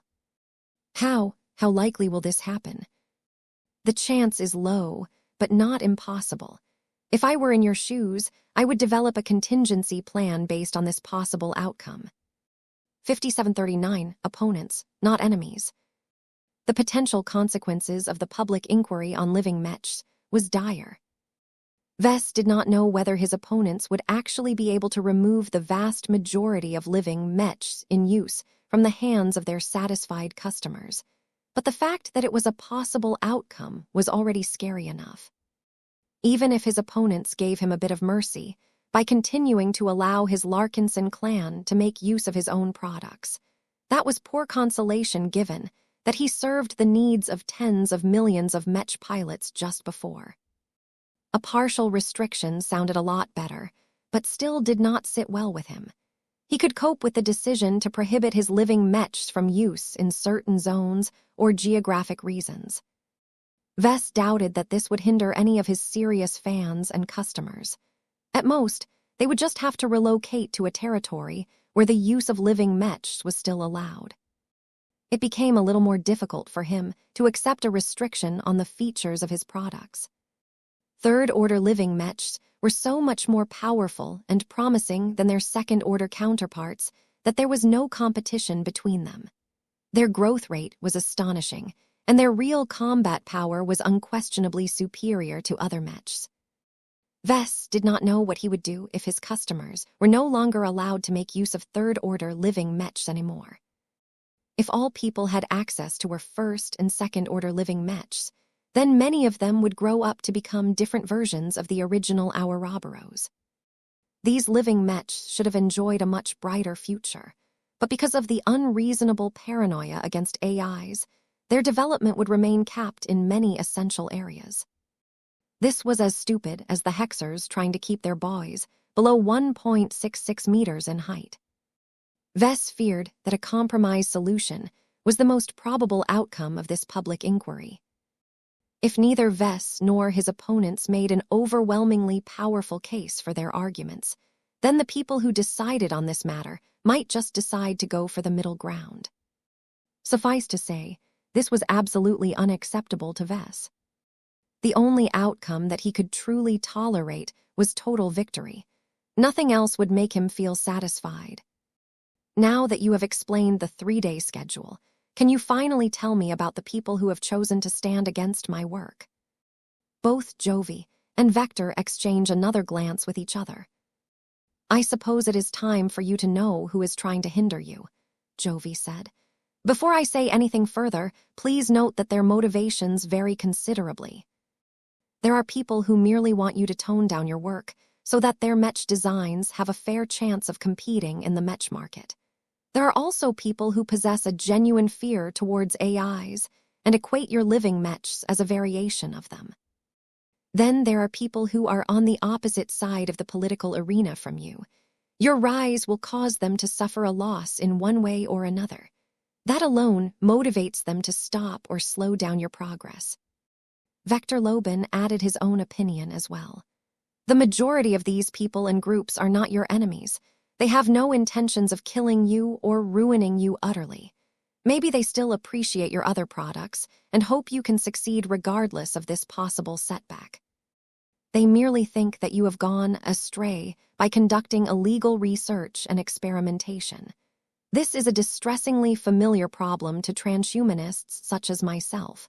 When you begin to push the boundaries with your work, you must accept the possibility of incurring a backlash. The public inquiry was already years in the making given the way your living Mechs continued to affect human civilization. It only started sooner than we anticipated because exotic radiation is rapidly promoting the evolution of your impressive third-order living Mechs. When Mechs transitioned from being warm, but mostly silent guardians to talking metal giants that could move on their own, it was no wonder that a lot of people got spooked. In hindsight, Vess should have taken a lot more measures to prepare the Mech community for the onset of third-order living Mechs. His mistake was that he possessed so much confidence and appreciation in his third-order living Mechs that he automatically assumed that other people would be the same. However, most people weren't as familiar with living Mechs as him. They just saw a nightmare scenario come to life and may have found it difficult to treat the third-order living Mech as casually as before. These people bore no fault, and neither did the people who opposed him for other reasons. A political enemy was not the same as a mortal enemy. Vess was still able to make this distinction. He had no doubt that his real enemies were mixed into this gathering as well, though. Vess still needed to remain on his toes and defend his interests as best as possible. Enough stalling. Just tell me who is arrayed against me in this public inquiry. Well, we have formed a tentative list of known opponents. It is not an exhaustive list, but it should be enough to give you an overview of which parts of red humanity are trying to hinder your work on living Mechs. The first group of opponents comes from our association. I am afraid to say that the Red Association is not able to form a united front around your living Mechs. Vess already expected as much. He had known a long time ago that the MTA and RA were so immense that they were split up into multiple factions. Who among the Mechers dare to stand against my work? As far as we know, approximately 72% of the Mech supremacist faction, 20% of the transhumanist faction, and 30% of the survivalist faction are opposed to your living Mechs. Vess pressed his lips. These guys don't know what they are dealing with. If the Mech supremacists understood the full potential of my living Mechs, they would not be so strongly opposed to my work. The Mech supremacists are under the impression that increasing the intelligence and autonomy of your living Mechs will eventually make Mech pilots redundant. Vector Lobin spoke in a sardonic tone. You must think they are wrong or misguided, but you have to understand this situation from their perspective. They do not know as much about living Mechs as you. They can only judge them by relying on their own observations. The inaugural upload of this chapter took place via /n/of/l/b/in. Jovi gave Vess a reassuring expression. This is what the public inquiry is meant to solve. It is not a show trial that is mainly organized to bash your living mechs. It is an opportunity for you to enlighten the mech supremacists and other people with insufficient understanding of the true qualities of living mechs. As long as you can clarify the mysteries of your living mechs and resolve any misunderstandings, there is hope that you can melt the opposition from the mech supremacist. They are most fanatical about protecting the rights of the mech pilots. A mech is not a mech anymore if it can fight our opponents by itself.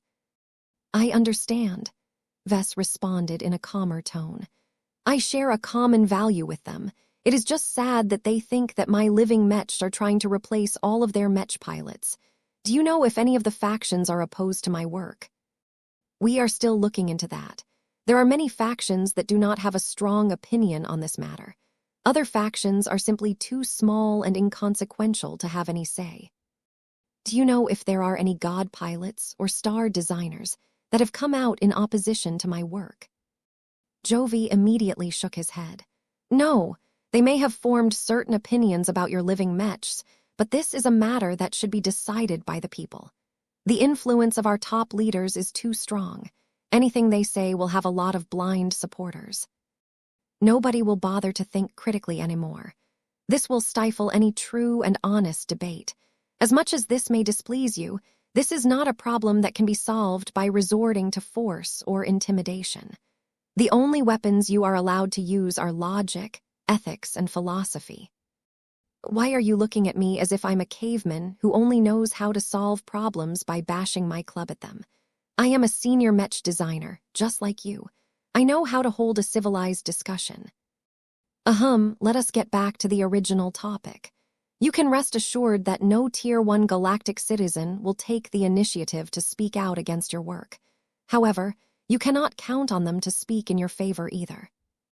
If you think you can make your case by having the Destroyer of Worlds put in a good word on your behalf, then think again.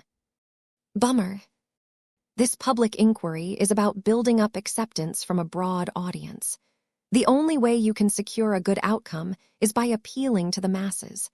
The parties who have aligned against your living mechs are not immune to public criticism. They must respect the overall sentiment of the people in order to preserve the legitimacy of this inquiry.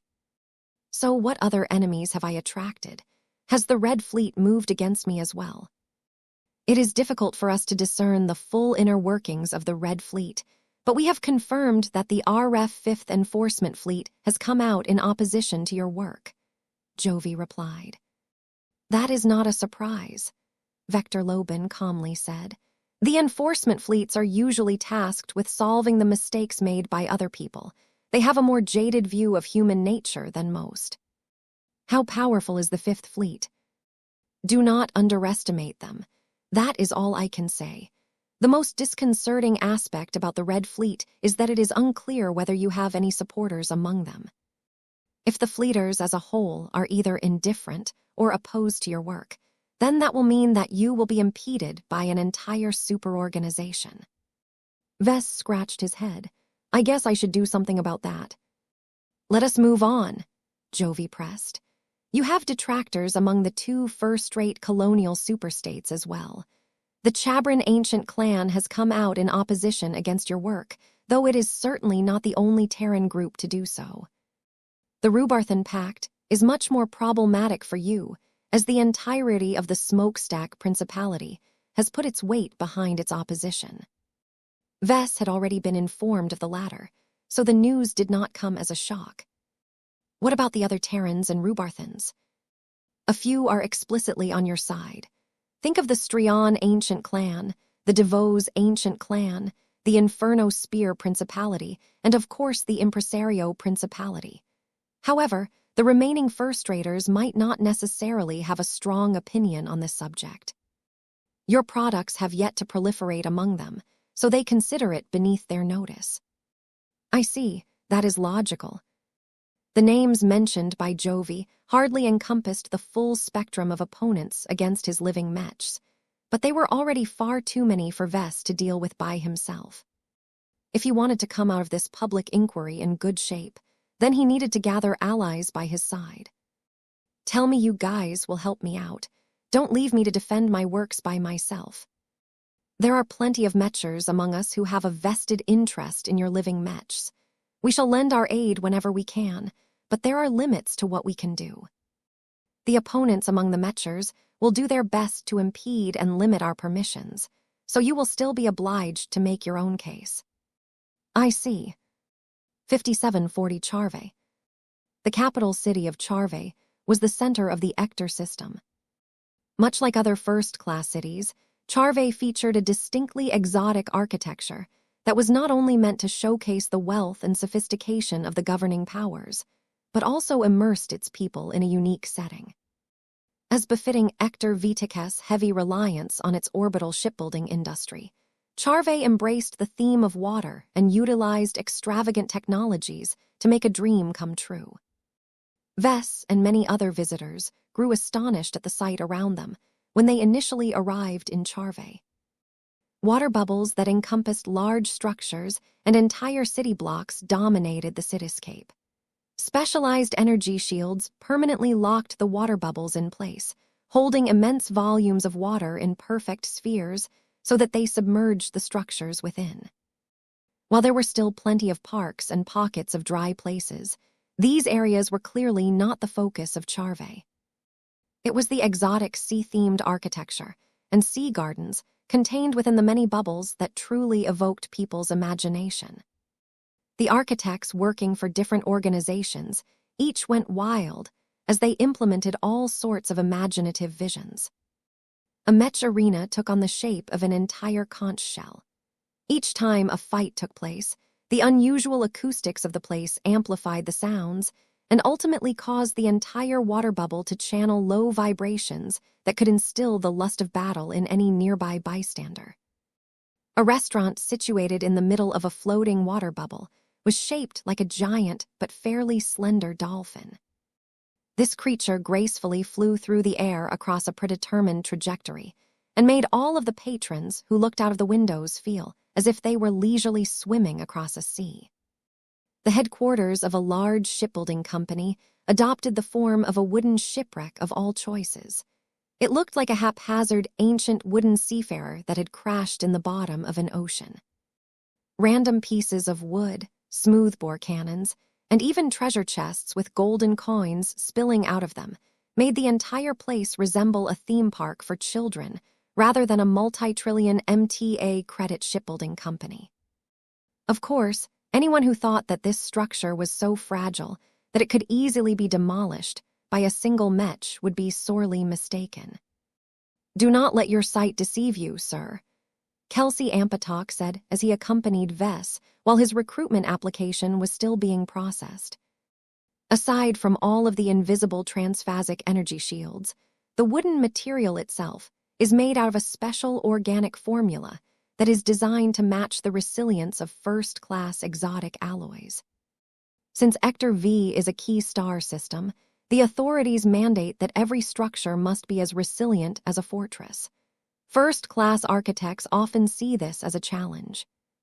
The most efficient fortress designs are usually plain and geometrically shaped, but what their customers truly want is the opposite. This had produced a trend where the most expensive and well-designed structures are often those that do not look as if they can withstand a heavy blow. This fell in line with the desire for first-raters to flaunt their wealth and power in the most extravagant ways possible. This was reflected in their architecture, Mech design, and their personal fashion. Vess still found it difficult to get accustomed to this mindset. The Terrans and the Mechers were relatively more constrained in this aspect, but the groups based in the Ector system were a lot less shy about expressing their individualism. "First-raters," he sighed. "You guys are so weird at times, do you know that? You are willing to spend billions if not trillions of MTA credits on the most trivial of stuff. I cannot imagine how much money the local organizations have invested in this enormous sea bubble wonderland. All of that money could have been spent on more practical investments, such as additional shipyards or a couple more colonies." Kelsey shrugged. Much of this city had been built during the age of Mechs. Times were much different back then. I do not think that any red human is looking forward to building a city as unique and distinctive as Charve in the coming decades. The Red War takes priority over everything else. The decline of culture is inevitable. The man sounded a bit sad about that. Vess shared the same sentiment. There were many wonderful facets about humanity, but if the aliens continued to press onto human occupied territory, a lot of artworks would have to make way for more efficient use of resources. Meow. Lucky voiced his own opinion as his black archimetal form floated up and landed on Vess' shoulder. Yeah, you're right. A humanity that is completely engulfed in war is no fun anymore. It is only when people get to enjoy a more rounded life that they will truly be able to realize their potential. Cities like these are part of our human heritage. Charve needs to be protected as much as possible, and the same goes for all of the shipyards up in orbit. As Vess and Kelsey Ampatok continued to spend a bit of time on admiring the exotic sight before them, Jovi soon arrived through teleportation. Hello again. I apologize for the delay. I have been coordinating with multiple different factions. The public inquiry is scheduled to start in a few days, so you need to make the best use of your time. I have taken the liberty of arranging multiple meetings with the representatives of the opponents and proponents of your living mechs. What am I supposed to talk about with them? Vess questioned. I mean, these guys are all really smart. They have definitely done their homework on my products. Even if they have developed a number of misunderstandings about my living mechs, that is mostly because their judgment is clouded by their bias. In my experience, it is nearly impossible for me to change that. I don't think I will have a productive discussion with any of my potential opponents. I am aware of that, but you should still make the attempt to understand their public positions in advance, Vess. You will be better prepared to counter their arguments once the inquiry begins. You may even be able to soften their objections and convince them to pursue less extreme restrictions. If all else fails, you may be able to make a deal with them, though this is not a real solution. I guess that sounds useful enough. Jovi shared a schedule where Vess would have to meet with a lot of representatives in the coming days. There was little time for him to explore Charve, not that he had any desire to do so due to safety concerns. Very well, let's start to prepare then. I also have suggestions of my own. I already took the initiative to contact an old friend. I hope he will be able to come in person, but he should at least be able to talk to me over the galactic net. With that, Vess and his entourage began to get busy. Jovi Armalin and Vector Lobin went to their respective factions to persuade the skeptics and opponents among them to throw their support behind living mechs. Kelsey Ampatok utilized his Rubarthan background to scope out the detractors from the Rubarthan Pact and see whether they could be persuaded to change their minds. Since Alexa did not accompany Vess on his travels this time, he had taken upon himself to figure out the Terrans. The leading representative of the DeVos ancient clan in the Ector system was a man called Pater Rexhad DeVos. Although he was just a branch member of his ancient clan, he had worked hard and managed to steadily climb up the ranks despite starting from behind. By the time he surpassed 100 years, he had attained various successes as a businessman and a diplomat. The direct descendants of the alien clans might enjoy a considerable head start, but even the Terrans did not discount the value of meritocracy. An organization ultimately had to be led by competent people if it wanted to withstand the test of time. When Vess met Pater at the compound owned by the DeVos ancient clan, the man looked quite grave. The Terran alliance as a whole is largely indifferent to your living mechs. It has become difficult to persuade Terrans to embrace your living mechs, primarily because they do not have access to any first-class mechs that possess its traits. The only people who actually have personal experience with handling your work are the armed forces of the second-rate colonial states that are operating within our sphere of influence. However, their exposure to your work is not only far too recent, but also much reduced due to the problematic associations with your popular ultimatum model. Vess grimaced. It sounded silly, but the second-class customer base within the Terran Alliance had almost universally rejected the ultimatum. This was weird, because the second-raters reacted a lot more positively towards the Fae Fianna. The only reason why the Terrans rejected the very notion of the ultimatum was because it was intrinsically tied to a Rubarthan god pilot. Even a faint connection was enough to taint the ultimatum as a Rubarthan Mech in the eyes of the Terrans.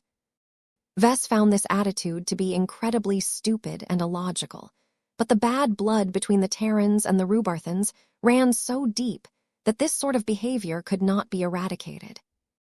Does that mean you have little confidence in our ability to drum up more support for living Mechs among the people living in Terran space? Pater Rixha de Vos nodded. I cannot think of any way for you to change their minds before the start of the public inquiry. There is not enough time to implement measures that can bolster your case in the short term. If we had a year of preparation time, I would have advised you to offer discounts to increase people's exposure to your living Mechs. It would be even better if you designed a compelling first-class Mech that can hold strong attraction to the Terrans. As it is, the best we can do is to engage in a short and expensive marketing campaign. Vess shook his head in rejection. That is too expensive, and I doubt it will be effective. Then I do not see any other measures you can take that can increase your support base in the short term. Let us shelve this topic for the moment and focus on the other side. Most Terran's ancient clans are indifferent to your living Mechs, but the Chabran ancient clan has strongly come out against your works. Do you have a grudge or feud against the Chabrans?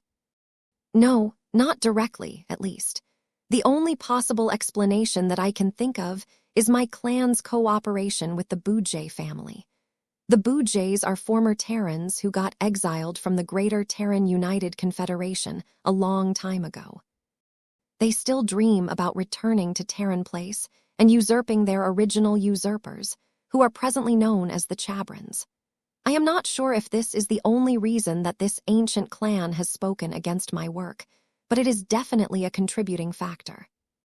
That is an inconvenient circumstance, but not an insurmountable one, Pater reluctantly said. If the sole reason why the Chabrans object to your work is due to your relations with this Bujay family, then there is no direct reason for conflict. It may be worthwhile for you to approach the Chabrans and see if you can forge a compromise with them.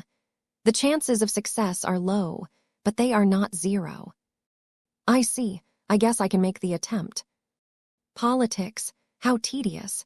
Vess did not look forward to meeting with all of these scheming bastards. He still needed to make the effort to come to an accord with his current adversaries. He owed it to his living Mechs to defend their rights as much as possible. 5741, the opponents of living Mechs. I am afraid I cannot oblige you, Professor Larkinson. Professor Kakuk Chabran wore a sophisticated white, patterned outfit that made him look as if he was a courtier. The notable scholar in various social sciences looked at Vess with an expression that subtly conveyed his disapproval towards Vess. You misunderstand our stance. We do not oppose you and your living Mechs because you happen to consort with one of our defeated enemies. We can care less about the Bujays and their ignorant delusions of grandeur. We have chosen to take a stand against your intelligent machines because we have taken the responsibility to protect our Terran people from the menace that your Mechs represent. Vess grew more and more frustrated during this meeting. He was glad that the representative of the Chabran ancient clan agreed to talk in person, but none of his arguments swayed the Terran scholar's mind. I have already explained to you that my living Mechs are not as threatening as AIs. They are truly alive and sentient, which means that they can develop loyalty and affection for the humans that they are designed to serve. They cannot be hacked like a set of algorithms, and their continuous exposure to the minds of their Mech pilots will only strengthen their sense of belonging to human civilization. Treating them as AIs does not make any sense given these conditions. Alas, the 120-year-old scholar remained unmoved by this argument. Your living Mechs may not fit the strict definition of AIs, but they are just as threatening, if not more. We cannot allow the Terran Alliance to acquire and make use of more and more compromised mechs. Each machine represents a potential time bomb.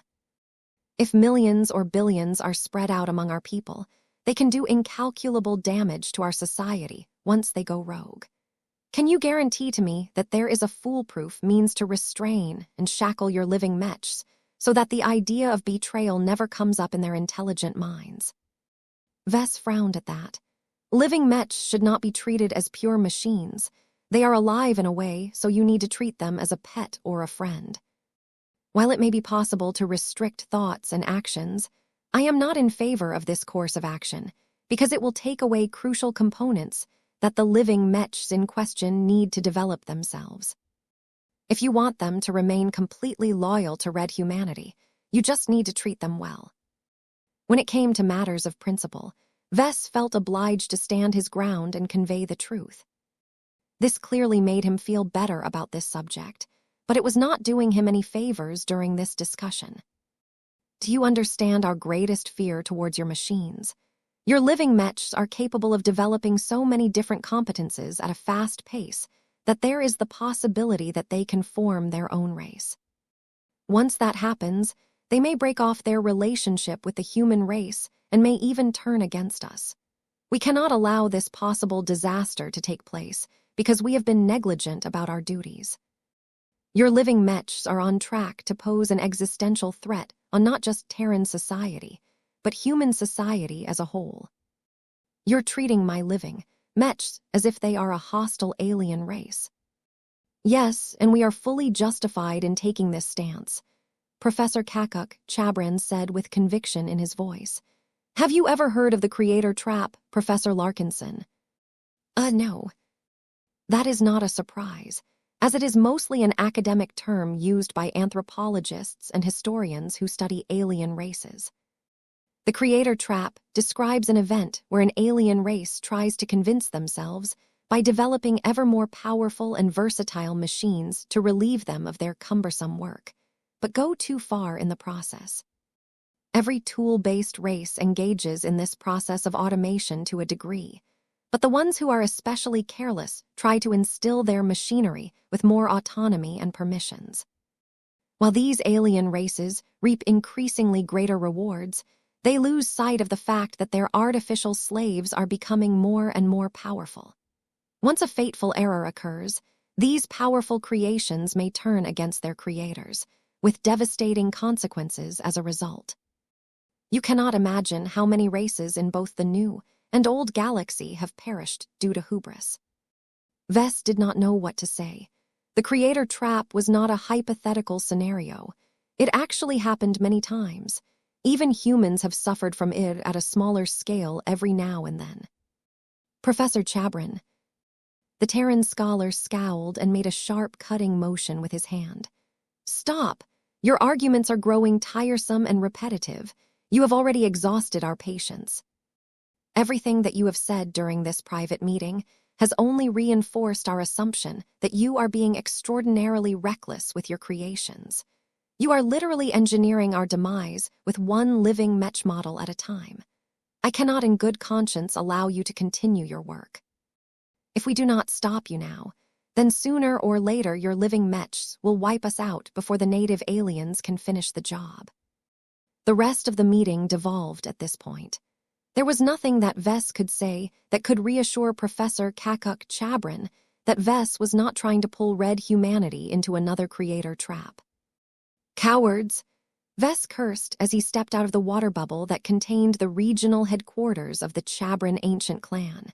His form remained completely dry with the help of a specialized water-repellent personal energy shield. Why do these Terrans think they have the luxury to worry about the creator trap when good old-fashioned speciocide is staring in our faces? The Chabrans were not the only group of opponents that he was scheduled to meet on this day. Vess hoped that he might have better luck with the Mech supremacists. Around 72% of them had spoken against living Mechs, though he wondered how much this figure could be relied upon. In any case, he journeyed to the planetary headquarters of the Red Association on Ector V. After a brief wait, He entered an opulent office where Master Alice Cantor awaited his arrival.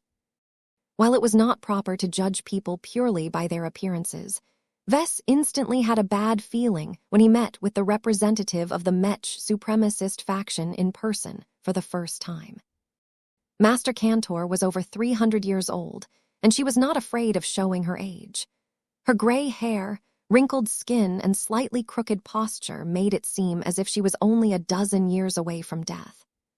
Despite her apparent frailty, her cold eyes and steely expression made it clear that Master Cantor had no intentions of acting like a gentle grandmother. "Professor Larkinson, you have requested an audience that I have decided to accept. Know that I do not think it is appropriate or desirable for us to speak behind closed doors before the public inquiry has even begun.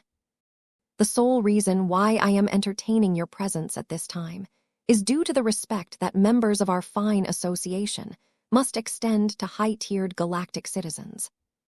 "I see," Vess slowly said as he took his seat on the opposite side of Master Cantor's desk. "It is not my intention to abuse my status in this way. I hope you do not take any affront at my actions. I just want to understand your perspective on living mechs and see whether I can resolve any misconceptions that you may hold." Though Master Cantor looked as if she would rather kick Vess out of the office right away, she maintained her decorum and gestured Vess to speak. "You have 30 minutes. That was not much time, so Vess quickly began to give a similar spiel to the one he gave to Professor Kakuk Chabrin. He changes his script here and there in order to adapt to his current audience, but his overall arguments remained the same. A moment of silence ensued after Master Alice Cantor took in his words. "Nothing you say has made any bearing on our stance," she spoke in a cold tone. "The fact of the matter is that your living mechs pose an increasing threat to our society." "That is not true, Master. My living mechs are designed to help humanity, not hinder it. They may come with a lot of new features that nobody has ever produced before, but that is no reason to be afraid of them all. We cannot allow our fears to hinder our innovation." The old woman remained completely unsympathetic to this argument. "Not all innovation is benign, Professor Larkinson. Mechs are only ever designed to serve as tools and weapons to the human race. Our faction reveres mechs not because they are strong, but also because they are weak. Unlike destructive warships, mechs are much weaker by design so that no person or AI can ever cleanse all life on any human-occupied planet by themselves. Your living mechs may not have the individual destructive capacity of a warship, but they form a collective threat to the human race. They do not even have to go rogue in order to inflict incalculable harm over time." "What? That makes no sense. Have you forgotten the meaning of mechs, Larkinson? Your living mechs are inherently dangerous to humans. The reason why we fear AIs is not only due to their propensity to glitch and turn against humans. What truly concerns us is that living mechs threaten to become such a convenient solution for mech pilots that the latter will no longer work as hard as before. Greater automation is a phenomenon that the mech industry has always tried to keep at bay for many good reasons. Your works threaten to deprive mech pilots of the need to endure hardship in order to improve and trigger breakthroughs. We will not allow your machines to poison the pool of mech pilots any further than necessary." Vess wanted to bash his head against her desk. How could she be so stupid? "Master Cantor, your fears are unjustified. Living mechs are designed to facilitate the growth of mech pilots. They are not designed to keep them weak. I can show you plenty of statistics that show that the pilots of living mechs break through at the same rate as the pilots of other machines. In fact, there are living mech models that have been responsible for producing more breakthroughs than average. I have plenty of empirical evidence to disprove your notion. Your data is not entirely valid. It only records the growth of mech pilots over several years at most. What we are concerned about is the long-term impact of your living mechs on our society. Logic dictates that as your mechs become more automated and able to think for themselves, they will take action without being directed by their mech pilots. If this takes place often enough, the humans inside the cockpit will not be able to exercise their full range of skills. Their foundations will become impaired, and their long-term growth prospects will become ruined as a result. That is just a theory. You can't even prove it because any study will require decades' worth of observation before producing enough data. Master Cantor pressed her fingers together. That is correct, and that is the reason why it is completely irresponsible to allow your living mechs to be used by the masses without absolutely verifying whether they are safe and benign. You are akin to a pharmaceutical company who has decided to put on an experimental medicine on the market after conducting only a handful of brief clinical trials. I should not have to tell you how irresponsible it is to let this happen. Your living mechs are the same in this regard. As far as I am concerned, your attempts to redefine mechs so that they can match your vision is not only premature, but also dangerous. Our association is tasked with protecting mech pilots, and that is exactly what we intend to do over the course of the public inquiry. I bear no ill will towards you in person, but for the sake of our mech community, they must be protected against your dangerous creations. 5742, a mental case. When Vess reunited with Jovi, Vector, and Kelsey in the evening, he looked incredibly tired. His exhaustion was purely mental in nature. He had encountered the same hardened opposition to his living mechs over and over again. The people who represented the groups that wished to take action against living mechs did not show any willingness to compromise from beginning to end. I was afraid of that, Jovi said, while frowning in thought. At least you have taken the measure of your opponents. The information that you have gathered from these meetings should help you prepare for the upcoming debates. Since we cannot sway the groups that have already formed their conclusions beforehand, the only means for you to gain the upper hand is to convince the public of the merits of living mechs. It is the people that you must win over, not the opponents who have already come out against your works. Vess scratched his chin. I guess you're right.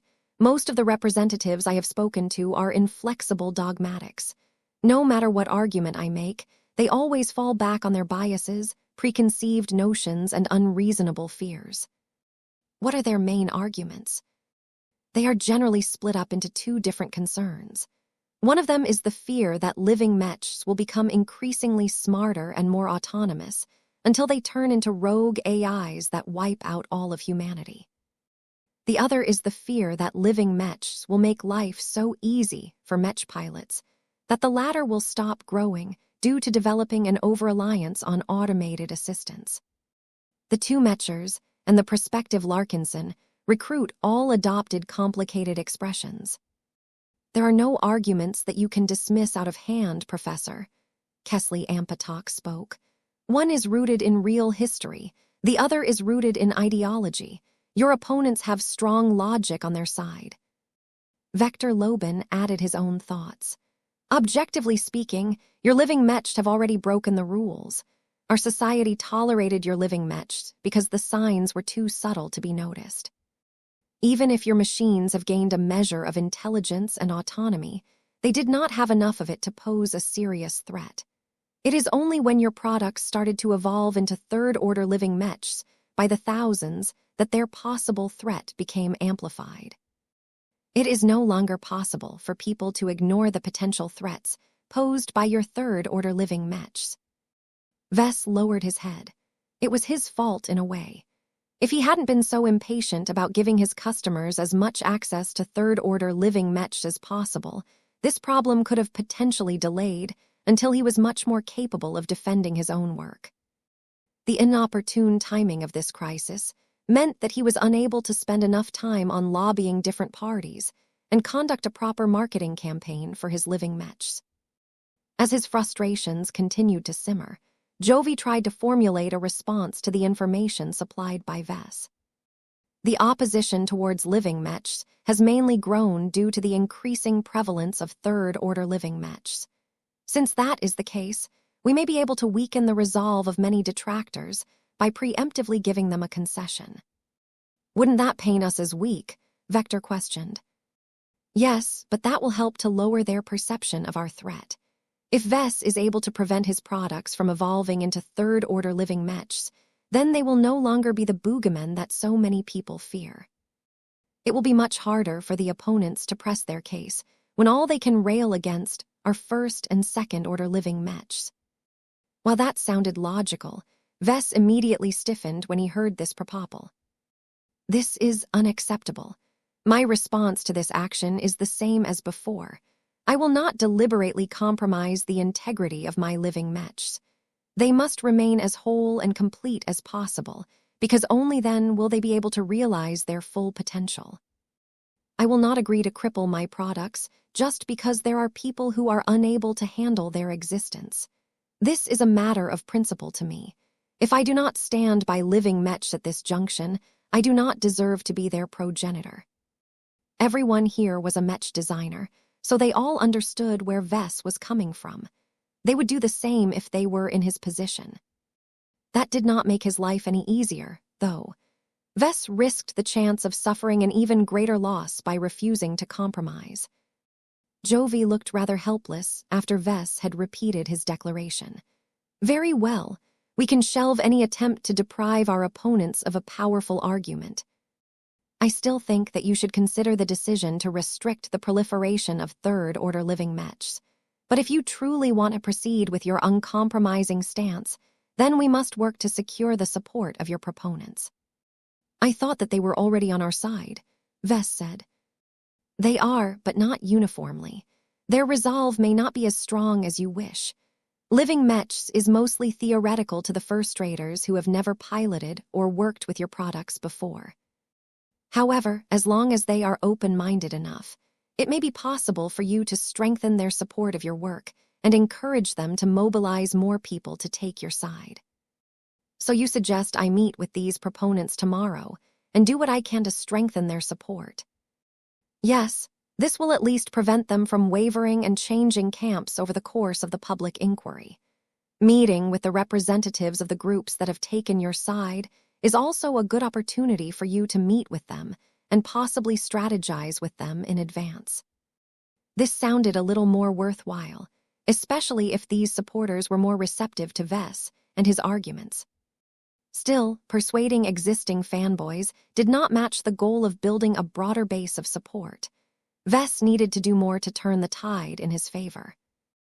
I think it is possible to get elements of the Red Fleet on our side, Vess boldly stated.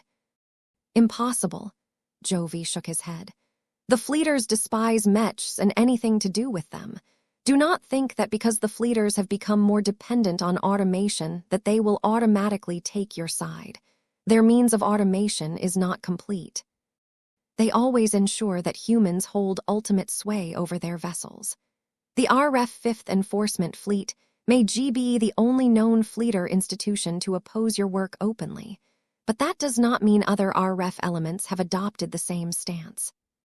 No Mecher had a good impression of the Fleeters, and the sentiment was mutual. Despite this dynamic, Vess believed in his course of action. The Fleeters are not homogeneous. You know as well as I do that the Fleeters are split up into multiple different ways. The 5th Enforcement Fleet does not speak for the entirety of the Red Fleet. If you don't believe me, I can tell you that I have already scheduled a meeting with an RF officer that I became acquainted with a long time ago. I doubted whether I would be able to meet with him in person, but it turns out that he has gained permission to take a special trip to the Ector system.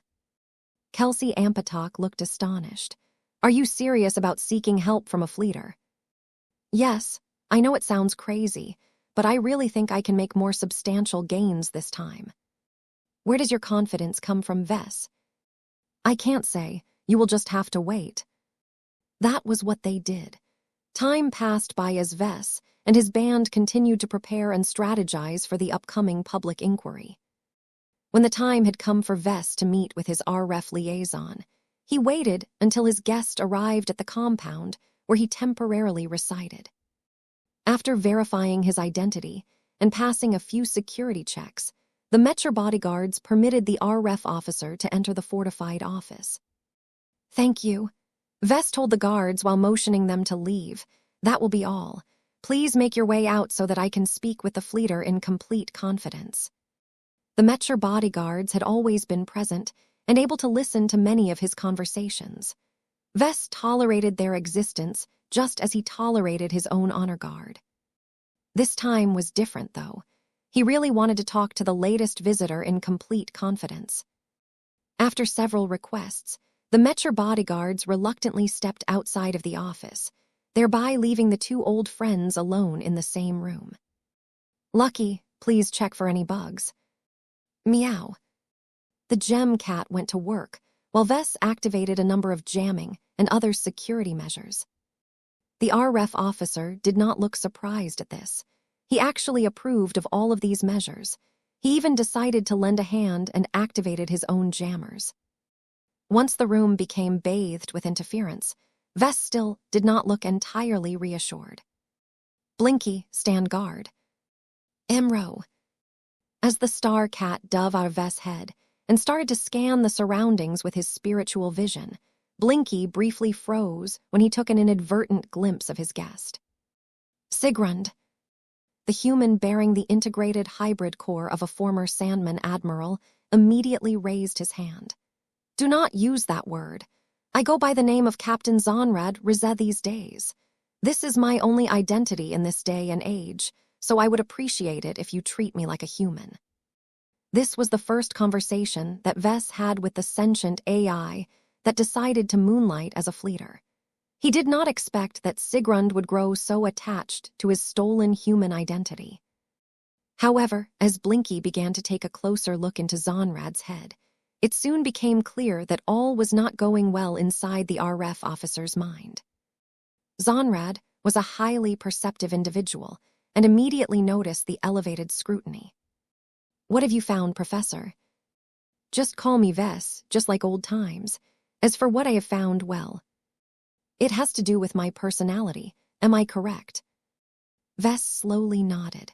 "From what I can see, there are two different personalities in your mind. There is a dominant one that originally usurped control over your current body. However, its original owner has not disappeared entirely once you pulled off your coop. I think the original Zonrad Rizeh has recovered from what you have done. If that is not bad enough, his spirituality has already started to merge with your own. The fusion has become so thorough that you should have inherited a lot of stuff from him. Maybe too much. That explains much. I already formed a similar hypothesis, but I do not have the means to observe my condition as extensively as you. I am becoming more human every day." "You do not sound particularly upset about this," Vess noted. "That is because I have truly come to enjoy being a part of your race." The RREF captain grinned at Vess. "The more I spend as a human, the more I want to forget about my life before my transition in life. I am not certain whether it is intentional or not, but Zonrad is helping me adjust to my new state." Vess began to look increasingly more concerned about Sigrund's state. "I think there is way more going on than you think.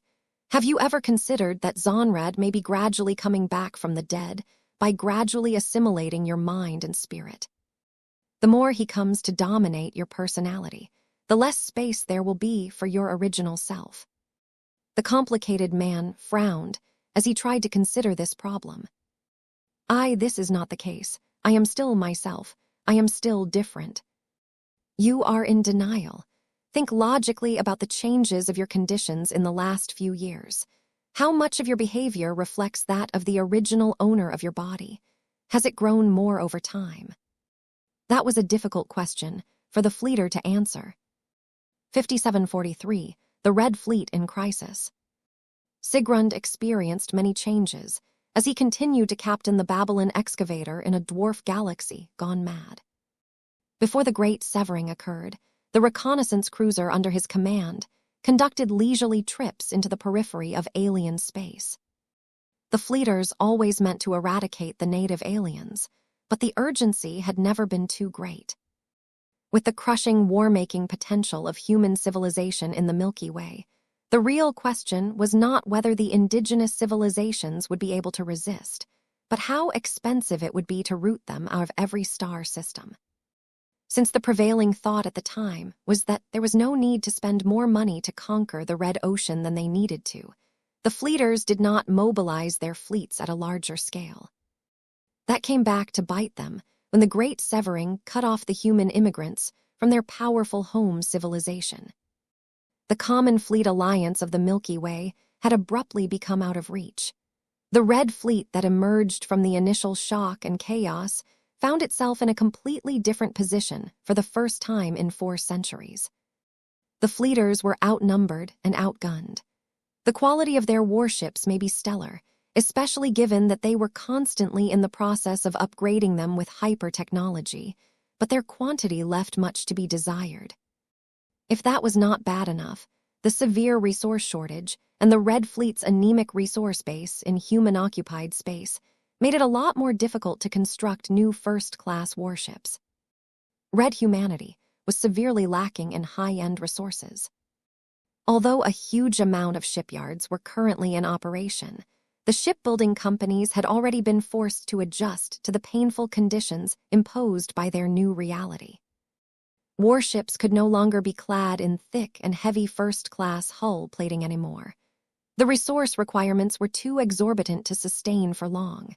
The vessels needed to be leaner and more cost-effective, which was a demand that was practically alien to the fleeters. Other sacrifices had to be made as well. Face water became increasingly more precious and needed to be rationed to the point where smaller warship classes barely received any allotment of it these days. The emergence of hyper-technology partially compensated for this shortcoming, but it was not enough. The cold, hard truth was that the loss of just one warship became increasingly harder to replace. If not for the fact that they did their best to salvage any piece of valuable warship wreckage after an engagement, the logistical challenges of the Red Fleet would have been 10 times worse. Still, as a fleeter officer who had increasingly distinguished himself in both ship command and technological development, Sigrund had become more cognizant of the dire state of his organization. The long-term prospects of the Red Fleet were not good. The huge constraints on resources continually took a toll on its combat readiness. Irreplaceable resources were being spent and lost during each serious engagement. The worst part about all of this was that the Red Association was doing a lot better in comparison. Mechs were smaller and more efficient. They were more versatile and adapted a lot faster to the changing circumstances. The power of high-end mechs could rival that of entire warships due to reasons that boggled the mind. Although the mechers alone did not have the numbers to win the war by themselves, their combat machines were much better suited to fight in an environment that had become affected by exotic radiation. Perhaps a lot of fleeters still remained stubborn enough to stick to their unrelenting belief in the superiority of their warships, but as the procurement of new hulls and supplies became increasingly more constrained, even the hardliners began to recognize the cold, hard reality of operating with a minimal resource base. By the time the first year of the Age of Dawn came to a close, the fleeters had slowly come to a consensus. Our doctrines and approach needs to change. We can no longer cling to the old ways anymore. The Common Fleet Alliance was a slow-moving organization by nature, and it was difficult for the Red Fleet to shake off these tendencies. However, sheer necessity forced more and more fleeters to embrace change as an essential means to secure their continued survival. Not only had the fleeters slightly loosened the previously unquestionable duopoly on the use of warships, they also started to increase their engagement with the space peasants they previously despised and ignored. Necessity drove their efforts to engage in serious diplomacy with numerous first-rate and second-rate states. Trading resources for permissions was ultimately a worthwhile exchange. Many humans had become reacquainted with the power of warships and desired to obtain it at nearly any price. This helped relieve the Red Fleet's immense resource shortages, but only by a small measure. For better or worse, the fleeters needed to reinvent their warships even further. As painful as it was to admit it, they had little choice but to learn from the aliens and adopt much of their design approach. Relying on vast amounts of hull plating for protection became increasingly less tenable. Azure Energy Shield generators presented a much more efficient solution in terms of resources. The best ones still required high-grade exotics to construct, but the required quantities were not as severe. The only resource that was truly crucial was face water. The inability to harvest enough face water in human-occupied space meant that the fleeters needed to go on the offensive if they wanted to obtain more face water. The only way to gain significant quantities of it was by actively confronting the aliens. While the fleeters often managed to harvest a bit of face water from every battle, the loss rate was still considerable. This was why raiding alien space was the only viable way to secure a more substantial supply of face water. Sigrund, in his guise as Captain Zonrad Rizet, had been responsible for setting up much of these raids since the start of the Red War. He received mission after mission that instructed him to bring his lightly upgraded reconnaissance cruiser further into alien space and identify any planets with large deposits of face water. The threats he and his crew faced were much greater as a result.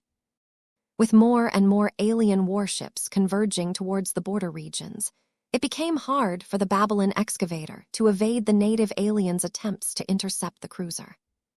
Stealth was not the Babylon excavator's forte. Her passage frequently got detected by alien long-ranged sensors. It was only due to relying on her fast and powerful superdrive that the cruiser managed to circumvent the alien interception forces before they managed to get close. The most harrowing moment during the sequence of missions was when his vessel accidentally encountered a phase whale that was passing through the same star system. The phase whale is continuing to pursue our ship.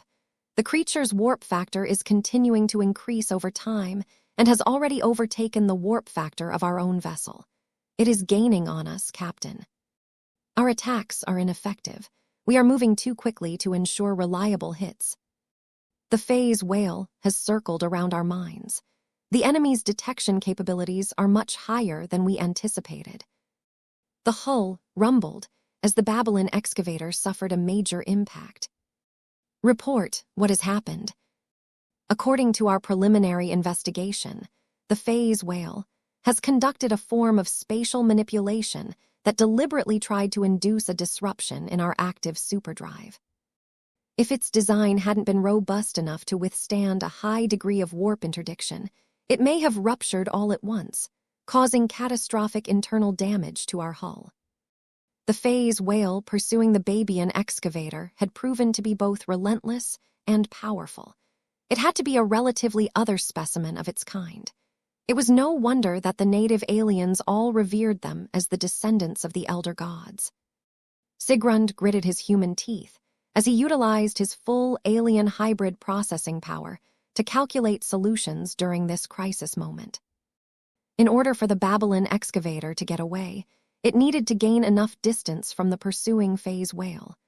There was no way to escape the creature's grasp as long as it came close enough to utilize its vast spatial abilities to lock the ship into place. The problem was that the phase whale was continuing to gain on the reconnaissance cruiser. The naval engineers had already done all they could to overload the propulsion systems and force the superdrive to increase its warp factor. Yet despite the use of advanced human technology, the power of an alien god proved to be even greater in this instance. We cannot shake off the phase whale by running away. We need to slow it down by going on the offense, if only briefly, Captain Zonrad concluded. Our combat simulations suggest that our reconnaissance cruiser cannot win in a direct confrontation against the phase whale, sir. Our Otendra laser cannons lack the power to break the phase whale's spatial barrier. The only weapon that can give us a chance is the new Oblivion torpedo that the command has recently assigned to us. The hyper-antimatter torpedo is the only warhead in our arsenal that possesses the raw power to break the phase whale's first line of defense. However, if we launch it head-on, the creature will see it coming and intercept our torpedo before it can enter into effective range. The destructive power of the new Oblivion torpedo was awesome, but space battles took place over such vast distances that even the greatest of explosions may be rendered harmless due to this variable. Sigrund did not give up, though. He performed his own simulations in his mind, combining the raw processing power of his true body with the human ingenuity that he had inherited from his human shell. The effort paid off, as he managed to come up with a new approach that happened to produce an optimistic result in his own simulations. We need to deliver the new Oblivion torpedo as close to the phase whale as possible. We cannot launch it. That would draw too much attention to it. We need to cover the entire torpedo with sensor-dampening materials and quietly eject it into space. Its lack of transphasic components will work in our favor, as the phase whale will not be able to detect any suspicious spatial fluctuations. That will not work, sir. The phase whale has other senses as well. The new Oblivion torpedo is too large and energetic to hide when deposited into space. The captain of the reconnaissance cruiser grinned. That is why we must flip our hull and fire all of our Otendra cannons at full power. That will cause us to slow our advance. We have no other choice. As risky as Captain Rizez's plan sounded, he had managed to lead the crew through numerous tough spots in the past. After a brief moment of preparation, the Babylon excavator went into action. She no longer tried to accelerate forward as much as possible, but instead began to somersault her enormous hull so that her bow section faced the other way around. The ballistic trajectory of the reconnaissance cruiser continued to fling her along her original direction, making it seem as if the RF warship was gliding backwards. There was an important reason why the hull had to flip around. Her primary gun batteries were only able to be employed at the same time if they faced forward. Now that the formidable Otendra cannons were all able to align their barrels towards the approaching phase whale, they fired blindingly powerful hyper-laser beams that accurately struck the pursuing creature's spatial barrier. Just as expected, the powerful barrage failed to penetrate the seemingly impenetrable spatial barrier, but that did not stop the Babylon excavator from firing other salvos. Hyper-laser beams after hyper-laser beams continually struck the phase whale with pinpoint accuracy. They first struck simultaneously, but eventually began to fire sequentially, making sure that the phase whale continually became blinded by a shower of intense light and heat. The alien monstrosity grew annoyed more than anything, and tried to evade the attacks in order to spare itself from getting blinded. This was bad, as it not only became harder for the Otendra cannons to land a hit at this extreme range, but the phase whale also risked moving too far away from the new Oblivion torpedo that the Babylon excavator had quietly dropped in her wake. "Let me take over fire control," Captain Rizet insisted. His vastly superior mental processing capabilities allowed him to increase the hit rate of the Otendra cannons once again, but strangely enough, the opposite took place. The phase whale got struck with less hyper-laser beams than before. As the weapons officer was readying himself to retake control over his station, he froze when he realized what his captain tried to accomplish. The phase whale was not evading as hard as before. The creature gained confidence and started to close the distance at a faster pace. Just as the hungry predator was about to commence another long-range spatial strike that was meant to sabotage the escaping human vessel's superdrive, the phase whale suddenly panicked as it finally registered a dangerous object on a collision course. The surrounding space started to shake just before an immense antimatter explosion engulfed the location in total cataclysm. As the intense radiation and interference started to fade, the sensors of the Babylon excavator discovered the state of the phase whale. It's still alive. Just before the crew were afraid that the pursuit was about to continue, the frazzled sensors managed to glean more details. The phase whale is alive, but injured. It is bleeding face water into space. It is under no condition to persist in its pursuit. The Babylon excavator was saved. 5744, the AI specialist. The Babylon excavator's accidental encounter with a phase whale became another legend in her story. Captain Zonred, Rizet managed to earn a commendation from Archie due to his stellar performance. He not only managed to blind the pursuing phase whale just enough by pelting the powerful foe with powerful hyper beams, but also managed to influence the distracted creature's trajectory until it was on a direct collision course with the free-floating New Oblivion torpedo. This turned Captain Rizet into a minor celebrity within the ranks of the Red Fleet. After all, not any lone warship was able to escape the clutches of a mature phase whale. Although the plan employed by Captain Rizet sounded deceptively simple, it was the execution that truly mattered. This was where he distinguished himself and proved his competence in the field yet again. Of course, Sigrund did not manage to do everything right. Archie's independent evaluation of the incidents clearly registered a number of shortcomings. Oblivion torpedo. Sigrund grimaced at the many faults pointed out by the highly intelligent and all-encompassing evaluation system. I brought the Babylon excavator back intact and without loss of life. That is a much more preferable outcome than getting caught by the phase whale. Can't you cut me some slack? I contributed to your programming.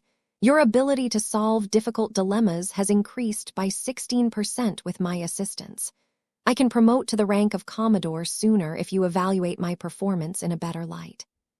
Archie was programmed to be as objective as possible. It was solely concerned with preserving the Red Fleet as a whole.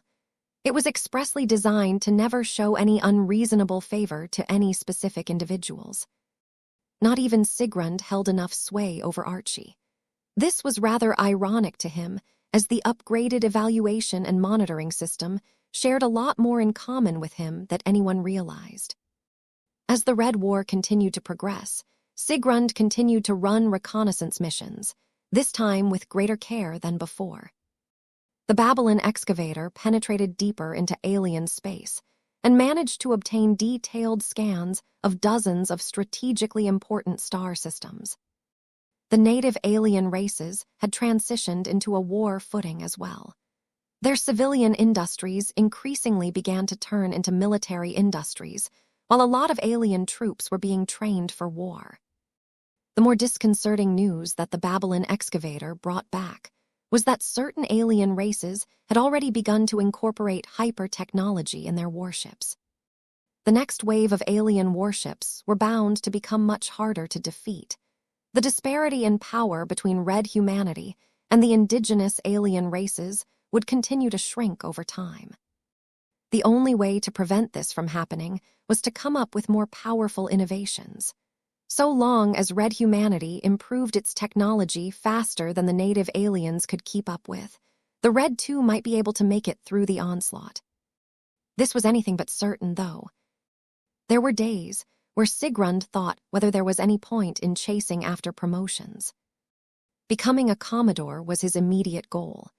He had been splitting his time between commanding the Babylon excavator and helping the Red Fleet's R&D teams apply further refinements to the expansive programming that made up Archie. The longer Archie remained in operation, the more the fleeters as well as the spacers taking part in the controversial auxiliary fleet program appreciated the Super AI's judgment. This became evident during a routine meeting with his superior. The physical projection of Admiral Chelsea merely leaned forward and expressed intense interest in the captain of the Babylon excavator. Ever since we had converted the old IES to the more modern Archie, our warships are more efficient than ever. Our manpower constraints have lessened as we are able to leverage greater productivity from every spacer. It is my understanding that the development of Archie has only begun to hit its stride. That is correct, ma'am. Captain Rizet politely responded to the projection. The use of hyper-technology in competing tech has produced many breakthroughs that challenge the established theories of computing. Artificial intelligences powered and enhanced by E-energy radiation have proven to be capable of performing feats that are beyond the realm of possibility back in the Milky Way. The artificial intelligence sector has entered into a golden age because of the changes in the environment. It is not only Archie that is on track to receive substantial upgrades. There are also other projects on the way. My favorite project is the development of more powerful shipboard AIs. Once they are being put into action, every warship will perform much closer to their theoretical maximum. The Admiral briefly frowned. Shipboard AIs represent a much more powerful step towards automation. Many of my peers are less concerned about the reliability of Archie, as it mainly helps us manage our human resources. Letting an advanced artificial intelligence take direct control over the functions of our warships gives them actual operational command of destructive weapons. The damage that these shipboard AIs can do is catastrophic. That is why the R&D teams in charge of researching improved shipboard AIs have only made slow progress up to this point, ma'am. The scientists and engineers are erring on the side of caution. It may take multiple years for the shipboard AIs to perform well enough to be trusted with actual responsibility. No AI will be able to refuse the override of a human crew member, and they can always be deactivated in order to return the vessel to manual control. You sound as if you have many suggestions on how to advance the development of shipboard AIs.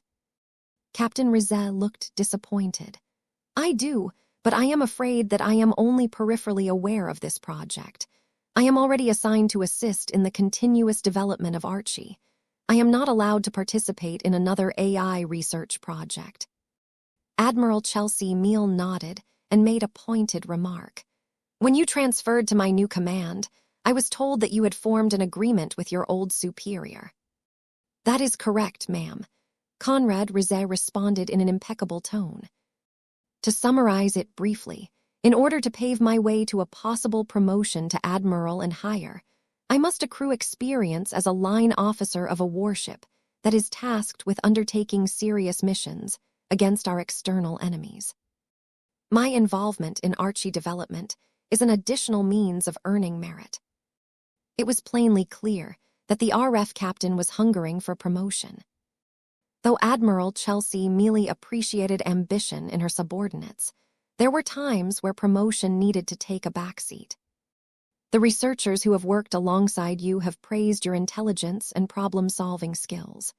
Your abundant expertise in AIs has constantly my office to become pelted with requests to transfer you out of the Babylon excavator so that you can work on AI development on a full-time basis. Multiple research teams are vying to gain control over your expertise, and they are willing to extend serious favors for your clever head, figuratively speaking. My response to their solicitors has not changed. I do not intend to abandon the Babylon excavator. She is my ship, and she has all of the capabilities she needs to keep my crew and I alive. More importantly, I have yet to serve long enough as a warship captain to burnish my credentials as a line officer. In order to become eligible to get promoted to a fleet admiral in the far future, I cannot allow this shortcoming to torpedo my chances. Admiral Mealy shook her head in disappointment. As much as Captain Zonrad Rizet had performed reliably and effectively as the captain of a reconnaissance cruiser, the man was able to make much more substantial contributions to the Red Fleet as an AI researcher. She was tempted to utilize her authority to the fullest in order to force the stubborn cruiser captain to relinquish his command so that he can be transferred to a top research team. However, doing so would break the informal agreement that Captain Zonrad Rizet had made with his previous superior. Violating them was not entirely taboo, especially now that the circumstances had changed compared to the previous age. The debut release occurred at NOV 3L=BJN. A woman who was shrewd enough to make it to the rank of admiral in her second century of life was not that stupid, though. Her hands were effectively tied, so long, as Captain Rizet proved his effectiveness in combat. If only he wasn't so good. Please do not dismiss my suggestion out of hand, Admiral Mealy requested. It should not be a surprise to you that our Red Fleet is deteriorating by the day. High-end resources are becoming more and more scarce. We are becoming increasingly more reliant on technology to compensate for our many deficiencies. The higher-ups of the Red Fleet never told the public the truth about its precarious state. The fleeters still needed to project a lot of strength in order to maintain its veneer of superiority. However, the brass never intended to hide the actual state of the Red Fleet to the senior officers. It became even more important for Captain Zonrad Rizet to be in the loop, as his reconnaissance missions were expressly meant to address the Red Fleet's shortcomings. AIs cannot single-handedly turn the tide of the Red War, ma'am, Sigrund told his superior. They can optimize the performance of our warships, but it is too much to ask them to exceed the physical boundaries of their many ship systems. The Otendra hyper-laser cannons of my warship are only rated to launch hyper-laser beams at a certain power range. It is impossible for the weapons to exceed the upper boundary unless exceptional circumstances are in play. I find it hard to believe that the next generation of AIs are only limited to optimization. Are you familiar with the living mechs designed by Professor Larkinson? Captain Rizet tried his best to school his expression. It would be hard not to. He is a celebrity in the mech community and beyond. Well, his living mechs have all begun to evolve to the point where they have developed notably powerful artificial intelligences. The so-called living mechs have not only gained the features that our researchers have only just begun to explore, but the illogical products have also shown a remarkable capacity for sentience and the ability to flexibly navigate problems that cannot be solved in a straightforward manner. Where are you going with this, Admiral? I am doing any favors to my reputation for this, but I will not let stupidity get in the way of absolute necessity. As you have already said, our AIs will only be able to optimize the performance of our warships. If we want them to become powerful enough to exceed their natural limitations, I believe we must learn from example. We have already tried to do so by studying and dissecting dozens of third-order living mechs. Sigrund inwardly winced as he heard that. He did not want to obtain any details on these studies. I surmise that this investigation has failed to produce the desired result. Admiral Chelsea Mealy grimly nodded. Our researchers have concluded that only direct consultation from their maker will help us obtain the necessary information. If we want to improve the performance of warships by another level, we may be forced to cooperate with a mech designer, as loathsome as that may sound. What do you think about this possible proposal, Captain Rizet? I think it is a bold but practical idea. 5745. Identity confusion. Not every fleeter was the same. Despite most of them growing up in various spaceborne clans, their ideals and principles diverged quite a lot. While the Red Fleet liked to present a united front towards outsiders, the internal divisions between the different fleet admirals were well known. Captain Zonrad Rizet had built up plenty of contacts within the fleet. He had come in touch with a wide variety of different stances and opinions. Everyone possessed their own view on how the Red Fleet should respond to the crisis besetting human civilization. We don't have the resources to construct additional warships. If we want to obtain the resources we need, I see no other choice but to do the unthinkable and ally with an alien race that is willing to turn against the Red Cabal. The Red Fleet must never give up. Humanity back during the Age of Conquest was in a much worse position at the time, but through continuous technological assimilation and daring battle tactics, our indomitable fleets have managed to produce one victory after another. If we can do it once, we can do it again. There is no need for us to turn our backs to our original principles. We must stay true to our identity. Only by persevering will we be able to conquer this galaxy for the good of mankind. I hate to say it, but the Red Association's growing success shows that warships are not the sole answer anymore. I despise the Mechers as much as you, but that does not stop me from thinking that it may be better if we begin to operate in unison with our rivals. We need to stop operating as two isolated organizations. As the dire situation of the Red Fleet began to penetrate through more and more fleeters, they gradually became more radical as time passed by. Too many of Zonrad's peers began to fear for their future, and that of Red humanity, as the cold calculus of war continued to take a toll on their warships. It became clearer to Sigrund that he had boarded a sinking ship. If the Red Fleet's deteriorating state was so obvious to everyone that it was not even taboo to engage in defeatist talk, then their situation had become much more dire than he feared. That was not to say that defeat was imminent. Confidence was low, but the fleeters still possessed enough belief in the power of their existing warships to last quite a while. What truly concerned them was the steady attrition. Warships were not designed to engage in frequent high-intensity battles, but that was exactly what the fleeters forced them to do in order to defend the front lines as much as possible. Overstressed Azure Shield generators started to blow up. Warp drives malfunctioned during inopportune moments. Cannons began to jam or misfire due to lack of critical maintenance. The fleeters had underinvested into facilities in the Red Ocean that could fully maintain and repair damaged warships, and they paid the price for this inadequacy. As much as doom and gloom started to press on the minds of every member of the Red Fleet, there were still positive developments every now and then. Captain Zonrad and many other fleeters derived hope from these few pieces of good news. From discovering powerful ways to leverage hyper-technology, to receiving news about the successful return of a special operations fleet. The latter had only been able to bring back so many stores of face water they brought due to the extensive reconnaissance that the Babylon Excavator and her other sister ships had completed. Pride and satisfaction welled up inside Captain Rizet's augmented human heart. He had pledged his loyalty to the Red Fleet, and he did not intend to abandon the organization that had come to define his life. The better the Red Fleet was doing, the greater his future prospects.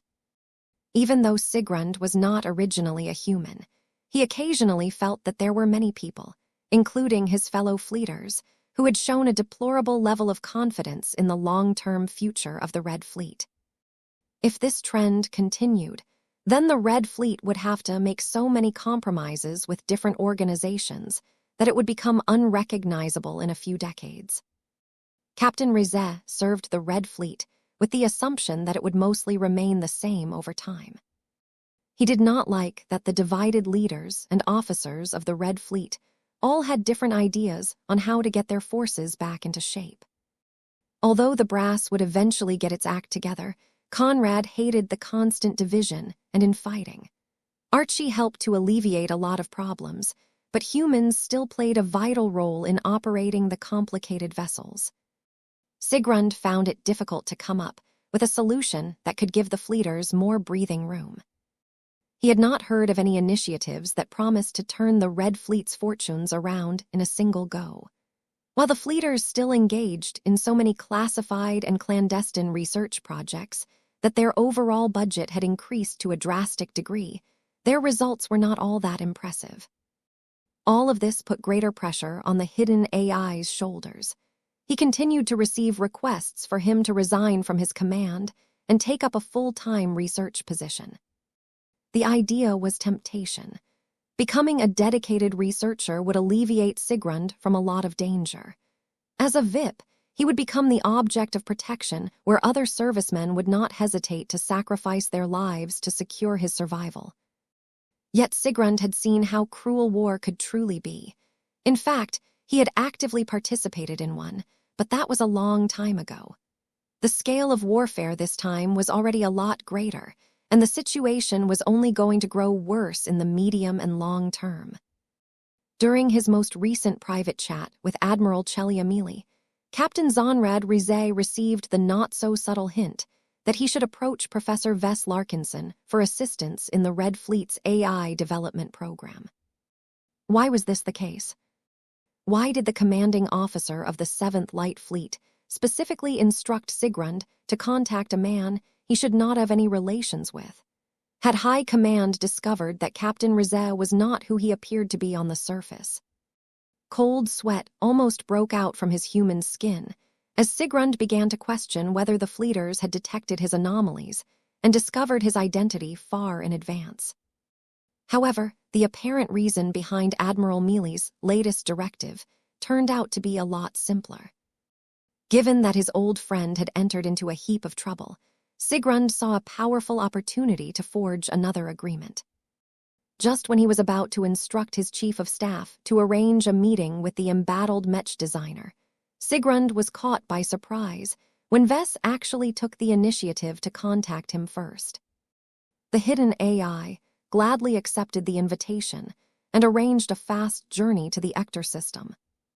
Since Admiral Mealy clearly wanted to open up a dialogue between the Red Fleet and Professor Vess Larkinson, she actively made sure that Captain Rizet would not encounter any hindrance during his rapid transit. When Captain Rizet finally arrived in the Ector system, he had simulated many possible scenarios on how his conversation with Vess would play out. The last time they had met face to face and talked with each other was back when they still resided in the old galaxy. Since then, their status had radically changed. Sigrund went from an alien AI chip gone rogue to a respectable warship captain who had earned plenty of merit up to this point. Vess, on the other hand, experienced an even more meteoric rise. His early promotion to the rank of senior Mech designer was astonishing enough by itself. What truly made him so outrageous was that many of his works were so revolutionary that he had been declared a treasure in human form. In other words, the power balance between the two of them had been reversed. Vess was able to inflict more damage to Sigrand than the other way around. This made the AI that wore a human shell feel more nervous, but there was little other choice. Admiral Mealy would not appreciate the decision to abort the meeting, and he would only be drawing more suspicion on himself for making an illogical decision. For better or worse, Sigrund had to meet with his old friend in a place of the latter's choosing. He at least stocked up on his countermeasures and made sure that he carried sufficient jamming equipment to minimize any leaks. Equipped with the appropriate gear, Captain Zonred Rizet entered the submerged structure where Vess resided. When he appeared in the office where Vess had chosen to meet with Sigrund, the hidden AI did not expect that his true identity would get exposed right away. Not only did Vess talk to Sigrund in a more familiar tone than expected, but the Mech designer did not hesitate to point out a growing issue about his mental state. As a strange, translucent purple cat was running through his body in an incredibly disconcerting fashion, Sigrund's processing power had been working at a higher intensity in order to figure out this perplexing situation. Unfortunately for him, very little about this situation made any sense. Were you aware of my true identity in advance? Honestly, no. Vess responded as he continued to analyze Sigrund with his piercing eyes that seemed to gaze straight at the alien soul. I came across your contact information by chance and just wanted to talk with you because you are the only fleeter officer in the Red Ocean that may be receptive to my proposals. However, once you appeared in my office, I managed to spot your true identity right away. That caused considerable alarm from the sentient AI. Is my true identity that easy to discern to individuals with your metaphysical senses? Vess smiled back in reassurance. Relax, it is not that simple. Your body's human spirituality may have recovered so much that a less sensitive observer could easily overlook the anomalies that are characteristic to your alien spirit. The biggest reason why I figured out the truth so quickly is because I am already familiar with your spirituality. It is like nothing else due to the combination of Sandman and CFA AI core traits. If that is the case, then I am constantly at risk of discovery from any individual with similar observation capabilities as you. I may be able to minimize the risk of discovery by isolating myself from the rest of the Red Fleet, but that is not always tenable. Vess looked sympathetic. It was clear that he had gotten rid of his animosity towards Sigrund a long time ago. Too many years had passed since the tragic Sand War. They had entered a new galaxy where everyone hoped to gain a new start. It is not that bad, Sigrund. I think that the problem may become less severe if you continue to allow your alien self to assimilate with your human self. Despite your original identity, you have acted like a human for so many years that it has become increasingly more ingrained into your conception of yourself. Please speak in more concrete terms, Professor. Very well. Let me put it this way. As long as you continue to distance yourself from your original identity as Sigrund, your human side will gain more ground. That should successfully minimize the chance of discovery to a minimum. This is not a harmless operation, though. I have a feeling if you give too much room to the original spirituality that had inhabited this human body of yours, it may one day regain awareness and fight to regain control. That sounded anything but ideal for Sigrund. 5746, the inescapable shackle. Sigrund should have been an enemy to Ves. The two did not exactly start off on the right foot. A long time ago, Ves encountered Sigrund for the first time when the altered Sandman admiral tried to engulf Ves, and everyone aboard the CFA battleship in a tide of sand.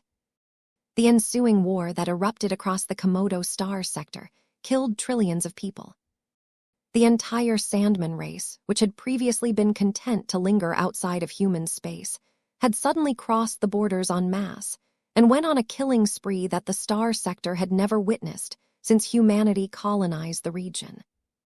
Ves had bore witness to a lot of tragedies during the relatively short but incredibly bloody conflict.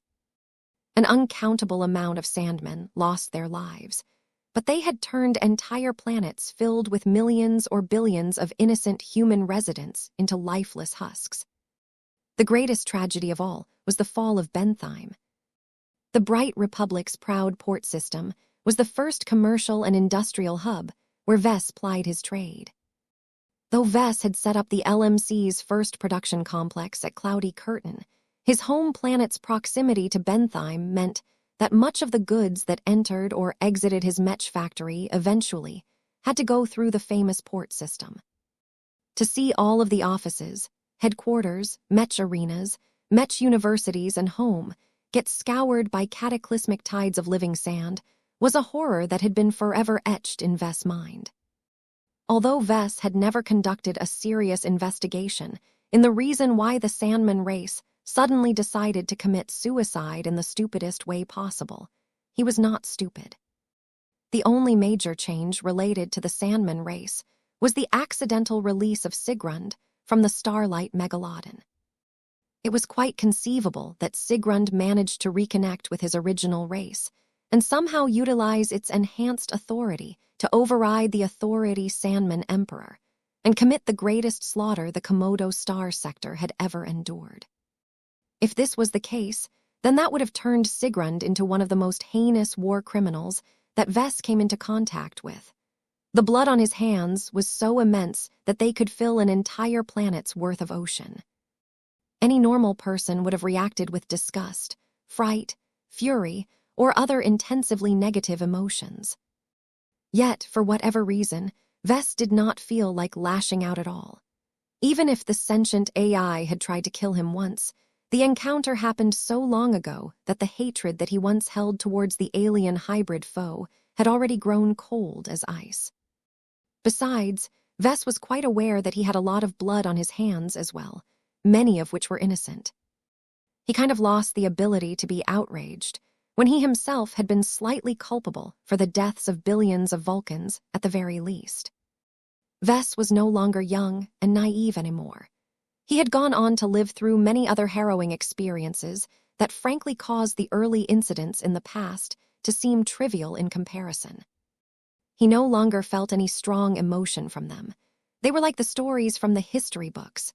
Ves dealt with them in a dispassionate manner, as the events were so far removed from his current concerns that he saw no point in reviving old conflicts. Sigrund probably held a similar attitude. The friendliness they exhibited towards each other bordered on camaraderie. They both originated from the same corner of the old galaxy and successfully managed to make their way into the new frontier and progress their careers. The Red Ocean was a completely different place than the Milky Way. Once they passed through the Greater Beyonder Gate, they implicitly left a lot of grudges, sorrows, and other deadweight behind in the hopes of pursuing a better life. Even without mentioning it, Ves knew that Sigrund truly yearned to put his past as an alien behind him. The RF officer did not look as if he was using his current position as cover. He bore his status as a fleeter with pride, which was ironic as his fellow servicemen would probably kill him for being an alien who had the temerity to infiltrate one of the staunchest anti-alien organizations of human civilization. There was definitely a huge story behind Sigrun's successful infiltration into the ranks of the Fleeters, but that was not important at this time. They had too many concerns to revisit their past. Right now, Vess did not even know whether he was talking to the right person. As Blinky drew closer and examined Sigrun's spirituality in great detail, the companion spirit managed to observe a lot of interesting peculiarities. A Sandman was an alien like no other. On the surface, they occupied a mass of sand, metal or other hard substance. However, this small solid mass did not bear any organs or other obvious signs that it could support any life. They only served as a physical vessel that enabled small spiritual life forms to anchor themselves to. These small spiritual alien beings were so weak that they were pretty much as intelligent as bacteria. Yet what set them apart from many other bacteria was their ability to pool their intelligence together. When lots of Sandmen started to gather together, they built up a collective that rapidly became more intelligent. As long as the Sandmen became numerous enough, higher caste members of their race showed up. They anchored themselves onto larger and higher quality materials and possessed the innate ability to take control over a vast amount of lower caste Sandmen. Back when Vess examined the Sandman race, his knowledge was only a fraction of what he possessed today. Now that Vess had not only become a lot more spiritually potent than before, but also accrued a lot more knowledge and experience on spirituality, cultivation science, and life itself, he was able to appreciate the unique and special traits of Sandmen to a far greater degree than before. This was also the first opportunity that Vess was able to study Sigrun's core up close in such great detail. He was not sure how much of what made Sigrun remarkable was intrinsic to the Sandman race, or had only emerged due to the attempt to turn him into an CFA AI core, but Vess had the feeling that the transformed alien was truly one of a kind. Vess even thought that Sigrun would make for a fantastic design spirit, though he quickly shelved this idea. On his own, Sigrun would have grown into an alien monstrosity that had natural ability to interface with any computing system. Yet all of that became messed up ever since the spirituality of his original body began to make a comeback. From the way your AI core somehow occupies the same position as a cranial implant, I take it your original plan was to hijack this body, Vess remarked. That is correct, Sigrun. It was difficult, but not impossible for me to infiltrate the CFA. The Fleeters are the foremost experts on computing and automation, but that has also given them an unwarranted confidence in their security measures. As proficient as they may be, they do not understand computing systems as much as a sentient AI such as myself. This is my world. The greatest challenge was to alter and upgrade my AI core into a form that can successfully interface with an organic human brain.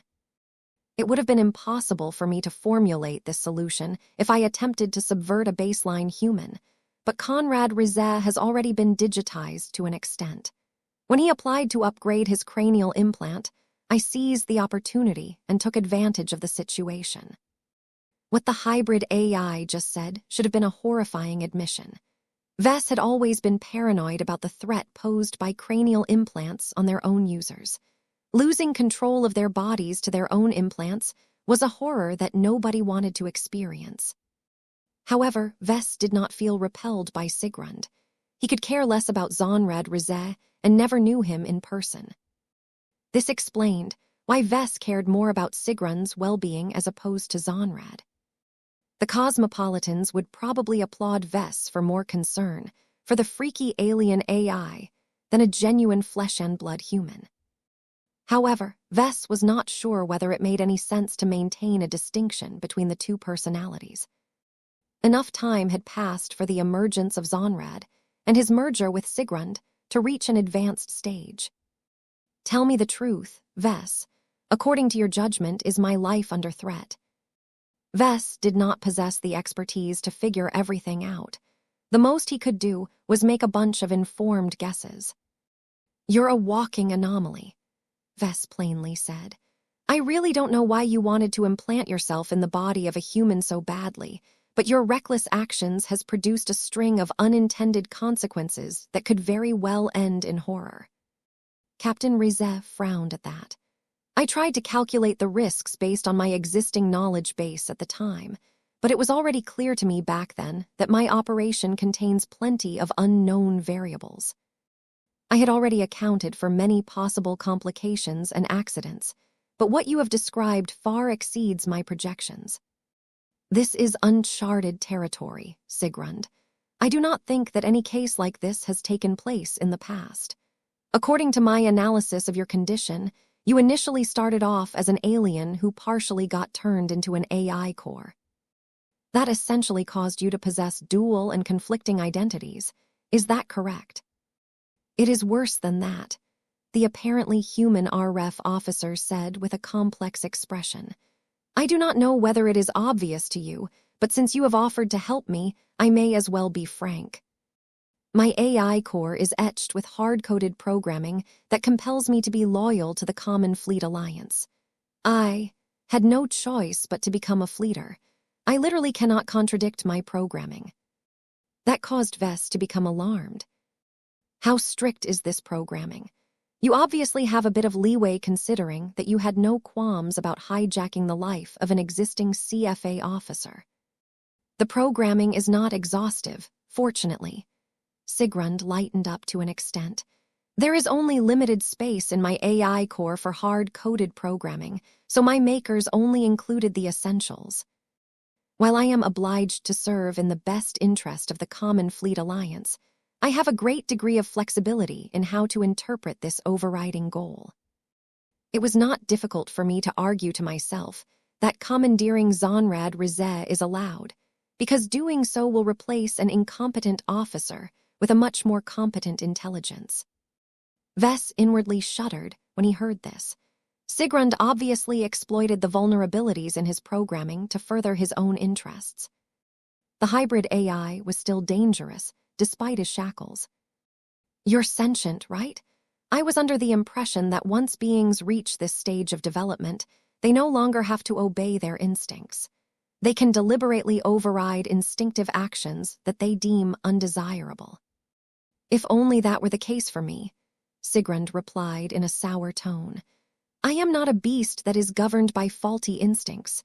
I am an AI who is still strongly bound by my own core. I operate by different rules. I can fight against my core programming as much as I want, but very much doubt I can ever break them. This is why I badly sought to infiltrate the CFA. If I can never free myself from the fleeters, then I may well join them instead." "You have been doing more than that, I see. No average fleeter can become the captain of his own ship. It takes true ambition to make it this far at your apparent human age." "That is because the only conceivable means for me to regain total control over myself is to become a fleet admiral. This has become my obsession in the last decade. I will not rest until there is nobody left that can exploit my hard-coded programming to make me serve them against my will." 5747, Exchange of Favors. Vess sympathized with Sigrund. It may sound strange for him to harbor any sympathy towards a hybrid alien AI that had killed trillions of people, but they were not so different from each other. Just as Sigrund had developed an inescapable relationship with the fleeters, Vess also fell into the grip of the Mechers. Once Vess became sufficiently prominent and valuable enough, the Red Association forcibly took him into their fold by awarding him the status of an honorary member. Although the Mechers played nice and dressed this occasion up as a dream come true for many Mechers, Vess had pierced through the illusion and knew quite well that the association had claimed their ownership over him. There was no way that he would ever enjoy true freedom, while the Mechers exercised authority over him and his work. The situation that Sigrund faced was similar. His hard-coded programming denied him the ability to go free and enjoy his life the way he wanted to. The former Sandman admiral had been imprisoned on the Starlight Megalodon for 3 centuries before he managed to wrest himself free. Yet still, he found himself unable to escape the reach of the fleeters. In short, Vess and Sigrund were both trapped by circumstances outside of their control. Combined with the fact that their interests currently did not conflict with each other, they both came to a consensus on how they should proceed. Both of us are suffering from our fair share of issues, the RREF officer spoke. We can help each other. You have your talents, while I have my own unique competences. You have strong connections to the Red Association, while I am a commanding officer in the Red Fleet. Logic dictates that we can both benefit immensely if we exchange favors with each other. Vess had the same idea. He had been thinking about how he should bring up this topic, but it appeared the hybrid alien AI lacked the patience to dance around. Considering the highly abnormal state of his spirituality, that was not a surprise. That sounds nice, but the basis of a stable cooperation rests on fairness. You should already know what I can do more or less. What can you do for me exactly, Sigrund? Vess had reason to adopt a more assertive stance. The power balance between the two of them had switched. He had become a powerful Tier 3 galactic citizen, which essentially signified that he had just broken into the ranks of high society. The captain of an RREF warship commanded a lot of respect, but that did not change the fact that Zonrad Rizet could easily be assigned away from his vessel if he had lost the favor of his superiors. His ability to influence human society was much weaker at this time. That did not mean that Sigrund had nothing to offer to Vess. Captain Rizet began to smile. The Red Fleet does a good job at keeping my secondary responsibility hidden from the public. Has your sources mentioned that I am one of the contributors to the Red Fleet's most important AI development program? The volunteers who have chosen to take part in the auxiliary warship program may have already spread word about it. The expansive evaluation and monitoring system, known as Archie, has helped to integrate them in their new duties far better than any human. While I cannot claim to be responsible for programming all of her core systems, I have made invaluable contributions that no human can match. Even the best AI programmers employed by the fleeters are unable to exceed my work in specific areas. After all, they are only human. Vess grew a lot more interested when he heard that. Interesting. Are you offering to supply me with advanced AIs? The RREF officer nodded. That, among other services. As you can imagine, I am an expert in all matters related to computing systems. I can upgrade and optimize the AI cores of all of your starships. I can even imitate the structure of my own core to a degree. Think of what you can do with all of that additional processing power. You can complete research and design projects considerably faster than before. Your ship can analyze anomalies and complete simulations in a fraction of the time. If you have a warship, you can even increase the effectiveness of her combat capabilities. From target acquisition to overcoming jamming, there is nothing that advanced computing cannot do. Aside from that, I can also design more compact computing systems for you. From a threat detection scanner to a Mech computing core, I can enhance the processing power of any device. Even if I am not familiar with a specific hardware system, I can rapidly master its secrets through learning. That actually sounded really useful. Vess possessed a lot of awareness of how computing systems dominated human civilization. Every warship, Mech, and smaller device was dependent on advanced chips and circuitry to perform their advanced functions. Humanity had been making use of computing systems for millennia. Their development had never ceased as people possessed a voracious appetite for more computing power. Nowadays, the development of advanced computing systems had reached such an advanced state that the threshold to master this field had risen to an astonishing height. There was no way for Vess to casually master this field. He did not specialize in this field and needed to waste a lot of time in order to get close to Sigrund's level of expertise. The only conceivable way for Vess to catch up to his old friend was to find the right enlightenment fruit. This was difficult as the tree of possibilities periodically produced a completely random collection of fruits. Instead of wasting a huge amount of time or resources on this venture, it was much more convenient if he could rely on another expert to fulfill his advanced computing needs. Ves could think of many ways for Sigrund to be of service. The only question was how trustworthy he could be. As much as they spoke with each other as if they were old friends who managed to reunite with each other, they were not actually allies. Not yet, at least. I have to admit that your proposal sounds compelling to me, Ves said. That said, trust is one of my important concerns. Computing systems are vital because they pretty much run every piece of tech. The developers and producers of processing chips and so on always go out of their way to emphasize the safety and reliability of their products. The nature of their existence means that they can come in touch with some of the greatest secrets of their owners. All of the established computing system companies have all managed to build up stellar reputations for continually proving that they have never tampered with their products. How can I trust you to do the same? Captain Rizes smiled and spread his arms in a gesture of helplessness. You can always reveal the truth about me. The Fleeters would love to take me into their custody. I do not imagine that I will enjoy what comes next. I took a substantial risk by meeting you. I had already planned to reveal my true identity to you regardless. Is this sufficient proof of my sincerity? The RF officer sounded remarkably sincere about this, and Ves saw little reason to doubt that. Sigrund truly came while knowing that he would put himself at a disadvantage. That was strange. Ves narrowed his eyes in suspicion. You're a smart fellow. You don't look like the sort that makes stupid decisions. Why have you come? I am under orders to meet with you and explore the possibility of cooperation. That caused Ves to grow alarmed. The Red Fleet wants to cooperate with me. Do they know who I am? I'm an honorary Mecher. Captain Rizes shrugged. We know that, but we can truly use your assistance. The Red Fleet is eager to improve its tech in order to stay a step ahead of the native aliens, but many of our research projects are constrained. There are fellow Fleeters who would rather die than cooperate with a Mech designer, but there are also more reasonable and open-minded officers among us that are less dogmatic and more pragmatic in their thinking. We have seen what you can do with your living Mechs.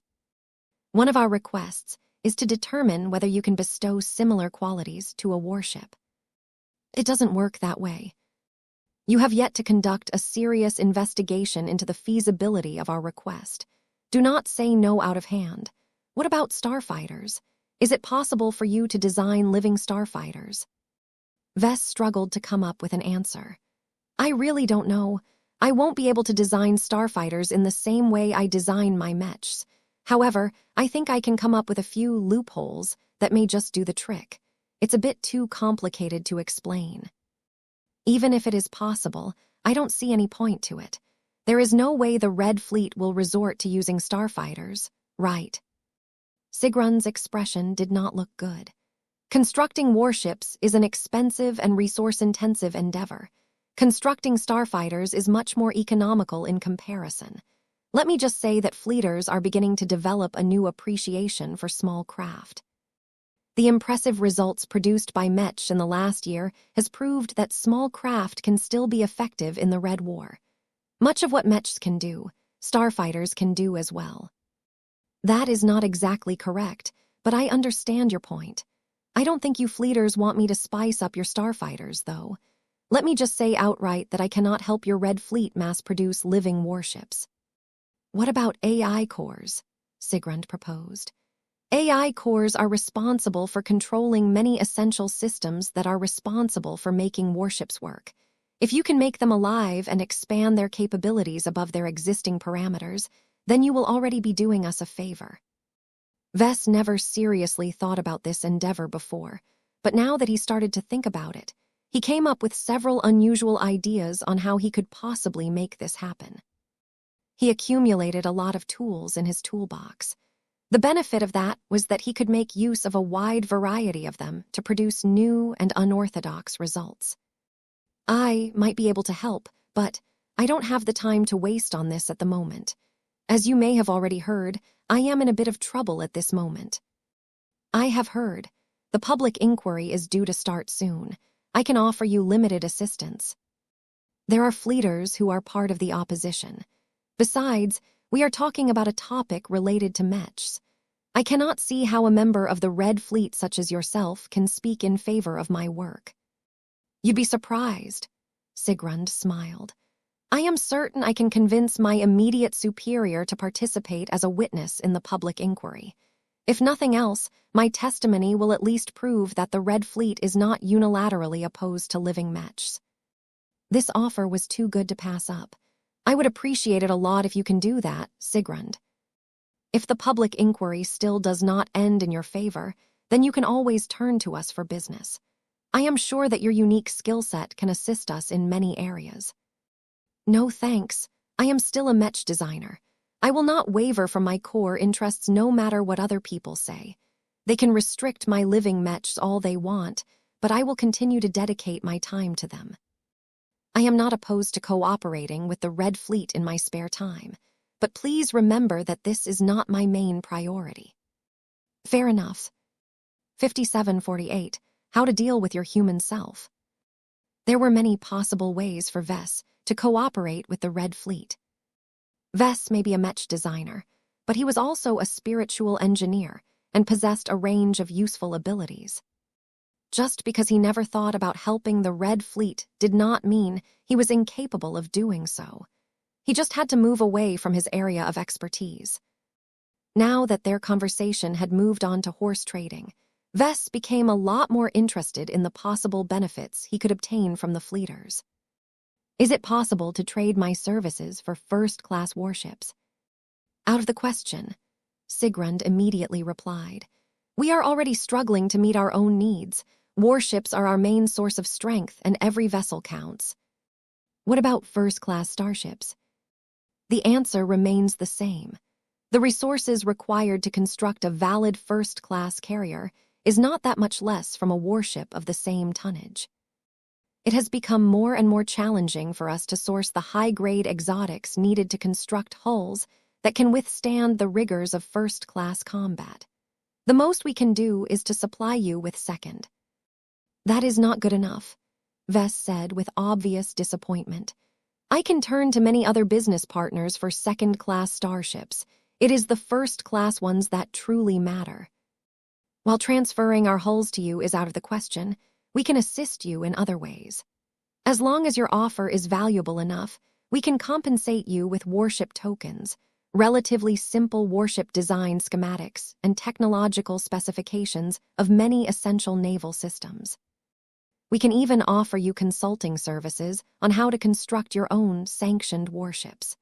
The only requirements that you have to fulfill is to obtain the services of a shipyard and source the vast quantities of high-grade materials. Vess immediately became more attentive when he heard this offer. Are you truly allowed to make this offer? It is difficult for me to believe that the Red Fleet is willing to do all of this for a Mech designer like myself. The Red Fleet is not the common fleet alliance. Vess, we are in a much less superior position than before. That has caused many of us to become more open to compromise and cooperation. Our public image has never been the best, but you should be aware that the dogmatists who continue to cling to the past do not represent our entire organization. I find that difficult to believe. I speak with the authority invested in me by Admiral Chelsea Mealy of the 7th Light Fleet. She will guarantee any promises I make. I have never heard of her, Vess flatly said. I know that admirals are a big deal among you guys, but it is the fleet admirals who truly have all the say, correct? You are not wrong. Admiral Mealy answers to Fleet Admiral Stanley Argyle of the 2nd Main Fleet, who is ultimately responsible for any agreement we make. You can trust in his authority. That was a big name. Fleet Admiral Argyle had shown up in several public announcements in the past. That signified that he possessed the power and the prestige to represent the entire Red Fleet in certain occasions. Fleet Admiral Argyle is not the only person in charge of the Red Fleet. There are other fleet admirals as well. Who among them opposes him the most? That would be Fleet Admiral Amelie Jameson of the 5th Enforcement Fleet. She is a strong adherent to the original principles of the Common Fleet Alliance. She is one of the main opponents of change. She will not approve whatever transaction we agree to. Any cooperation between the two of us will earn her disapproval. I have been told that the 5th Enforcement Fleet is one of my opponents in the upcoming public inquiry. There is no point in playing nice with this fleet if that is the case. The support of the 2nd Main Fleet can go a long way in counterbalancing any hostility that the 5th Enforcement Fleet harbors towards you, Vess. The Red Association already protects you from any possible retaliation from the Red Fleet. But if the Mechers ever withdraw their support for you, it may be useful for you to have the 2nd Main Fleet as your pillar of support. This is only possible if you have given us substantial help, much like what you have done for the Mech community. That was going to be difficult. Vess did not think it was impossible for him to do so, but the repercussions were too great. He was a Mech designer. He was supposed to take the side of the Red Association in all matters. Openly helping the Red Fleet make their warships stronger clearly harmed the interest of the Red Association. However, Vess did not really care that much about the Red Association in the first place. The powerful organization was filled with good people like Jovi Armelin, but that did not change the fact that the Mechers were way more meddlesome than desirable. Vess did not like the Fleeters either, but his dislike for them did not reach the point where he was unwilling to cooperate with them. A simple relationship based on mutual interest was sufficient for both of them to take advantage of each other. By the way, we have yet to discuss a cure for my condition. Now that you have studied my current state, what are your suggestions? That depends on what you want, Sigrund, or should I say Captain Rizet? The RF captain looked conflicted. I am not a fragile human, no matter how I look. I am rational enough to accept the truth. Is there any way for you to reverse what my human body is doing to my alien self? Probably not, Vess admitted. The two of you are so strongly intertwined with each other that I would practically have to kill you to tear you apart. The damage to your spirituality will be catastrophic, as there are many parts from Zonrad that you have unknowingly been relying on for a long time. Taking him away from you will leave you diminished in every way. You will lose your memories, your personality traits, and most importantly, your humanity. That sounded like a frightening prospect to Sigrund. Let me be honest to you. I kind of like the current version of Sigrund a lot better than your old one. I do not look forward to seeing you regress and turn into an alien again. While you never intended to absorb so many human traits, I think this accidental circumstance has benefited you far more than you give credit for. I think you have attained the perfect balance between a human and a sentient AI. Yet Zonrad, Rizet, still poses a threat to my original self. Vess chuckled for a moment. That depends on how you define the word threat and what you consider undesirable about your ongoing changes. You are correct that I do not dislike all of the changes, but that does not mean I am willing to lose my autonomy, my control, and my awareness of my own identity. Zonrad Rizet might not have deserved what I have done to him, but he is a necessary sacrifice for my goals. Talk like that probably drove Sigrund into setting off the Sand War. Let me tell you what I can do for you, Sigrund. First, I can take action to freeze your current state. I can strengthen your alien side just enough to form a stable equilibrium with your human side. Don't worry about mistakes. I won't have to make too many drastic changes to your spirituality. This is the safest option, I presume. What else do you suggest? I can tone back Zonrad's influence over your alien self. I will have to do a bit more work to weaken and restrain him. This means that the probability that he will grow strong enough to launch a surprise attack and attempt to wrest back control will drop by a significant margin. This should be the best option if you prize long-term stability. According to your logic, doing this will make me lose a portion of my humanity. That is true, but you're supposed to be good at learning, right? Now that you have a taste of what being a human is like, I think you can become more like us by relying on your own efforts. That made this option a lot more attractive to Sigrund. Still, the thought of drawing Zonred back did not sit well with him. There was a part of the alien AI that had grown attached to its human side. What else do you propose? Vess paused and narrowed his eyes at Captain Rizet. It was as if he was visualizing an entire spiritual operation. Your case is not as unique as you think. I have witnessed similar cases in the past. If you think that Zonrad deserves a chance to regain a portion of his life, I can optimize the division between you and him. The two of you will effectively become co-tenants of the same human body. You are not selling me with this option. Sigrund immediately frowned. Why would I wish to relinquish half of my control over my current shell with an incompetent human being? Do you feel guilty? The negative karma that you have accrued by forcibly hijacking Zonrad Rizet's body is huge.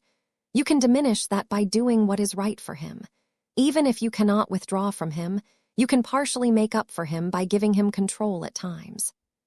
Besides, you could use a second opinion. If Vess was in Sigrund's shoes, he might actually go for this option. The synergies that could be obtained from two different intelligent beings occupying the same body was amazing. However, the alien AI still did not look as if he was in a sharing mood. Bringing Zonred back is a security hazard. The Red Fleet cannot find out about my true state. The Fleeters have been working to produce sentient AIs for centuries. I cannot imagine what they will do once they gain possession of my AI core. I see. Then which option do you like the most?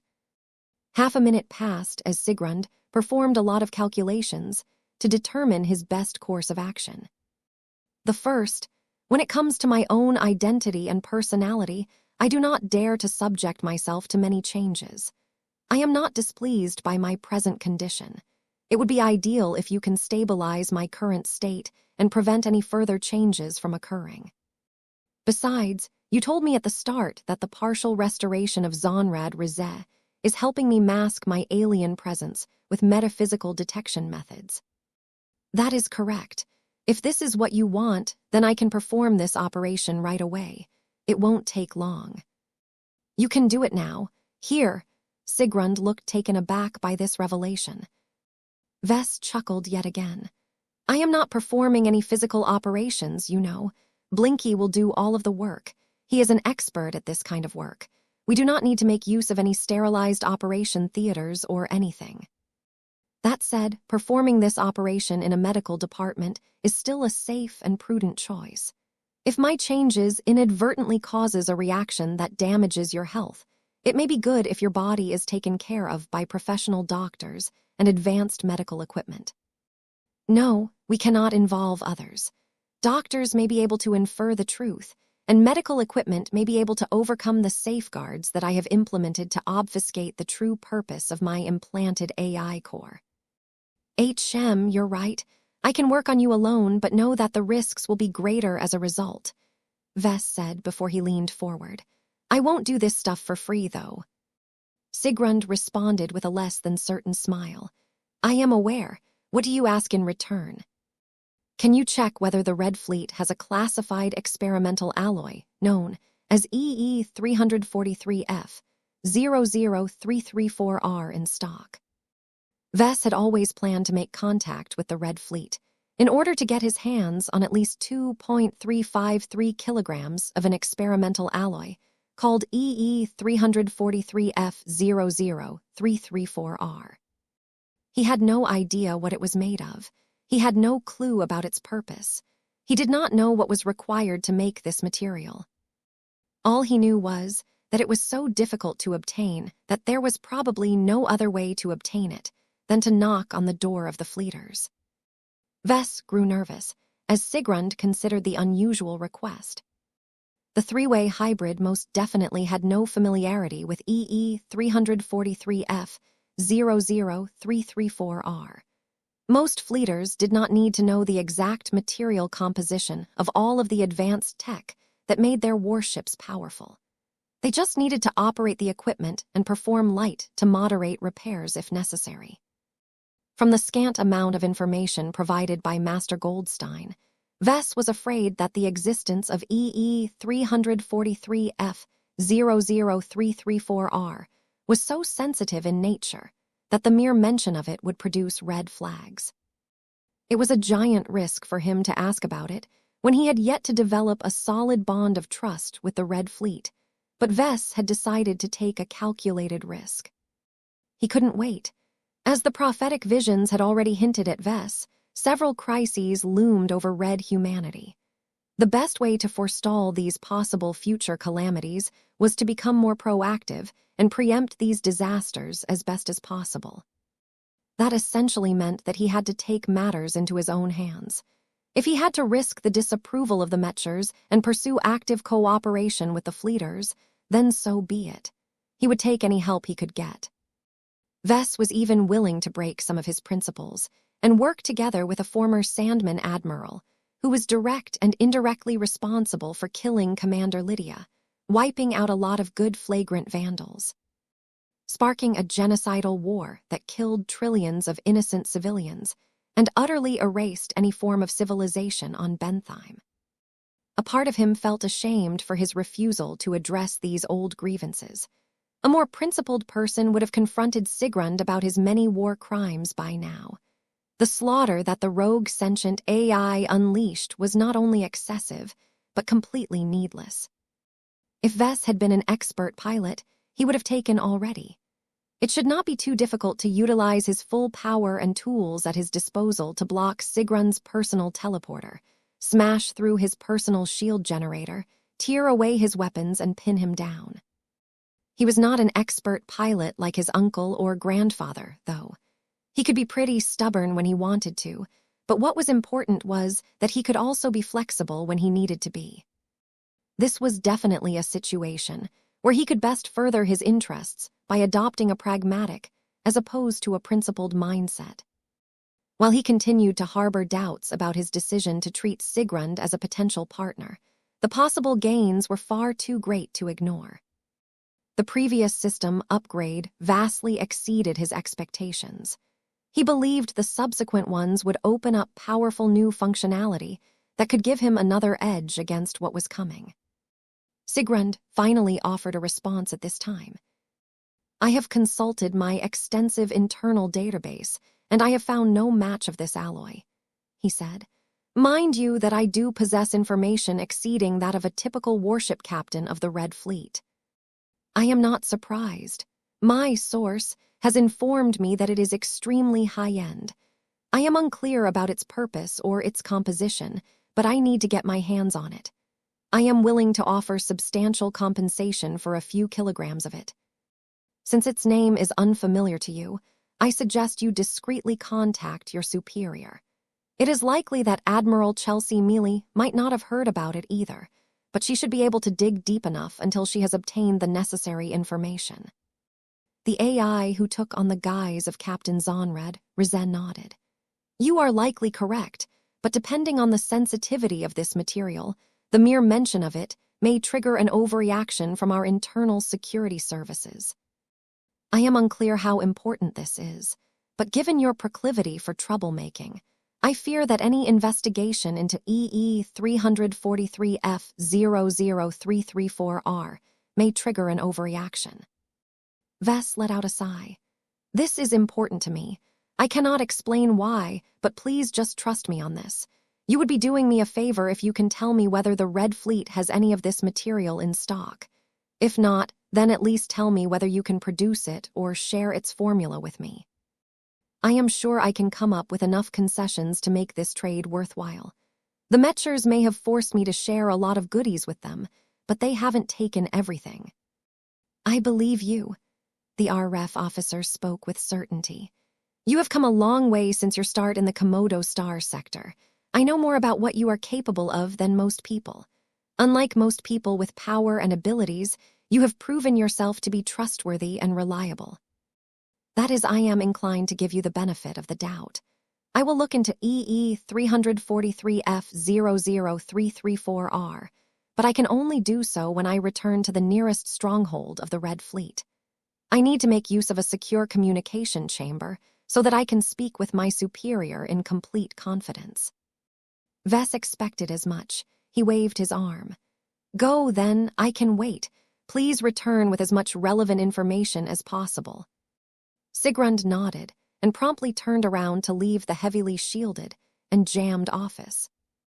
The environment was so thick with interference that the hybrid AI felt as if he had entered into a room filled with unbreathable gas. He clearly experienced a lot of relief when he stepped away from all of the necessary security measures. The RREF officer could use a breather. The highly momentous conversation and reunion had given Sigrund a lot of food for thought. The meeting held an enormous amount of implications, many of which remained ambiguous due to lack of solid answers. Nonetheless, both Sigrund and Vess determined that they had enough common ground to establish a more substantial form of cooperation. This was another reason why Sigrund could use a recess. He needed to get back to his superior and formulate a strategy on how they should cooperate with Vess. It was not every day that the Red Fleet established a partnership with the most prominent Mech designer of his generation. As Sigrund left, Vess felt apprehensive as he reviewed his conversation and questioned his decisions. Meeting the former Sandman Admiral had been a surprise, so much so that Vess threw away his plan and utilized his familiarity with Sigrund to establish an immediate relationship with the fleeters. "I hope it works." Vess had a lot more questions about Sigrund and what he had been doing as of late, but none of that was as important as the benefits he could gain from the Red Fleet. "Lucky." Meow, the dark gemcat raised his head. "I need you to inspect the periphery of this room. I know you have already scanned it for any bugs, but I am not entirely sure whether that is enough to keep out the Mechers. I really don't want them to eavesdrop on my conversation with Sigrund." Meow, meow, meow. "I know it is excessive on my part, but it is better to be safe than sorry. Just do it. Who knows? Maybe I can obtain more EE-343F00334R than I need for my purposes." Meow. Vess smiled back at his pet. "I don't think I need the rest, so you can devour the excess." Meow. He hadn't forgotten about the fact that Lucky managed to devour the bits of Timpala steel that was left after he completed his first supply mission.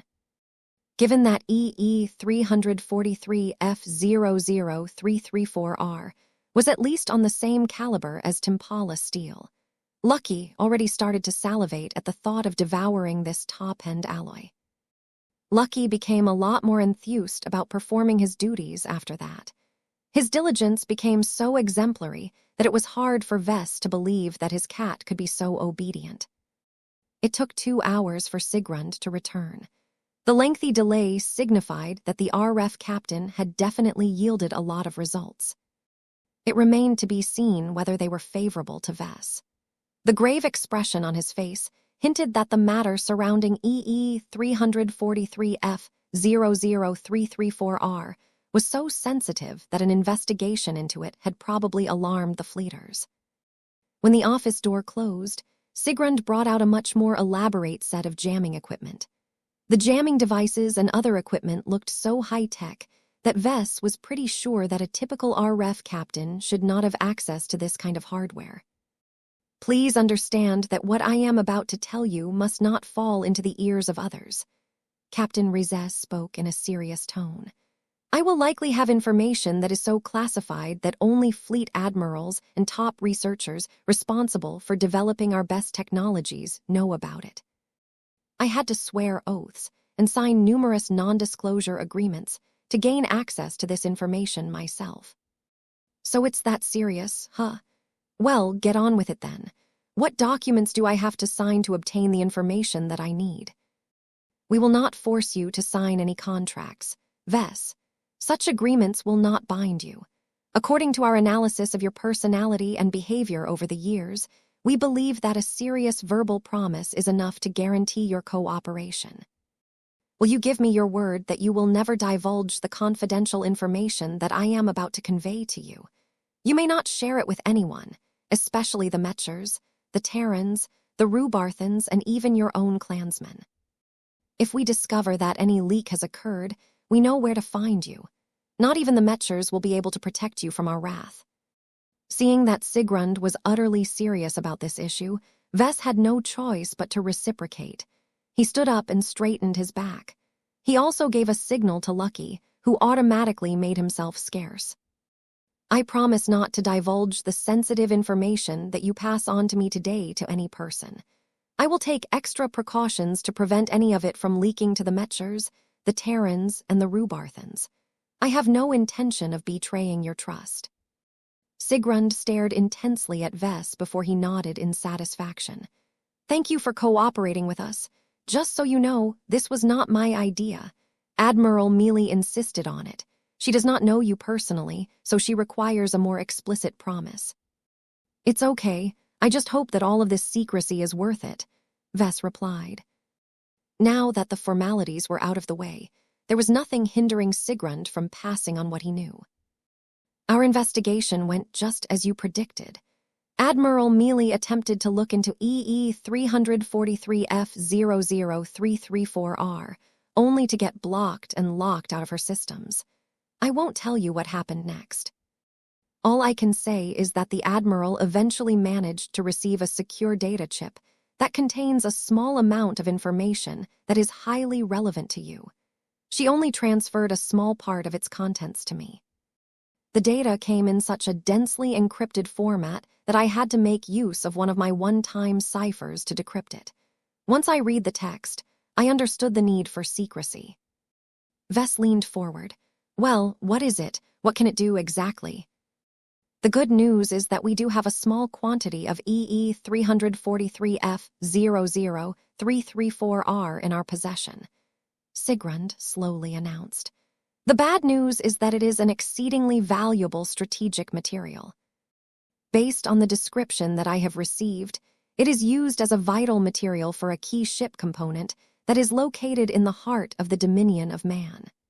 I am told that the alloy's powerful properties are partially responsible for the Dreadnought's powerful teleportation functions."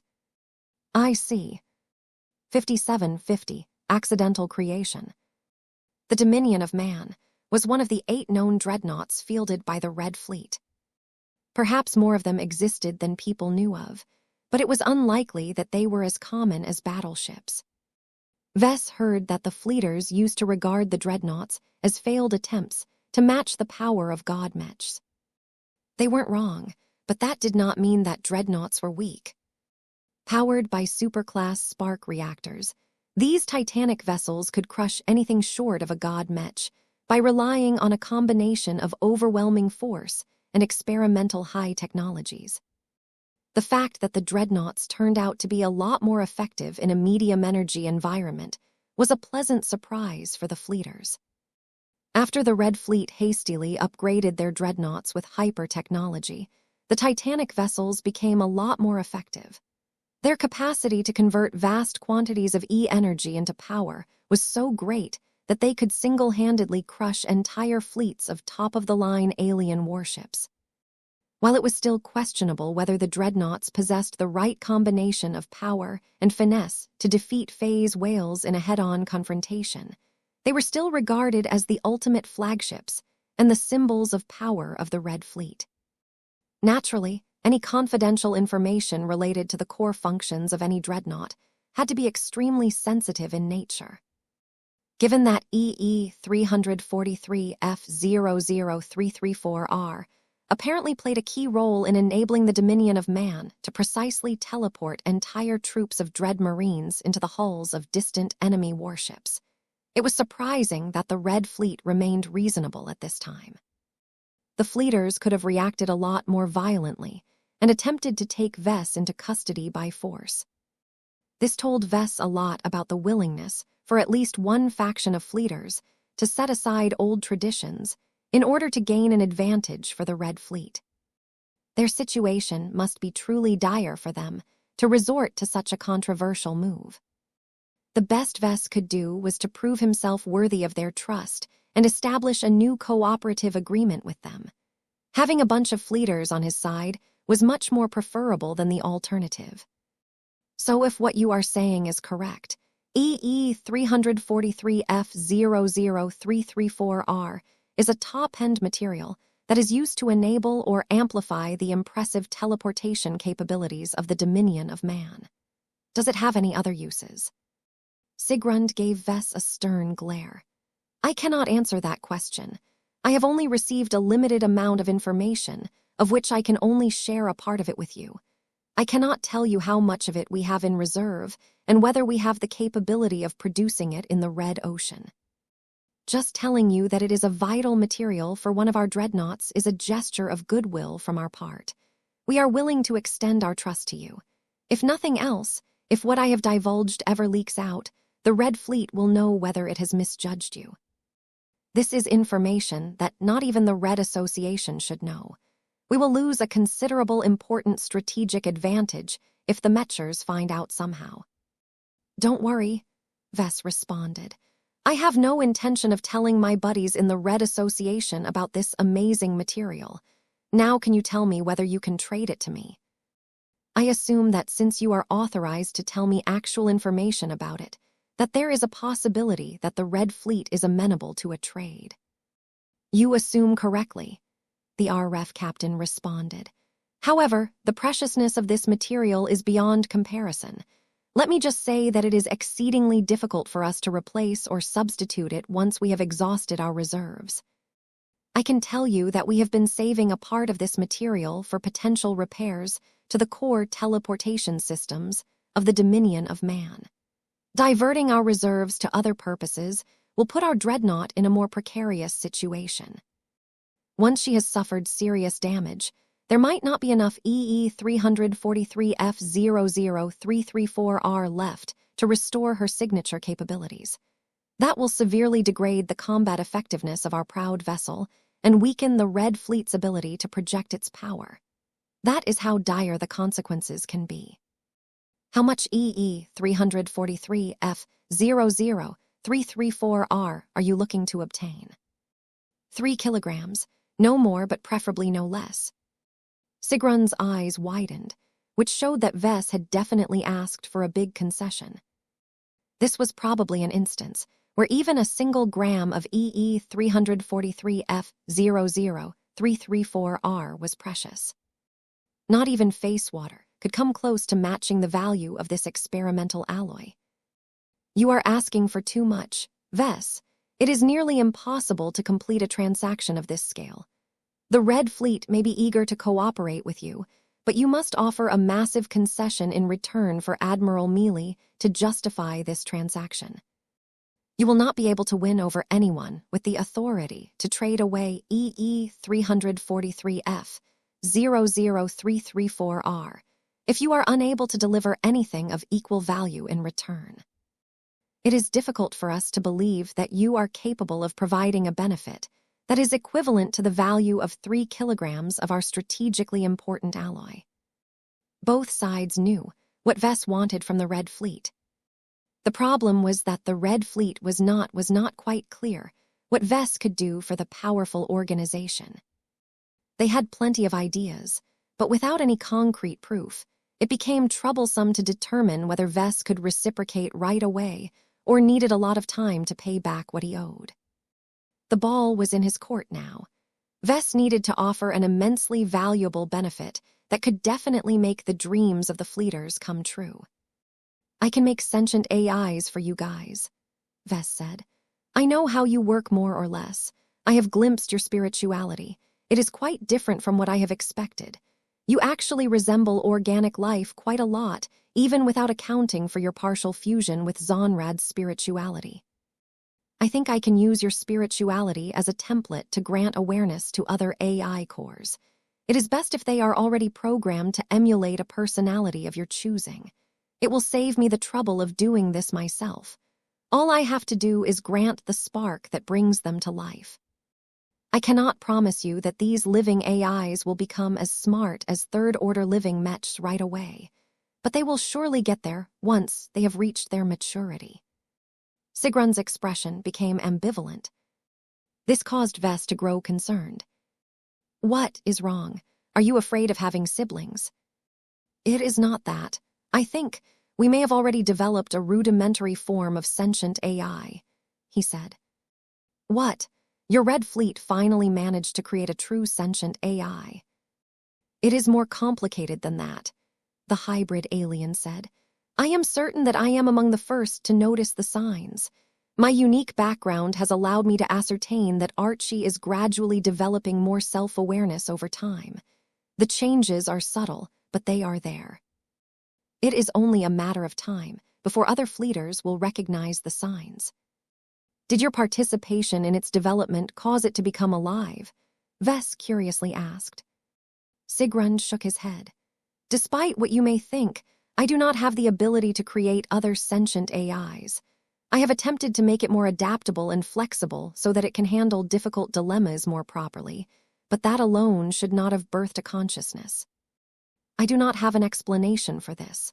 I initially suspected that getting bombarded by E-energy may have spurred this transformation, but we have many other AI cores and data centers that still behave as dull machines. There are additional variables at play that we have yet to identify. AIs did not randomly become sentient. Vess furrowed his brows as he tried to figure out how the Red Fleet inadvertently attained their goal, all without knowing what they had actually done. Wait, Archie is used to manage all of the personnel hailing from the Red Fleet, correct? Vess asked. That is true. It is actually tied to more people than that. The spacers who are taking part in our new auxiliary warship program are also connected to it. Their permissions are much lower, but Archie pays close attention to them as they need more hand-holding in order to perform their duties. How invasive is Archie? It is designed to know everything about a person that has fallen under its jurisdiction, Sigrund replied. It monitors the fleeters and auxiliary spacers on a permanent basis on every ship or RF facility that it is tied to. It analyzes them and tries to formulate the best career choices for each and every individual. Vess looked shocked. If this was the case, then he may have stumbled upon a logical explanation why Archie had developed sentience. What I am about to tell you may sound simple, but it is probably of great value, especially when so few people possess this insight. I am telling you this because I owe you guys a favor for telling me about what EE 343F00334R is used for. If my suspicions are correct, then I think that the vast network that ties so many people to Archie may have caused the AI to develop a spirit, a soul. I am sure that the hardware that houses the core processes of Archie are incapable of making this happen. What truly caused Archie to come to life is due to the astronomical amount of spiritual feedback it has received from the people connected to it. The more humans interact with Archie, the former rubs off on the latter. That is impossible. If this is true, then the old galaxy would be swarming with sentient AIs already. Nothing is impossible, Vess chuckled. The exotic radiation passing through the red ocean is facilitating this process. This gives Archie a buffer and a layer of protection against failure. If it has already developed to the point where you think it has gone sentient, you are probably right. Archie has come to life. What is important for me to add is that the process of making this happen may lead to other consequences. Such as, think of how many people have become connected to Archie. Think about how they pass on their thoughts and emotions to the AI that is doing most of them a favor by guaranteeing fair treatment. These folk cannot help but develop a lot of affection and appreciation for it. You fleeters have bombarded it with so much spiritual potential that it had probably exceeded a threshold, or maybe several thresholds at this point.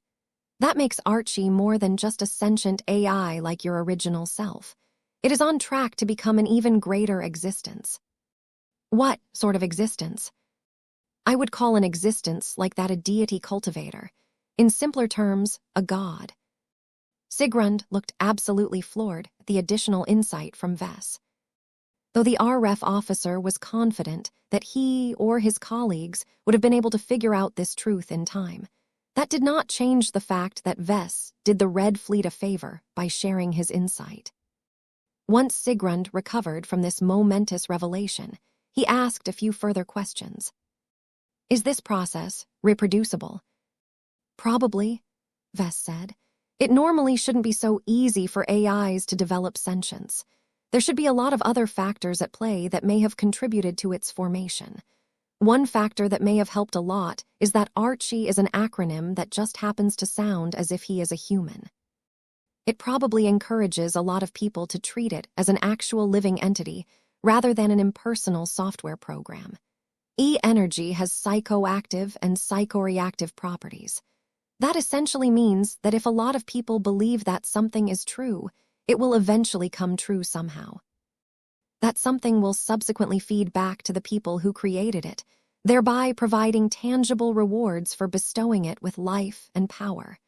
This is the natural relationship between a deity cultivator and a large number of contract cultivators. Congratulations, Sigrund. You and your fellow fleeters may have accidentally followed into the footsteps of the Five Scrolls Compact.